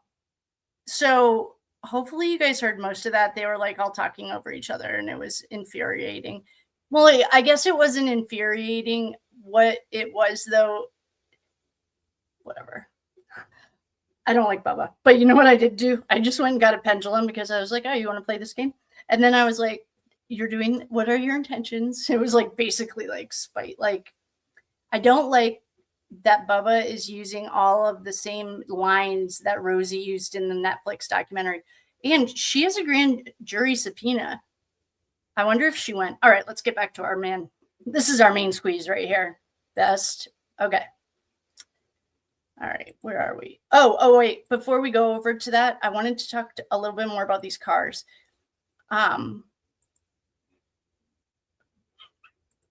Where is it? Oh, I'm too big. Okay. Were you talking about this door being open? Is that what you were showing? I was trying to look through the video or the pictures while we were listening to that meathead talk. This is the driver's side though. But you know what I was trying to see is her tire burst when she hit that curb. And so I was trying to find the tire and to see if that back seat was leaned back. All right, let's look. I have you know what all I should do is see, it depends because right here, it looks like Damien slammed against this. But when Mackenzie's mom said Dominic had so much extra weight because Davion was in his lap, I know that she cannot be trusted, but it was such an off the cuff comment. I was like, wait, because when I did a tarot reading. Wait a minute, whose shoes are those? Oh, I thought that was a shoe. There are shoes. I did see a girl's shoe, but when I did the tarot reading, he said that it felt like time stopped. It was a really long time. See, this seat looks like it's slammed, like Dominic was somehow. I just saw one of our lovely dear friends said she saw a diagram on TikTok. I want to go find that. Okay, let's look at this. I mean, it's really hard to tell what this is other than like a mangled mess, but man, this went like on him. Okay. It looks to me, I don't know, this seat looks like a normal seat though. Wonder if we can see if it's like pushed back, like if what I think, this is just my opinion from these tarot readings, is I think that she put the child locks on in the back so Davion couldn't get out. And so he jumped into the front seat to try to jump out that door. He and Dominic probably. So let's see what this looks like. Oops. You can't really tell from this side or this angle. Holy crap. I mean, okay. All right. Oh, now my computer's frozen. Just a second. Oh, there we go. Okay. Anymore, but I'm outside switching garbage. I can't hear you anymore, but I'm outside switching garbage. Oh, and Dom's hand found by the back window, like out of it. Oh, really? Dom had the seat reclined. Okay, so that's what I think she locked, literally like a psycho, locked them in there, I think, from what I was getting on an energy level, like he was locked in there. Did you say Dom's hand was out? Okay, wait. I think I'm getting tired. I know that I just read what you said, but now I'm like, oh. I did see a girl's shoe in here, though, somewhere. What is... I don't know. Thank you for who, if she's or he or they are a friend who checked the rain for me. I mean, apparently this was not as rainy. Okay, so I'm all right. All right, let's get back to our thing. What was I looking for? Oh, I was looking for the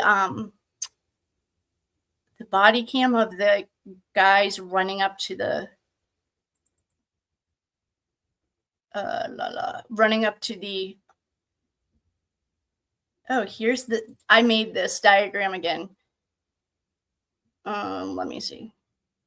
Oh wait. Yeah. City of Strongsville.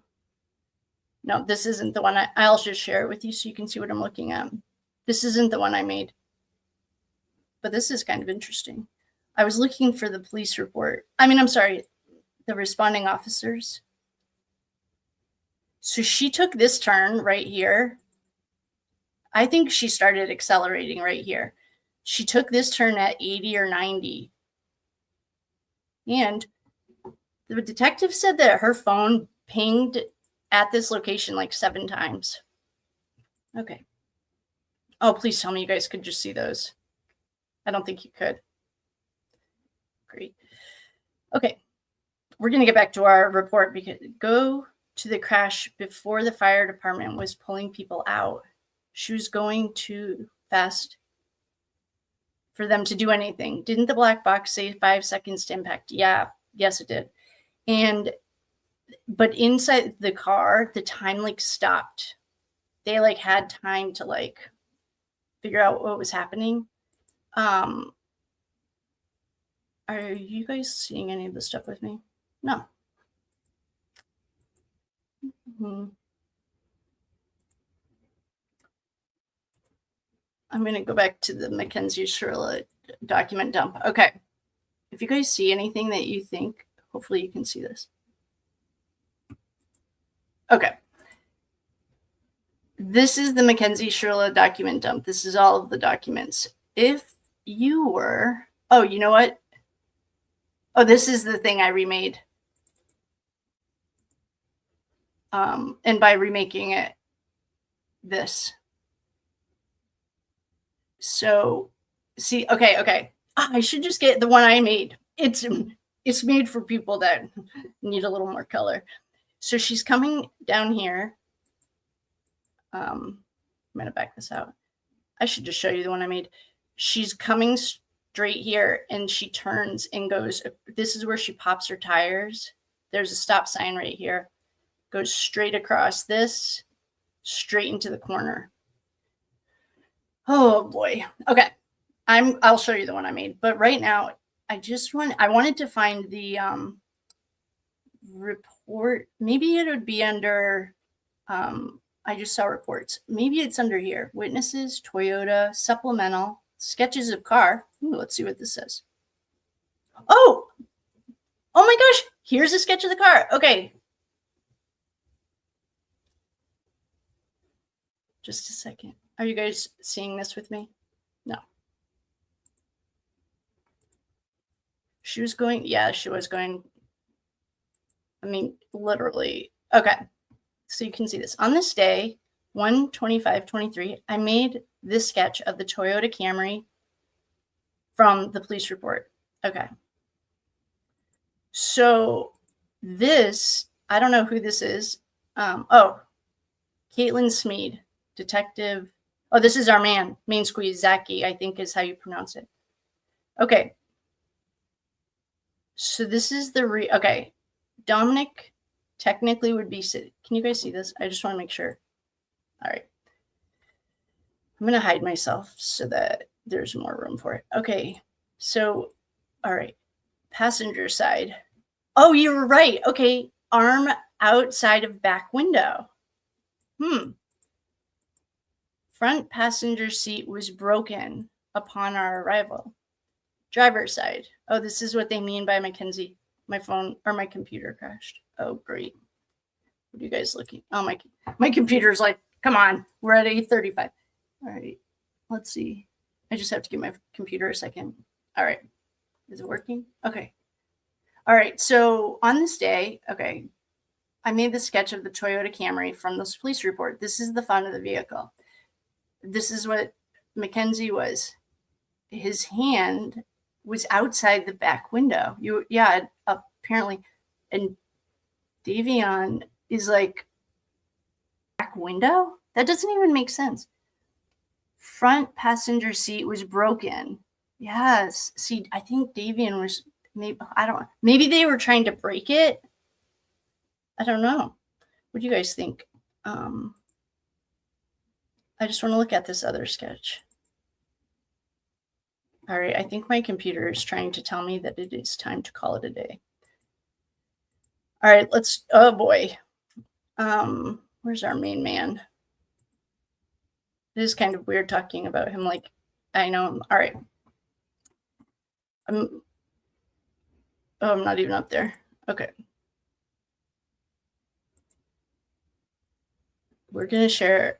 All right, 8:37. Let's end it at 9 hours. So in 23 minutes, we're done. We're calling it a day no matter where we are. All right. We're calling it a day I'm going to set a timer so I don't overstay our welcome. 23 minutes. All right, we're getting off in 23 minutes. Prepare yourselves, ladies and gentlemen. Okay, I have an alarm going. All right. So where are we? Back to our guy. Okay, interview with Bubba. Well, we can kind of skip over this. 12:55, October 21st, 12:55. Interview with Landon, Bubba Turner. Detective Glover and I met with Glover with Bubba and his father Michael at the college police department. The 56-minute long interview took place in a private interview room provided by the hosting agency and was audio recorded on my body-worn camera. The main purpose of the interview was to shed light on Davion Flanigan. Landon first met Davion in elementary school. As they were both progressed through the school system, went through the school system, they got closer and got to know each other well. In high school, the two of them were teammates on the Strongsville High football team. Landon described Davion as a brother and one of his best friends. Given information previously provided by the Flanigans about Davion having lived with Landon for approximately 2 weeks during their senior year of high school, no, it was 3 months. I asked Landon to shed some light on the circumstances that led to the move. According to Landon, Davion approached him asking to stay with him for a week. Upon moving in, Davion ended up staying longer. The cause of the move had to do with eternal issues between Davion and his mother. According to Landon, the story Davion told him prior to moving in and the one he discovered after Davion moved out We're not the same. The difference in the stories does not pertain to this investigation. I inquired. Oh, wait a second. Okay, you guys can see me, right? I've rocked with you all day. Ah, bestie. Man, I appreciate you because this was certainly not on my bingo card, but here we are. I appreciate you. I love you. Thank you. All right. I don't think that our friend likes Landon. I don't think he trusts him. Okay, anyway, I inquired whether Landon and Tyler Proctor were victims of witness intimidation as previously reported. Landon denied it. Oh, no. Being threatened by anyone, whether over text or in person. Yes, subpoena his phone records.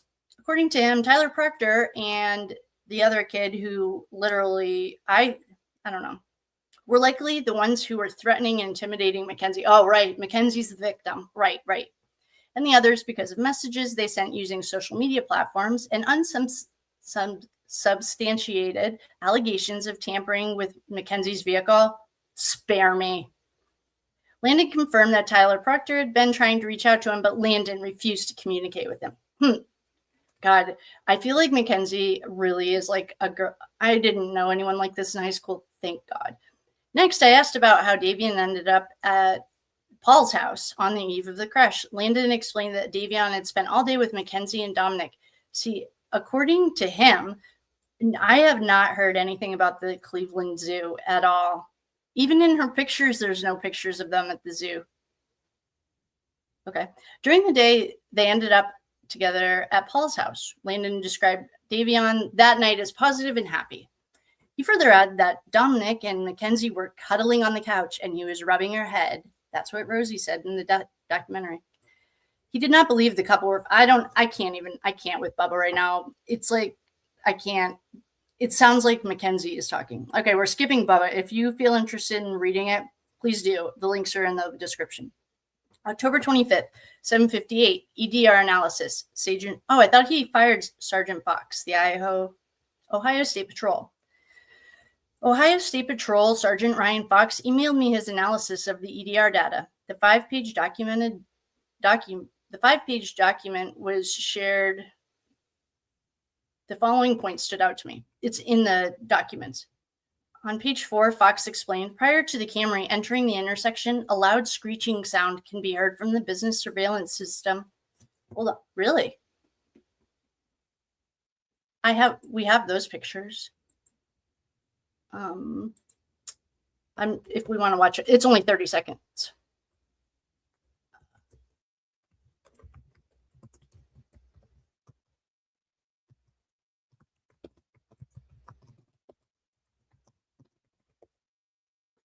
I just have to make them public. I uploaded it a little earlier. Oh, when I was trying to do the Mama Russo. I'm just gonna get it ready for us, and then we can check it out.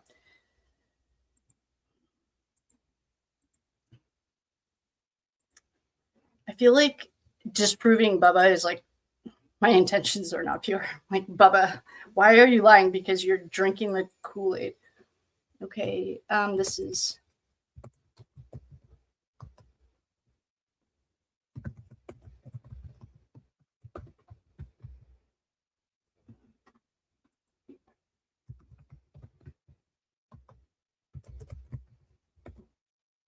Man, I appreciate you hanging out with me all day. I really do. It's really weird, though. I feel like I would just keep going. I don't know why. I don't feel obsessed with it. I just want to, like, get it done. Because I feel like the longer it's hanging out there, we just need to do... If you guys can do the land prayers, I can get Dominic out of that psychopath's grip. Okay. We are going to watch this.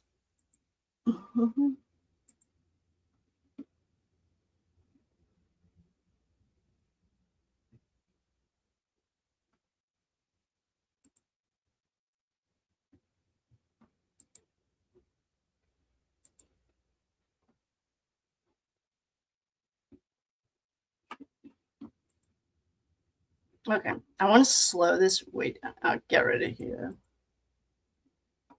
I'm going to slow this way down. Well, I guess we don't really need to see her going 0 miles an hour. I mean, this is just her making a normal turn. There's no sound. I sped it up. So hold on. Sorry. I sped it up to 2.5 for no real reason. Okay, here. I mean, this is just her making a normal turn. There's not that much. We can watch her regular. Okay. Is this normal speed? Gosh. Okay, there's nothing really. There we go. That's normal. Okay, so she makes this normal turn. You know what I want to see? I wonder if we can see what's her face. Rosie. Okay, so that's that. Next one. This is the one that's like a little bit intense. This is the one that Mackenzie's dad wore boom t-shirt and completely tone deaf, I would say. All right.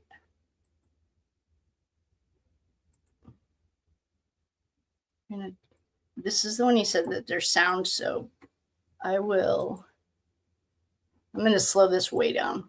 I just want to see. Oh, you know what? I also have a filter that we can see if, well, let's just see what it looks like. This might be really loud. That's why I'm a little nervous.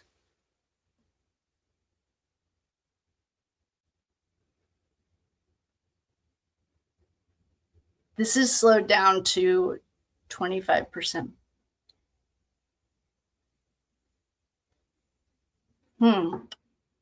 There's more of those, though. Those were the two that I found in that dump. Okay. All right. Back to us. Okay. On page 4, prior to the Camry entering the intersection, a loud screeching sound can be heard from the business surveillance system camera that records the approach and the crash of the Camry. I didn't hear a loud screeching sound. I mean, if anyone actually here, I'll come back over here. If anyone actually hasn't heard it and you would like to, let me know. AG Tactical. Oh my God, he's hilarious. Literally, I was just saying yesterday in this reading I did, like, I feel like I love phone calls from prison too, don't get me wrong, but I feel like listening to them is like streamlining like crack. I love AG Tactical, the way he hates them. He does not like them, and it's so funny. And I was saying earlier, you were probably with me, when I first found him, he only had 10,000 viewers, and I was like watching him do it every day, and he was still a chef. It was and now he has over 100,000, and I was like, I think he's hilarious. I think it's hilarious how much he hates the Shirillas. That's what makes it funnier. All right, back to us, because we are on a time frame. I set an alarm. Let me just check it. Otherwise, 13 minutes to go. All right. If I don't, apparently I am drinking the Mackenzie Kool-Aid because I just want to, like, I don't know why. We're just going to finish this. Okay.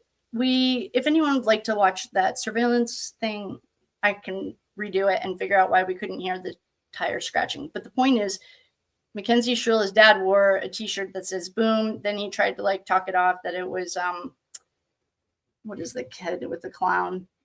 I can't remember the channel name, but he said he was supporting the channel name. Well, there's no name. He like loves Shirilla. Anyway, okay. He can hear it. The loud screeching is likely the result of the steering input of the driver and the inability of the tires in the friction of the roadway to overcome the forward momentum of the vehicle. The vehicle's tires are likely turned as requested by the steering input reported, but the vehicle is continuing more on its original forward trajectory. This is likely indicating manipulation of the steering wheel immediately prior to entering the intersection. To explain the brake light that was illuminated mere fractions of a second prior to impact, Fox noted, per the Toyota master technician, as well as various Toyota demonstration videos, these systems, Toyota Service Lane, use various radar and camera systems to provide assistance with crash avoidance. Most of these features involve slowing some or all of the vehicle's tires to maintain control or a safe distance from a vehicle or an object ahead of the Toyota. When these systems become active, The vehicle will not increase speed, but will rather decrease speed. As a result, we actually saw that in the report earlier. As a result, the system will activate the rear brake lights to indicate the possible slowing of the vehicle to other motorists, even if the driver is not pressing on the brake pedal. Toyota's Safety Sense P works at speeds of 7 miles per hour to 110, but does not work with objects that appear in front of the vehicle without prior detection. With the availability of the Safety Sense P system and the extreme driver input for the vehicle prior to the collision, the brake lights activation is likely the result of the CC. Okay, she didn't press the brake. That's what this is. This is a lot of words to say she didn't press the brake. The car itself did. The brake light activation is the result of the safety system working to avoid the impact ahead or return the vehicle to a straight orientation for the direction of travel. This likely indicates that although the steering wheel was manipulated left and right, no braking was applied by the operator. Well, that's not really that great for you, Mackenzie. The wheel was manipulated left and right. October 27th.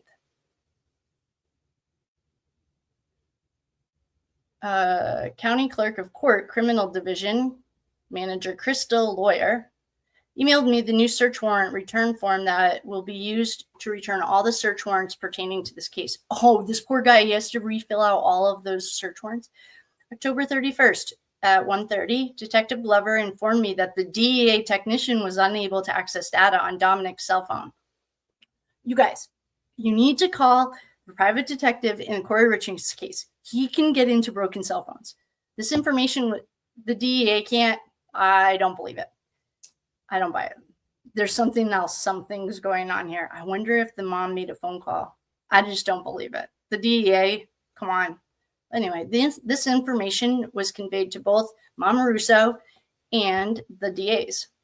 November 1st at 2:03. Oh, man. Shit. I just set an alarm, and I think we have Hench's interview. Hench, how long is it? Let's check. I might have to just turn my alarm off. I know I just saw it. What is this guy's real name? Christopher something? Oh, Christopher Hench. It's 11 minutes. All right, I'm turning off my alarm. Sorry, team. Grab a drink. We're going in. This is like the most diehard ever, and I appreciate you guys. I appreciate you for being here. And if you're on the replay crew, you know what to do. All right, I guess we're going in. Where's Hench?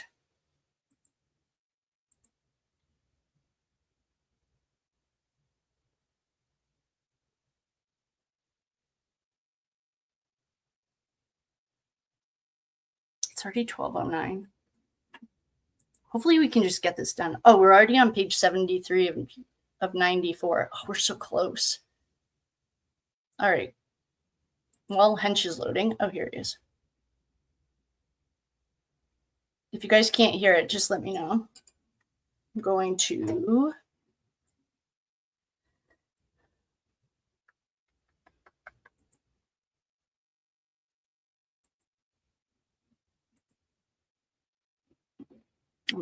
I'll get out of there so you can see it.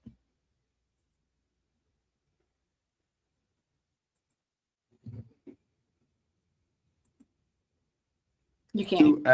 Whoa, okay.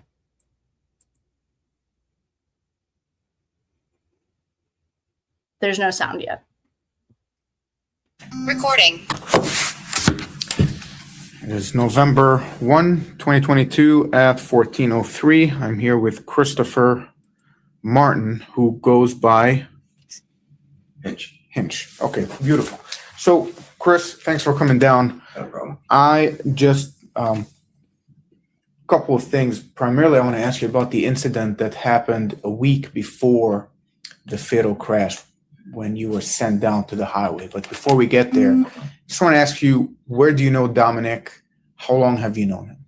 I know Dominic through his mother. Okay. She actually took care of a couple cases for me. We ended up becoming real good friends. Okay. And so it's been about 2.5, 3 years now. Beautiful. And I always just try to be there for the kids, and they kind of looked up to me, and I just kind of been around for them. Cool. So Do you remember the incident that I'm about to ask you about where Yes. you picked him up from the highway? Yes. Okay. That day, what do you remember? Where were you when you got the call? Who called you, and what did they ask you to do? I was actually at Christine's house. We were sitting around. She had just came back. She was sick. She got out the hospital and wasn't feeling well. Dominic called her, and he was upset. And she was like, "Well, where are you at?" And he was like, "I'm driving in the car with her." And he was like, "I just want to go." He was like, "I don't want to be around her anymore. I'm done." So she was like, "Well, do you mind going to go pick him up?" I said, "Not a problem." So as I leave her house, go to the highway, get on the highway, and I call him. I said, "Well, where are you at?" And she was like, "I'll crash this car." I'm like, "Dude, what you mean?" I'm like, "Dominic, just tell her to pull over. Like, I'm right behind you guys, so just pull over and stop, and I'm right here. Like, I'll be there in 2 seconds." So I hop on the highway. They were more down towards the Pearl. I get on at 82, and they were more a little bit past the Pearl exit right there. And it was raining. So as soon as I pull up, she's just going like this, and he's trying to get out the car. And once he get in the car with me, I said, "Dude, you don't have to deal with this. You're young. You got a long life to live. You don't have to deal with no chick in her attitudes, whatever. If you're not happy, just let her go. You know what I mean? If it was true love, she'll be back." So we're sitting there having that conversation in the car on the way back home. And man, I would have never expected that would even happen. A week later, just mind blowing. But yeah, we got in the car and he was like, "Man, I just can't deal with, she don't want to listen. She drives like a maniac." I was like, "Well, you don't have to drive with her. You have your own car, and just let her go about her way. Take your time away from her. Get yourself together." And he was like, "Yeah, I think that's gonna be the best thing to do." And then later on, we get back to the house, probably 20 minutes after we get to the house, her dad shows up. He wants Kinsey stuff. He's like, "I have no problem." It's like, "Just have her or you can bring my stuff back over here and I'll give you her stuff." So he went and grabbed some purses and gave them back to her, and or gave them to her dad. And yeah. So let me clarify a few things. So when you got the call, you said 71 at Pearl Road. Were they going toward Strongsville or toward Cleveland? Were they Towards north or Cleveland. south? So they were 71 north? Yes. And they had just passed, did they get to Bagley or before Bagley? Before Bagley. Okay, so that's going to be 71 north between Pearl and Bagley. So when you left the house, were you on the phone with him? Did he call you? Did you call him? I called him. You called him? I called him to find out where his location, where they actually were at. Because I'm coming down the highway trying to meet up with them. And okay. And they were still moving as this was happening. She didn't. I was on the phone with him. I said, "Well, just tell her to pull it over. We don't need anything happening. Just tell her to pull it over." So she pulled the car over. I said, "Thank God, I'm right behind you." And so I pulled up. Who is she? Kinsey. Okay. And when you were on the phone with him, can you clarify again what you heard her say over the phone? She says she'll crash this car right now. You heard her say that? Okay. And so they pulled the car over. Were they on the right side or the left side? Do you remember? Right side. Right side. Yeah. So right off the berm. Right off the berm. So did you get out of the car or did Dom just come back to you? Well, I was starting to get out the car because I seen her just going over, grabbing him and swinging at him. So she's swinging at him, reaching over? Okay. And I started to get out the car, and then I seen the door open, and he jumped out. And I said, "Well, come on, dude, it's raining. Let's get in the car. Okay. We're out of here." And so when you guys left, where was she? She was still in the car. Still in the car, still at the highway? Okay. Yeah, I let her pull off before we pulled off. Okay. Just to make sure the traffic was clear. She got on, boom, and we got off at Bagley, turned back around. How long have you known her? About the same amount of time. Same amount of time. Yeah. Did you ever talk to her? Very few. Very few. She'll So say hi, bye, you know, and that's just about it. We never really had conversations. ever see them get into it?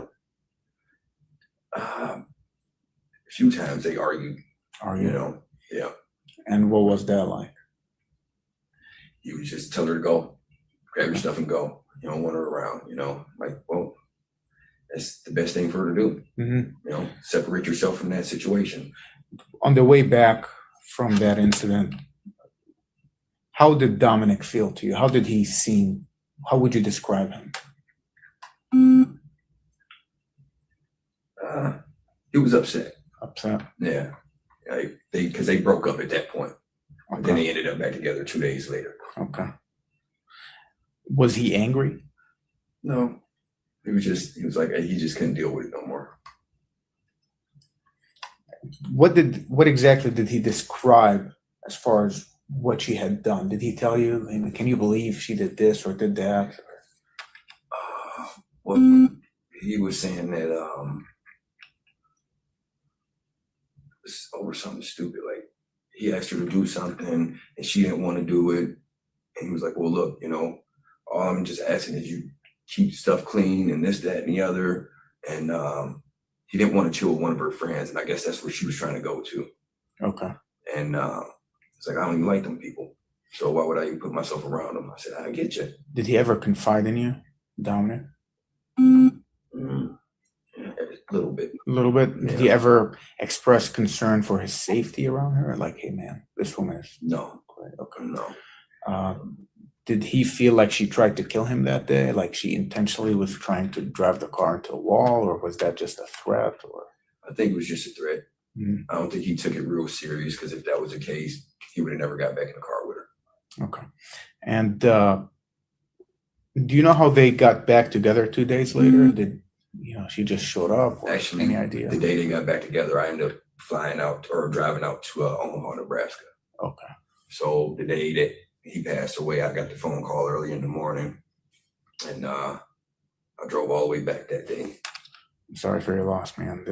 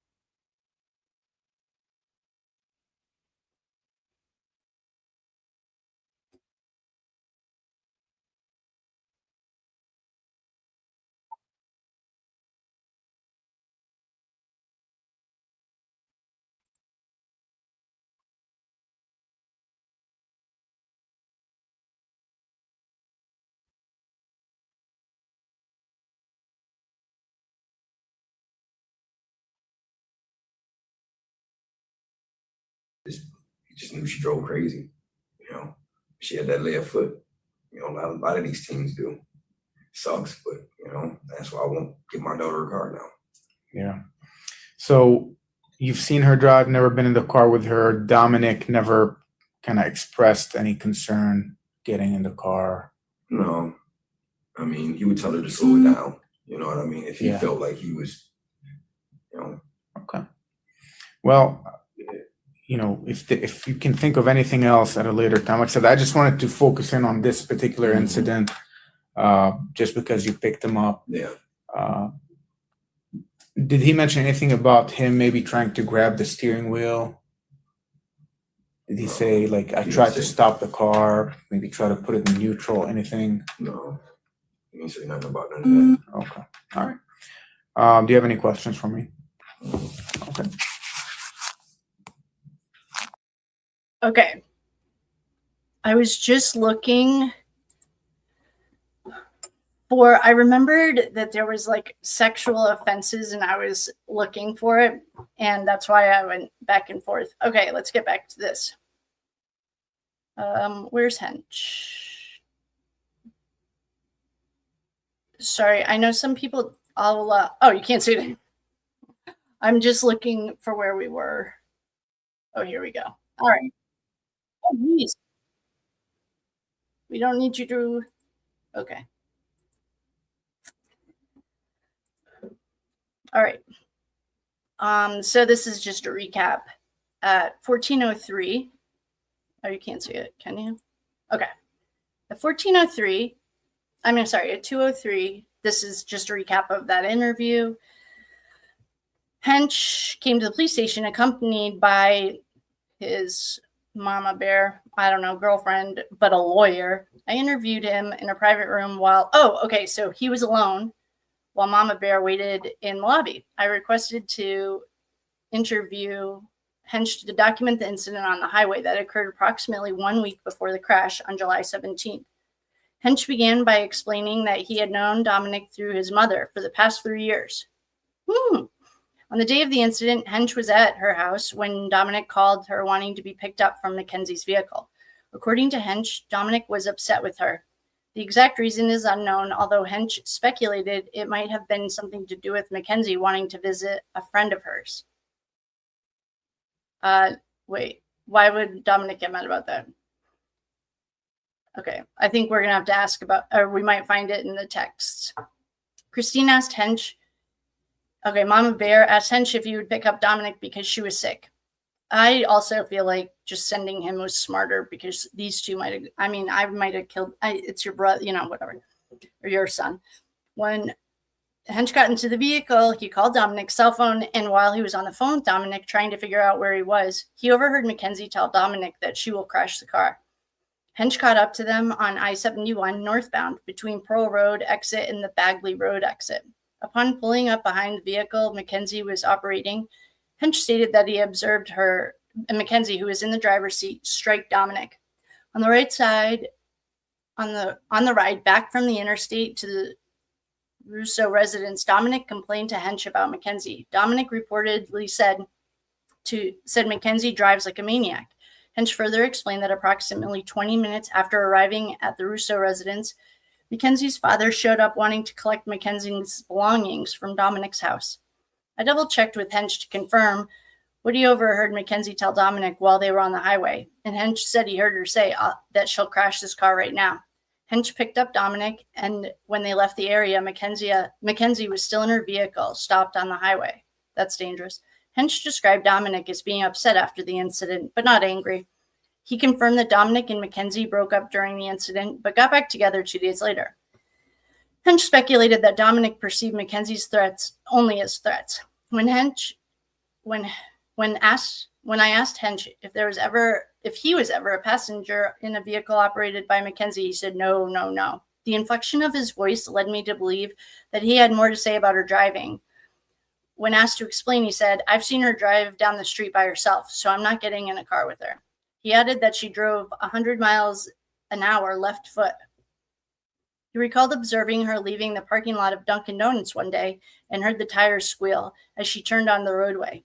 According to him, Dominic knew Mackenzie drove crazy and told her to slow it down, but did not express fear of being in the vehicle with her. November 3rd. Wait, didn't we just text Dom say her friend pimped her out? Oh, that Gail girl that Dom blamed. Ooh, okay. So she hasn't gotten arrested yet. In the beginning of this report, it says when he issues her, I think it'll be the next thing. Okay, November 3rd at 8:29, emailed Jamie Flanigan about Halloween. Jamie seems a little bit much, like going through her son's room. That's weird. I received the following email from Jamie Flanigan. Additionally, she attached 4 videos taken from Rosie Graham's public TikTok account. The videos show Mackenzie and Rosie in an unidentified, this is the hotel room, dancing in Halloween costumes. The email was forwarded to the DA troop in McNair, and the videos were uploaded to the network.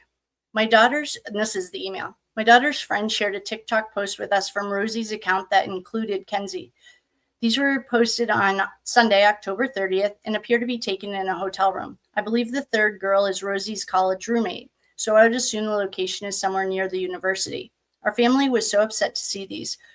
While we are deeply mourning Davion's death and trying to figure out how to endure our first real holiday without him, Kenzie is out enjoying life and most likely getting ready to go out for a college Halloween party. I believe Rosie's TikTok account is public because I was able to view her other posts. There is one on the 9th of October where Rosie is talking about someone not feeling like home anymore because they betrayed her. Assuming that this is about Landon, since he finally decided to sit for a police interview and she is still refusing to talk. Oh boy, I will attach that video as well. Thank you for all that you are doing to help us get justice for Davion. We appreciate you and your thorough investigation. I second that. At 11:30, Detective Glover and I filled out the search warrants and the returns with the county clerk. Copies of the file are included. At 21:24, Jamie Flanigan emailed me a video and 3 screenshots of comments made to Rosie Graham's public TikTok account. The comments were about Rosie Graham and Mackenzie's Halloween costumes. According to an unidentified TikTok user whose screen name is your grandpa's left nipple, the girl on the left, Mackenzie, is a drink. It's a juice mixed in with random alcohols and random drugs, usually Zaza. It's usually served in a white cop 2. I think that meant cup. Then the girl on the right, Rosie, is Zaza, aka weak, LOL. Oh, these are those. Okay. The screenshots have been uploaded to the network. November 4th, arrest warrant issued. At 1:05, the assistant prosecuting attorney, Joanna Winery, and I appeared before Judge Thomas O'Malley of the County Court Juvenile Division. Judge O'Malley signed the arrest warrant. Mackenzie was charged with the following: aggravated murder, RC 2903.01, unclassified felony, 2 counts. Murder, RC 2903.02, unclassified felony, 2 counts. Murder, RC 2903.2, A and B, unclassified felony, 2 counts. Felonious assault, 2 counts. Felonious assault, RC 2903.11A1, felony, 2 counts. Felonious assault, RC 2903.11A2, felony, 2 counts. They really stacked this. Aggravated vehicular homicide, RC 2903.06, A2 and A, felony, 3. She's fucked. 2 counts. Drug trafficking, RC 2925.03, A2, felony, 4. 1 count. Drug possession, RC 2905.11, A, felony, 5. 1 count. Possession of criminal tools, RC 2923. What about speeding? Hello? Speeding? Running a stop sign? They could have really fucked her. Felony, 5. 1 count. Vandalism. Oh, he's charging her for that church thing at the church. Oh, breaking and entering. Sorry, I missed that. Oh, possession of criminal tools. I bet that's a baseball bat. Breaking and entering is when they broke the door on the church. I'm guessing. Vandalism, RC 2909.05A, felony, 5. 1 count. Desecration, RC 2927.11, A4, felony, 5. 1 count. Mackenzie was taken into custody. Oh, this is hilarious. At 2:25, Mackenzie was taken into custody. At 3:13, I called Mackenzie's attorney, Jim McDonald, to inform him of the arrest. He said he was displeased that the arrest was made on a Friday afternoon. Sorry, Jimmy. We do the best we can. At 3:16, I called Scott Flanigan, Davion's father, and informed him of Mackenzie's arrest. At 3:18, I called Mama Russo, Dominic's mother, and informed her of the arrest. At 4:38, these police officers transported Mackenzie to the juvenile detention center. They arrived at 4:56. Charges filed, subject arrested. Post-arrest follow-up investigation, November 5th, at 9:57 a.m. Subpoena replied to AT&T. AT&T complied with the subpoena for Mackenzie's phone records requests from July 31st, 12 o'clock a.m. to October 25th, 2022 at midnight. AT&T provided 6 PDF files containing a variety of information. Although the records show the phone had been used until October 25th, it is unknown who was using the phone. Wait, when did she get arrested? Wasn't she using the phone? October 25th. She still has 9 days to use her phone. I don't know. November 7th. At 7:47, I called in the morning. I called Scott Flanigan to check in on his family. He said they were doing okay and that they had avoided social media as best they could. I also informed him that Mackenzie will have her initial appearance this morning at 9 in juvenile court. At 8:29, a search warrant reply for Apple iCloud. Apple responded to the search warrant for Mackenzie's iCloud account. Given the level of encryption used by Apple, I requested the assistance from the City of Strongville IT department to access the data. At 9:43, Detective Glover and I appeared at the we appeared at the County Juvenile Court Judge Jennifer O'Malley's courtroom for Mackenzie's arraignment. She was denied bond. An attorney-only conference was scheduled for November 28th, 2022 at 2 o'clock. At 11:22, Detective Glover and I updated both the Russo and the Flanigan families as the outcome of Mackenzie's arraignment. At 12:32, I called Husseini, his friend, to obtain the full names and contact information for Logan and Nina. He didn't answer. I left a voicemail.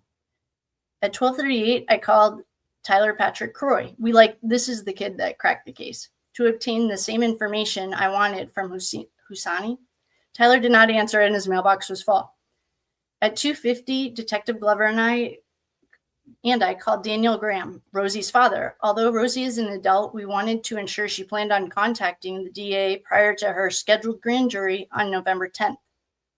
After identifying himself as a retired police chief, Mr. Graham denied knowing about the subpoena. He requested that I email him a copy at blah, blah, blah. Shortly after hanging up, I emailed him a copy of the subpoena. His daughter did not comply with the subpoena. Arrest her?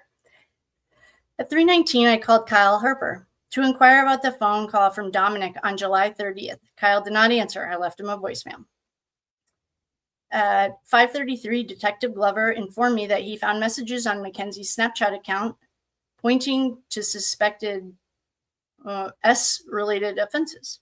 November 8th at 8 o'clock. Wait, sex-related offenses? I don't think I get what that means yet. We'll get there. Other than being a prostitute, I guess we're going to find out. On November 8th, 2022 at 8 o'clock, 8:34, a State Farm agent contacted me wanting information about releasing the Toyota.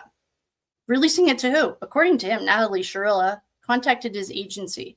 I explained to the agent who called from blah, blah, blah, that the vehicle was currently being kept at the police department as evidence. I advised him to have Natalie contact her attorney, who in turn needs to contact the prosecutor should he have any questions or requests pertaining to the vehicle status.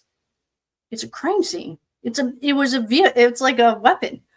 At 8:46, I called Husseini Ahmad and Tyler Croy for a second time. Neither of them answered. I left Husseini a voicemail requesting a callback. Okay.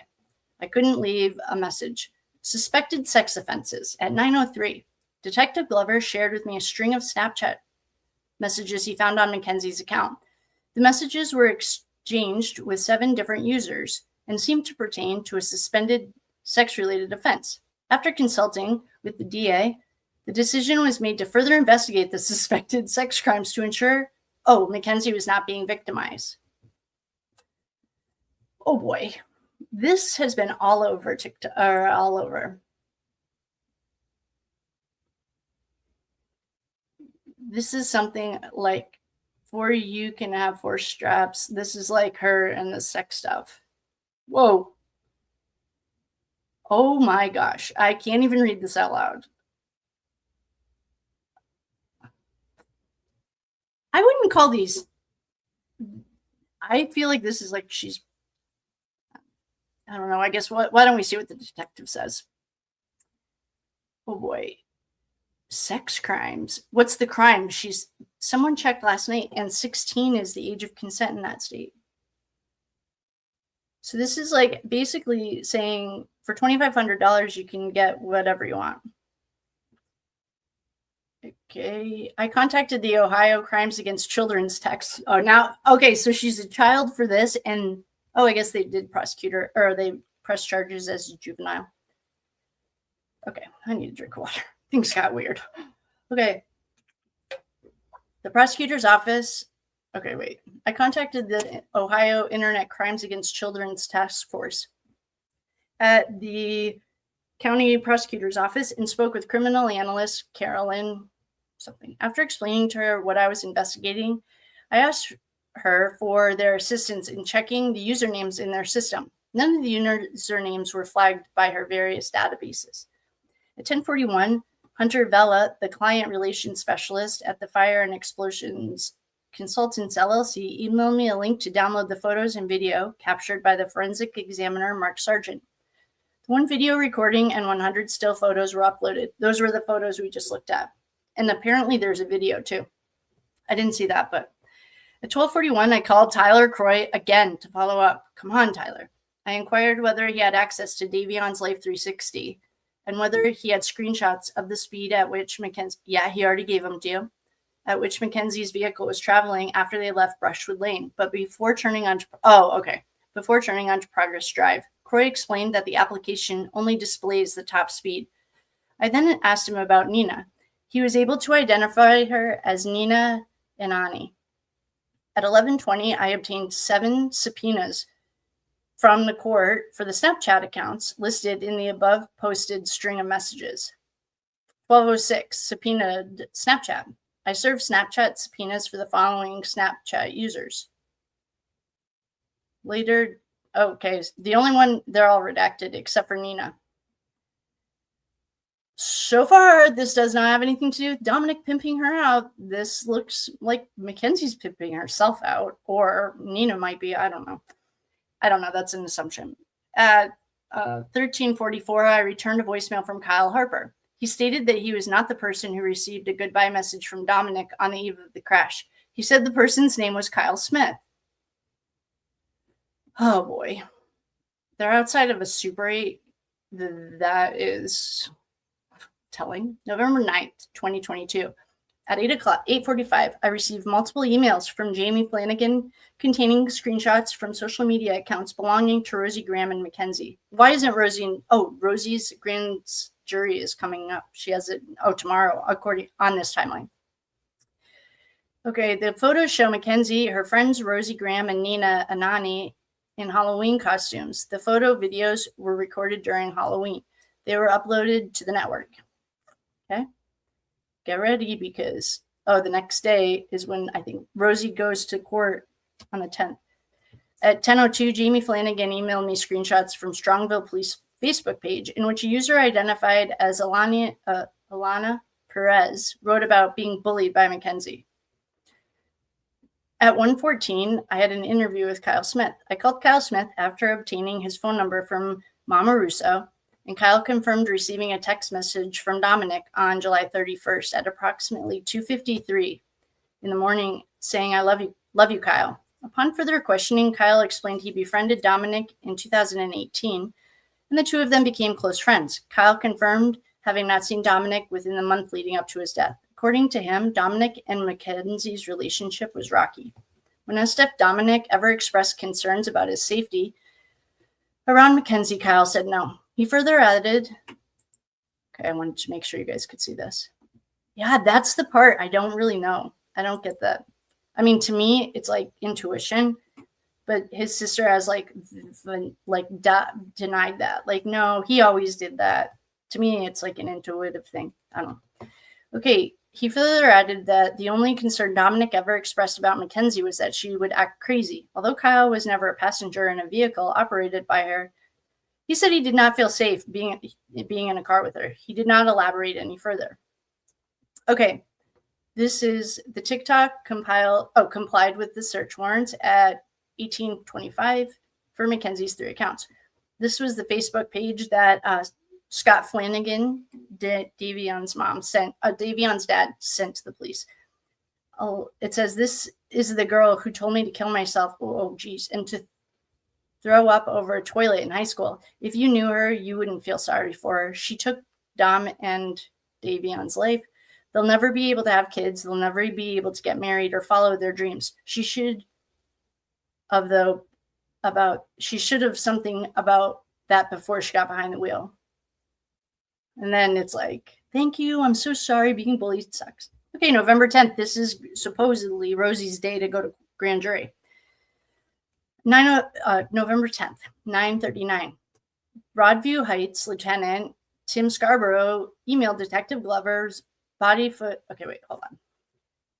At 9:39, Broadview Heights Lieutenant Tim Scarborough emailed Detective Glover body camera footage from the traffic stop conducted by Broadview Heights Police on I-77 when Mackenzie was taken into custody.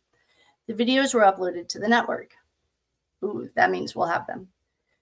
At 1:13, the DA informed me that neither David Tyler Proctor or Rosie Graham showed up to grand jury.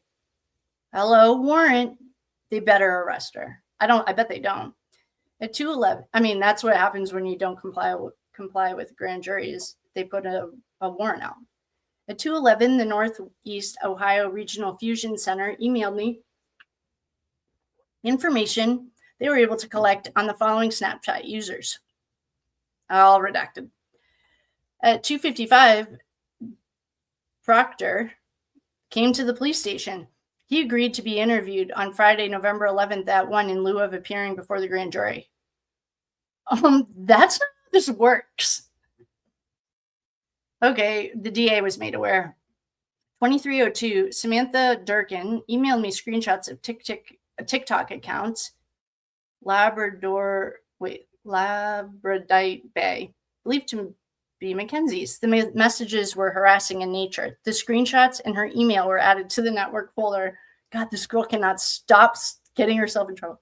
At 11:50, okay, November 11th, 11:52, Detective Glover emailed Snapchat's law enforcement portal seeking clarification, requesting assistance regarding missing data and information that was requested in the search warrant that Snapchat failed to provide. In particular, of particular importance are the following photos and messages that may shed light on the suspected sex offense we are now investigating. Redacted, redacted, redacted, redacted. And then we've already watched this interview. Didn't we? Please tell me we did. I think we did. This is the kid in the red jacket, right?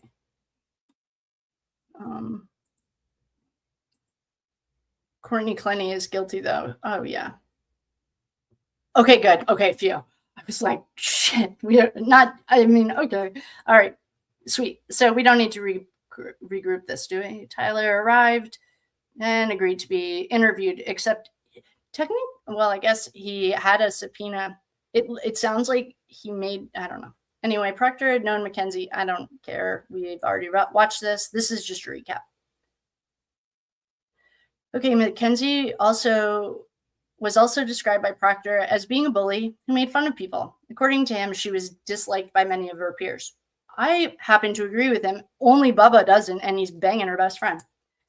This was substantiated by Samantha Durkin, who emailed me the screenshots from Mackenzie's fake TikTok account. What an idiot. Threatening to use a taser on her.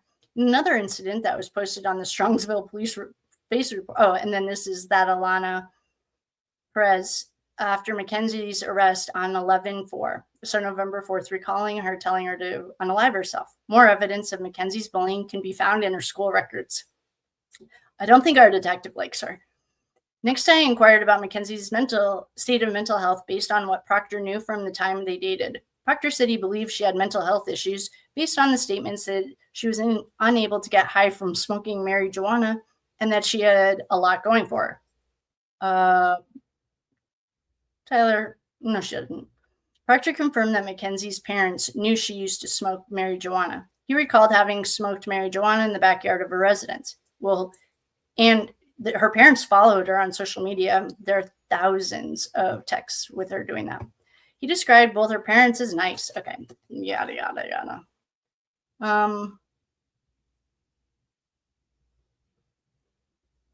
He believed that an argument happened in the vehicle preceding the crash.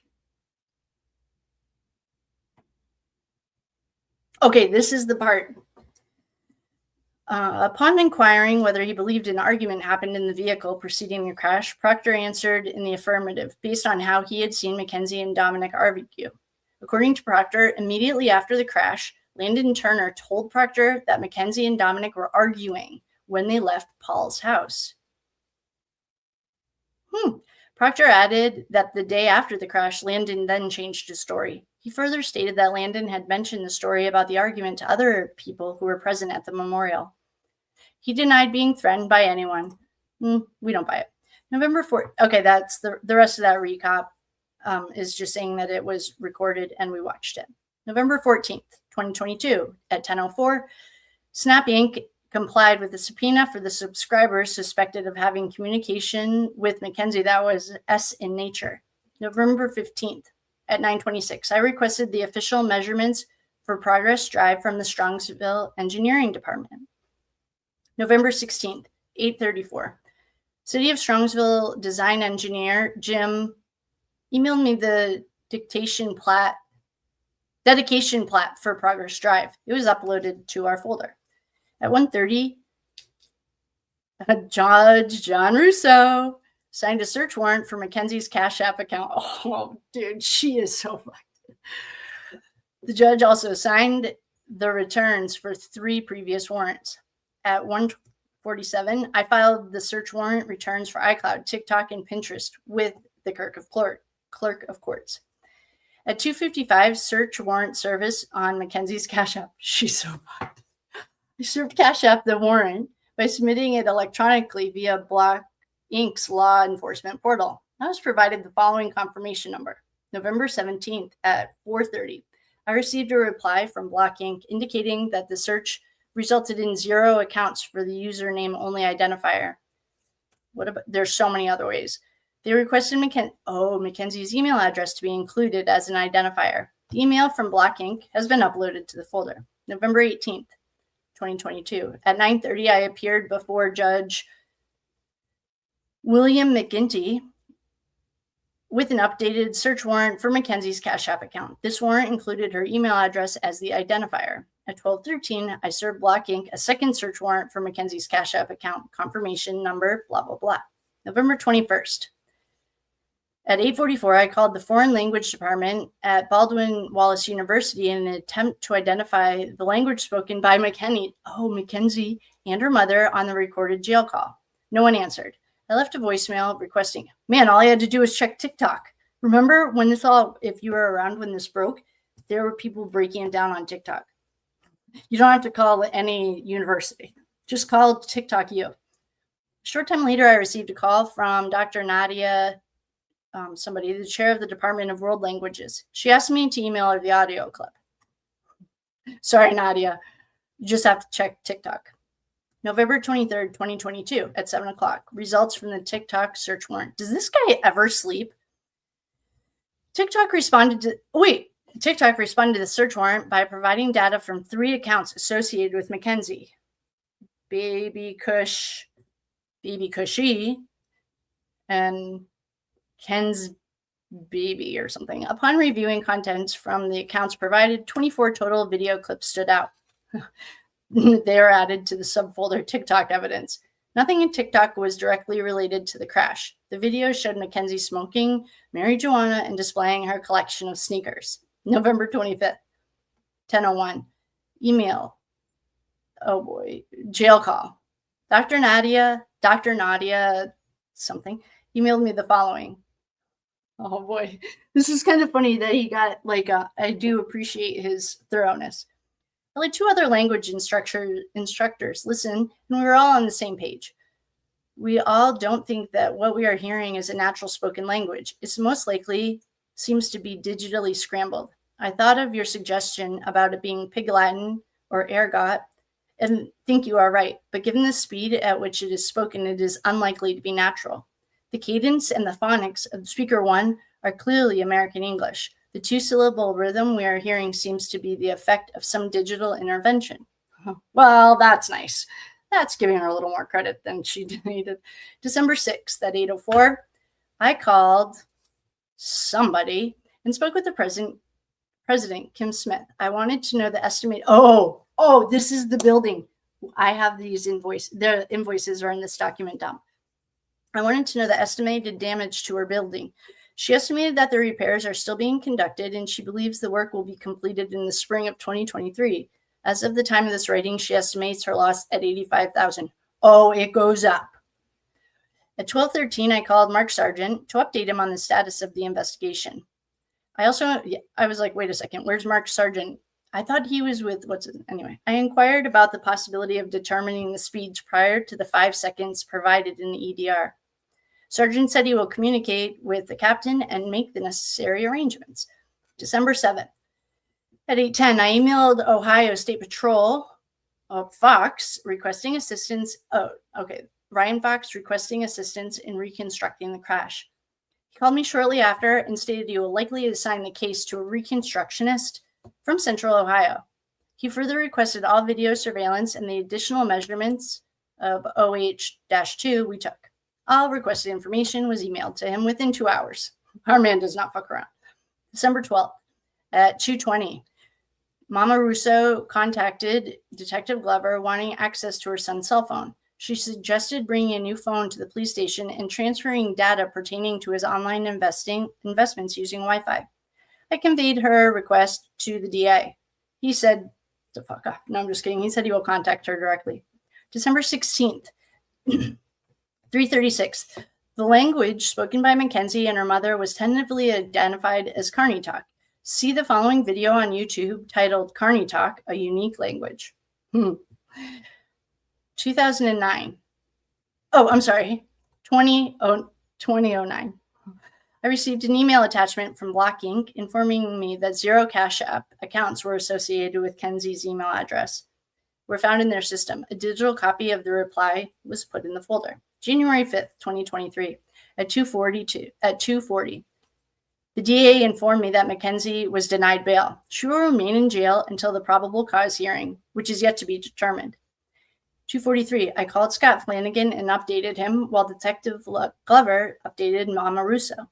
January 9th, at 8:37, I emailed East Cleveland investigator Harrington audio clips in which Mackenzie and her mother communicated in Carney Talk. You know what we have? I actually have a video. There's a picture of them decoding exactly what she said. Oh, here it is. Okay. This is in the files. On January 10th, 2023, at literally midnight, after Cleveland Police Department investigator Harrington emailed me the following. After listening to this, I let a good friend who I trust listen to it, and we can come up with the same thing. I attached a picture of what she heard, and we heard similar things. The hospital one is talking about her purse, which is plain English. Hopefully this helps you in some way. Can you tell the doctor to write a note that I need to go home? Seizures.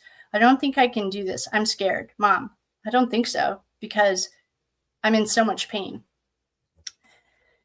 At 3:25, the DA informed me that the probable cause hearing was set for February. What date are we in? So in a month. Well, less than a month.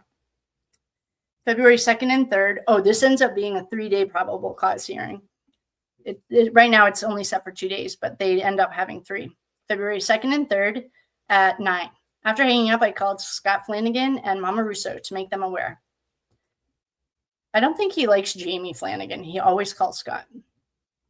Okay, at 1:44, Sergeant Adam McQuaid, a crash reconstructionist, Trooper Paul, with the Southwest Crash Investigation Group emailed me his analysis of the EDR data. A digital copy was uploaded to the file.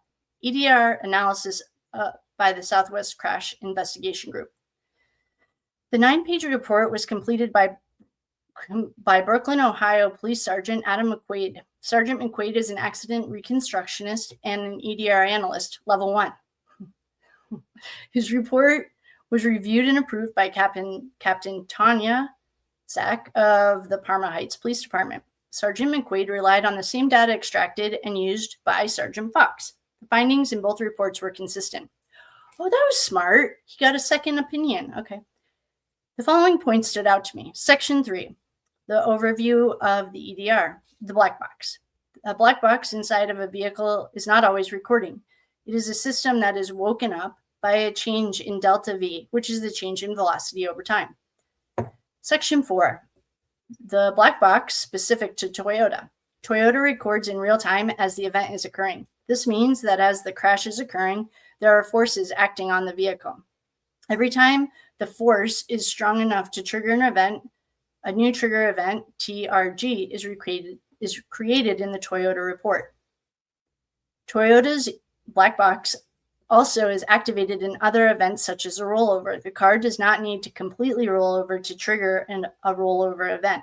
There just needs to be enough force on the car to signal the black box to record. This can happen if there is an abrupt turning at high speed. Section 5, determination of which TGR impact with wall.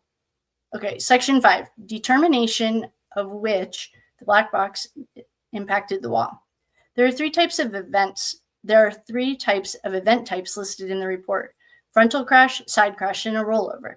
Based on the photographs from the scene and of the vehicle, the most substantial damage was to the front of the vehicle, front right. TGR 11 is the event created when the vehicle struck the wall. The event is listed as a frontal, rear, and side crash, triggering all of the crash sensors. The delta V value maxed out at negative 37.3 over a period of 234.5 milliseconds or 0.235 seconds. The crash linked to trigger 11 also destroyed the black box. Oh, well, that's a pain. It destroyed the black box, causing all future speed data to be invalid. Well, that's okay. The car's not exactly drivable. All events after TRG 11 can be linked to those forces continuing to act on the car as the crash event continued. I mean, okay, but how much is really happening after it hits that concrete wall? Like, not much, I don't think. The pre-crash data from TRG 11 shows that the accelerator percent was at 100 continuously before the crash. The engine throttle decrease starting at 2.1 seconds prior to the event. There's a graph for this. This caused the car to lose some speed prior to impact. A review of the scene photos could explain this decrease in engine throttle. This is when she goes across the lawn a little bit, I bet. And then without the decrease, okay, this is a decrease in engine throttle without a decrease in the accelerator. The scene photographs show that the vehicle struck a curb prior to striking the wall. This could have caused the drive wheels to leave the road surface, which would cause a decrease in engine throttle. This curb could also explain trigger number 9. Could have been triggered when the wheels contacted the ground after striking the curb. This would explain why it registered as a frontal impact with only a small delta V. Yeah, that makes sense. Conclusion. The vehicle was traveling with the accelerator pedal fully engaged. Hard steering event before striking a curb. Hard steering event before striking a curb and continuing until it struck the building, causing the damage. Okay, I don't know if any of our friends that like to read along with me are here, but I want to pull up the report so that you guys can visualize it as I'm reading it. It'll make a lot more sense. Okay. I'm just going to switch this. I'm going to keep reading, but I just wanted to switch it so you guys could see what this is talking about. Okay, so, I should put the one I put little cars on the one I made because I needed a little more like, this isn't really my thing looking at this. But anyway, the point is, what he's saying is this is at 100% max.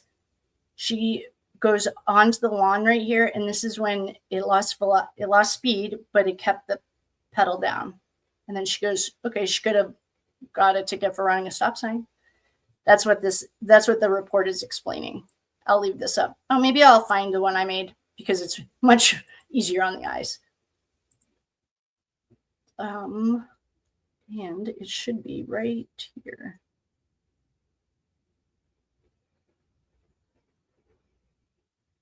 Of course, that's all right. We only have a couple minutes left. I don't know where it is. So anyway, you guys can watch that. That might explain a little bit more of what this guy is explaining. If you're having, I like to visualize things, that's why. Okay. We're on page 88 of 94. Let's do it. Let's bring it home, team. All right, conclusion. The vehicle was traveling with the accelerator pedal fully engaged. I just want to make sure you guys can see this. All right, good. A hard steering event before striking a curb and continuing until it struck the building. So she's going across the lawn. This is the hard steering event. Across the lawn. This part is when it registered a front end crash, but that's because he thinks that it lost traction with the ground. Like she wasn't on the road anymore. It went airborne for a second, it sounded like. Okay. EDR data also showed that at no point was the service brake applied. EDR shows the accelerator pedal was pressed. Wait a second. Wouldn't it have said in here, like when we thought Davion put it into neutral? So far, we haven't heard anything about that. The report shows that the accelerator pedal was pressed at 100% at least 4.75 seconds prior to the hard steering event that triggered it. Okay, so she was going, this is coming down this road. And then it took 4.6 seconds. Is that what it said? 4.75 seconds prior to the hard steering event. Oh, so the thing didn't even start recording until this right here. Oh, it started recording right there. Okay, I get that. Okay, outcome, suspected sex offenses. The purpose of the investigation into the okay, wait, now we can come back over here. Suspected sex offenses committed by Mackenzie. Oh, committed by Mackenzie, not to Mackenzie. I thought they were worried she was a victim. No, keep reading. Mackenzie was for the purpose of confirming or dispelling the possibility of Mackenzie having been victimized and forced into committed unwanted acts. Detective Glover and I reviewed all these poor men.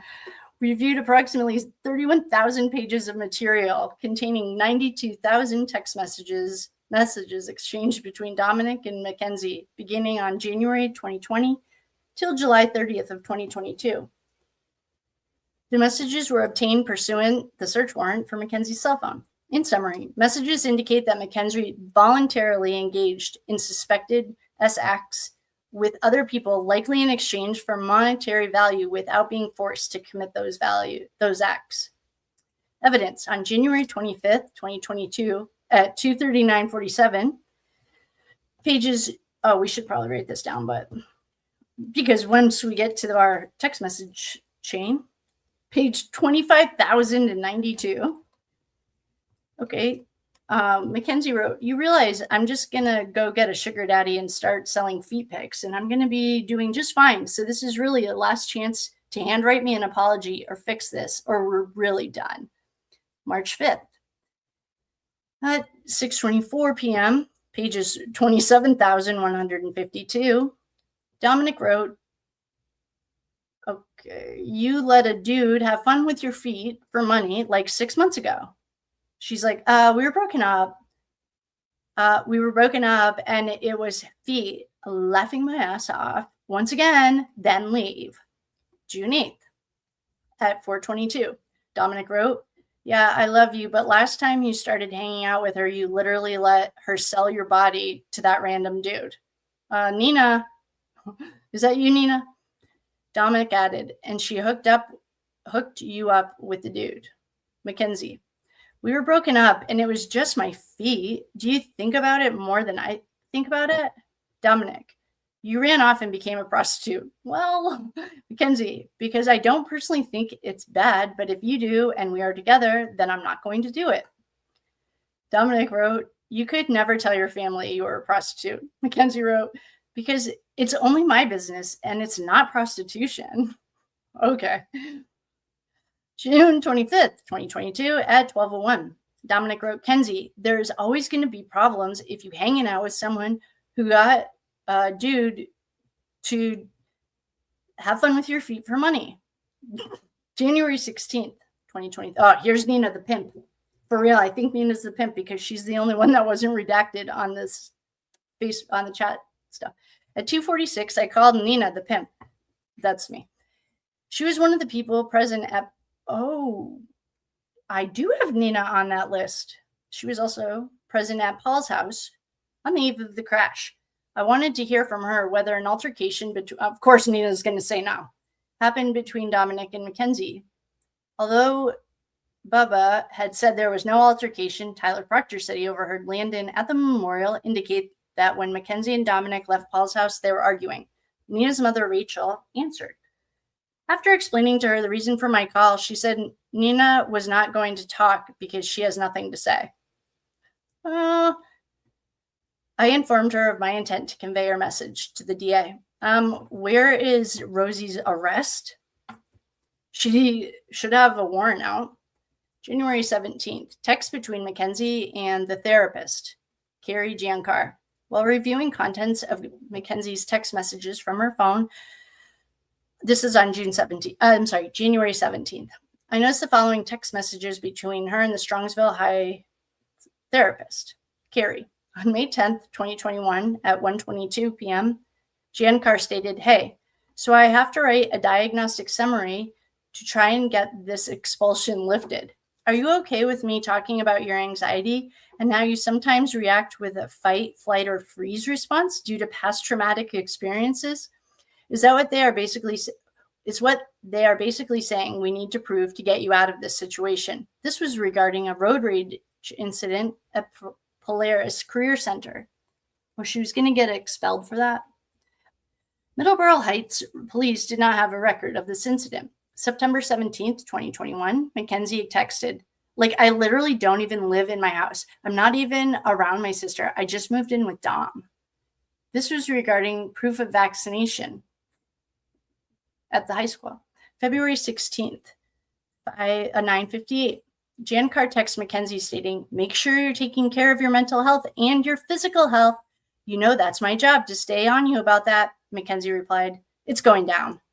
God, she's so sane. February 16th, 2022 at 9:40 p.m. Boundaries. This is her school therapist at 9:40. She's texting her. I don't have DMDD or whatever that is, LMAO. Maybe before you text my mom, you can actually talk to me about diagnosing me because I think I would know before her. Rude. The audacity.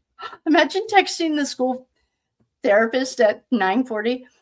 I'm not taking medication. And when I'm 18 years old, I am moving out of this house and I will have no contact or little contact with my family. Sorry, because we do not get along for various reasons. So next time you try to diagnose me, come to me first. What you should have done. Just because I'm vernal about standing up for myself. Oh God, Sarah Boone. Maybe we should watch the interrogation together to remember. Just because I stand up for myself when there's things I don't like going on doesn't mean I have depressive mood disorder. Text between, okay guys, we're on page 91 of 94. Bringing it home. Text between Mackenzie and Dominic regarding the highway incident. These messages were recovered from Mackenzie's cell phone dated July 17th, 2022. Starting at 1:35 p.m., Mackenzie was messaging from her Lil Kin Baby account. Okay, we're just going to call, okay, Mackenzie. Oh, okay, Mackenzie, I will never forgive you for this, and I will never forgive your mom either. Clearly, she only cares about your life, and if you're going to jail, which is actually the most sad thing ever. You are too immature to even work any of this out. You can't even apologize for telling me to shut up. You definitely can't apologize for doing any of this. Now I have to look forward to you ending my life anytime we argue. How am I not supposed to be afraid? Dominic, Kenzie, you fucking tripping is all I'm saying. LOL. You threatening to end my life all the time. Bye. Mackenzie, it's okay. All I care about is you trying to end my life. Sounds like Sarah Boone. My life, and put it in your hand on the steering wheel and tried to end it. Nobody does that.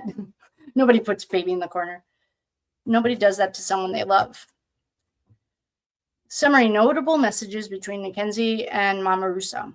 Multiple text messages exist between Mackenzie and Mama Russo. The most notable one took place on July 17th after the incident on I-71.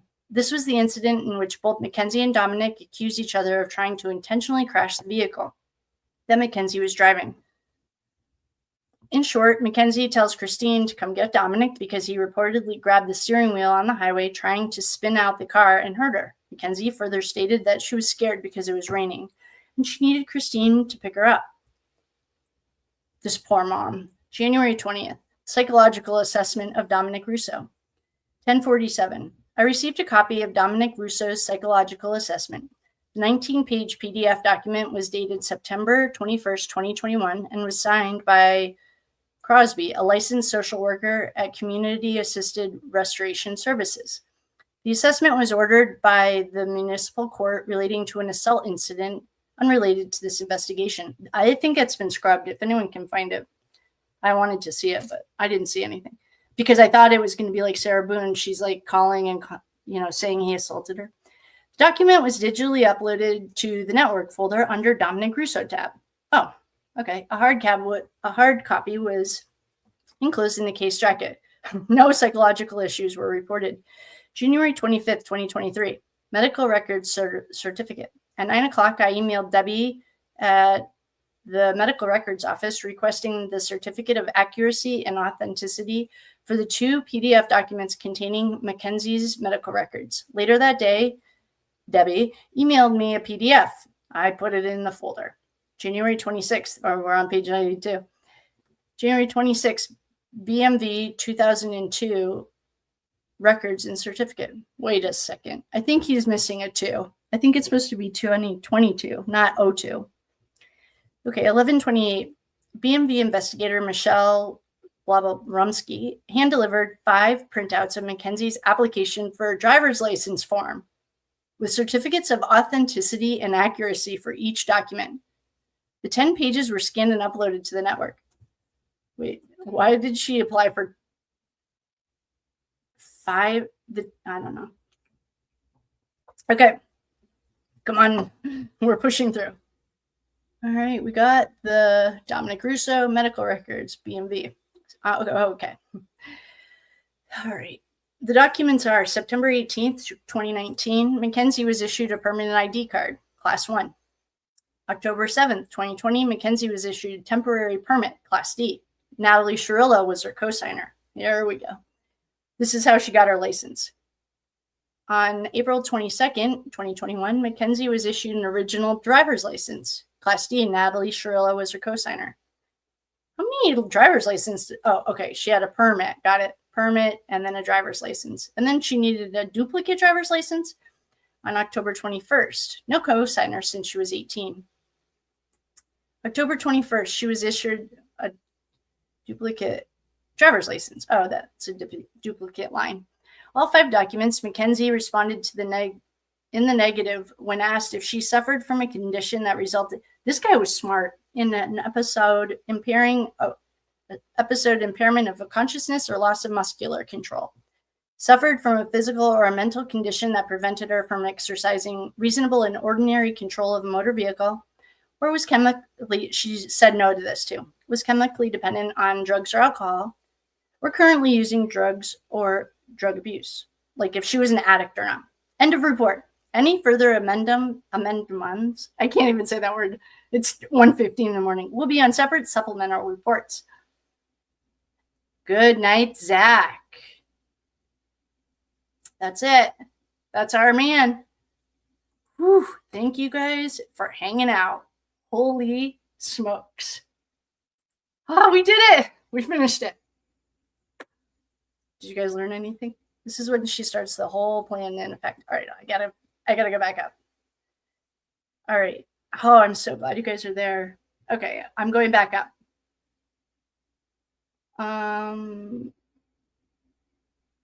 Google says it's Kearney. I used to work at Kearney Hospital. Awesome. Probs, no relation. Well, what is a Kearney Hospital?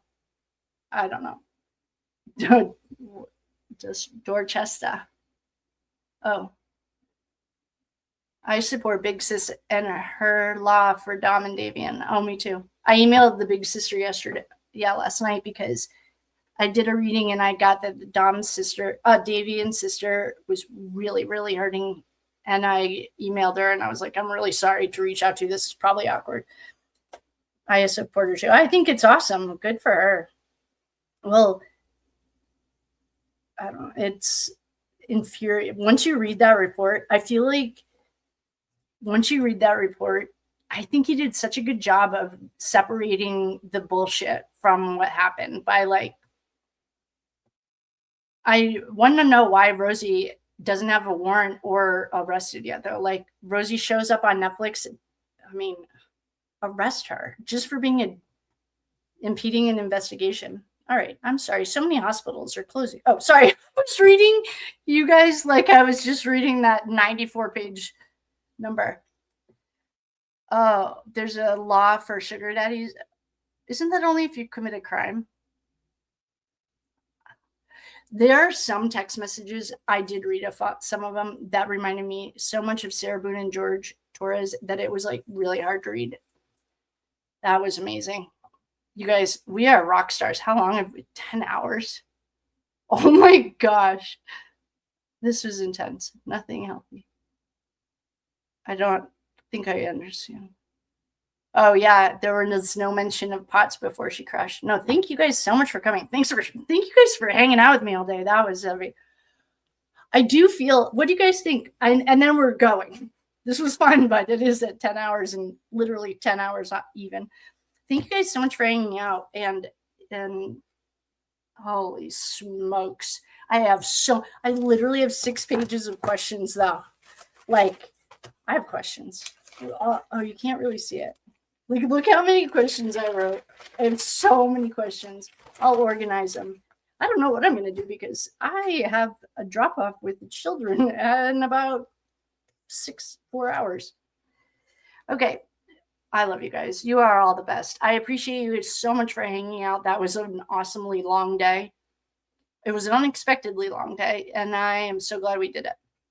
Thank you all very much. I love you. This is how I felt when I hung out with Emily. She doesn't know me, obviously. She has like 70,000 people with her, but I felt like we were buddies. We spent a lot of time together for Kerry Richard's trial. Oh my goodness. That was amazing. I have so many questions. Like, where the fuck is Rosie? And why isn't she arrested? I have questions. And Nina's the pimp. It sounded like Nina's name was the only one not redacted out. Okay, well, it's been fun. And if you're on the replay crew, I think what I guess I'll do is I'll download this and break it up. I don't know. I guess we'll play with it. I love you guys. Thank you so much for coming. I really appreciate you. Okay, that was fun. Woo! I love you. And hopefully this gets uploaded and we will see each other soon. Because I think if we did not unfortunately, I'm very excited. I mean, it's way more fun to have like this stuff, but if we did the text messages, I feel like it'll make a lot more. Good night, everyone. I love you. It'll make a lot more sense because we can just revert back to like, oh, but that's what blah, blah, blah. Good night. Good times, everyone. You guys are the best. That was fun. Thank you so much for coming. I love you all. Have a wonderful night. And if you're on East Coast, sleep well. I hope you don't have to wake up early, but I love you. That was great. And I will see you guys on the flip side. Good night. Oh, my hands are filthy. Okay, good night. Oh, you'll never get to wear those figure skates. I'm gonna whack.